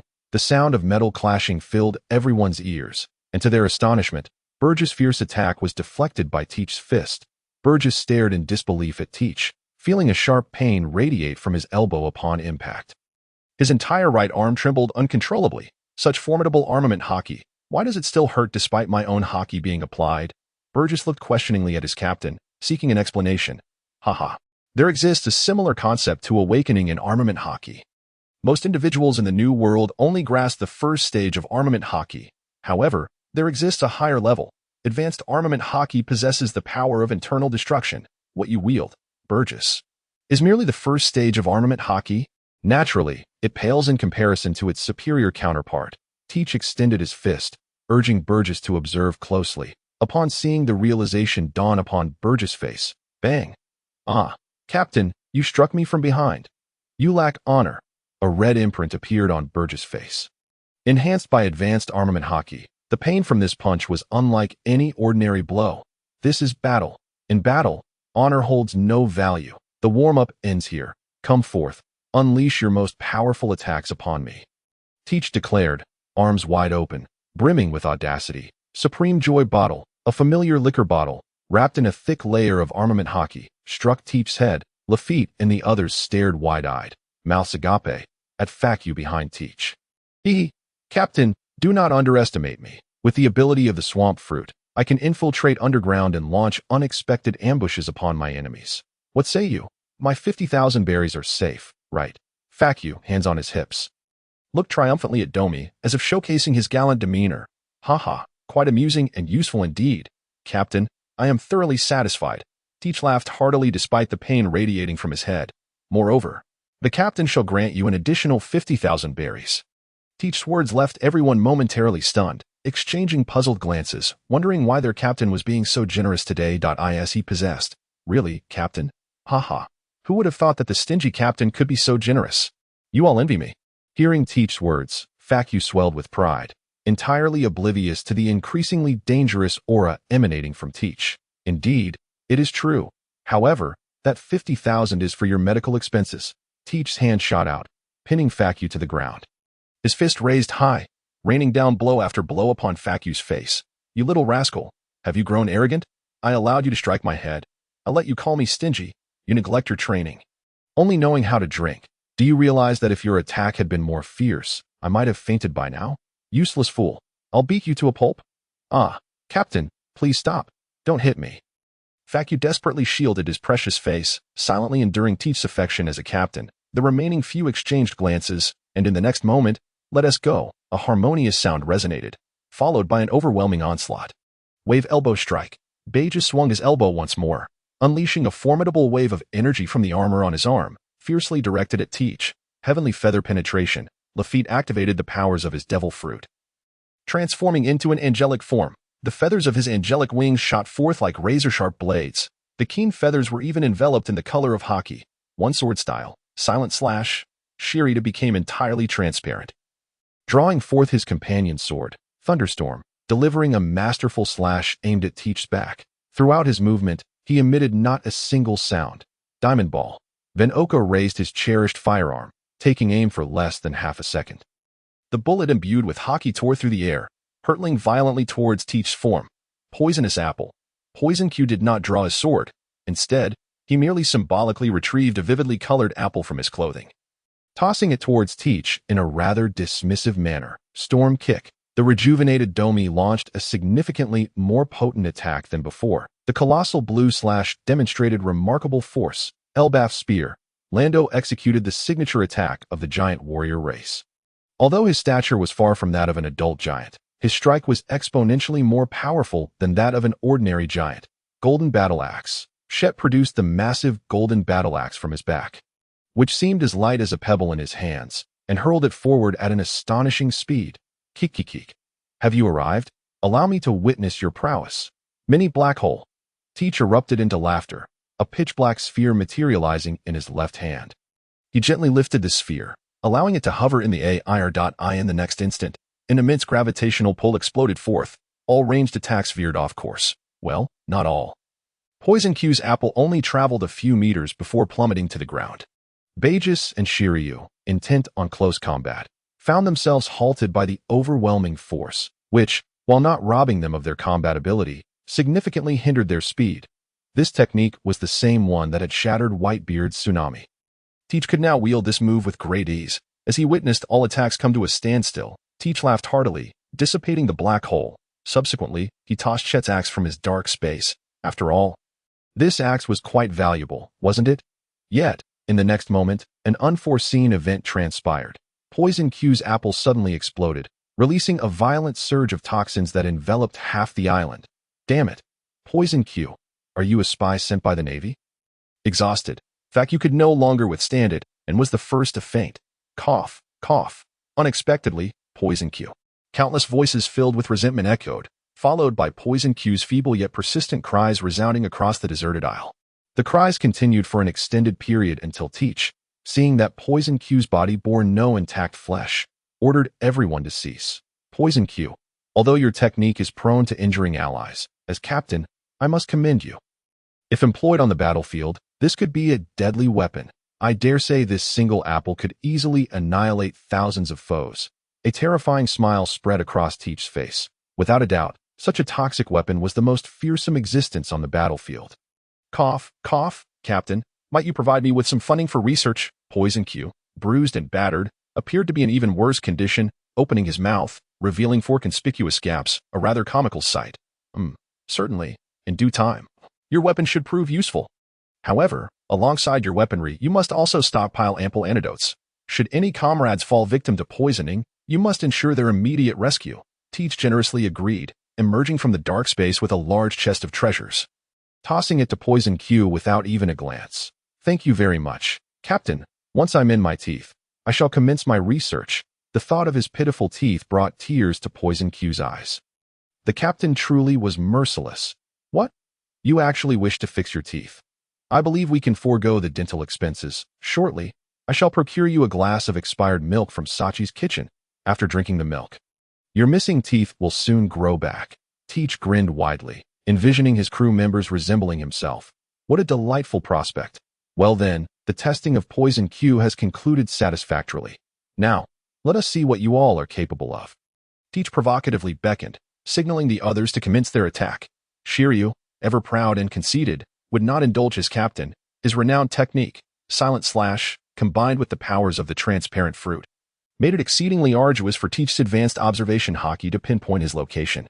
Come on, Captain, allow me to present you with a grand gift. Burgess slammed his fist into the ground. Purposefully controlling his strength, the massive boulder was torn from the earth, much like the ice blocks during the Marineford War. Yet the boulder in Burgess's hands was significantly larger. Champion's body slam. Burgess turned his back to Teach, channeling all his strength, and hurled the boulder toward Teach with great force. In an instant, an enormous shadow enveloped Teach. The wind generated by the boulder causing everyone to swallow hard. Kik. I am Blackbeard.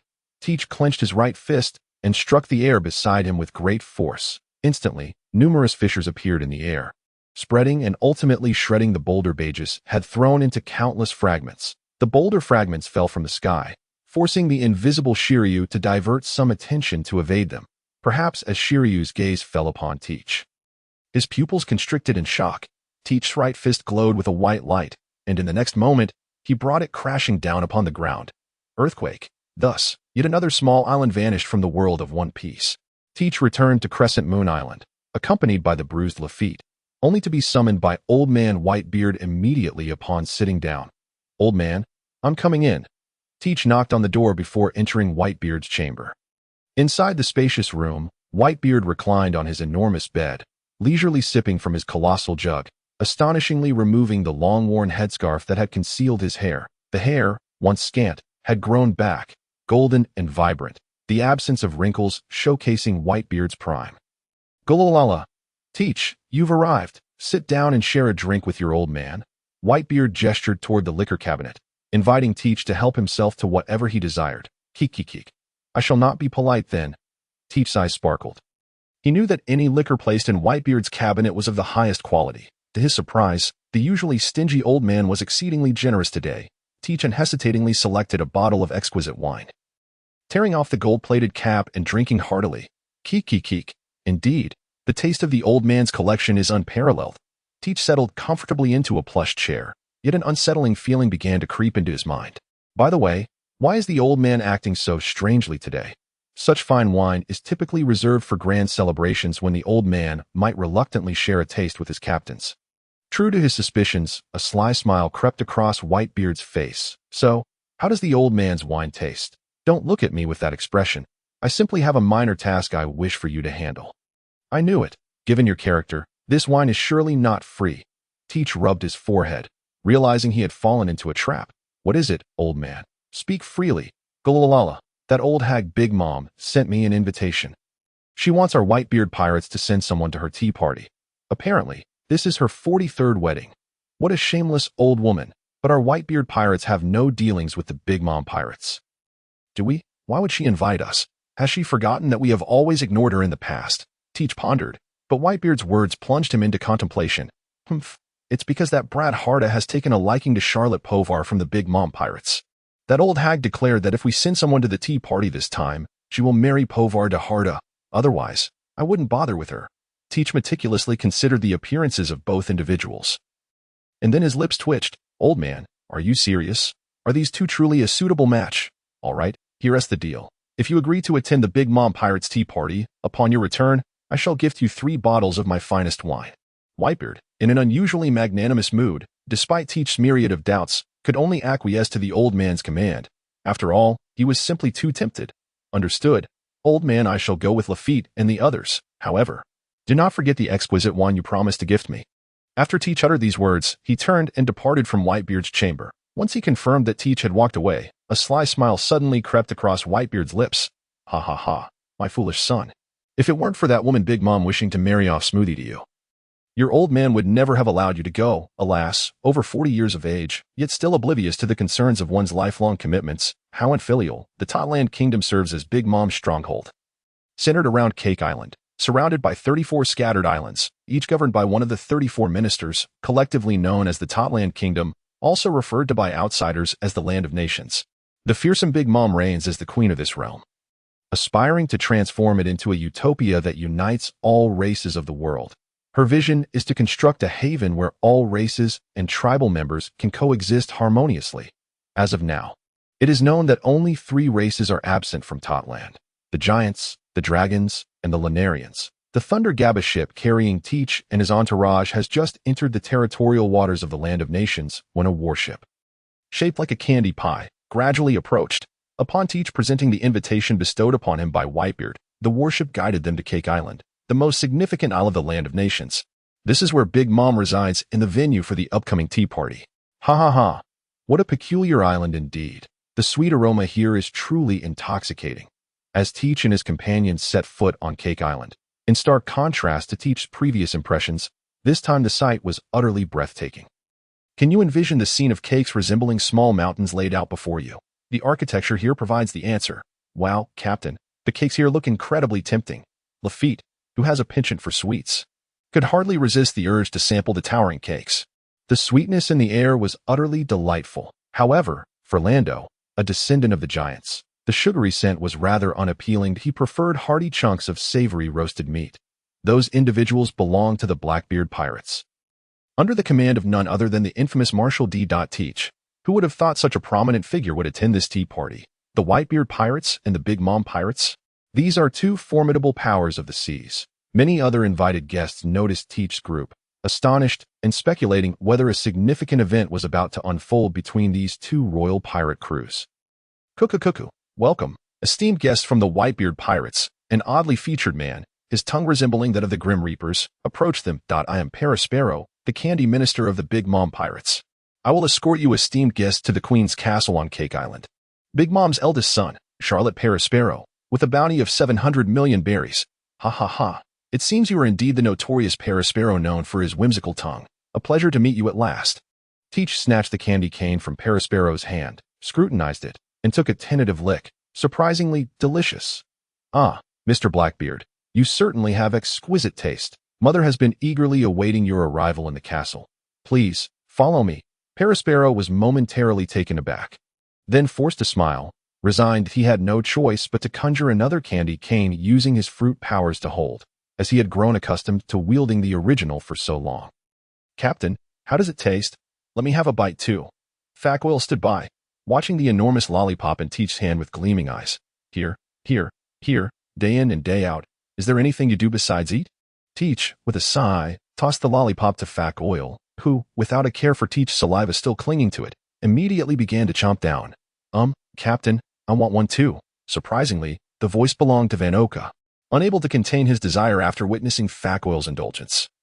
He looked at Teach with a pitiful gaze.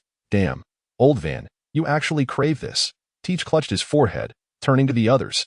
Anyone else? Forget it. No need to ask. Teach turned his head, just as he noticed the longing in everyone's eyes. Including Lando, who typically detested sweets. He was utterly flabbergasted. Little Pay, Let us get 9 more. Captain, it's only 8 of us who want them. Nonsense. Can't I have some too? Perospero, how dare you? I am a notorious pirate with a bounty of 700 million. As for you lot, you're not worth the trouble. Mr. Blackbeard, please enjoy your treat.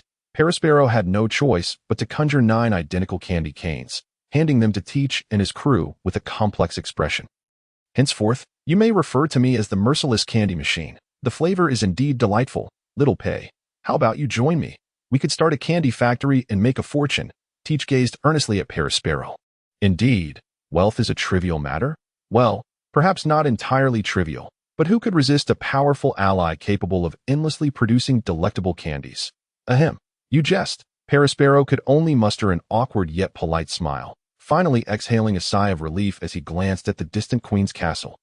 Katakuri, these esteemed guests are under mother's hospitality. Please escort them to her. Perospero eagerly instructed the nonchalant figure perched atop the high wall. Understood. Brother Perospero. Katakuri leapt down from the wall, landing gracefully on his right foot before smoothly settling onto the ground. His movements exuding charisma, Teach observed this man, hailed as the pinnacle of the Charlotte family, Katakuri, tall and muscular, with short reddish-brown hair, adorned with numerous tattoos and a striking metallic outfit. Complemented by a white scarf that he refused to remove even in the sweltering heat, he was indeed a figure of individuality. Ha ha ha, Charlotte Katakuri, what a fine specimen. What do you say? Care to join my pirate crew? With you and your brother, our Blackbeard pirates would never have to worry about food shortages again. One must admit, Teach's thought process was quite peculiar. In his previous life, while watching Luffy's battle against Katakuri, he had witnessed Luffy devouring vast amounts of the machi created by Katakuri. In that moment, he felt an overwhelming urge to swallow Katakuri whole. Katakuri blinked in surprise, instinctively using his observation haki to glimpse the future. Yet what he sensed made his pupils contract in alarm, his gaze towards Teach morphing into one of curiosity.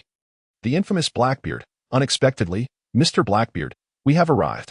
Katakuri led Teach and his entourage to a grand door, adorned with charming decorations depicting an array of pastries against a vibrant pink backdrop.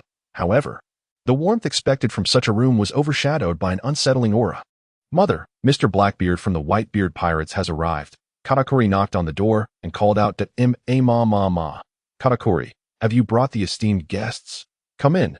That enchanting laughter could only belong to the fearsome Big Mom herself. Katakuri pushed the door open, then turned to Teach's group, saying, Esteemed guests, please enter. He stepped in first, leading the curious Blackbeard crew into the expansive chamber. Inside, a plump woman with long pink curls, heavily made up with bold lipstick and lavender eyeshadow, donned a pirate hat and a voluminous pink dress, was indulging in a large platter of pastries that astonishingly appeared to laugh with delight. Mother, Katakuri bowed respectfully before stepping aside, while the Blackbeard crew gazed curiously at the only female among the 4 emperors. Ma. You must be Blackbeard. I never thought Whitebeard would actually send you. Would you care for some pastries? Big Mom regarded the Blackbeard crew, all wielding candy cane staffs, with a puzzled expression. Feeling an eerie familiarity with those lollipops, ha. Perhaps we should save the pastries for later. Big Mom, I have come at the behest of Whitebeard to attend your wedding, a mere token of my appreciation. I hope you will accept it. Teach, while munching on his lollipop, retrieved a beautifully adorned box from the shadowy space, encrusted with gold, clearly of considerable value. A treasure chest? Ma. I adore treasure chests. Thank you for your gift. Now, let us discuss your marriage to Smoothie. The matron, brimming with excitement, placed the treasure chest upon the table beside her and eagerly addressed Teach, saying, I've spoken with Whitebeard, and I believe it would be best for you two to hasten your wedding plans. Moreover, I feel that the nuptials between our 2 Pirate Cruise Corps members must be widely publicized, with numerous journalists in attendance to announce it to the world. Following this, Big Mom rambled on for quite some time, leaving the expressions of everyone present utterly bewildered. Katakuri's eyes widened in disbelief. He could hardly fathom that his mother intended to betroth Smoothie to Blackbeard, though Blackbeard was undeniably powerful, backed by the formidable Whitebeard pirates. The fact remained that he was exceedingly unattractive. Teach appeared utterly dumbfounded, his mind racing as he processed the implications of this unexpected proposal. Suddenly, a flash of realization struck him. I knew it. Old Dad would never be so generous. I've seen fathers trick their sons before, but this is a new low. Smoothie. What is so special about her? Just a bit taller, a tad prettier, and somewhat stronger. Well, perhaps that's indeed quite impressive. The expressions of Lafitte and the others were merely ones of confusion. But Domi and Facu exhibited a remarkable array of emotions. Domi exclaimed, "Didn't the captain say he was interested in a girlfriend? Is he so averse to the hassle that he wishes to leap straight to marriage? I can't believe I once threw myself at him. If only I had known sooner, then Smoothie wouldn't even be a consideration. This cannot stand. I must devise a plan." Facu pondered. Wait, the captain is about to find a partner? Does that mean he'll become even more miserly? After all his wealth would be managed by his wife. Will he then find ways to exploit us for money? This is the end of my idyllic future. Furthermore, you two should aim to have at least 20 children, right? 10 from each of your families. The offspring inheriting your excellent genes will undoubtedly become the strongest warriors. Big Mom then interjected. Stop. Teach, hold on a moment. Teach could no longer endure the conversation. 20 children. Do you take me for a stallion? You must be mistaken. I have no intentions of marrying. At least not at this moment. I appreciate your goodwill. But Smoothie and I truly are not suited for one another. His words plunged everyone into deep contemplation. Katakuri thought, what? Does this guy look down on my sister? How infuriating. So ugly yet so pretentious. He might as well remain single for life. Bah. And that dim-witted author, choosing such an unsightly character as the protagonist. Can you imagine Blackbeard fitting that role? Domi let out a sigh of relief, while the rest of Blackbeard's crew felt a chill run down their spines as they anxiously regarded their captain, fearful of any peculiar inclinations he might reveal. What did you say? Big Mom leaned forward, her expression darkening as she glared at Teach, her tone turning menacing. That I said I'm not ready for marriage yet. Do you understand? Should I repeat myself? Teach's gaze sharpened. Did he fear Big Mom? What a joke. He was Blackbeard. Teach. How could he fear a mere emperor? The moment his words fell, the temperature in the room seemed to plummet. The standoff between the two titans caused cold sweat to beat on the brows of all present. Just when everyone braced for an imminent clash, Big Mom's aura diminished, and her expression softened. Well, if you're unwilling, then so be it. I shall honor my promises regarding Pudding and Harlta. Our two pirate crews shall now be considered one family. To Big Mom, the prospect of forging a connection with the Whitebeard pirates through a rather ordinary daughter was immensely advantageous, and she had no concern for her daughter's wishes, for most of her daughters served primarily this purpose. Naturally, I look forward to your continued support, Teach readily agreed, granting her a graceful exit, for he had no intention of engaging in direct conflict with Big Mom at this juncture. After about half an hour of subtly scheming interactions, the Blackbeard crew was assigned to their respective quarters, 10 interconnected rooms. Everyone, this shall be your lodgings. The tea party is tomorrow, so please rest early. Dinner will be delivered to your rooms, an ivory chest soldier announced before turning to leave. However, Teach called out to him. Do you have all kinds of pastries here? He asked expectantly. Of course. We have every type of pastry. Huh? Splendid. Please send 500 cherry pies to my room tonight. Regrettably, the ultimate goal remained unachieved. Blackbeard's physique. Perhaps next time I shall offer myself to him instead. Big Mom, calculating her next move, chuckled with satisfaction at her scheme. Bring me 100 cherry cakes to my room.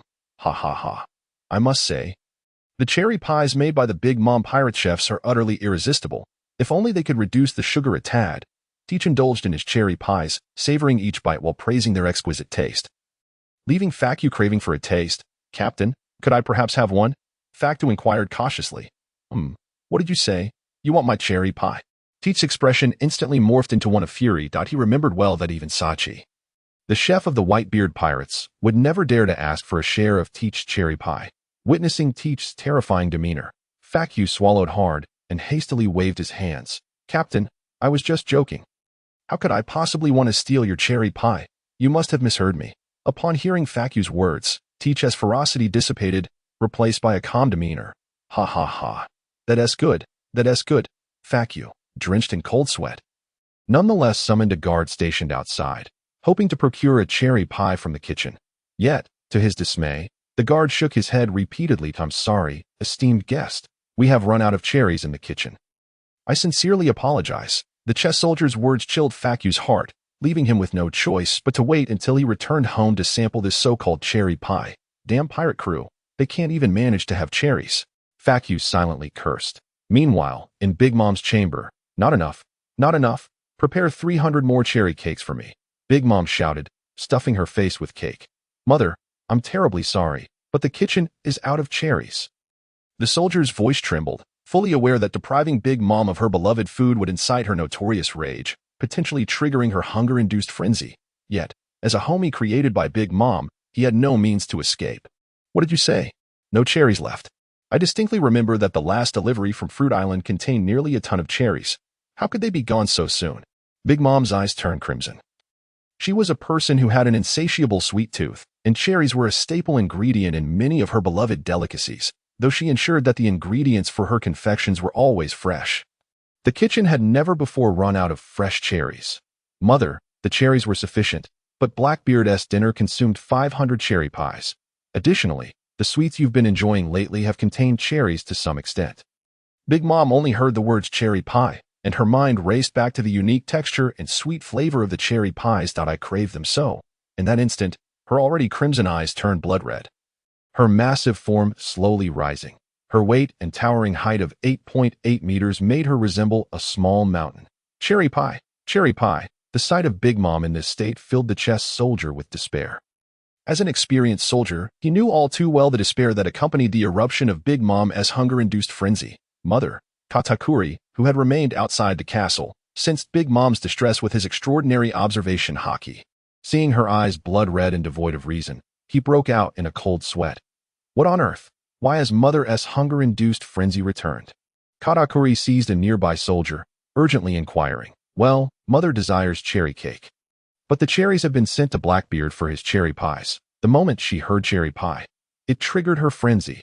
Is there truly not a single cherry left in the kitchen? Not a single one. However, Blackbeard may still have some cherry pies. Curse it. Why must this happen now? With no other recourse, Katakuri could only pray that Blackbeard wouldn't devour all the cherry pies. Captain, what is happening outside? The sound of destruction wrought by Big Mom echoed far and wide, reaching even the ears of Blackbeard's crew, who sat within the confines of the room. Rando, who was indulging in the delightful aroma of food, was perplexed. His observation Haki could not discern the events unfolding outside. Ha ha ha. It seems that Big Mom has lost control of her emotions. Ah, what a bother. Let her be. Teach, possessing the keen insight of observation Haki, recognized that Big Mom was coveting his cherry pie, prompting him to hasten his consumption. Bang! The door to the room was forcefully flung open, and the towering figure of Katakuri stepped inside. He surveyed the surroundings before his eyes lit up. Spotting the scarce cherry pie, my sincerest apologies, Mr. Blackbeard. Our mother is experiencing a hunger pang, and she urgently requires that cherry pie. However, rest assured, Fruit Island will deliver a bounty of fresh cherries for tomorrow's tea party as compensation. As Katakuri spoke, he reached for the cherry pie on the table, but in that very moment, his observation Haki sensed an imminent threat. Bang! The long gun in Van Augur's hands emitted a plume of smoke. Clearly, the danger Katakuri had just perceived was a result of Van Augur's actions. Our captain has yet to give his consent. My lord, is it not somewhat impolite of you? Van Augur coldly remarked.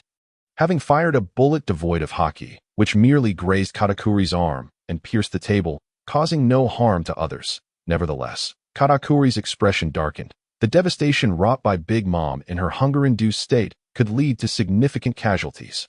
He could not afford to delay. The longer he waited, the more peril his siblings might face. However, soon my sister will marry your captain, and then we shall all be one family, will we not? Katakuri gritted his teeth, confident in his strength yet aware that he could not single-handedly confront all the formidable beings within this room. Moreover, Blackbeard's power was renowned for being able to contend with admirals. Cherry pie. The voice of Big Mom finally resonated, and in the next instant, the wall of the room was breached by her physical form. A stout and towering silhouette entered. Cherry pie. Upon seeing the cherry pie on the table, Big Mom reached out to seize it. Yet, in the blink of an eye, another hand, adorned with extravagant rings, snatched the pie away. Ha! What is this? Old hag, do you wish to contest me for the cherry pie? Teach's eyes turned crimson as he stuffed the scant cherry pie into his mouth under Big Mom's gaze. You bastard. Cherry pie. You dare to snatch my cherry pie. You must be seeking your own demise. Thus began the ferocious clash between these two titans. The shockwaves of their battle threatened to topple the very castle itself. Katakuri stood to the side, bewildered, before exclaiming, Blackbeard, do you also suffer from hunger pangs?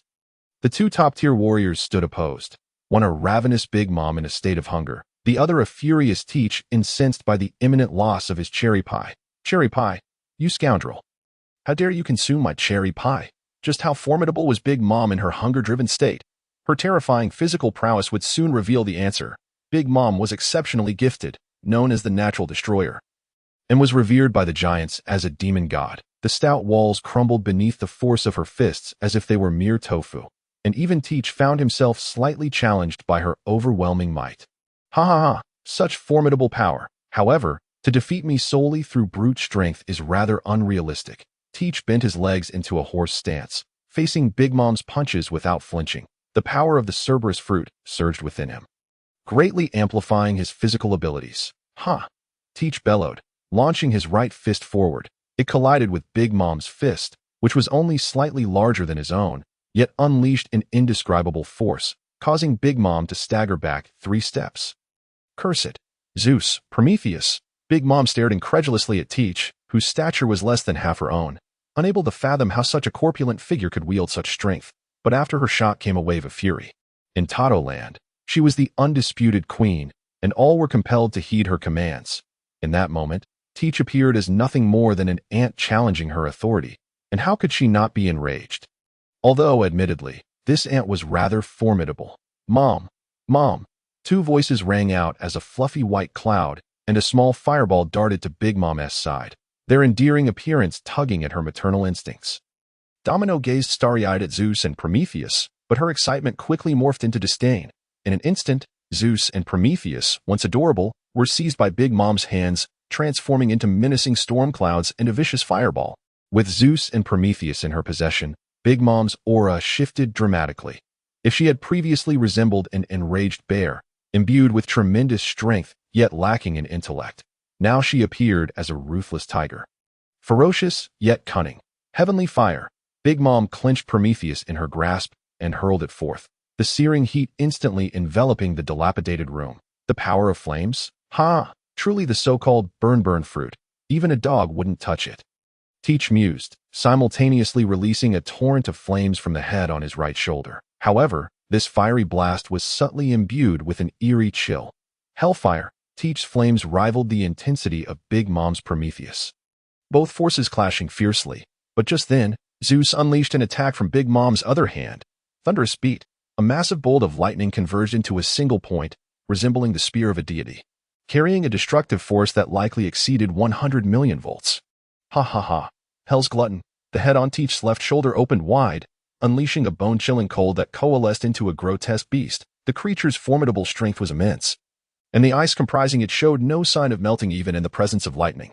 In that moment, the ice glutton engaged in a fierce battle with Zeus. What manner of devil fruit is this? 3 heads, each wielding distinct powers, as one of the 4 emperors of the New World and a remnant of the old era. Big Mom possessed knowledge far exceeding that of ordinary individuals. Yet even so, she had never encountered Teach's devil fruit. But there was more to come, Teach declared, as the central head opened wide, unleashing a tempestuous black wind that wreaked havoc throughout the room. In the next instant, the crumbling structure could no longer withstand the chaos. To endure such a fierce clash between 2 emperors for so long, one had to commend the craftsmanship of the Castle-S builders. Shadow wind. The chilling words escaped from the central head of Teach as a bone-chilling black wind surged towards Big Mom, darkening the very earth itself. With the emergence of the shadow wind, even the attacks from the 2 heads of Teach were amplified. Prometheus, facing the scorching onslaught, grew larger in size, and the intense temperature caused even the flame-born entity to feel pain. Meanwhile, the ice glutton, locked in battle with Zeus, became enveloped in a thicker layer of cold. Transforming into a frosty armor, the once evenly matched Zeus was swiftly overwhelmed. In that instant, Prometheus and Zeus found themselves at a distinct disadvantage. Napoleon, unbeknownst to her, Big Mom extended her right hand, and her hat soared into the air, transforming into a mighty sword upon its return. Ha ha ha. What is this? You wish to engage in close combat? Teach would not comply with her desires. He drew 2 ornate pistols from his waist, not bothering to aim before pulling the triggers. Bang, bang, bang, bang. 4 bullets were discharged toward Big Mom. While 3 went astray, 1 found its mark. Yet Big Mom's expression remained unchanged, as the bullet struck her like a grain of sand against an elephant, failing to garner her attention. After all, she bore another title, the Iron Balloon. One must acknowledge that her natural physique was the envy of many, boasting a hardness that surpassed that of most individuals' Haki. Feel my blade. Big Mom unleashed a speed that belied her corpulent form, swinging the massive sword toward Teach with ferocity. Underestimating me will not end well. Teach's right fist was enveloped in advanced Haki. Further enhanced by a radiant white aura, this punch was truly cataclysmic. Why was it cataclysmic? One glance at Big Mom's bulging eyes would reveal the answer. Ugh. The overwhelming force rendered Big Mom momentarily dazed, causing her to crash to the ground, her hefty form eliciting groans from the earth beneath. Mom, Katakuri, sensing the dire situation, grasped his weapon and prepared to charge in. After all, that woman was still his mother. Katakuri, do not move. Shiryu drew his thunderstorm and pressed it against Katakuri's throat, while Venoka raised his beloved firearm, aiming at Katakuri's head. Shet, wielding a golden axe, glared menacingly at Katakuri. As for Fakyu, it is well known that he stands at a mere 1 meters tall. Yet, as a steadfast supporter of the captain, how could he stand idly by? Clutching his cherished bottle of liquor, he pressed it against Katakuri's. Well, you know where. Mother, deprived of Big Mom's formidable power. Prometheus and Zeus were utterly no match for Teach's assault. With 2 anguished cries, these 2 powerful homies fell, seeking to snatch the cherry pie from me. You brought this upon yourself. Why bother? Teach dusted off his hands. The non-existent dust vanishing, and the 2 heads resting on his shoulders gradually disappeared, his form shrinking considerably. He then produced a bottle of potent rum from his waist, gulping it down with gusto. Teach had not exerted his full strength. In fact, he had not even stirred his 2 sisters, single-handedly toppling Big Mom. Naturally, this was also because Big Mom had not unleashed her full might. After all, truly defeating an Emperor-level powerhouse is no small feat. Given Teach's current strength, it would take at least 2 days to subdue Big Mom. If categorized into tiers, Kaido, Big Mom, and Shanks should be in the 3rd tier, while Teach would occupy the 2nd tier. Although slightly stronger than the former trio, it was merely by a narrow margin. Oh my, you hit me quite hard. Blackbeard Teach, thanks to her terrifying constitution. Big Mom regained consciousness in less than half a minute. To everyone's surprise, upon awakening, she had slimmed down considerably. Yet her imposing aura remained unchanged. Mother, are you all right? Seeing this, Katakuri strained against the bindings of Fakyu and the others, hastening to Big Mom's side to help her up. Humph. Big Mom was ungrateful, shaking off Katakuri's supportive hand and springing back to her feet to seize Napoleon once more. Let's battle again. With a fierce swing, Big Mom unleashed a massive blade of air. Randall, witnessing this, froze momentarily, his mind seemingly recalling some unpleasant memories. Do you think I fear you? Quake. Teach exhibited no fear, unleashing the full might of the Tremor fruit, his violent power clashing with Big Mom's attack, causing bystanders to squint their eyes in concentration. After hours of combat, it was ultimately Perispero, bearing a freshly baked cherry pie, who arrived to halt the conflict. Otherwise, this cake island might very well sink into the depths of the sea due to the ferocity of their battle. Indeed, the islands in the pirate world are perilously dangerous. Oh my, this is delicious.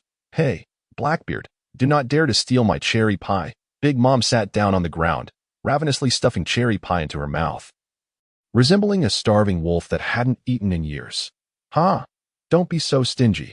After all, I am a guest. Besides, soon our 2 pirate crews will become comrades. It's merely a few cherry pies. Surely that won't tarnish our relationship.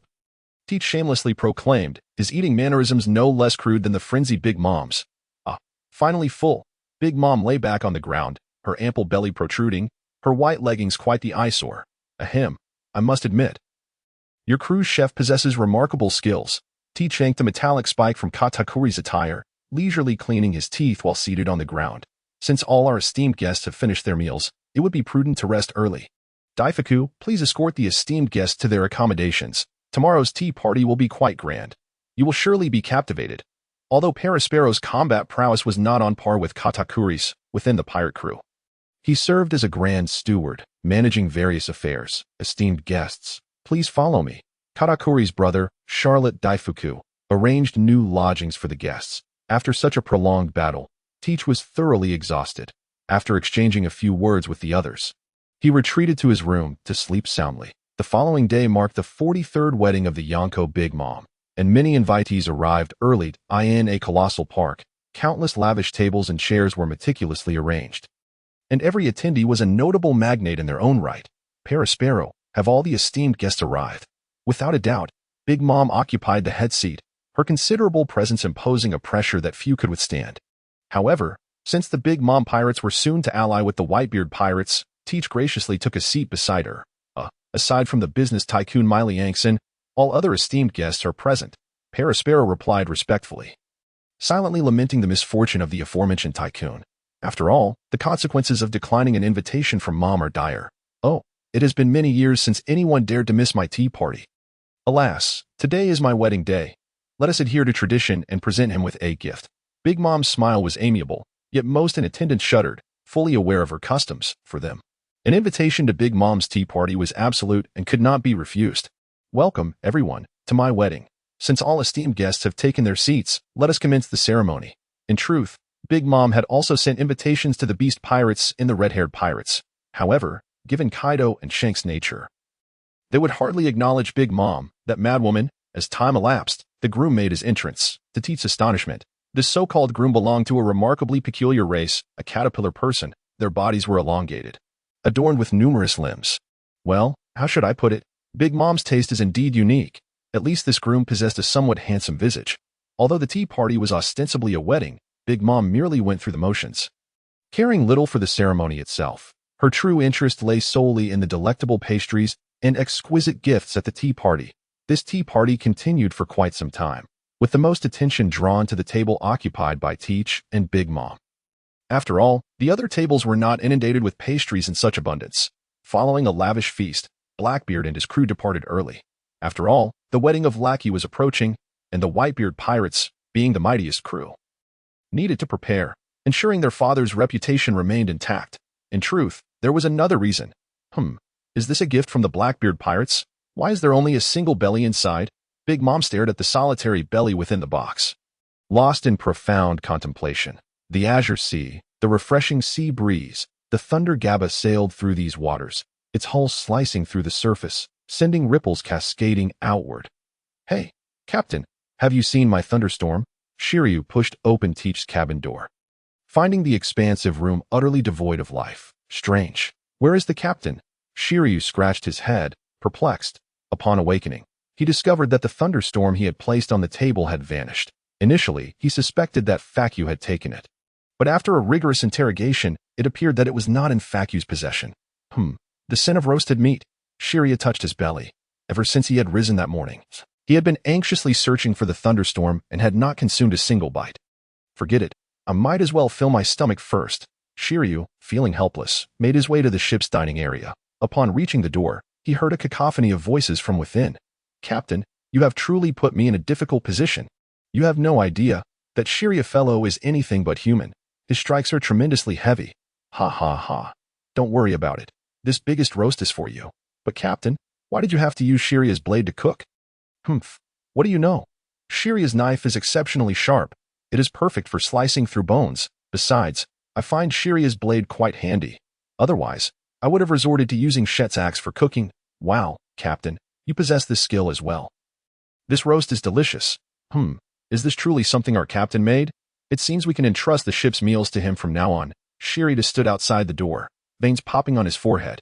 That damned captain dared to use my beloved thunderstorm to cook. Who can tolerate this? Fuming, Shiryu kicked the door open, only to find Teach, one hand holding the thunderstorm and the other wielding a large piece of roast meat, expertly slicing the meat from the bone, with 2 slices of bread nearby, seemingly preparing a sandwich. Damn, Captain, how dare you use my thunderstorm to cook? I will not let you off. Shiryu charged at Teach, his expression fierce as though he were about to devour someone. Shiryu, calm down. Let me explain. Explain what? Prepare to meet your end. It smells delightful. As Shiryu sat on a chair, voraciously devouring roasted meat, Teach, sporting a prominent bump on his head, cautiously handled his sandwich. I knew that the captain was destined to receive a beating today.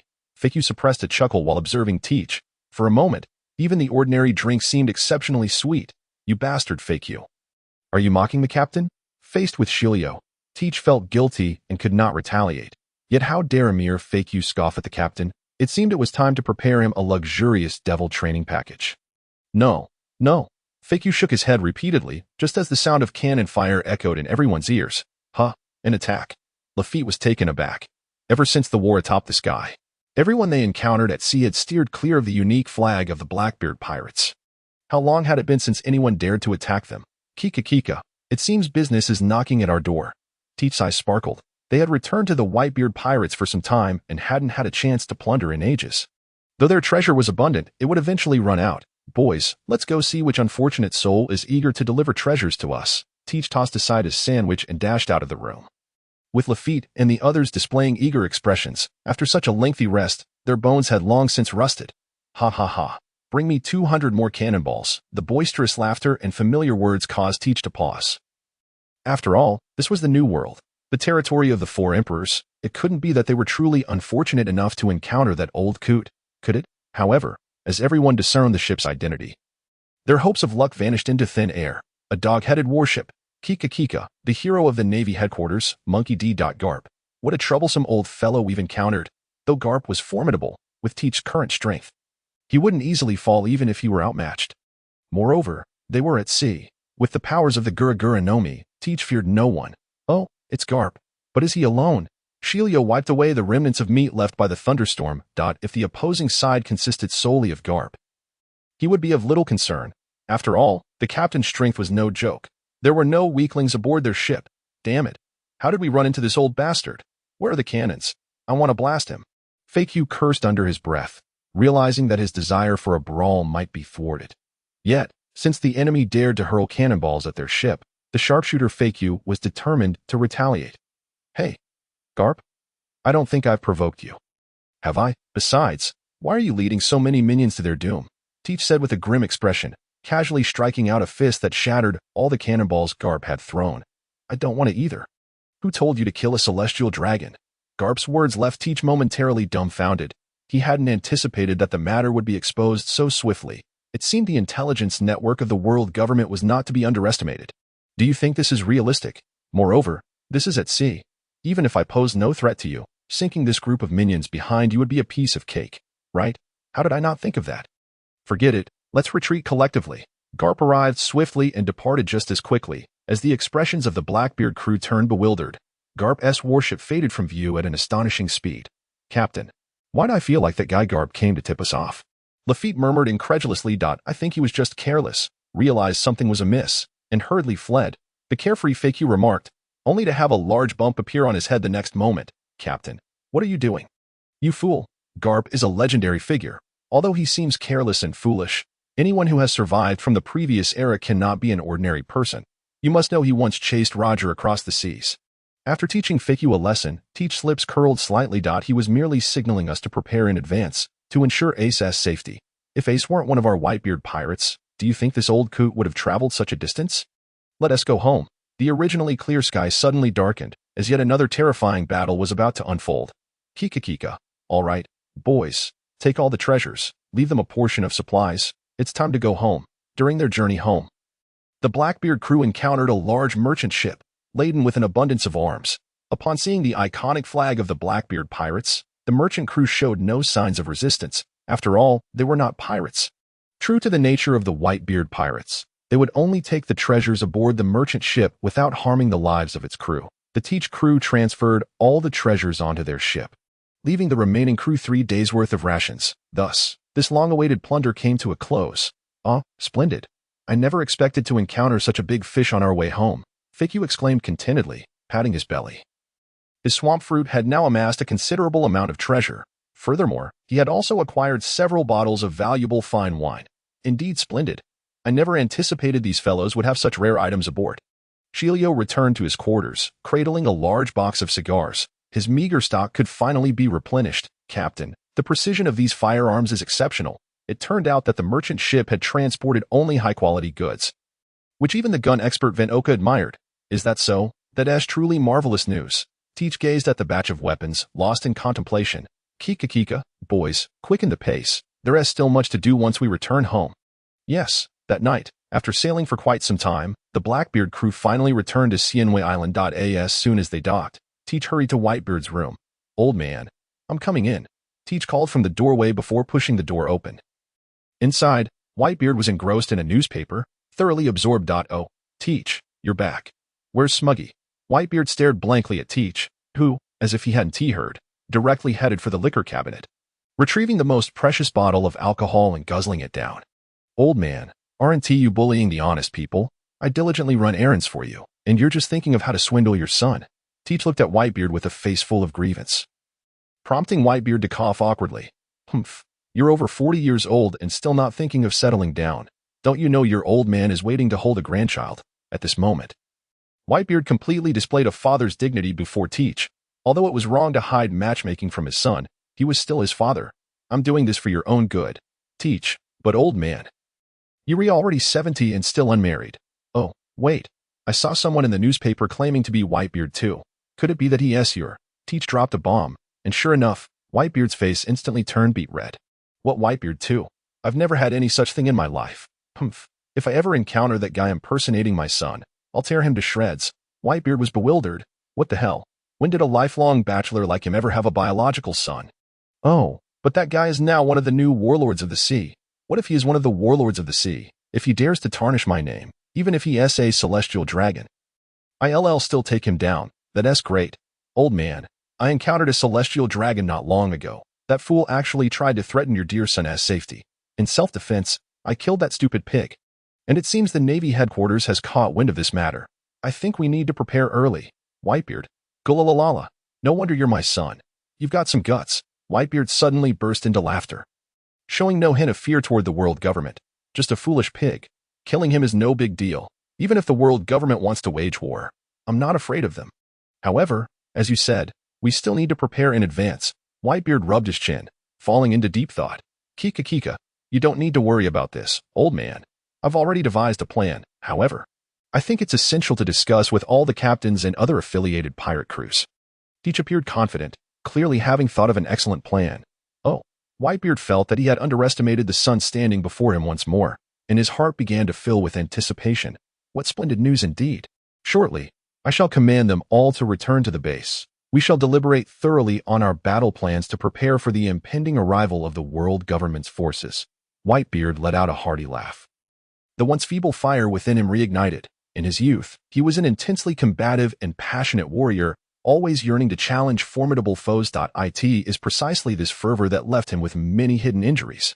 As time passed and his wounds accumulated, his once fiery spirit had dwindled to a mere ember. However, that miraculous beam from Teach restored him to his peak. He reclaimed the vigor of his youth. And in that fleeting moment, the passion of his younger days ignited once more. Full health against Roger, half health against Red-Haired Shanks, and near death against Akainu. To depict the current state of Whitebeard in gaming terms, 1 bar of rage. No ship shall sail in this new world. 2 bars of rage. This era shall be known as Whitebeard. 3 bars of rage. Youthful explosion. Full health phase. Roger, leave all your belongings behind.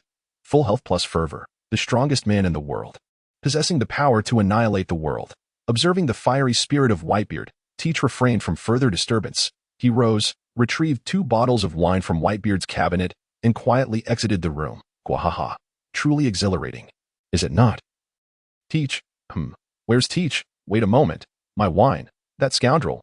Those were the 2 most expensive bottles. Whitebeard's roar echoed throughout the entire base, while Teach, clutching the 2 bottles of wine, mused, this is a gift from Dad. These 2 bottles must be exceedingly precious. Dad is indeed generous. If Whitebeard were privy to Teach's thoughts, he would undoubtedly exclaim, you little rascal, you didn't even bring back a wife and you wish to drink. Go cool off. As the phone call within the room was concluded, the entire sea began to churn once more, and once again, Whitebeard's low voice echoed within the room. Marco is no longer a child. I should find him a wife as well. The following morning, after breakfast, all the captains were summoned to the conference room by Whitebeard, filled with a plethora of questions. The captains took their seats, awaiting their father's arrival. Among them, aside from the captain-level individuals, Teach was also present.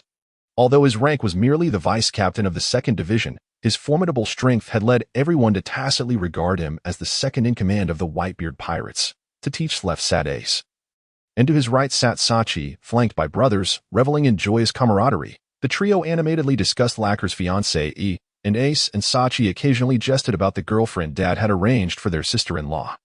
While the captains engaged in lively conversation, after all, the Whitebeard pirates had not convened for a meeting in quite some time. They understood that each meeting often heralded significant announcements, typically of a grave nature. Yet they remained unfazed, for their father was none other than the strongest man in the world. The Whitebeard pirates were the foremost pirate crew in existence. Gwahaha. What are you all discussing, my dear sons? Just then, the towering figure of Whitebeard entered, taking his seat in his grand chair, gazing kindly upon his 17 sons. We were merely chatting about trivial matters. However, it is you, father, who has summoned us all here for a meeting so suddenly. Marco chuckled as he addressed Whitebeard. Sigh. It is all due to that rascal Teach. He has stirred trouble, having killed a celestial dragon. Moreover, the Marine headquarters has become aware of this news. It is likely they will soon mobilize their forces and wage war against the Whitebeard pirates once more. Whitebeard feigned a headache, his gaze fixed intently upon the reactions of his sons. To his relief, the 16 captains present bore no signs of fear. On the contrary, they gazed at Teach with astonishment and exhilaration. What? Teach, you scoundrel, you actually killed a celestial dragon. Just as expected of you. Truly impressive. Those despicable celestial pigs. Teach, well done. If they dare to wage war, I shall certainly take down several Marines myself. Those malignant tumors of the world. Teach, you have indeed accomplished something remarkable. The captain's spirits were instantly ignited, admiration and a hint of envy directed towards Teach. In such a scenario, even Teach would feel somewhat bashful. Wah! At that time, there was no other choice. After all, those fools were simply too arrogant. Nevertheless, we must not underestimate the forthcoming actions of the world government. Their power is not to be underestimated. Indeed, Whitebeard, as the captain, interjected. The world government has existed for countless years. Their foundation is beyond comparison to that of the Whitebeard pirates. Furthermore, I have heard that they have recruited 2 new admirals this time. Consequently, in terms of both high-end and base-level combat power, we shall find ourselves at a disadvantage. Therefore, our objective is merely to repel the world government. As a remnant of the old era, Whitebeard understood the terrifying nature of the world government. The Marines were merely a fraction of their might. Furthermore, they no longer had the assistance of the red-haired pirates. The only advantage we possess is that this is our base, allowing us to prepare in advance. Father is correct. We must not be overly complacent. Although Aokiji was defeated by Akainu in the struggle for the position of Fleet Admiral and subsequently left the Marine ranks, this recruitment has undoubtedly bolstered the Marine headquarters' strength. Moreover, the retired Sengoku and Garp would not simply stand by and do nothing. It truly appears to be a formidable battle ahead. As the captain of the 1st Division of the Whitebeard Pirates, Marco's thoughts were more meticulous than those of others. After all, their father would not concern himself with such matters. And the other captains were equally indifferent. Thus, it was Marco who primarily collected intelligence for the Whitebeard pirates. Marco's assertions were indeed accurate. However, Teach already has a plan. Let him elaborate on it. Whitebeard's immense form leaned back in his chair, silently anticipating Teach's so-called strategy.